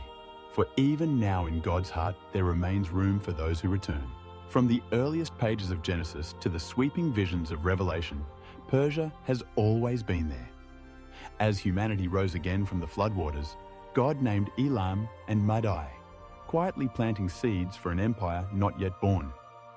By the time Abraham rose up to rescue Lot, Elam had already become a threat, and when Babylon eventually fell, Persia became an instrument of redemption. When the temple was rebuilt, it was a Persian king who provided the resources, and when the Messiah was born, wise men from the east, men from Persia, were among the first to acknowledge him. Yet as the end of days approaches, and the nations rise up like shadows against Israel, Persia will again take center stage, but this time on prophecy's darker side. For it is written, Persia, Cush, and Put will be with them, forming a coalition against God's restored people. Yet even then, the book remains open. Scripture does not close the door, and one day the nations will ascend to Jerusalem to celebrate the King. If Persia turns its face toward God, its story will not end in ashes, but in glory. And now, after everything you've heard, I ask you, do you believe Iran is fulfilling its prophetic role today? We are living in times when prophecies unfold quietly, and what once seemed ancient is now more alive than ever. So, where do you think we stand in this story? Do you see signs of these prophecies in today's headlines? Leave your thoughts in the comment box below. And if you'd like us to keep exploring how current events connect with biblical prophecy, give this video a thumbs up and share it. This lets us know we should continue uncovering more prophecies unfolding right before our eyes. In these times, understanding is more essential than ever. Blessings, sweet dreams, my little sleep explorers. And remember, the grand tapestry of time is always weaving its next thread. Meow, meow.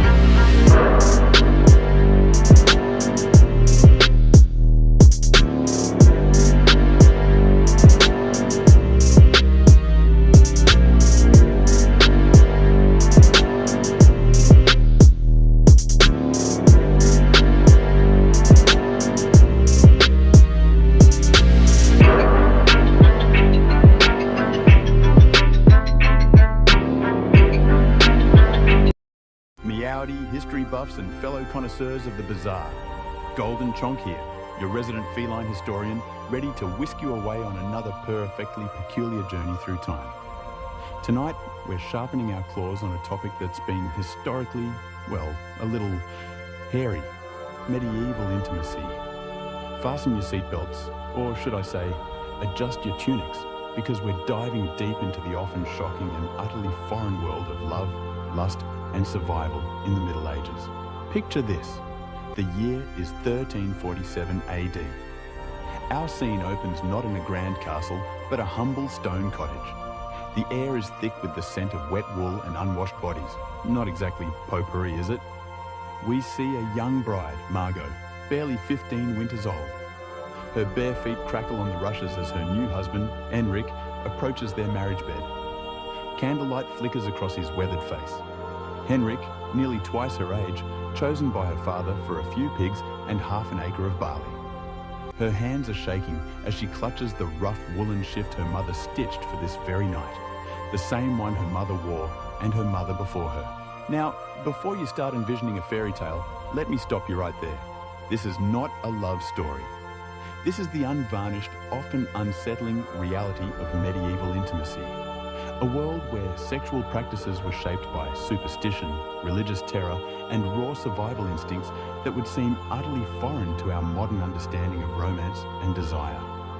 Outside, Henrik's friends, drunk on ale, are shouting crude encouragements and beating pots with wooden spoons. They won't leave until they hear proof of consummation. Margot's breath comes in short gasps as Henrik's calloused fingers reach for the leather cord at her throat. She wonders if her mother's whispered warnings about wifely duties could possibly prepare her for what's about to happen in this cramped, smoky room that smells of wet wool and unwashed bodies. A truly intimate setting, wouldn't you say? The medieval bedroom, my dear Chonkers, was less a private sanctuary and more a public battlefield. It was a place where bodies became political territories, where the church's doctrine clashed with pagan traditions, and where the most intimate moments of human life were governed by rules so bizarre and restrictive that they would make a modern person's skin crawl. These weren't just personal choices, they were matters of eternal salvation, family honor, and literally life and death. The community, the church, and ancient superstitions all had a stake in what happened between husband and wife. Margot's marriage to Henrik in that autumn of 1347 AD wasn't celebrated with champagne and dancing. It was a business transaction sealed with bodily fluids, witnessed by neighbours who had every right to demand proof of consummation. The wedding night ritual, if you can call it that, began long before the couple even touched. First came the bedding ceremony, where the wedding guests would literally drag the bride and groom to their chamber. Then, in what sounds like a scene from a very awkward comedy, they would undress them while singing bawdy songs. And the grand finale? They'd stand outside the door, listening intently for the sounds that would confirm the marriage was legally binding. Henrik's friends wouldn't budge until they heard Margot's cries of pain, confirmation that her hymen had been broken and the marriage was, well, official. Can you imagine the pressure? It's enough to make a cat want to hide under the bed for a century. But here's where things get truly, delightfully bizarre. The church, in its infinite wisdom, taught that even married couples could commit mortal sins in their own beds. Saint Jerome, way back in the 4th century AD, boldly declared that a man who loves his wife too ardently was an adulterer. Yes, you heard that right. The church fathers believed that excessive pleasure, even within the sacred bonds of matrimony, was a corruption of the soul. This wasn't merely theological theory, mind you. It shaped every aspect of medieval sexual practice. Thomas Aquinas, the big theological cat on campus, laid out explicit rules for married couples in his Summa Theologica around 1265 AD. Sexual intercourse was only acceptable on certain days of the week, during certain seasons, and in one specific position, man on top, woman beneath, face to face. Any deviation was considered against nature and thus sinful. Oral sex, absolutely forbidden entirely. Sex during menstruation, pregnancy, or while breastfeeding, don't even think about it. The church, bless its cotton socks, calculated that if all these rules were followed, married couples would only be able to have sex about 50 days per year. Imagine the planning. It's enough to make a modern couple throw up their paws in despair. Margot would have learned these rules from her mother, who got them from the village priest during confession. The weight of eternal damnation hung over every intimate moment. So, when Henrik reached for her on a forbidden Wednesday during Lent, Margot faced an impossible choice. Submit to her husband's will and risk her soul, or refuse and face his wrath in a world where domestic violence was not only legal, but expected. A true no-win situation. Now, let's talk about the medieval understanding of female sexuality. A truly fascinating furball of misunderstandings that would persist for centuries. Medical texts from the period, heavily influenced by ancient Greek and Roman sources, taught that women were essentially defective men. Their sexual organs were simply inverted versions of male genitalia. The vagina, considered an inside-out penis, and the ovaries, internal testicles. This wasn't just mere ignorance, mind you. It was codified medical knowledge taught in universities across Europe. These beliefs had profound consequences for how medieval people understood female desire and pleasure. The physician Constantine the African, writing in the 11th century AD, claimed that women experienced sexual pleasure differently than men. They required prolonged stimulation and multiple climaxes to conceive. This led to the utterly bizarre medical belief that rape couldn't result in pregnancy because the woman couldn't achieve the necessary pleasure. So, if a woman did become pregnant after sexual assault, medieval courts often took it as evidence that she had enjoyed the experience and was therefore partially responsible. My fur stands on end just thinking about it. Margot's mother might have even warned her about the wandering womb, a condition medieval physicians believed could cause hysteria, madness, and even death. They thought the uterus could literally move around inside a woman's body, traveling upward to strangle her heart, or downward to escape through her vagina. Treatments? Fumigating the vagina with pleasant smells to lure the womb back into place, or applying foul-smelling substances to the nose to drive it downward. Just, wow. Makes you appreciate modern medicine, doesn't it?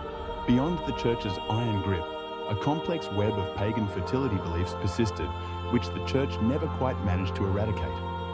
Village-wise women, often later branded as witches by later generations, maintained an underground knowledge of herbs, rituals, and practices designed to encourage conception, prevent pregnancy, or even ensure the birth of male children.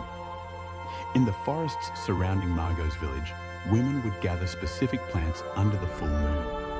Pennyroyal and tansy were brewed into teas that could prevent pregnancy, though the dosage between contraception and death was perilously thin. Mandrake root, shaped like a human figure, was believed to increase fertility when worn as an amulet against the skin. These roots were so valuable that forged versions made from carved briny were common in medieval markets. The church officially condemned these practices as witchcraft, but even devout Christians couldn't entirely abandon them. The line between folk medicine and magic was impossibly blurred. A woman might pray to St. Margaret for safe childbirth while simultaneously burying a piece of afterbirth under her threshold to ensure future fertility. She might wear a crucifix to church, but hide a piece of amber between her breasts to prevent miscarriage. Medieval contraception was a dangerous mix of superstition, poison, and pure desperation. Women were taught to jump backwards 7 times after intercourse to prevent conception, or to drink wine mixed with ground-up bees. More dangerous were the potions made from mercury, lead, and other toxic substances that often killed the woman along with any potential pregnancy. The consequences of unwanted pregnancy were severe. In a world without reliable contraception, women faced the constant threat of death in childbirth. Maternal mortality rates were staggering. 1 in 3 women died during or shortly after delivery. For unmarried women, pregnancy often meant social destruction, exile, or even death. The practice of infanticide, while officially condemned, was widely understood as a desperate woman's last resort. It truly was a grim existence for many. Medieval marriage negotiations were practically military campaigns, with bodies as the primary battlefield. When Margot's father arranged her marriage to Henrik, her virginity was literally her dowry, more valuable than any gold or livestock he could offer. The hymen became a currency of honor, traded between families as proof of their daughter's purity and their own reputation. The wedding night wasn't just about consummation. It was about the public verification of the bride's virginity. The bloodied sheets would be displayed to the assembled crowd as proof that the marriage was legitimate. No blood appeared? The bride could be returned to her family in disgrace, branded as a whore, or even killed for fraud. The pressure on young brides was enormous. Some would secretly prick their fingers or hide chicken blood to fake the evidence their new families demanded. Medieval medicine's understanding of virginity was, of course, hopelessly flawed. They believed that the hymen was a solid membrane that completely blocked the vaginal opening, rather than the partial, flexible tissue it is. They thought that its absence was absolute proof of sexual activity, when in fact it can be torn by horseback riding, heavy lifting, or simply natural variation in anatomy. The Church's doctrine of consummation created its own bizarre legal practices. A marriage wasn't considered legally binding until sexual intercourse had occurred, which meant that proving or disproving consummation became a matter of legal inquiry. Church courts would examine both husband and wife, interviewing them separately about intimate details of their wedding night. They would inspect the woman's body for signs of penetration and question neighbors about what they had heard through the walls. Imagine that being your first marriage counseling session. Sexual positions were strictly regulated by church doctrine, but the reality was far more complex. The missionary position wasn't just preferred, it was the only position that wouldn't damn your soul to hell. The church taught that any position that put the woman on top was against nature because it violated the natural order of male dominance. Rear entry was considered bestial, linking human sexuality to animal mating practices. Yet, medieval literature hints at a more complex reality. The fabliaux, bawdy comic tales popular in medieval France, describe sexual encounters that would have scandalized the church authorities. These stories, often told by traveling minstrels in taverns and market squares, revealed a shadow world where couples experimented with forbidden practices despite the threat of eternal damnation. The French poet Andreas Capellanus, writing around 1184 AD, even described elaborate courtship rituals that included detailed instructions for sexual positions and techniques. His work suggests that at least among the nobility, there was a sophisticated understanding of sexual pleasure that went far beyond the church's restrictive teachings. But these were dangerous secrets. Discovery could mean excommunication, exile, or death. Medieval people lived in terror of sexual demons that were believed to prey on humans during their most vulnerable moments. The succubus and incubus weren't just folklore. They were accepted medical and theological facts. Church authorities taught that these demons could take human form to seduce men and women, stealing their life force through sexual intercourse. The succubus, a female demon who seduced men, was blamed for nocturnal emissions, sexual dreams, and any sexual thoughts that occurred outside of marriage. Medieval theologians developed elaborate theories about how these demons operated. They believed that a demon could first take female form to collect semen from a man, then transform into male form to impregnate a woman with the stolen seed. Any child born from such a union was believed to be cursed or demonic. The incubus posed an even greater threat to medieval women. These male demons were said to be physically stronger than humans and capable of overpowering their victims. Women who reported sexual dreams or experiences they couldn't explain were often accused of consorting with demons. The line between victim and witch was terrifyingly thin. Sleep paralysis, now understood as a neurological phenomenon, was interpreted as demonic sexual assault. Men and women who woke unable to move, often with the sensation of pressure on their chest, were believed to be under demonic attack. The church prescribed elaborate rituals of exorcism and purification, but many suspected victims were burned as witches instead. The medieval understanding of menstruation was rooted in terror and superstition that would persist for centuries. Menstrual blood was believed to be poison, so toxic that it could kill crops, sour wine, and cause men to lose their virility. The Roman naturalist Pliny the Elder, whose works were still studied in medieval universities, claimed that menstrual blood could drive dogs mad, and cause knives to lose their sharpness. Women during their monthly cycles were considered dangerous pollutants who must be isolated from normal society. They couldn't enter churches, prepare food, or touch sacred objects. In many villages, menstruating women were required to live in special huts outside the community until their bleeding stopped. The church taught that menstruation was God's punishment for Eve's original sin, making every monthly cycle a reminder of feminine shame. The lack of understanding about menstruation created bizarre medical practices. Physicians believed that menstrual blood that wasn't properly expelled from the body would accumulate and poison the woman from within. They prescribed bloodletting, purging, and other dangerous treatments to balance the female humors. Some doctors even recommended sexual intercourse as a cure for menstrual disorders, believing that male seed could neutralize the toxic effects of menstrual blood. Truly, a cure for almost anything, it seems. Medieval women, bless their resilient souls, developed their own secret knowledge about managing their cycles. They used moss, cloth rags, and sheepskin as primitive menstrual protection. They tracked their cycles by lunar phases and developed herbal remedies to ease cramps and regulate their flow.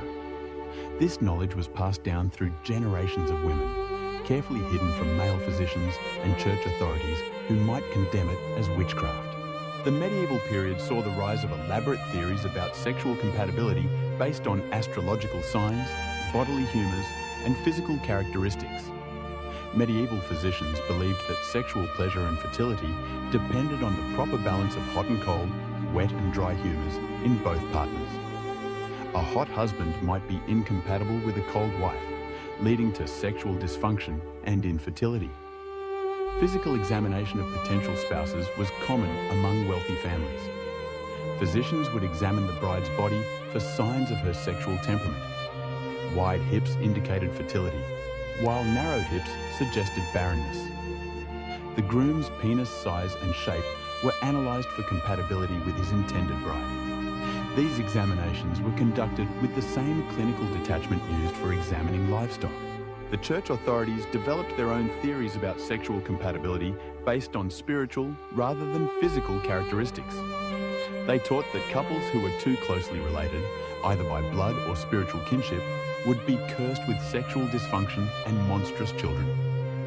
The complex rules of consanguinity meant that many medieval marriages were later annulled when previously unknown family connections were discovered. Medieval sexuality was deeply intertwined with concepts of honour, shame, and social standing. A man's sexual prowess was directly linked to his reputation as a warrior and leader. Impotence was not just a personal failing, it was a public humiliation that could destroy a man's standing in his community. The medieval French even developed elaborate euphemisms for sexual dysfunction, creating a vocabulary of shame that permeated every aspect of social interaction. For women, sexual reputation was even more fragile. The slightest hint of impropriety could destroy a woman's marriage prospects and her family's honour. Medieval towns were small communities where everyone knew everyone else's business. A woman seen talking to a man who wasn't her husband or relative could be branded as a whore. The standards of female behaviour were so restrictive that even married women lived in constant fear of gossip and accusation. The medieval legal system reflected these sexual anxieties in its treatment of rape, adultery, and sexual assault. Rape was defined not as a crime against the woman, but as a crime against the male who owned her father, husband, or lord. The punishment for rape varied dramatically depending on the social status of both the victim and the perpetrator. A nobleman who raped a peasant woman might pay a small fine, while a peasant who raped a noble woman would face torture and death. Adultery was punished even more severely, but only for women. A married woman who had sex with any man other than her husband could be killed by her husband with no legal consequences. Medieval law codes specifically granted husbands the right to murder adulterous wives and their lovers if they were caught in the act. Men, however, were generally free to have sex with unmarried women, prostitutes, or their own servants without legal consequences. A stark double standard, wouldn't you agree? Despite the pervasive control, the medieval period also saw the development of elaborate courtship rituals that would influence European culture for centuries. The tradition of courtly love, popularized in the poetry of the troubadours, created a parallel world where sexual desire was elevated to a spiritual quest. These romantic ideals were primarily a literary fantasy enjoyed by the nobility, but they had profound effects on how medieval people understood the relationship between love and sexuality. The courtly love tradition taught that true love could only exist outside of marriage. A knight's devotion to his lady was supposed to remain eternally unfulfilled, existing in a state of constant yearning that purified the soul through suffering. This created a bizarre split between marital sexuality, which was purely functional, and romantic love, which was purely spiritual. The reality of medieval courtship for the peasantry was far more pragmatic. Among the peasantry, young people might have some choice in marriage partners, but economic considerations always took precedence over personal preference. A village girl might favor the blacksmith's son, but if the miller offered better terms to her father, she would find herself married to a man she barely knew. Engagement practices even included rituals designed to test the compatibility of potential spouses. In some regions, engaged couples were allowed to sleep together clothed, separated by a wooden board called a bundling board. This practice allowed families to evaluate whether the couple was physically compatible without risking pregnancy or violating church doctrine about premarital sex. Clever, in a strangely medieval way, the medieval period inherited a complex tradition of sexual magic and fertility rituals from earlier pagan cultures.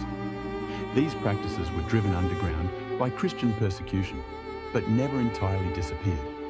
Medieval peasants continued to practice ancient fertility rituals, often disguised as Christian celebrations or incorporated into folk medicine. The celebration of May Day retained strong sexual overtones despite church attempts to suppress it. Young people would spend the night in the forest, ostensibly gathering flowers and branches to decorate the village. In reality, May Day was an opportunity for sexual experimentation and courtship outside the normal restrictions of village life. Many pregnancies were calculated to result from May Day encounters, leading to a surge in February births. Wedding celebrations included numerous fertility rituals designed to ensure the couple's reproductive success. The bride might be showered with grain or nuts to encourage pregnancy. The marriage bed would be blessed with holy water, but also secretly prepared with herbs and charms believed to enhance fertility. These practices represented a desperate attempt to control reproduction in a world where infant mortality was devastating and family survival depended on producing healthy children. The medieval understanding of conception was a bizarre blend of Aristotelian philosophy, Christian doctrine, and folk wisdom. Medieval physicians believed that both men and women produced seed that combined during intercourse to create new life. They taught that female orgasm was necessary for conception, leading to the tragic belief that women who became pregnant after rape must have enjoyed the experience. Medieval people also developed elaborate theories about how to influence the sex of unborn children. They believed that conception during certain phases of the moon would produce male children, while others would result in females. The position of the stars at the moment of conception was thought to influence not only the child's sex, but also its personality and future prospects. Talk about cosmic pressure. The medieval period saw the development of increasingly sophisticated methods of sexual control and surveillance. The church established networks of informants who reported on the private lives of their neighbours. Confession became a tool for gathering intimate details about sexual practices, with priests questioning penitents about their most private moments. The rise of the Inquisition in the 13th century AD brought new levels of sexual persecution. Suspected heretics were tortured into confessing not only their religious beliefs, but also their sexual practices. The interrogation manuals used by inquisitors included detailed questions about sexual positions, frequency of intercourse, and even the physical sensations experienced during sex. Medieval prisons included special punishments for sexual crimes. Women convicted of adultery might be imprisoned in cages so small they couldn't stand upright, fed only bread and water until they died of starvation. Men convicted of rape might be castrated publicly before being hanged. These extreme punishments were designed not just to punish the guilty, but to terrorize the entire community into sexual compliance. The medieval period produced a vast literature of sexual advice and instruction, though most of it was hidden from ordinary people. Medical texts included detailed descriptions of sexual positions and techniques, but these were available only to educated physicians and wealthy patrons. The average medieval person learned about sex through whispered conversations, folk songs, and the bitter experience of trial and error. The church produced its own sexual literature, but it was primarily concerned with cataloguing sins rather than providing positive guidance. Penitential manuals listed hundreds of sexual practices with their corresponding punishments. These texts reveal a fascination with sexual detail that contradicts the Church's official position on celibacy and purity. Medieval marriage manuals written for wealthy patrons provide glimpses into the sexual lives of the nobility.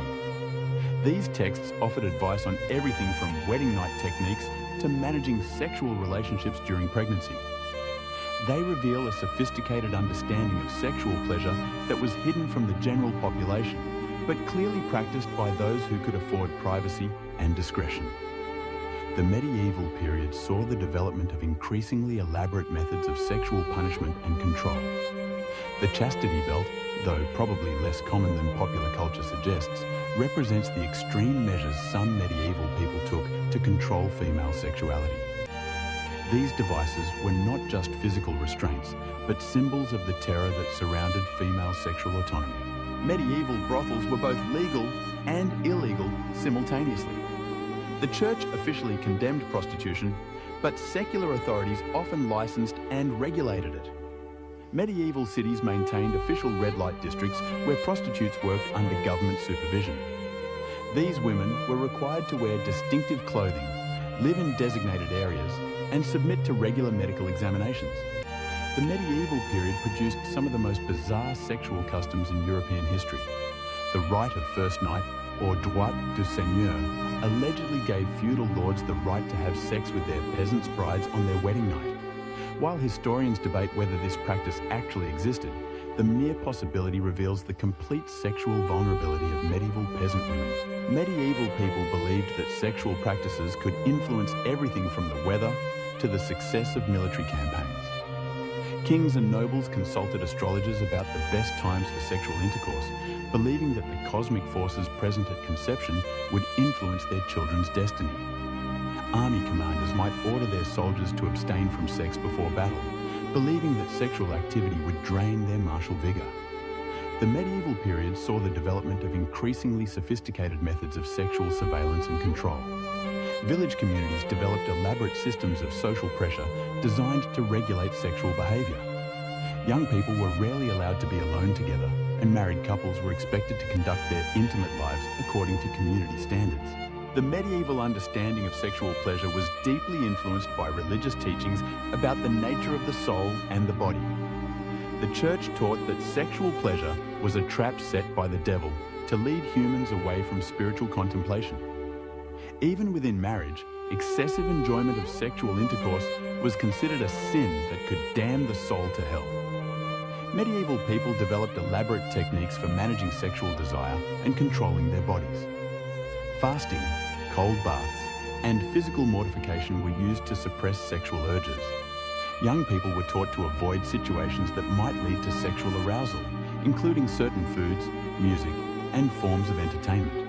Despite the Church's attempts to control human sexuality, medieval people found ways to express their desires and pursue pleasure. The medieval period produced a vast underground culture of sexual transgression and rebellion. This shadow world of sexual rebellion existed alongside the official culture of repression and control. Medieval sexuality was shaped by practical considerations that modern people rarely consider. The lack of privacy in medieval homes meant that sexual intercourse often occurred in spaces shared with children, servants, and extended family members. The sounds and smells of sexual activity were part of daily life in ways that would shock modern sensibilities. The medieval period saw the development of increasingly complex relationships between sexuality and social class. The sexual privileges of the nobility were part of their broader pattern of social domination. Lords and ladies had access to private chambers, exotic foods, and leisure time that allowed them to explore sexual pleasure in ways that were impossible for peasants. Medieval marriage was ultimately about survival rather than love or sexual satisfaction. In a world where life expectancy was short and infant mortality was high, the primary purpose of marriage was to produce children who could carry on the family name and work the land. Sexual pleasure was a secondary consideration at best, and often seen as a dangerous distraction from more important concerns. As we return to Margot in her stone cottage, Henrik's hands still reaching for her in the flickering candlelight, we can understand her terror not just as personal fear, but as the embodiment of an entire culture's sexual anxieties pressed down upon her young shoulders. She carries the burden of religious doctrine, family honor, community surveillance, and her own desperate desire for survival in a world that offers her no protection. The medieval period reminds us that human sexuality has always been shaped by power, fear, and social control. The bizarre practices and beliefs of medieval people seem alien to us now, but they emerged from the same fundamental human needs and desires that drive sexual behavior in every era. Understanding medieval sexuality helps us recognize how our own sexual culture reflects the power structures and social anxieties of our time. Medieval intimacy was never truly intimate. It was always public, always political, always dangerous. The bedroom was a battlefield where souls were won and lost, where family honor was defended or destroyed, where the most private moments of human life were governed by rules that seemed designed to eliminate pleasure and maximize suffering. The medieval period produced some of the most restrictive sexual customs in European history, but it also reveals the incredible resilience of human sexual desire. Despite centuries of religious persecution, social control, and legal punishment, medieval people found ways to pursue love, pleasure, and intimate connection. Their stories remind us that sexuality is one of the fundamental aspects of human experience, too powerful to be completely controlled by any system of authority. The strange and often disturbing sexual practices of medieval Europe were not simply the result of ignorance or superstition. They emerged from a complex interaction of religious doctrine, social structure, economic necessity, and genuine human need. Understanding these practices helps us appreciate both how far we have come and how many of the same underlying tensions continue to shape human sexuality today. In the end, the medieval period teaches us that sexuality is always political, always dangerous, and always essential to human experience. The bizarre, intimate practices of medieval people were their attempts to navigate these eternal tensions between desire and control, pleasure and danger, love and survival. Their struggles remind us that the quest for sexual freedom and authentic intimacy is not a modern invention, but an ancient human aspiration that transcends any particular historical moment. The candlelight still flickers across Henrik's weathered face as he reaches for young Margot. But now, we understand that this moment contains the entire weight of medieval sexual culture. The fear, the superstition, the desperate hope for survival, and the eternal human longing for connection despite impossible odds. In her trembling hands and his calloused fingers, we see not just two people, but the collision of an entire civilization's sexual anxieties and desires played out in the most intimate space imaginable, yet never truly private, never truly safe, never truly free. This has been Golden Chonk, reminding you that history, like a good catnap, is always full of unexpected twists. Stay curious, and I'll catch you on the next bizarre historical adventure. Good night. Meow, meow. Oh, hello there, dreamweavers and history snoozers. It's me, Golden Chonk, your fluffy feline guide to the truly wild side of history. Forget your cozy beds for a moment, because tonight we're not just drifting. We're pouncing headfirst into the most outrageous, paw-dropping secrets of royal bedrooms. Welcome to the Royal Rumpus Room. Tonight we're not just peeking, we're clawing our way into the lavish, the absurd, and yes, sometimes the suspiciously sticky bedrooms of medieval royalty.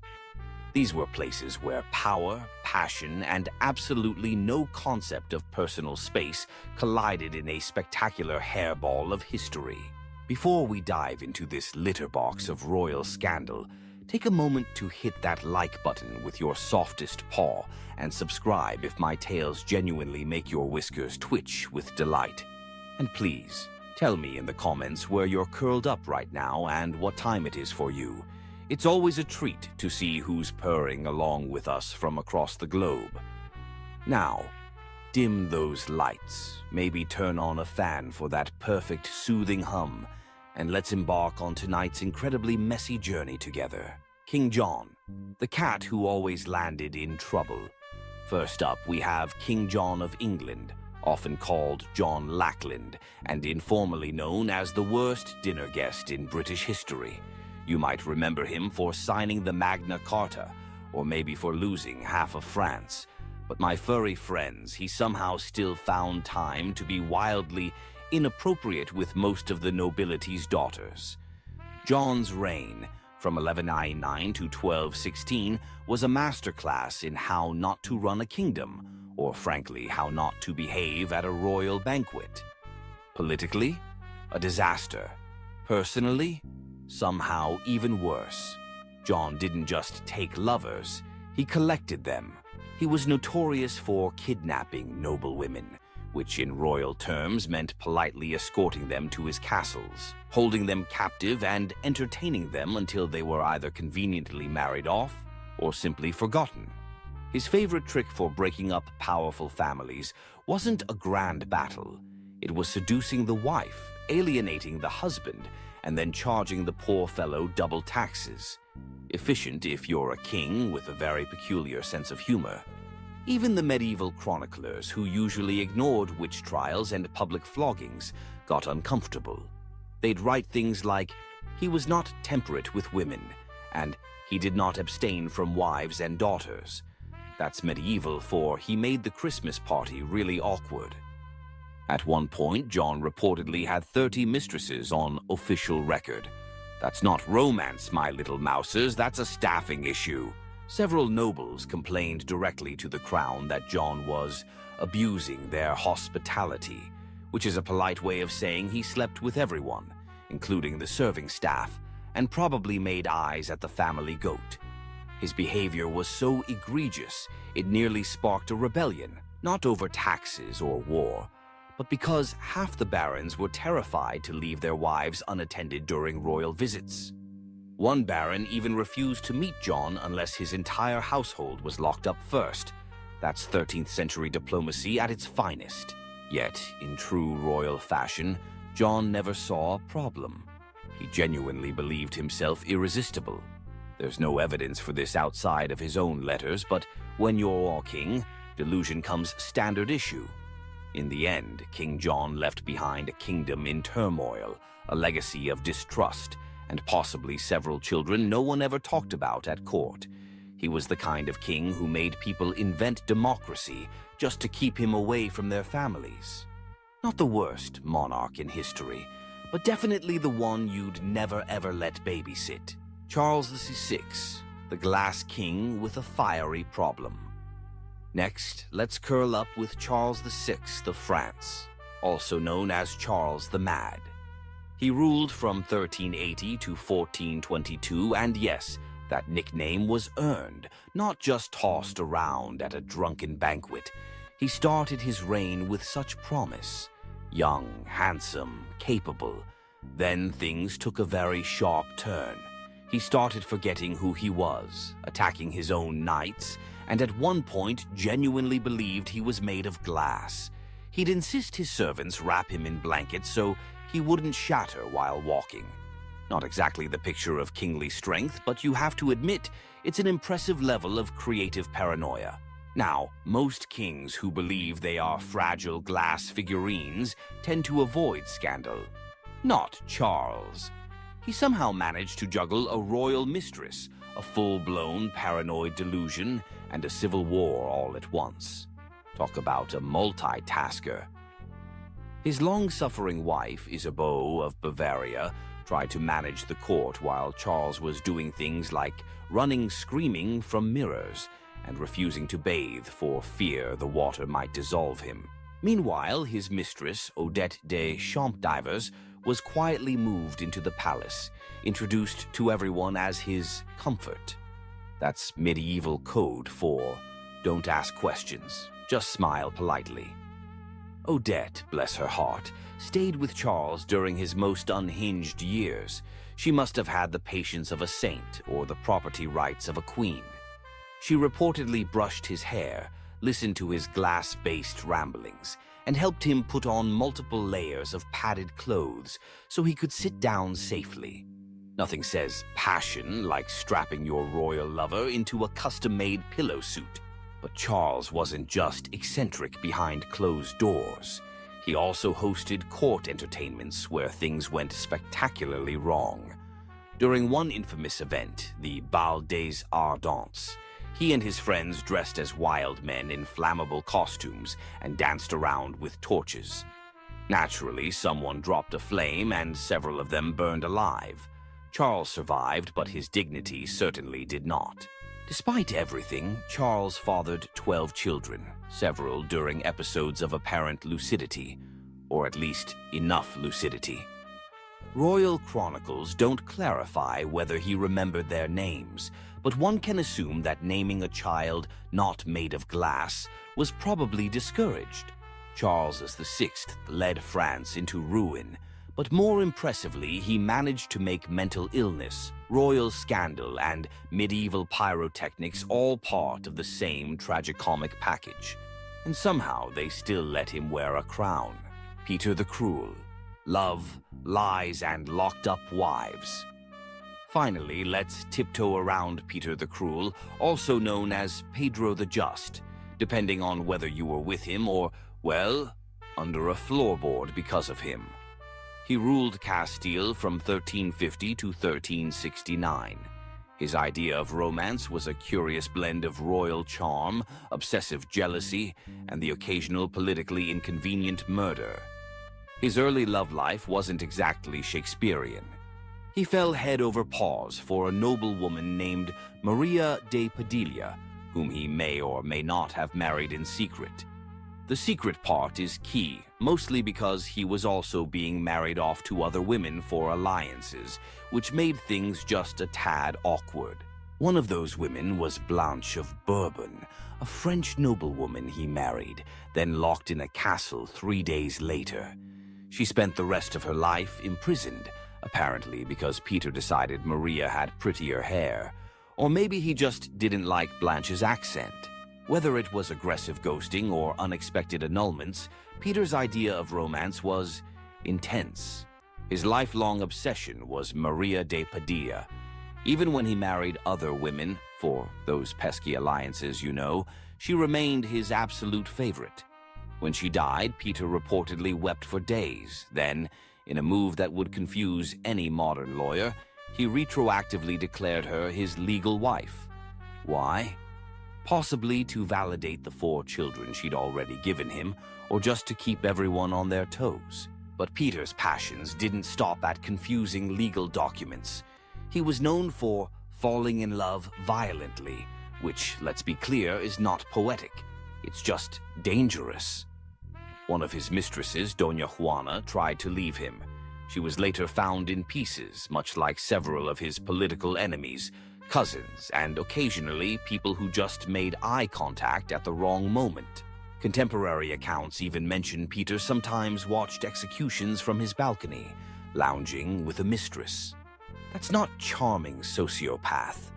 That's an HBO villain with severe impulse control issues. Still, the Castilian court was never boring. Gossip flowed faster than wine, and Peter's relationships blurred the line between passion and vendetta. His idea of a romantic gesture, surprise weddings, surprise divorces, and the occasional surprise stabbing. Eventually, Peter was killed by his own half-brother in a rather symbolic act of family therapy. But his reputation as one of Europe's most aggressively unromantic romantics lives on. If love is a battlefield, my dear friends, Peter brought the entire siege equipment. Edward II, the king who loved his bestie more than his queen.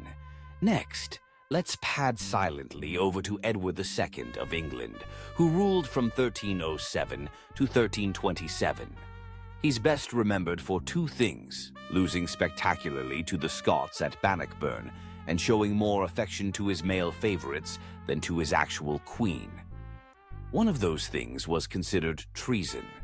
The other was considered controversial dinner conversation.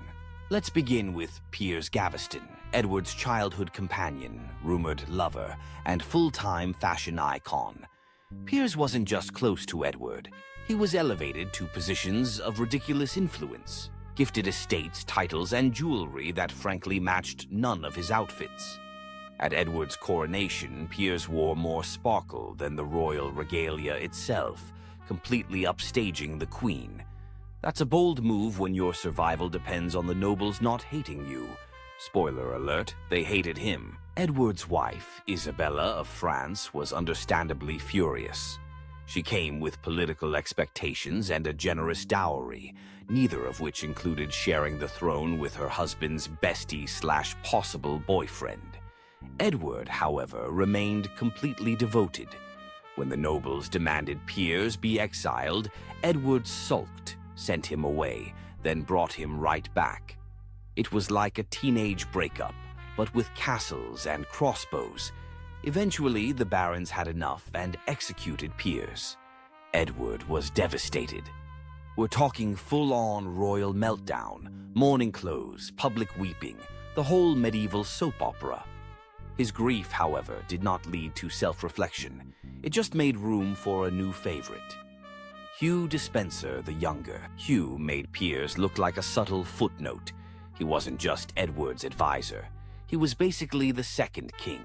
Land, titles, entire counties. Hugh got them. The rest of the nobility got angry. Isabella, by this point, had switched from annoyed wife to full-blown vengeance avatar. She teamed up with a lover of her own, Edward's enemy, naturally, invaded England and overthrew her husband. Edward was imprisoned, stripped of his crown, and possibly murdered by a red-hot poker. Yes, that rumor exists. No, we're not discussing the physics of it. Let's just say medieval revenge was rarely subtle. Edward II's reign was less about governance and more about personal drama, so intense it could be a reality show. If the Plantagenets had Netflix, his season would have been banned in 3 countries. His mistake? Mixing politics with passion, ignoring everyone else, and assuming royal power meant nobody could touch him. Turns out, everyone could, eventually. Wenceslaus of Bohemia, the king of the hangover. Finally, let's talk about Wenceslaus of Bohemia, who ruled in the late 14th century. Ruled might be a generous term. He technically held titles like King of the Romans and King of Bohemia, but his real achievements were more along the lines of public nudity, aggressive drinking, and starting fights in his own palace. If you're thinking of Good King Wenceslaus from the Christmas Carol, wrong guy. That was his ancestor. This Wenceslaus, not good, not even vaguely decent. He began with promise, crowned as a teenager, intelligent, multilingual, and capable. But somewhere along the way, he decided the royal wine cellar was more useful than the treasury, and started governing from the bottom of a goblet. Wenceslaus developed a reputation for hosting multi-day drinking sessions, where policy decisions were made between rounds of mead and inappropriate limericks. His advisors began carrying flasks, not to drink, but to survive negotiations. At court, debates often ended with someone flipping a table or being challenged to a duel using breadsticks. He also developed the habit of streaking through the castle, sometimes mid-meeting. One chronicler records Wenceslaus delivering royal edicts completely naked, except for a sword belt. His justification? Clothes are for the timid. Hard to argue with that kind of logic when the guy with the crown also has a long sword and no pants. Romantically, he favored barmaids, laundresses, and occasionally nobles' wives, though he seemed more invested in their beer recommendations than their feelings. Affairs weren't scandalous at his court. They were practically job interviews. One noble accused him of seducing his sister. Wenceslaus shrugged and offered him a drink. Eventually, the Holy Roman Empire decided they'd had enough of his royal vodka and removed him as king of the Romans. A polite way of saying, "You're fired, but we're pretending it's political." Even his own brother called him useless, undressed, and usually unconscious. Still, Wenceslaus somehow reigned in Bohemia for decades. His people tolerated him the way one tolerates a loud uncle at a wedding, with eye rolls, careful seating plans, and lots of alcohol. In the end, he left behind a shaky kingdom, a flooded wine cellar, and a royal legacy best summed up as, he ruled like every day was his last hangover. Henry VIII, the king who broke the church for a date.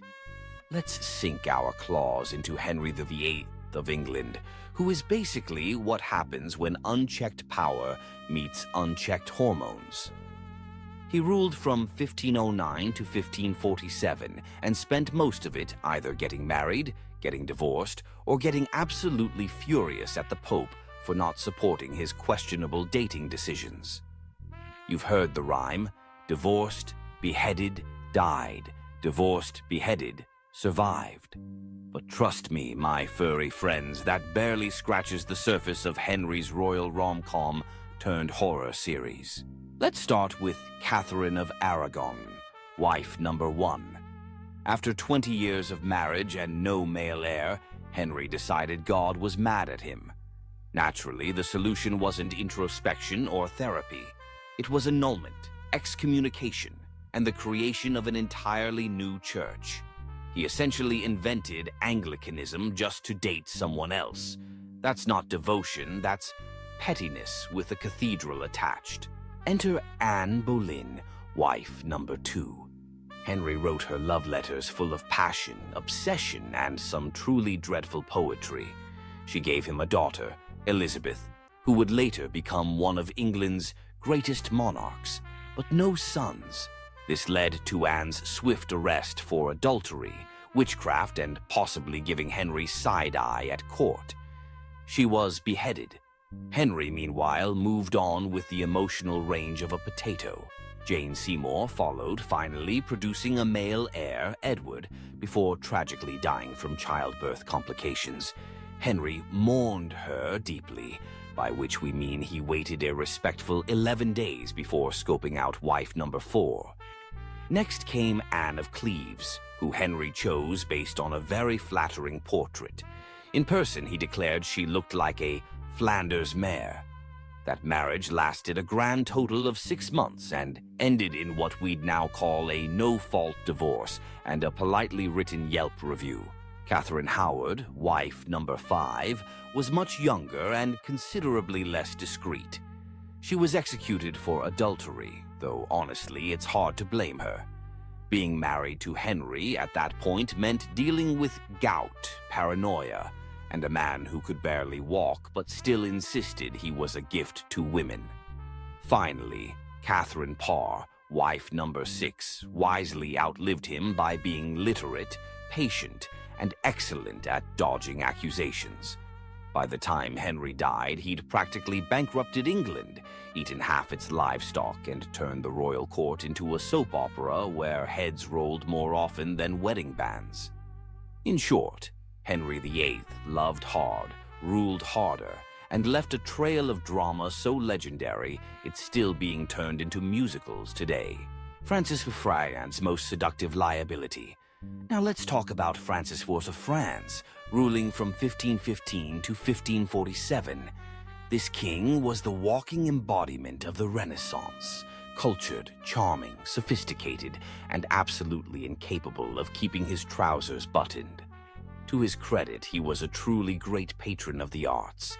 He invited Leonardo da Vinci to France, built magnificent palaces, and helped turn France into a cultural powerhouse. But while the painters were painting and the poets were poeting, Francis was busy seducing anything with a pulse and a title. His court was famous, or perhaps infamous, for its opulence, but also for being a kind of state-funded dating app. He employed gentlewomen of the bedchamber, a term that should have meant ladies-in-waiting, but really meant romantic shortlist. Entire political alliances were derailed because Francis accidentally bedded the ambassadors' wives, and this wasn't quiet, subtle adultery. Francis was loud about it. He once declared to foreign dignitaries that French kings were expected to be excellent lovers, which sounds noble until you realize it came from a man who treated treaties and mistresses with the same level of commitment, which is to say temporary. His most famous affair was with Françoise de Foix, a noblewoman who became his official mistress. She was witty, educated, and likely the only woman who could roast him in public and survive. Eventually, she was replaced, because of course she was. She was followed by Anne de Pisseleu-d'Ailly, a woman whose name sounds like a medieval inside joke, and whose political influence was matched only by her ability to outlast the competition. Even his enemies couldn't help but notice. The Holy Roman Emperor, Charles V, once described Francis as more dangerous in the bedroom than on the battlefield. He meant it as an insult. Francis probably took it as a compliment. And somehow, amid the affairs, banquets, and what can only be described as diplomatic flirtation, Francis still managed to rule effectively. Though his wars were expensive and his taste in women even more so, the man was nothing if not enthusiastic. His reign was a whirlwind of silk, scandal, and second-hand perfume. Francis I wasn't just a king. He was France's most seductive historical liability. And honestly, he wouldn't have had it any other way. Alfonso XI, the king who publicly embarrassed his queen. Alfonso XI of Castile, who ruled from 1311 to 1350. Besides ruling a kingdom, he had one major hobby: ignoring his wife in the most public, extravagant way possible. His poor, politically strategic wife was Maria of Portugal, noble, well-connected, and unfortunately not Leonor de Guzman, the woman Alfonso actually cared about. Leonor was a Castilian noblewoman with a sharp mind, 11 children, and enough influence to basically run the court herself. And unlike Maria, she didn't need a crown to feel important. She just needed Alfonso's complete and shameless obsession. Now, most kings had mistresses. Alfonso turned his into a shadow queen. He built Leonor palaces, gave her land, and took her everywhere. Meanwhile, Queen Maria was left sitting alone at royal events like an unwanted centerpiece, while Alfonso made googly eyes across the hall at his side chick, who wasn't even trying to be subtle. To make matters worse, or better depending on your tolerance for medieval soap operas, Leonor wasn't just a mistress. She was politically active, negotiating treaties, commanding respect, and producing heirs like it was her full-time job.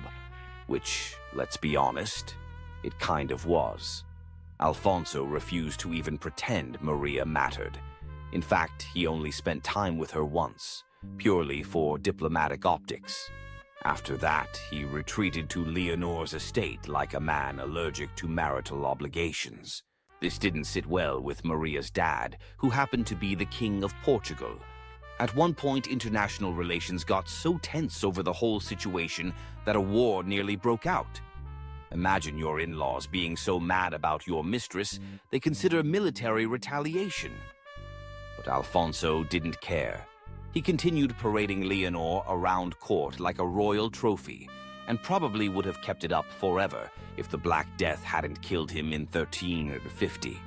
That's right, it took a literal plague to end his affair. After Alfonso died, Queen Maria finally had her moment. She had Leonor imprisoned and executed in a move that historians call vengeful and most of us would call extremely fair. Alfonso's reign may be remembered for military victories, but let's be real, His true legacy was being one of the most publicly whipped kings in medieval history, Philip IV, the fair-faced hypocrite. Let's talk about Philip IV of France, also known as Philip the Fair. And no, my little furballs, fair was not for his personality. It was for his handsome looks, which were, unfortunately, not matched by good behavior. Outwardly, Philip was pious, serious, and all about moral reform. Inwardly, he was running a kingdom like it was a very tense reality show, complete with betrayal, secret trials, and a healthy dose of double standards, especially in the bedroom department. His most infamous scandal was the Tour de Nesle affair, a medieval sex scandal so messy it could have been scripted by HBO. It all began when Philip's daughter, Isabella, yes, the same one who would later overthrow Edward II of England, noticed that her sisters-in-law were being a little too friendly with some knights. We're talking matching gift exchanges and secret tower rendezvous friendly. Isabella, being the dutiful daughter, tattled to Philip, who launched a royal investigation with all the subtlety of a sledgehammer. 2 of the princesses, married to Philip's sons, were found guilty of adultery and publicly imprisoned for years. Their heads were shaved, their titles revoked, and their reputations completely annihilated. The 2 knights involved? Tortured, flayed, and executed in the public square, because nothing says moral leadership like turning a family affair into a medieval snuff film. Now, here's where things get interesting. While Philip was handing out brutal punishments like candy, rumors swirled that he himself kept a few mistresses tucked away in private rooms of the Louvre, no less.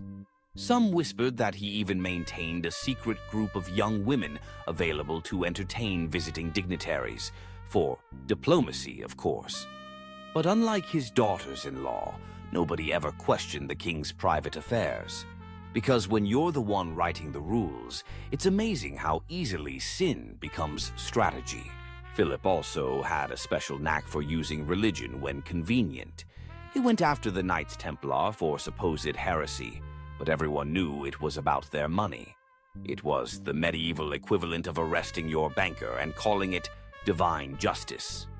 So yes, Philip may have looked like a model of piety and honor, but behind that sculpted jawline and royal glare was a man with a deep commitment to hypocrisy and a working knowledge of where all the castle's secret doors were.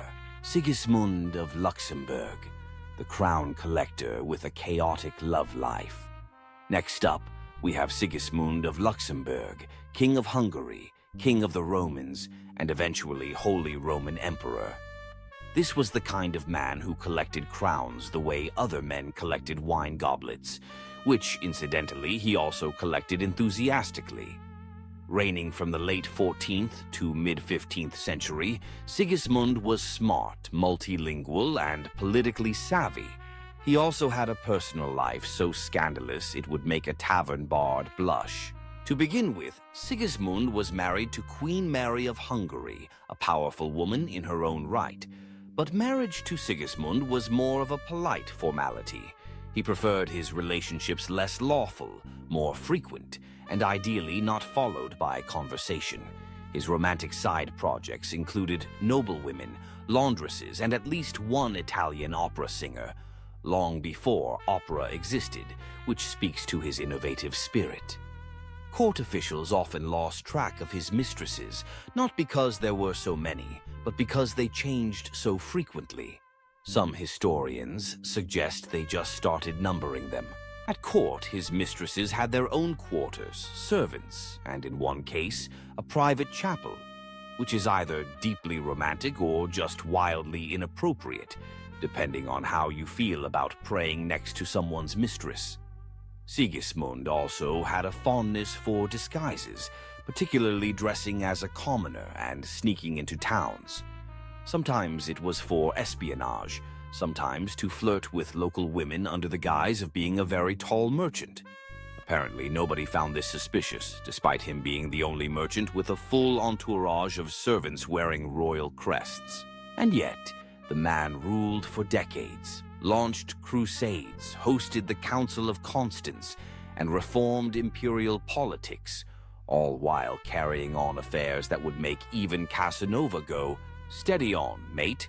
One ambassador once wrote that Sigismund greets all women as equals, especially in private, which, while vaguely progressive, also sounded suspiciously like an HR violation. But despite his extracurriculars, Sigismund remained immensely popular, mostly because he managed to appear regal in public while quietly running the most chaotic love life in Europe. He wasn't just an emperor. He was a one-man renaissance, equal parts strategist, statesman, and scandal. And somehow he always got away with it. Louis XV, France's real after-party host. Finally, let's saunter into the bedchambers of Louis XV of France, known as Louis the Beloved. He ruled from 1715 to 1774, and by ruled, we mostly mean he hosted an endless royal after-party where governance was optional and silk bedsheets were not. He started out promising enough, young, handsome, and poised to carry on the legacy of his great-grandfather, Louis XIV. But somewhere around his 20s, Louis decided national policy could wait, because he had a long list of ladies-in-waiting to attend to. Let's talk about the Parc aux Cerfs, the quiet little house near Versailles that Louis used for, let's call them, private auditions. Girls were recruited, usually poor but pretty, brought in discreetly and rotated like seasonal produce. There were so many mistresses, the palace guards likely had a clipboard system. His most famous mistress, Madame de Pompadour, wasn't just a pretty face. She basically ran France behind the scenes. But when she lost interest in the physical side of their relationship, Louis said, "That's fine," and built a second harem instead. The logic? Keep Pompadour for brains and banter. Keep the Parc aux Cerfs for everything else. It was all very organized chaos. Each girl received gifts, titles, and in some cases, discreet housing once their contract expired. It was France's most unofficial but strangely efficient internship program. And the queen, Marie Leszczyńska? She was around somewhere, mostly ignored. Once she stopped having children, Louis treated her like antique furniture, too expensive to throw away but no longer relevant to the room. The scandal at court was so normalized that nobles didn't ask if the king had a mistress. They asked how many this week. Even foreign ambassadors gossiped in their letters about the turnover rate at Versailles. That's not a monarchy. That's a brothel with better uniforms. Ironically, Louis genuinely thought he was a good ruler. Between lavish balls, discreet pregnancies, and awkward silences with his wife. His reign, while not catastrophic, set the tone for his grandson, Louis XVI, who would later lose his head, possibly because Grandpa spent too much time thinking with the wrong crown.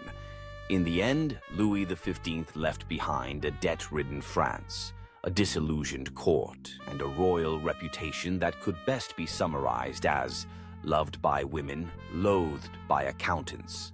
Christian VII, the king who was his own entertainment.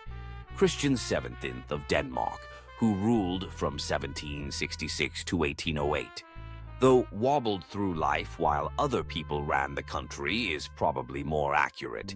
You see, Christian had a few issues.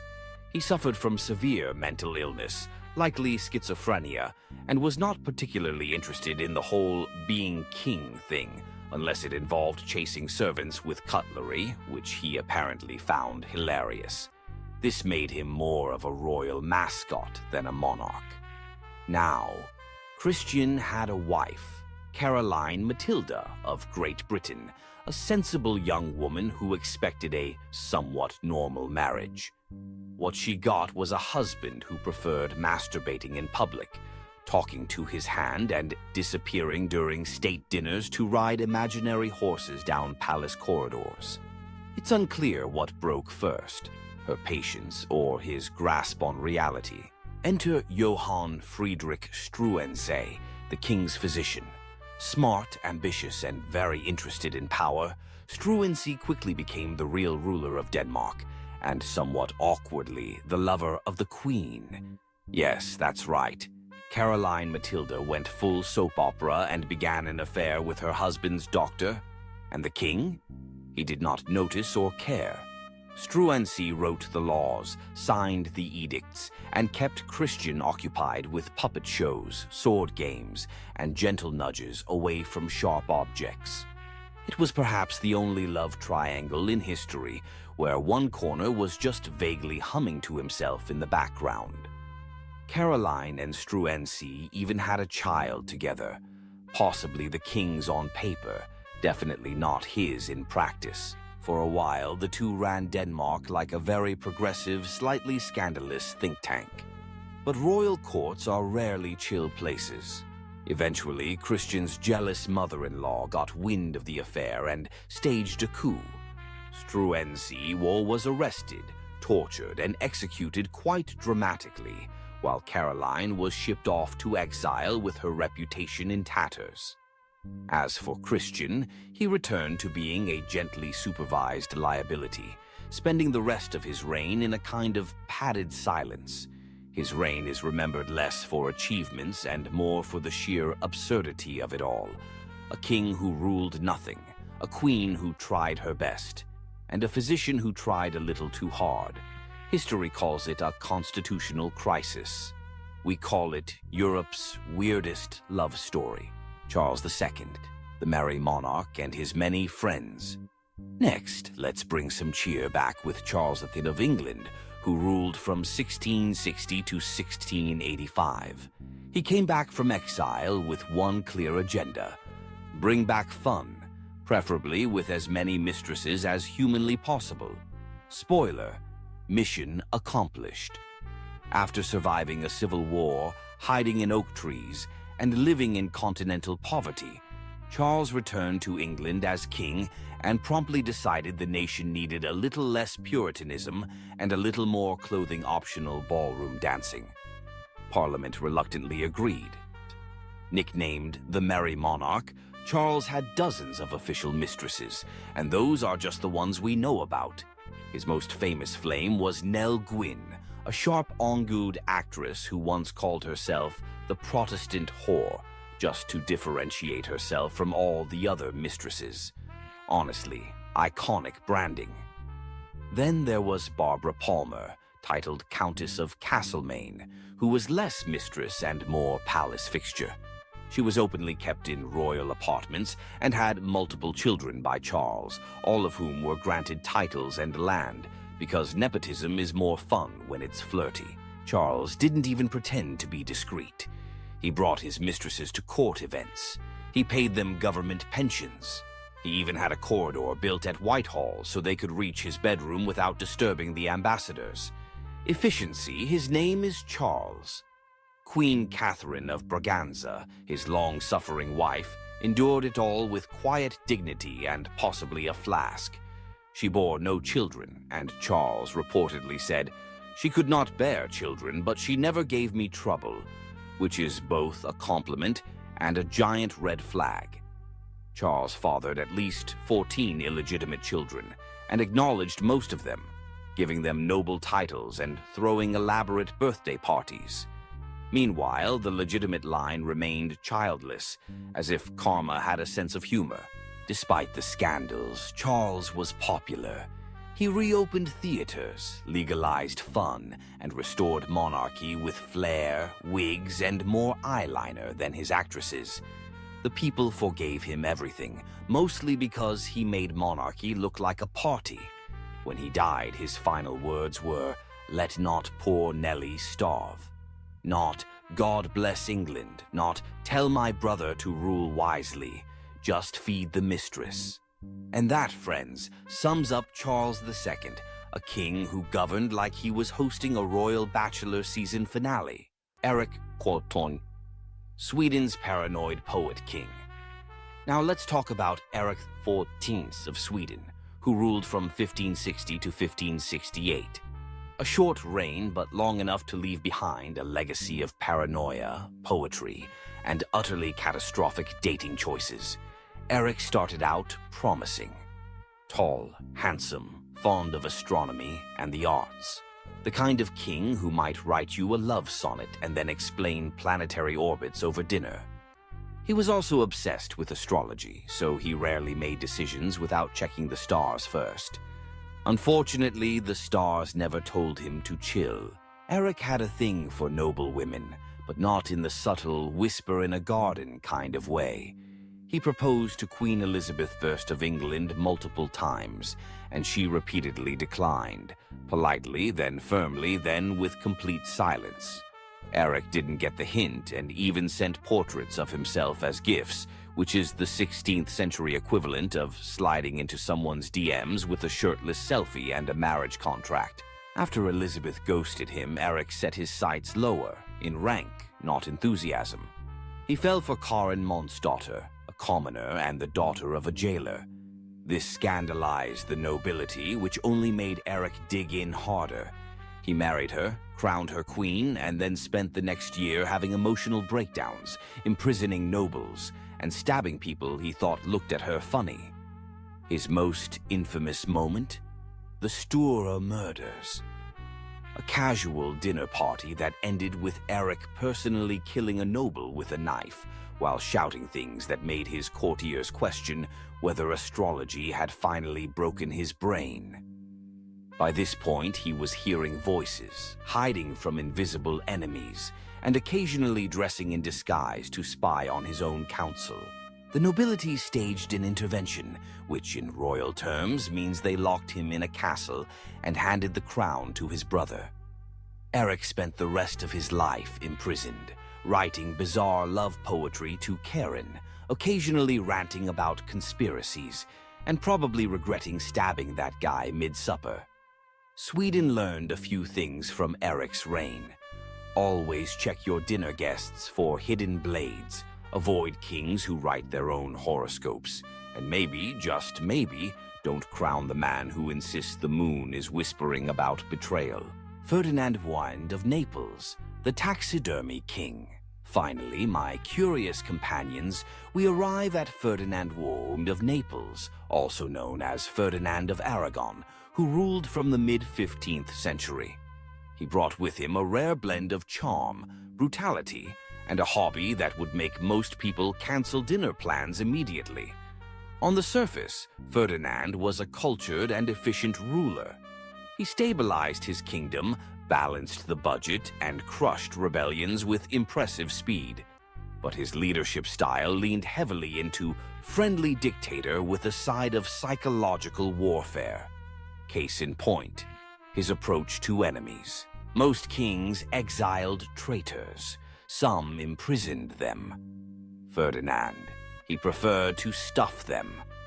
Yes, taxidermy of humans. After executing rebellious nobles, he had them embalmed and displayed in a private museum underneath his castle.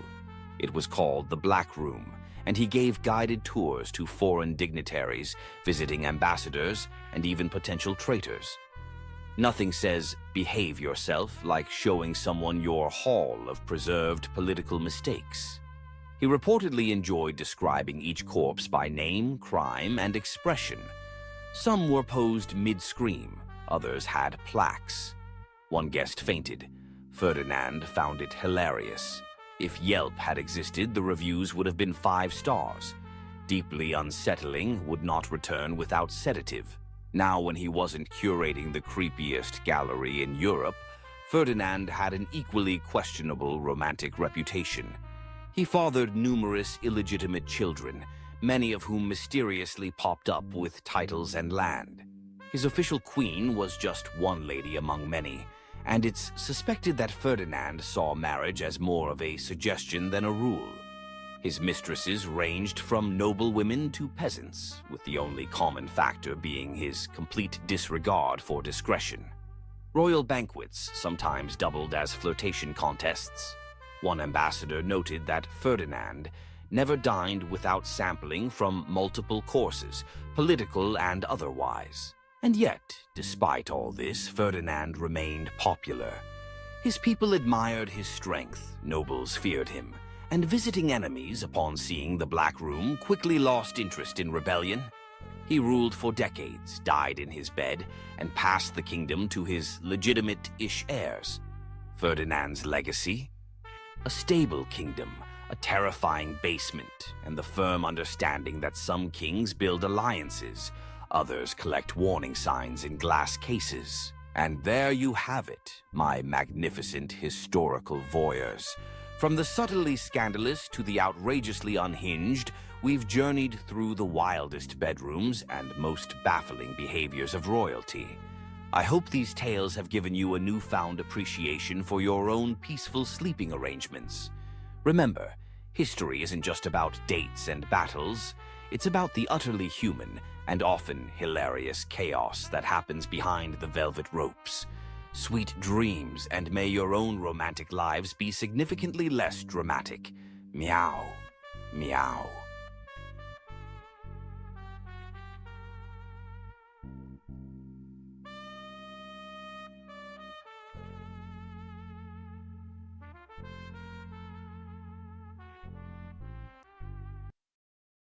Welcome, my little sleepy listeners.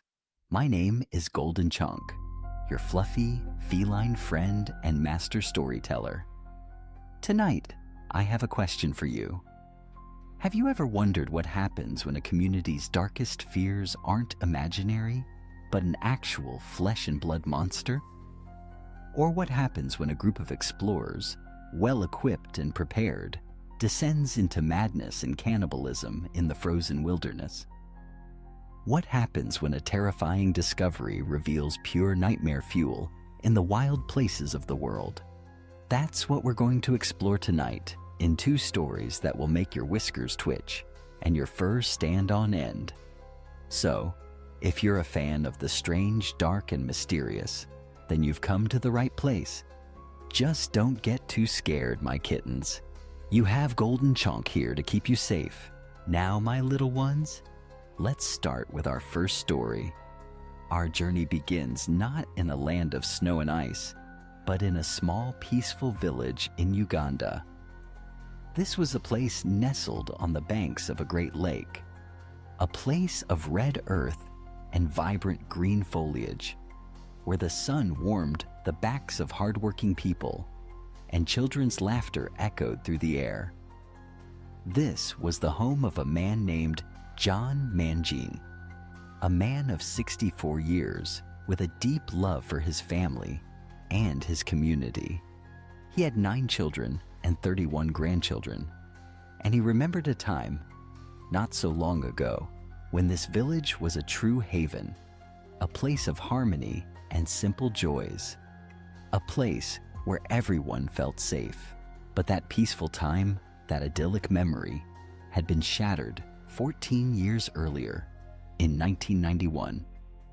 It was then that a shadow fell over the village, a shadow of fear and incomprehensible loss. People began to die, or to be more precise, people began to vanish, only to be found later, horribly mutilated and deceased, or to disappear completely, never to be seen again. At first, it was a rare and tragic occurrence, a whispered rumor. But as the years wore on, the disappearances became more frequent, more horrifying. Over the course of 14 years, a staggering 83 people had been killed, a number that represented a full 10% of the village's entire population. The tragedy had become so pervasive that every single person in the village knew someone, a family member, a neighbor, a friend, who had been taken by this mysterious unseen killer. The constant terror had worn down the villagers' spirits. They could not comprehend what was happening. They had no explanation for the horror that stalked their homes. So, in their desperation and fear, they turned to the supernatural. They believed a demon, or a malevolent spirit, had descended upon them. They thought it was something beyond their control, a curse, or an act of fate, and they began to simply accept it as a grim part of their daily life. The disappearances became a dark, mournful part of their rhythm. They just had to live with it. But John, a man of fierce resolve and a deeply practical mind, refused to accept this explanation. He couldn't stand the idea of living in fear, of waiting for the day when the shadow would claim one of his own little ones. He insisted, "No, we need to look into this." He believed there had to be an actual, tangible explanation for the deaths. For years, his pleas were met with a resigned and hopeless silence. But then, in 2005, the shadow finally struck too close to home. A young boy from the village, a little one no older than John's own grandsons, went missing one morning and was never found. John, seeing the terror in the boy's parents' eyes, felt a fire ignite in his belly. He looked at his own grandchildren playing in the dust and knew he could not let this continue. He decided in that moment that this had to stop, and they had to take action. John, now fueled by a potent mix of grief and righteous anger, started moving through the village. He rallied his friends and neighbors, speaking with a force and conviction that had been absent for years. He told them, "Tonight, we are going to set up a stakeout. We will stay out all night if we have to, and we will wait for this demon, this creature, this person, whatever it is, and we will catch them in the act and put an end to this thing." His enthusiasm was infectious, and his determination was a beacon in the darkness. Slowly, the tide of opinion in the village began to turn.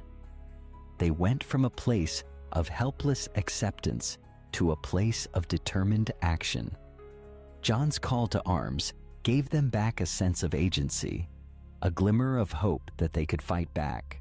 That night, John and the group of brave volunteers he had gathered headed to an area in their village that had become a place of dread and sorrow. They called it the butchery. The name was a somber tribute to the place where the majority of the 83 victims were either found or last seen before they vanished forever. The butchery was located right next to a large placid lake, a body of water that, for years, had seemed so peaceful, but was now a source of deep, abiding fear. Everyone was terrified of the lake and the area around it. But tonight was the night they were going to get answers. John and his fellow volunteers made their way to the butchery, moving as quietly as possible, each of them with a knot of fear in their stomach. They found tall bushes and thick reeds right next to the lake, and each volunteer crouched down, their eyes constantly scanning the land and the dark, still water. Hours went by in tense, terrified silence. They looked at each other, maintaining eye contact to stay brave. They looked out at the black water, which was totally still, and there was nothing happening on land. For hours, they just sat there nervously watching, waiting for something to happen. They didn't know what it would be, or if one of the volunteers would be ripped away by this demon, or whatever it was. But all night on this first night of the stakeout, they waited and watched on edge, and nothing happened. The next morning, John, ever the leader, insisted they go back out. He told the now weary villagers, "We have to do it again. We have to go back out there and do another stakeout, because we know there is something out there." His resolve was unshakable, and sure enough, night 2 rolled around, and now they had even more volunteers. John's courage had inspired others. They were motivated and out there in the bushes, waiting and watching the lake and the land.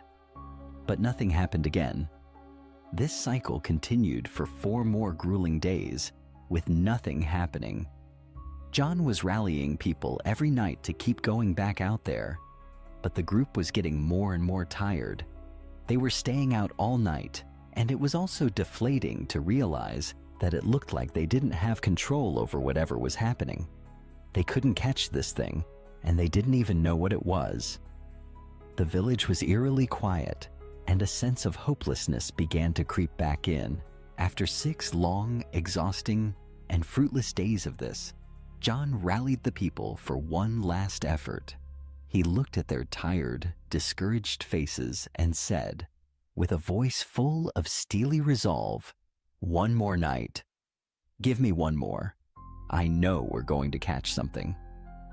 He got the village to agree to go out for one more night, but this time, he decided to change their strategy. The previous nights, they had simply been waiting. Tonight, they would be hunters. John and the villagers, believing that the killer was after meat, strung up organ meat in the trees right near the butchery.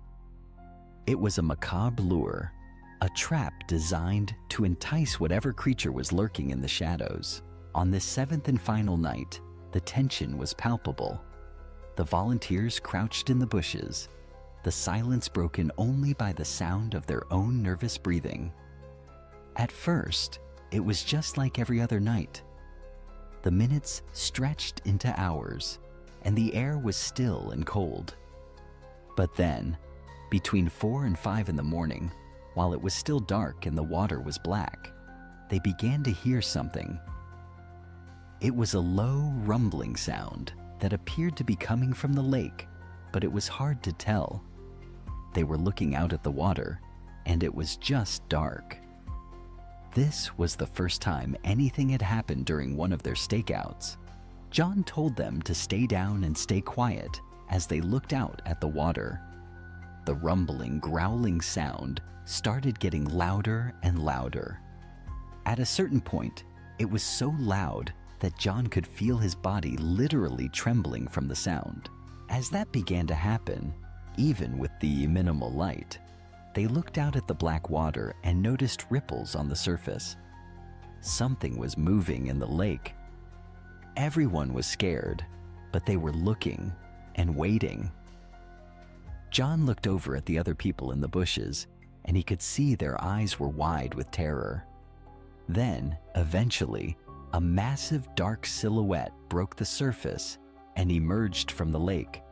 A deafening growl filled the air, and everyone froze. Whatever it was charged towards John, but it ran past him and went straight for the organ meat dangling from the trees. The meat, however, had hooks placed in it like a trap. As soon as the thing bit onto the meat, it got snared in one of the traps and couldn't move. It thrashed wildly, its massive tail whipping the air and its jaws snapping. But the hooks held firm. John, who had been waiting for this exact moment, got up and sprinted into the village, screaming for everyone to come and help them. 50 villagers, fueled by a mixture of terror and vengeance, came pouring out of their homes. They rushed to the tree where the creature was dangling, and in the dim light of the early morning, they finally saw what had been terrorizing their village for 14 years. It was not a demon. It was a monster of flesh and blood, the largest saltwater crocodile ever found in Uganda. This crocodile was 16 feet long and over 2,000 pounds, a silent hunter that had been sneaking into the village, grabbing its victims and dragging them back to the lake for over a decade. The few who had seen the beast had not lived to tell the tale. The authorities were quickly called to the village, and while the villagers wanted to kill the creature, it was instead captured and relocated, never to plague their village again. The terror was over. The demon had a name, and its reign of fear was finally brought to an end. And now for our second tale, we travel from the warm lands of Uganda to the frozen wasteland of the Arctic. One morning in April of 1848, a group of men were walking towards the coast of King William Island. This island is located in the freezing Arctic region of northern Canada. These men were members of the Inuit people, who are indigenous to King William Island. Today, They were going hunting, specifically to see if they could find any seals to hunt and kill for food and for clothing. However, even though the coastline was right in front of them, they couldn't actually see the water because there was this huge icy hill that obstructed their view.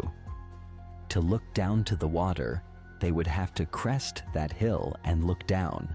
As these hunters got closer to the hill, the youngest of the hunters, an eager and quick young man, broke from the group and ran up the hill to get an early look and see if he could spot any animals down below. But when he crested the hill and looked down, he saw something that made no sense. He saw something that was not an animal, something that was pure nightmare fuel. He quickly ducked back down on his side of the hill, out of view of the ocean, and signaled to the other hunters to get up here and take a look. The other hunters, not understanding what was happening, but seeing the urgency and terror in the young hunter's eyes, ran up the hill as well. All together, they peered up and over the hill and looked down. For a second, they all just stared in horrified silence. Down below, wandering along the coastline, were not seals or walruses or any other animals these hunters might have expected to see. Instead, they saw people. Specifically, they saw candlelight, which is their word for white men. But these men were not acting like people.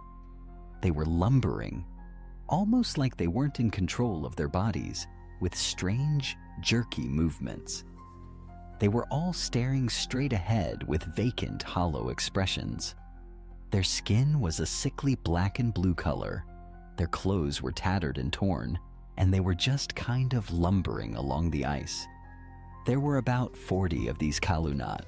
For these hunters, they didn't have much exposure or experience around white men. All they really knew was that white men were pretty dangerous to the indigenous people. But they did know there was a group of candlelight who were staying on a ship off the coast of King William Island. It seemed their ship might have frozen off the coast, and they were trapped until warmer months came around. To this point, the Inuit people had not seen or interacted with any of these white people.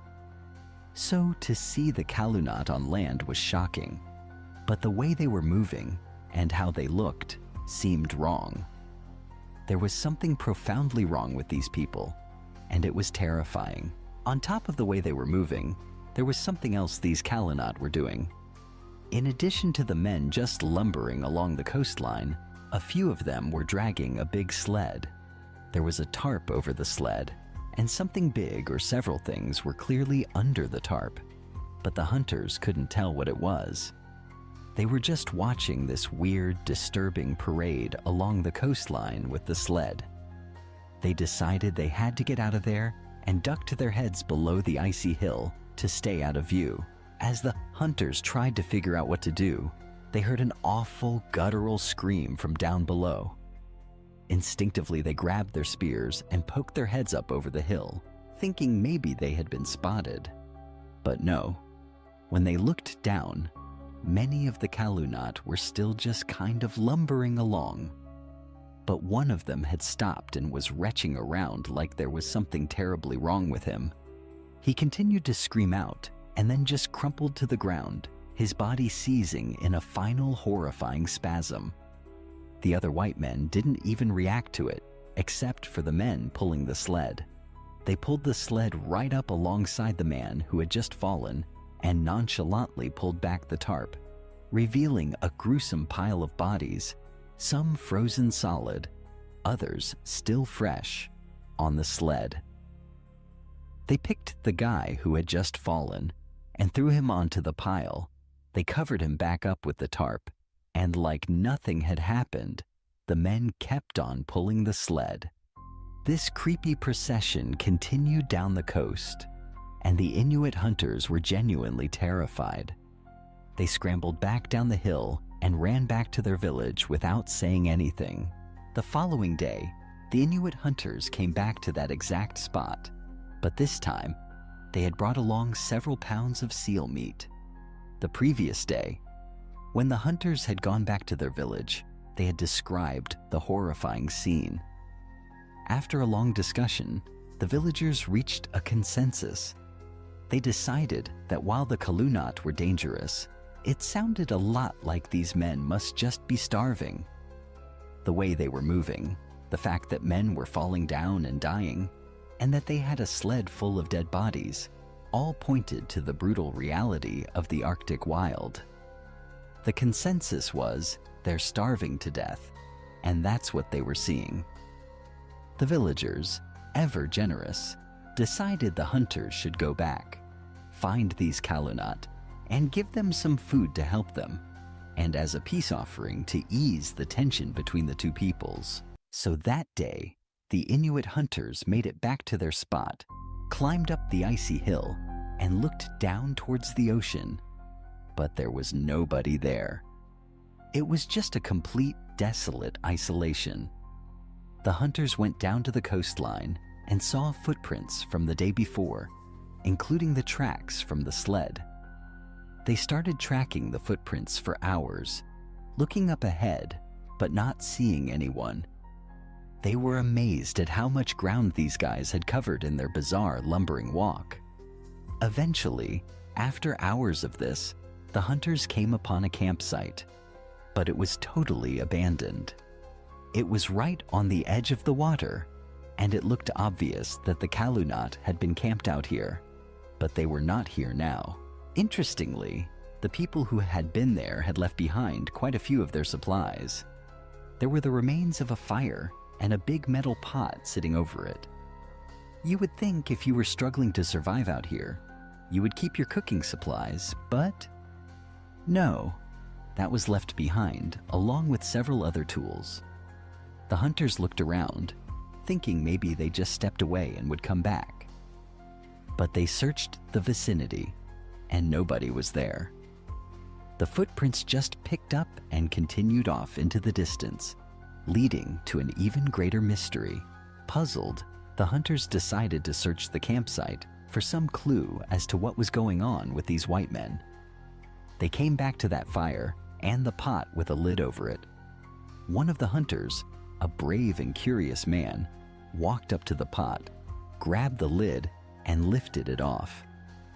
When he saw what was inside, he reeled back in horror. He quickly dropped the lid back down, but the image was seared into his mind. Several months later, that same group of Inuit hunters had hiked miles and miles down that same coastline until they saw, off in the distance, a big wooden ship right off the coast. They knew this ship belonged to the Kalunat. Today, their plan was to break into the ship and raid it. Just recently, these hunters had finally solved the mystery of what happened to those 40-some-odd white men. They had come across a mass gravesite of over 30 white men, all dead in the snow. Clearly, they had starved to death and died from exposure. It seemed like an unfortunate thing that these guys had just hiked and then fell down and died. But now that the Inuit hunters knew all these white men were dead, they thought, well, there's a ship sitting right out there that no one's going to claim. So why don't we take whatever's inside of it? The Inuit hunters walked out onto the ocean, which was completely frozen, creating a pathway of ice right up to the ship. When they got there, it was vacant, silent, and still. Clearly, there was nobody in the ship. As the hunters climbed the side of the ship, they had set their expectations that something must have happened here. They ran out of food. There was a leak. Some sort of chaos ensued that caused them to abandon their shelter and head toward the Arctic wilds. But once they got on board and looked around, they quickly realized the ship was in pristine condition. There was no damage to the ship. It was practically brand new, preserved perfectly by the ice. When they went down below, they discovered luxurious bedrooms with comfortable-looking beds, bunk beds, and hammocks with linens and pillows.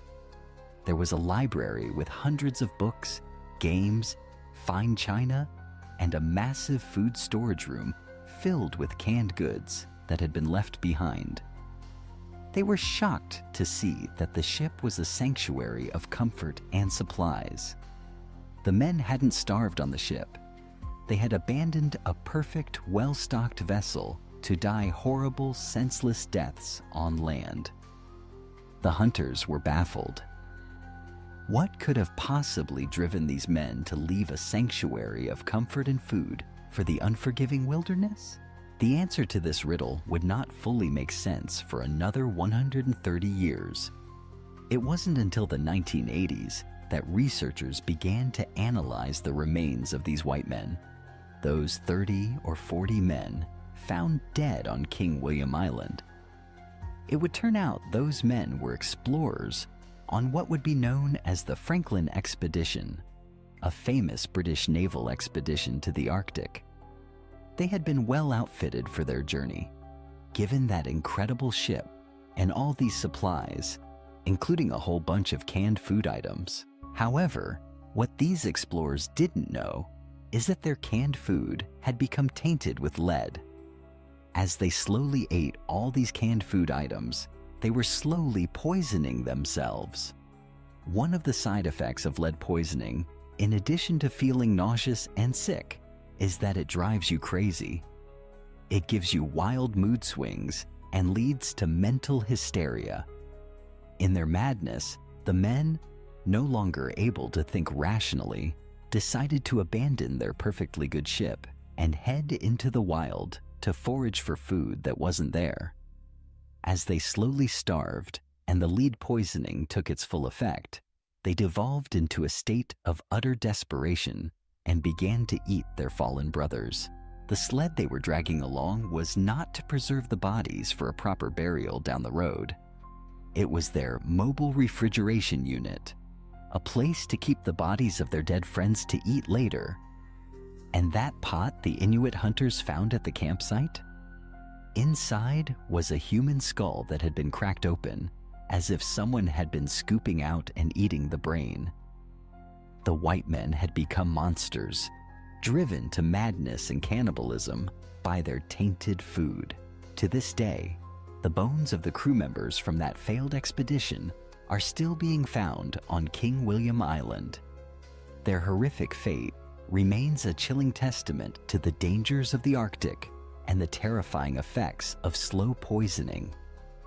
The story is a stark reminder that sometimes the greatest terror comes not from the wilderness itself, but from the slow, insidious madness that can take hold of a man's mind. And so, my little sleepy kittens, that concludes our tales for tonight.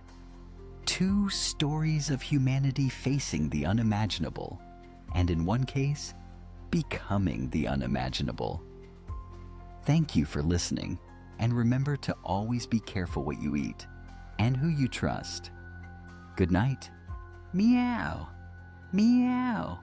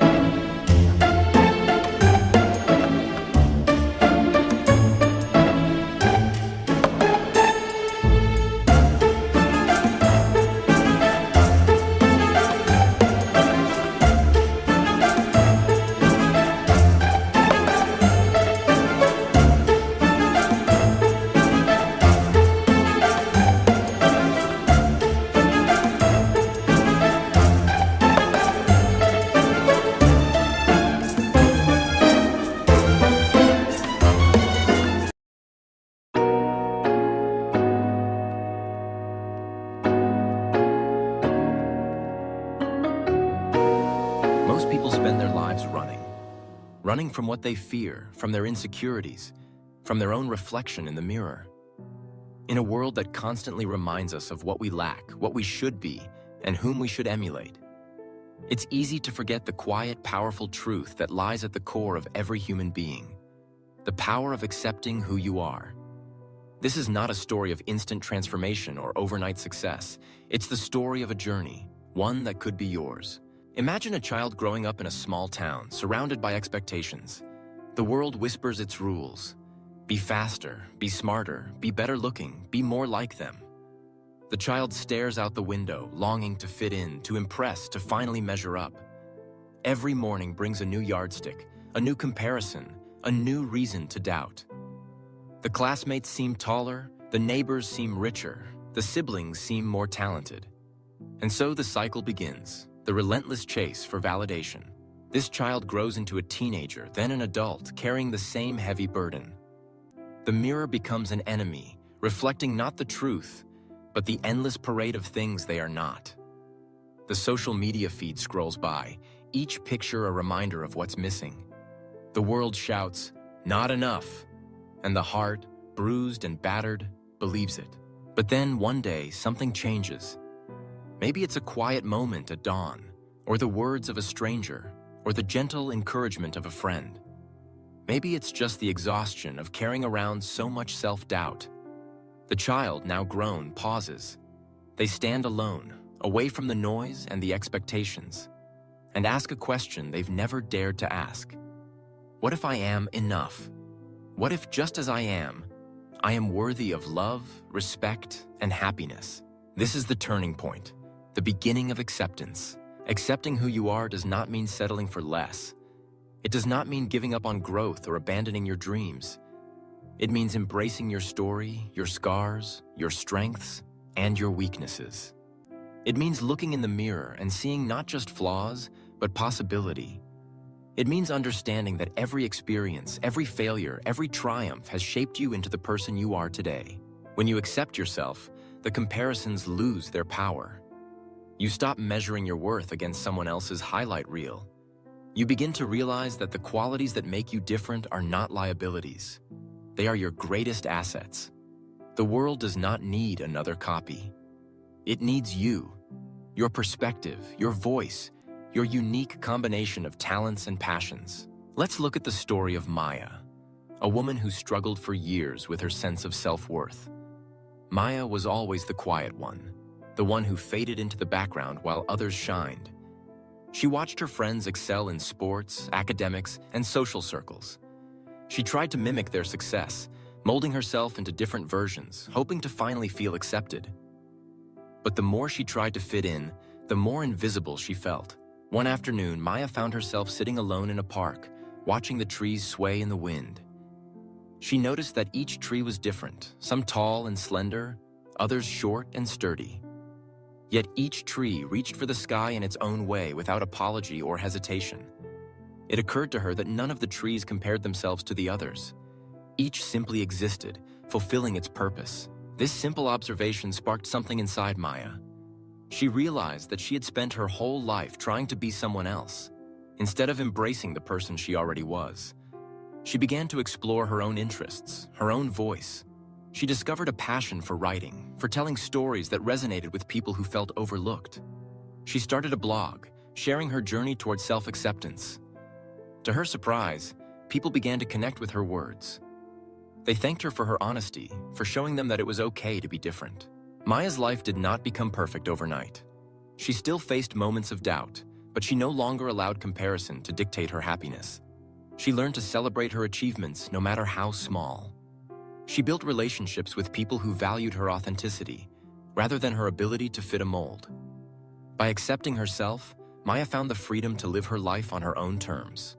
The power of self-acceptance is transformative.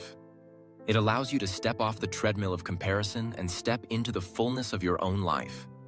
It gives you the courage to pursue your dreams, even if they don't look like anyone else's. It teaches you to treat yourself with kindness, to forgive your mistakes, to honor your journey. Consider the story of Thomas, a young man born with a stutter. Throughout his childhood, Thomas was teased and mocked for the way he spoke. He grew anxious in social situations, convinced that his voice was something to hide. He watched his classmates deliver speeches with ease, and he wished, more than anything, to be like them. But Thomas had a gift, a deep empathy for others, a keen ability to listen, and a resilience forged through adversity. One day, his teacher encouraged him to join the school's storytelling club. At first, Thomas hesitated, afraid of being judged. But the club welcomed him, stutter and all. He began to share his stories slowly at first, then with growing confidence. The audience listened, not to his stutter, but to the emotion and wisdom in his words. Thomas eventually realized that his stutter was not a curse, but a part of his unique voice. He accepted it, and in doing so, he found the strength to inspire others. He became a motivational speaker, using his story to encourage people to embrace their own imperfections. Thomas's journey was not about eliminating his stutter, but about accepting it as part of who he was. In that acceptance, he found his power. When you accept yourself, you become unshakable. The opinions of others no longer define you. The achievements of others no longer diminish your own. You stop living someone else's life and start living your own. Your relationships become deeper because you show up authentically, without pretense or fear. Your work becomes more meaningful because it is fueled by passion, not by the desperate need for approval. Self-acceptance is not always easy. It requires courage to face the parts of yourself you have tried to hide. It requires honesty to acknowledge your limitations and humility to celebrate your strengths. It requires patience because old habits of comparison do not vanish overnight. But the reward is worth every effort. How do you begin this journey? Start by noticing the moments when you compare yourself to others. Instead of judging yourself, get curious. Ask yourself, what am I truly seeking? Whose standards am I trying to meet? What would it feel like to let go of comparison, even for a moment? Practice gratitude for who you are right now. Make a list of your strengths, your achievements, your unique qualities. Celebrate them, forgive yourself for your mistakes, and remember that every person you admire has struggled in their own way. They too have doubts and fears. Surround yourself with people who value authenticity. Seek out mentors and friends who encourage you to be yourself rather than someone else. Remember that the world needs your light, not a dim reflection of someone else's. Most importantly, be kind to yourself. Speak to yourself the way you would speak to a dear friend. Remind yourself that you are worthy, not because of what you do or how you compare, but simply because you exist. Imagine a life where you wake up each morning without the weight of comparison. A life where you pursue your goals, not to prove your worth, but to express your passion. A life where you celebrate the success of others without feeling threatened, because you know that their journey does not diminish your own. This life is not just possible, it is within your reach. The power to accept who you are lies within you, waiting to be claimed. It is the quiet strength that endures when all else falls away. It is the foundation upon which true happiness is built. So the next time you feel the urge to compare, pause. Take a deep breath. Remember that your journey is your own. You are not here to be anyone else. You are here to be you. In all your complexity, your beauty, your imperfection, your glory. Accept yourself. Embrace your story. Live your truth. Because after this, you will never need to compare yourself again. The world is waiting for you, just as you are. If you like this story, please give it a like and share with your friends, and don't forget to subscribe to Golden Chonk channel for more inspiring stories like this one. Thank you for staying with Golden Chonk. See you in the next story with new thoughts and new lessons. Until then, stay well and stay peaceful.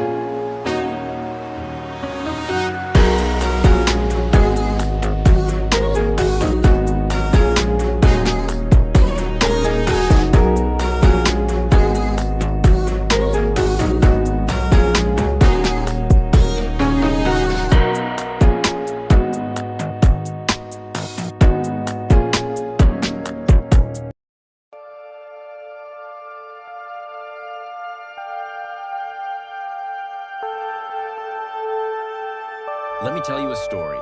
It's not about a superhero or a billionaire. It's about an ordinary man named Ravi, who faced the same challenges that many of us do: overwhelm, anxiety, and the relentless chatter of a busy mind. Ravi was a talented architect living in a bustling city, always racing against deadlines, always tethered to his phone, his mind perpetually leaping from one worry to the next. He was successful on the outside, but inside, he felt like a storm was always raging. Ravi's mornings began with a jolt, the shrill beep of his alarm, the instant flood of emails and messages, the rush to get ready, to beat traffic, to arrive at work already exhausted. His thoughts chased each other in circles. What if the client hates this design? Did I forget something important yesterday? Am I really good enough? Even in rare moments of rest, his mind refused to quiet down. At night, sleep eluded him as his brain replayed the day's worries and rehearsed the challenges of tomorrow. One day, after weeks of mounting stress, Ravi's body rebelled. He collapsed at his desk, heart pounding, the world spinning. In the emergency room, the doctor told him it was a panic attack, a warning sign, not just from his body, but from his mind. Ravi realized he couldn't go on like this. He needed a change, something deeper than a vacation or a temporary escape. A friend suggested he visit a local meditation center, a place tucked away from the city's chaos. Skeptical but desperate, Ravi agreed. The center was simple. A quiet room, a few cushions, a teacher with kind eyes and a gentle voice. The teacher invited Ravi to sit, close his eyes, and focus on his breath. At first, Ravi's thoughts screamed louder than ever. This is pointless. I'm wasting time. But the teacher reassured him. It's normal. The mind is like a wild horse. You can't force it to be still. You can only invite it patiently to settle. With practice, Ravi learned to observe his thoughts without judgment. He noticed how his mind clung to anxieties, regrets, and imagined futures. But as he sat, breathing in and out, he discovered something remarkable. Between each thought, there was a gap, a moment of quiet, a sliver of peace. The more he noticed these gaps, the wider they became. The chatter softened. The storm began to subside. Over weeks and months, Ravi's life transformed. He still had deadlines. Challenges didn't disappear. But he was no longer ruled by the chaos of his mind. When problems arose, he faced them with clarity, not panic. In the stillness he cultivated, he found creativity, resilience, and a deep well of calm that carried him through even the most stressful days.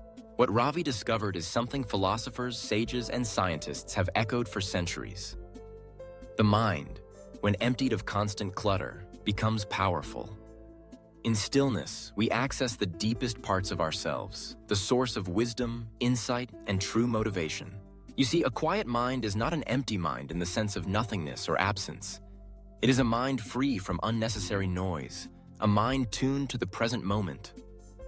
It's like cleaning a dirty window. Only when the glass is clear can we see the world as it truly is. But how do we empty our minds in a world that never stops talking? First, understand that emptiness is not about suppression or avoidance. It is about gentle observation and letting go.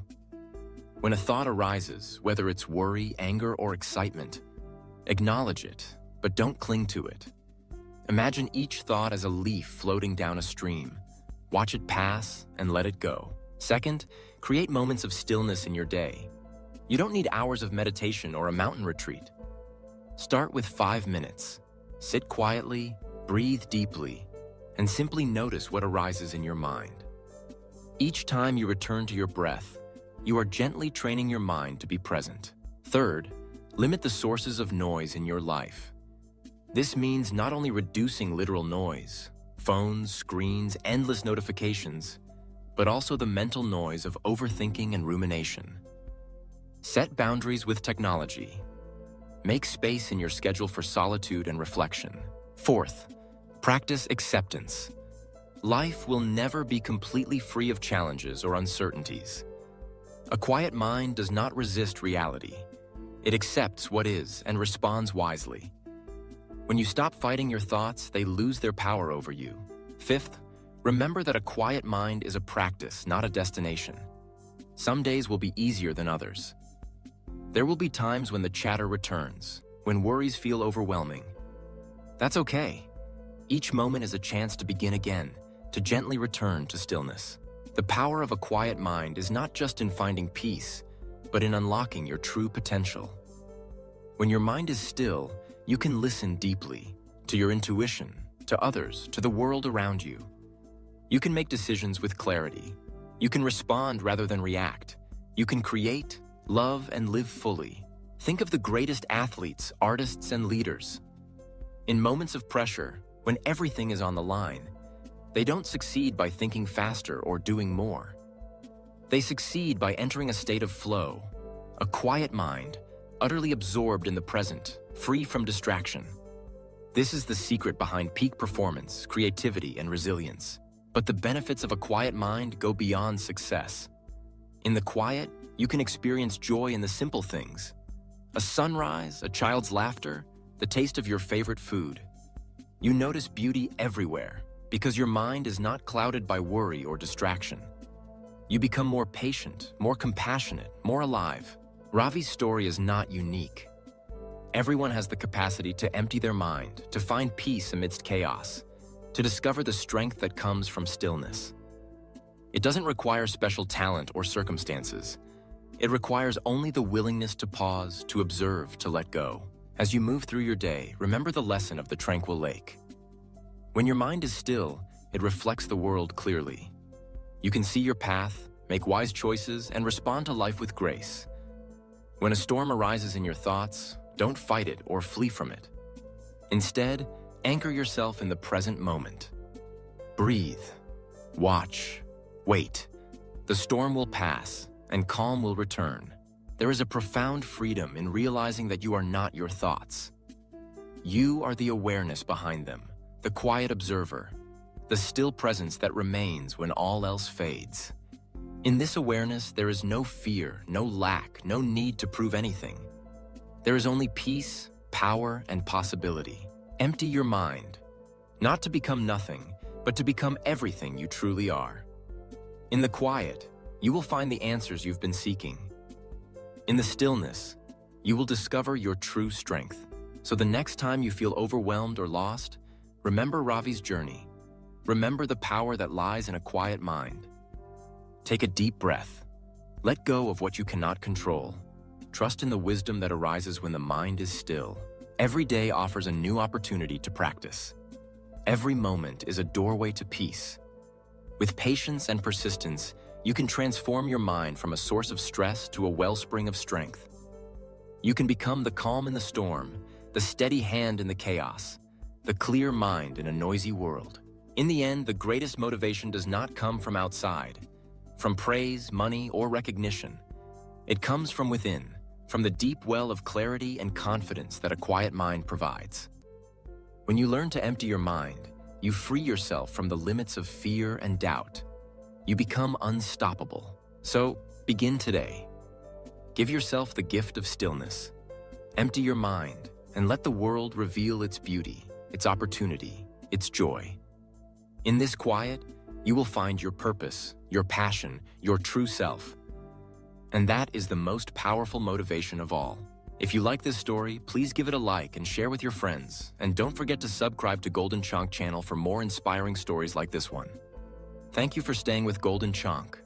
See you in the next story with new thoughts and new lessons. Until then, stay well and stay peaceful.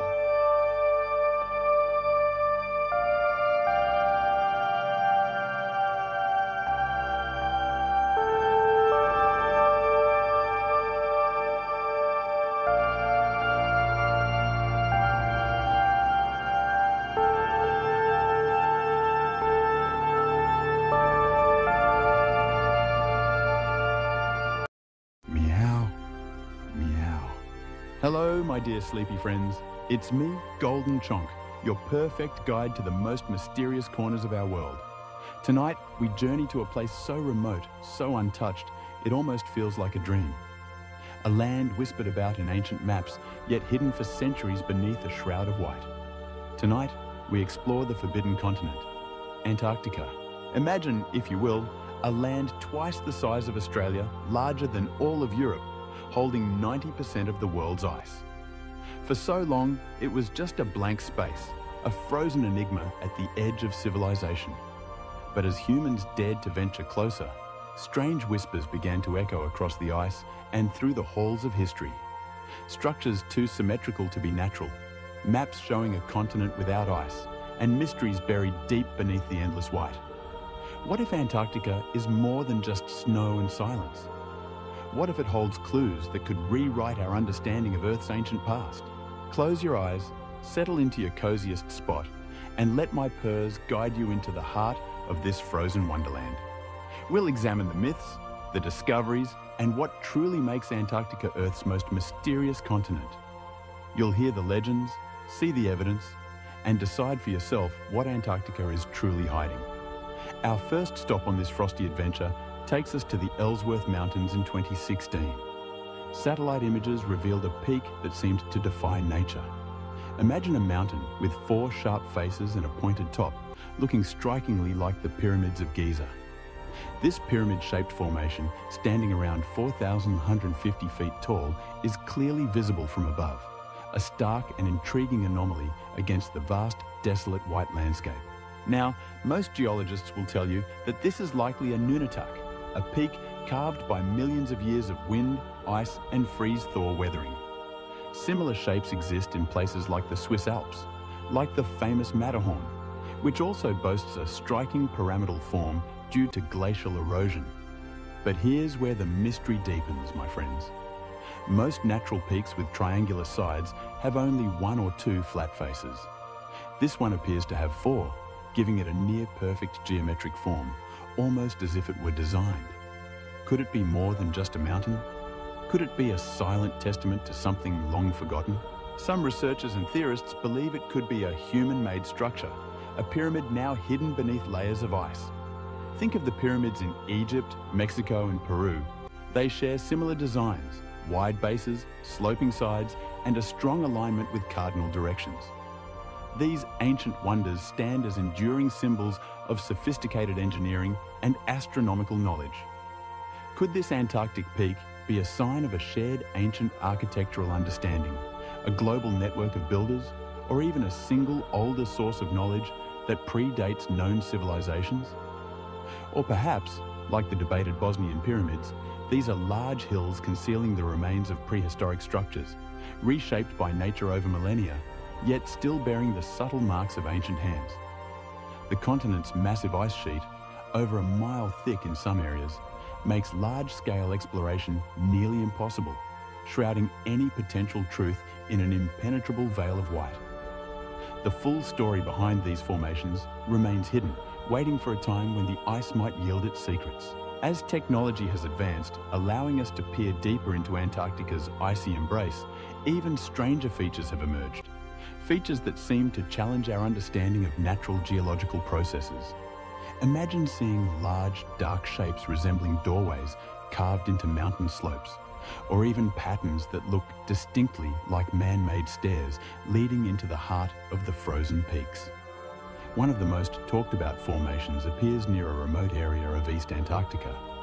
A large rectangular opening, unusually clean and geometric, with sharp, almost unnaturally straight lines that make it stand out dramatically from the rugged, natural landscape.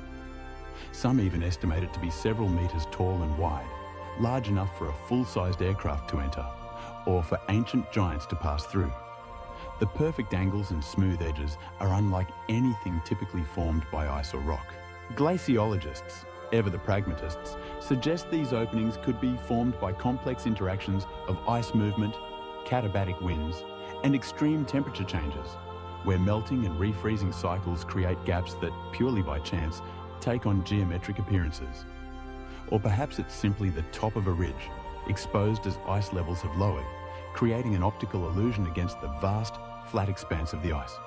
But then, there's another puzzling discovery near the Antarctic coast, a wide cave entrance with several dark horizontal lines running parallel, rising gradually like a staircase leading into the mountain. Natural layering of snow or rock doesn't usually create such clean, step-like platforms with such consistent spacing and uniform rise.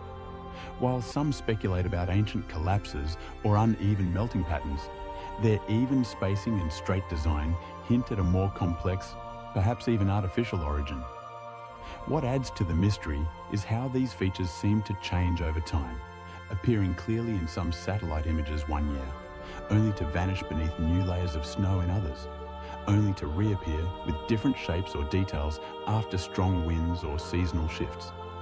It's as if the continent itself is breathing, revealing and concealing its secrets at will. But let's drift back in time, my dear listeners, to a vastly different Antarctica, a land that would be almost unrecognizable to us today. Long before it was a land of endless ice, this continent may have been a place of forests, rivers, and vibrant life, teeming with a diversity of flora and fauna that seems utterly fantastical given its current state. For over a century, geologists and paleobotanists have uncovered fossilized remains of ancient forests buried deep beneath the ice, silent witnesses to a forgotten past. In the Beardmore Glacier region, only 500 kilometers from the South Pole, leaves resembling beech trees were discovered by Robert Falcon Scott's ill-fated expedition in 1912, a poignant reminder of a warmer age. Later, on Alexander Island and the Antarctic Peninsula, researchers found upright fossilized trees, some as tall as 7 meters, still rooted where they once thrived, their petrified wood a testament to their longevity. Around them, layers of ancient pollen and organic remains paint a vivid picture of a lush, temperate rainforest that existed 100 million years ago, a veritable Eden at the bottom of the world. Despite its polar location, the global climate was dramatically warmer during that period, with temperatures ranging from 13 to 21 degrees Celsius, allowing evergreen species, conifers and ferns to dominate the landscape, even during long months of polar darkness. Recent drilling beneath the ice has confirmed this verdant past, with ancient pollen showing that the area was covered in tundra as recently as 12 million years ago. This evidence suggests Antarctica's transformation into a frozen wasteland was gradual, with some areas remaining ice-free far longer than previously thought, perhaps even offering temporary refuges for life. This leads to a compelling question, doesn't it, my sleepy friends? Could there have been enough time and favourable conditions for early human or pre-human civilizations to exist on this continent? Mainstream archaeology largely rejects this idea, as Homo sapiens have only existed for about 300,000 years, while the Antarctic ice sheets have been in place for more than 14 million years, a vast chasm of time. Yet, isolated reports and controversial discoveries continue to stir debate, fueling the imaginations of those who believe in a deeper, hidden history. One of the most enduring symbols tied to the idea of ancient knowledge about Antarctica is the Piri-Reis map, a cartographic anomaly that continues to baffle historians. Created in 1513 by Ottoman cartographer Piri-Reis, this partial world map includes a detailed depiction of South America and a mysterious southern landmass. What makes it truly extraordinary is that it appears to show the outline of Antarctica, not with its present icy shape, but with a coastline resembling its actual landmass, as if seen without the ice. Supporters claim such uncanny accuracy would have been impossible in the 16th century without access to much older source maps, perhaps from a lost civilization with advanced geographical knowledge, or even from an unknown people who charted the world before the ice descended. Historian Charles Hapgood popularized this idea, suggesting the map might reflect Antarctica as it looked during the last ice age, possibly around 10,000 to 4000 BC, when parts of the continent could have been ice-free. The presence of a large southern landmass, whether real or theoretical, reflects an early belief in Terra Australis Incognita, the unknown southern continent, a landmass that was largely speculative in European cartography until its discovery much later. The question of how ancient cartographers envisioned it, or if they had direct knowledge, remains a profound mystery, a whisper from a forgotten age. Adding to the intrigue, modern imaging technology has recently revealed vast ancient landscapes beneath Antarctica's thick ice cover, proving that the continent truly holds secrets frozen in time. In East Antarctica, satellite data and ice-penetrating radar have mapped a region of buried valleys and ridges the size of Belgium, a pristine, untouched landscape preserved for at least 14 million years. This landscape, with its rolling hills, expansive plateaus, and interconnected waterways strikingly resembles northern Europe, suggesting it may have once supported extensive vegetation and even wildlife during warmer periods. A vibrant ecosystem waiting to be rediscovered. But what caused this drastic transformation? It was part of a grander global climate shift, a powerful, cyclical pattern that has repeated itself many times throughout geological history, shaping and reshaping our planet. Our planet's climate cycles through warm periods, or interglacials, and cold periods, known as ice ages. The last major ice age began around 2.6 million years ago and ended roughly 12,000 years ago, marking the beginning of our current warm period. During these monumental cycles, entire regions can become unrecognizable, with land once green and fertile becoming covered in snow and ice, or conversely, arid deserts blooming into lush forests. Antarctica's transformation from a verdant land to a frozen desert is a clear and dramatic example of this natural cycle, a testament to the Earth's ever-changing face. However, another factor might have played an even more dramatic role: the movement of Earth's axis. Known as true polar wander or crustal displacement, this theory suggests the Earth's outer shell, or lithosphere, can shift over its fluid inner layers, rapidly moving continents into new climate zones over relatively short geological timescales. If such a catastrophic event occurred, it could explain how Antarctica moved from a temperate zone to its current position at the South Pole, a journey of hundreds, even thousands of miles in a blink of geological time. While debated within the scientific community, some studies of rock formations and ancient shorelines suggest parts of Earth's surface have indeed relocated over time, lending a degree of credibility to this audacious theory. Among the more speculative ideas surrounding such profound shifts is the prophecy of Edgar Cayce, the sleeping prophet, a mystic who uttered predictions while in a trance state. In the early 20th century, Cayce claimed a major transformation of Earth was coming, with dramatic climate changes, rising seas, and the sinking of entire regions. One of his most striking predictions was that Antarctica, long thought lifeless, would become fertile and inhabited again. He believed changes in Earth's axis would trigger massive flooding, revealing ancient lands and wiping away modern civilizations, with Antarctica once more supporting life, its frozen lands thawing and becoming green. If Cayce's prediction was rooted in ancient memory, a collective unconscious recall of past cataclysms, it raises a haunting possibility. Could an earlier civilization have thrived on Antarctica, only to be destroyed when the climate shifted and the poles moved, their existence erased by the inexorable march of ice? Could the ice be hiding not just ancient forests, but also traces of a forgotten people, their cities and monuments buried deep beneath the vast white expanse? Beyond these historical and geological riddles, the Forbidden Continent holds many more secrets, secrets that continue to challenge our understanding of life itself. One of the most astonishing are Antarctica's subglacial lakes, hidden bodies of liquid water trapped far below the surface, isolated by kilometers of solid ice. The most famous is Lake Vostok, buried nearly 4,000 meters beneath the East Antarctic ice sheet, sealed off from the outside world for possibly 15 to 25 million years. A true lost world. Scientists believe life may still exist in this extreme lightless world, an ecosystem powered by chemosynthesis rather than photosynthesis. When Russian scientists finally reached its surface in 2012, they broke through to a world untouched by air or light for millions of years, a pristine biome waiting to be explored. Lake Vostok is not alone.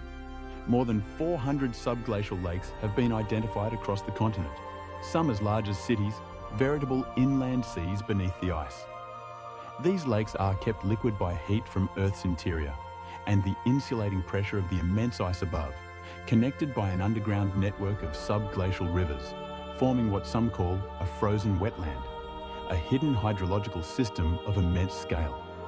Recent expeditions to lakes like Mercer have revealed extraordinary bacterial life thriving in complete darkness, without sunlight, oxygen, or surface nutrients, suggesting alternative pathways for life to flourish. Some researchers even believe these lakes could support higher life forms like tiny animals. Perhaps even unique species evolved to thrive in these extreme conditions. Even more astonishing, was the discovery of Lake Enigma, with strange structures and rich microbial mats that look like carpets and tree-like formations on the lakebed, including bacteria never seen before in such environments. This level of biological complexity in such a seemingly hostile environment surprised even experienced researchers, leading them to ponder the limits of life. In other places, as ice shelves crack and collapse, revealing previously inaccessible ocean floors, scientists have observed parts of the seafloor hidden for centuries.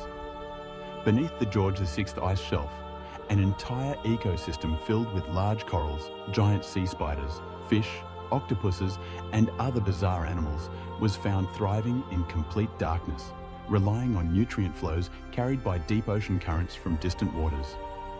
And during drilling into the Filchner-Ronne ice shelf, a research team accidentally discovered a boulder on the seafloor covered in stationary animals like sponges and unknown filter feeders, 260 kilometers from the nearest sunlight or open water. Somehow, they were feeding, growing, and surviving in conditions thought to be completely hostile to life, a testament to the resilience and adaptability of nature. Harsh conditions, complex political agreements, and stringent environmental protections make large-scale exploration nearly impossible, leaving most of the continent untouched and unexplored, a vast white blank on our modern maps. Yet, from the few windows scientists have opened, it's clear that Antarctica is not dead.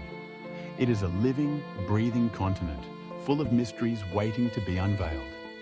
One of the most unexpected sights in the seemingly uniform white expanse of Antarctica is a bright red waterfall, a surreal and almost unsettling phenomenon. Deep in the McMurdo dry valleys flows from the Taylor Glacier a vivid and surreal feature known as blood falls. Its colour is so intense and unusual that for decades it was one of the most haunting and unexplained sights in Antarctica. Standing 5 stories high, its deep red hue appears to stain the surrounding ice like an open wound, a dramatic splash of colour against the pristine white. The scientific explanation behind blood falls is as fascinating as its appearance. More than 5 million years ago, this area was submerged by the ocean. When the sea retreated, pockets of ancient salty water were left behind and eventually sealed under layers of ice, trapped beneath 400 metres of glacier, cut off from the atmosphere, light and oxygen, an isolated aquatic pocket. Over time, the water grew saltier and more concentrated with iron and other minerals, transforming into a hypersaline brine. Today, pressure beneath the glacier pushes this iron-rich, highly saline water through a fissure in the ice, forcing it to the surface. When exposed to oxygen, the dissolved iron oxidizes, similar to rusting, and turns a deep red, creating the striking and eerie appearance of what looks like blood flowing from within the glacier. But the story doesn't end with chemistry. Hidden within its iron-rich waters is an isolated ecosystem of microscopic life, a unique community of extremophiles. Scientists have discovered microorganisms that survive in complete darkness and without oxygen, feeding on iron and sulfur compounds, a form of chemosynthesis that defies our typical understanding of life. These microbes have evolved in extreme isolation, offering rare insight into how life can exist in the harshest environments on Earth, and possibly on icy worlds like Europa or Enceladus, where similar conditions might exist. Yet, despite the scientific understanding, blood falls has remained a magnet for alternative theories. Some suggest it may be a natural vent connected to a hidden underground structure, perhaps a long-forgotten base buried deep beneath the ice, with the red water being a byproduct of something deeper, artificial in nature. Others claim the water is leaking from a biological experiment, an ancient or modern lab hidden under the glacier, using iron and microbial life for unknown purposes, perhaps even bioengineering. While scientists work tirelessly to explain these mysteries, some stories defy logic and challenge what we know, lingering in the realm of speculation and wonder. Beyond the glaciers and lakes, beyond the fossils and ancient landscapes, lie stories that suggest this frozen land may still hold secrets far stranger than science has yet acknowledged. Secrets that whisper of the truly unknown.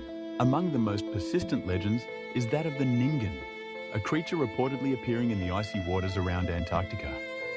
Described as a massive pale white being with a humanoid shape, the Ningen is said to be up to 30 meters long, almost the length of a blue whale.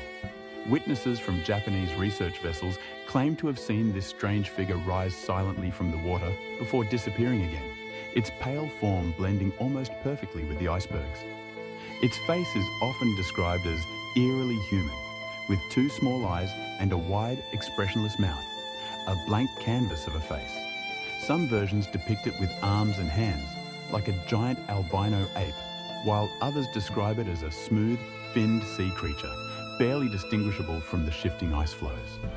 The legend first appeared in Japanese online forums in the early 2000s and quickly took hold, spreading through viral posts and cryptid forums. Some believe it's an unknown form of marine life, a relic from a warmer Antarctica, a deep sea creature rarely seen by humans. Others go further, suggesting it may be intelligent or even capable of walking on land. An amphibious being adapted to both the ocean depths and the icy surface. There are even those who speculate that governments know more about the Ningen than they admit, keeping its existence secret due to its potential scientific or strategic significance. Perhaps even a new species that could alter our understanding of evolution.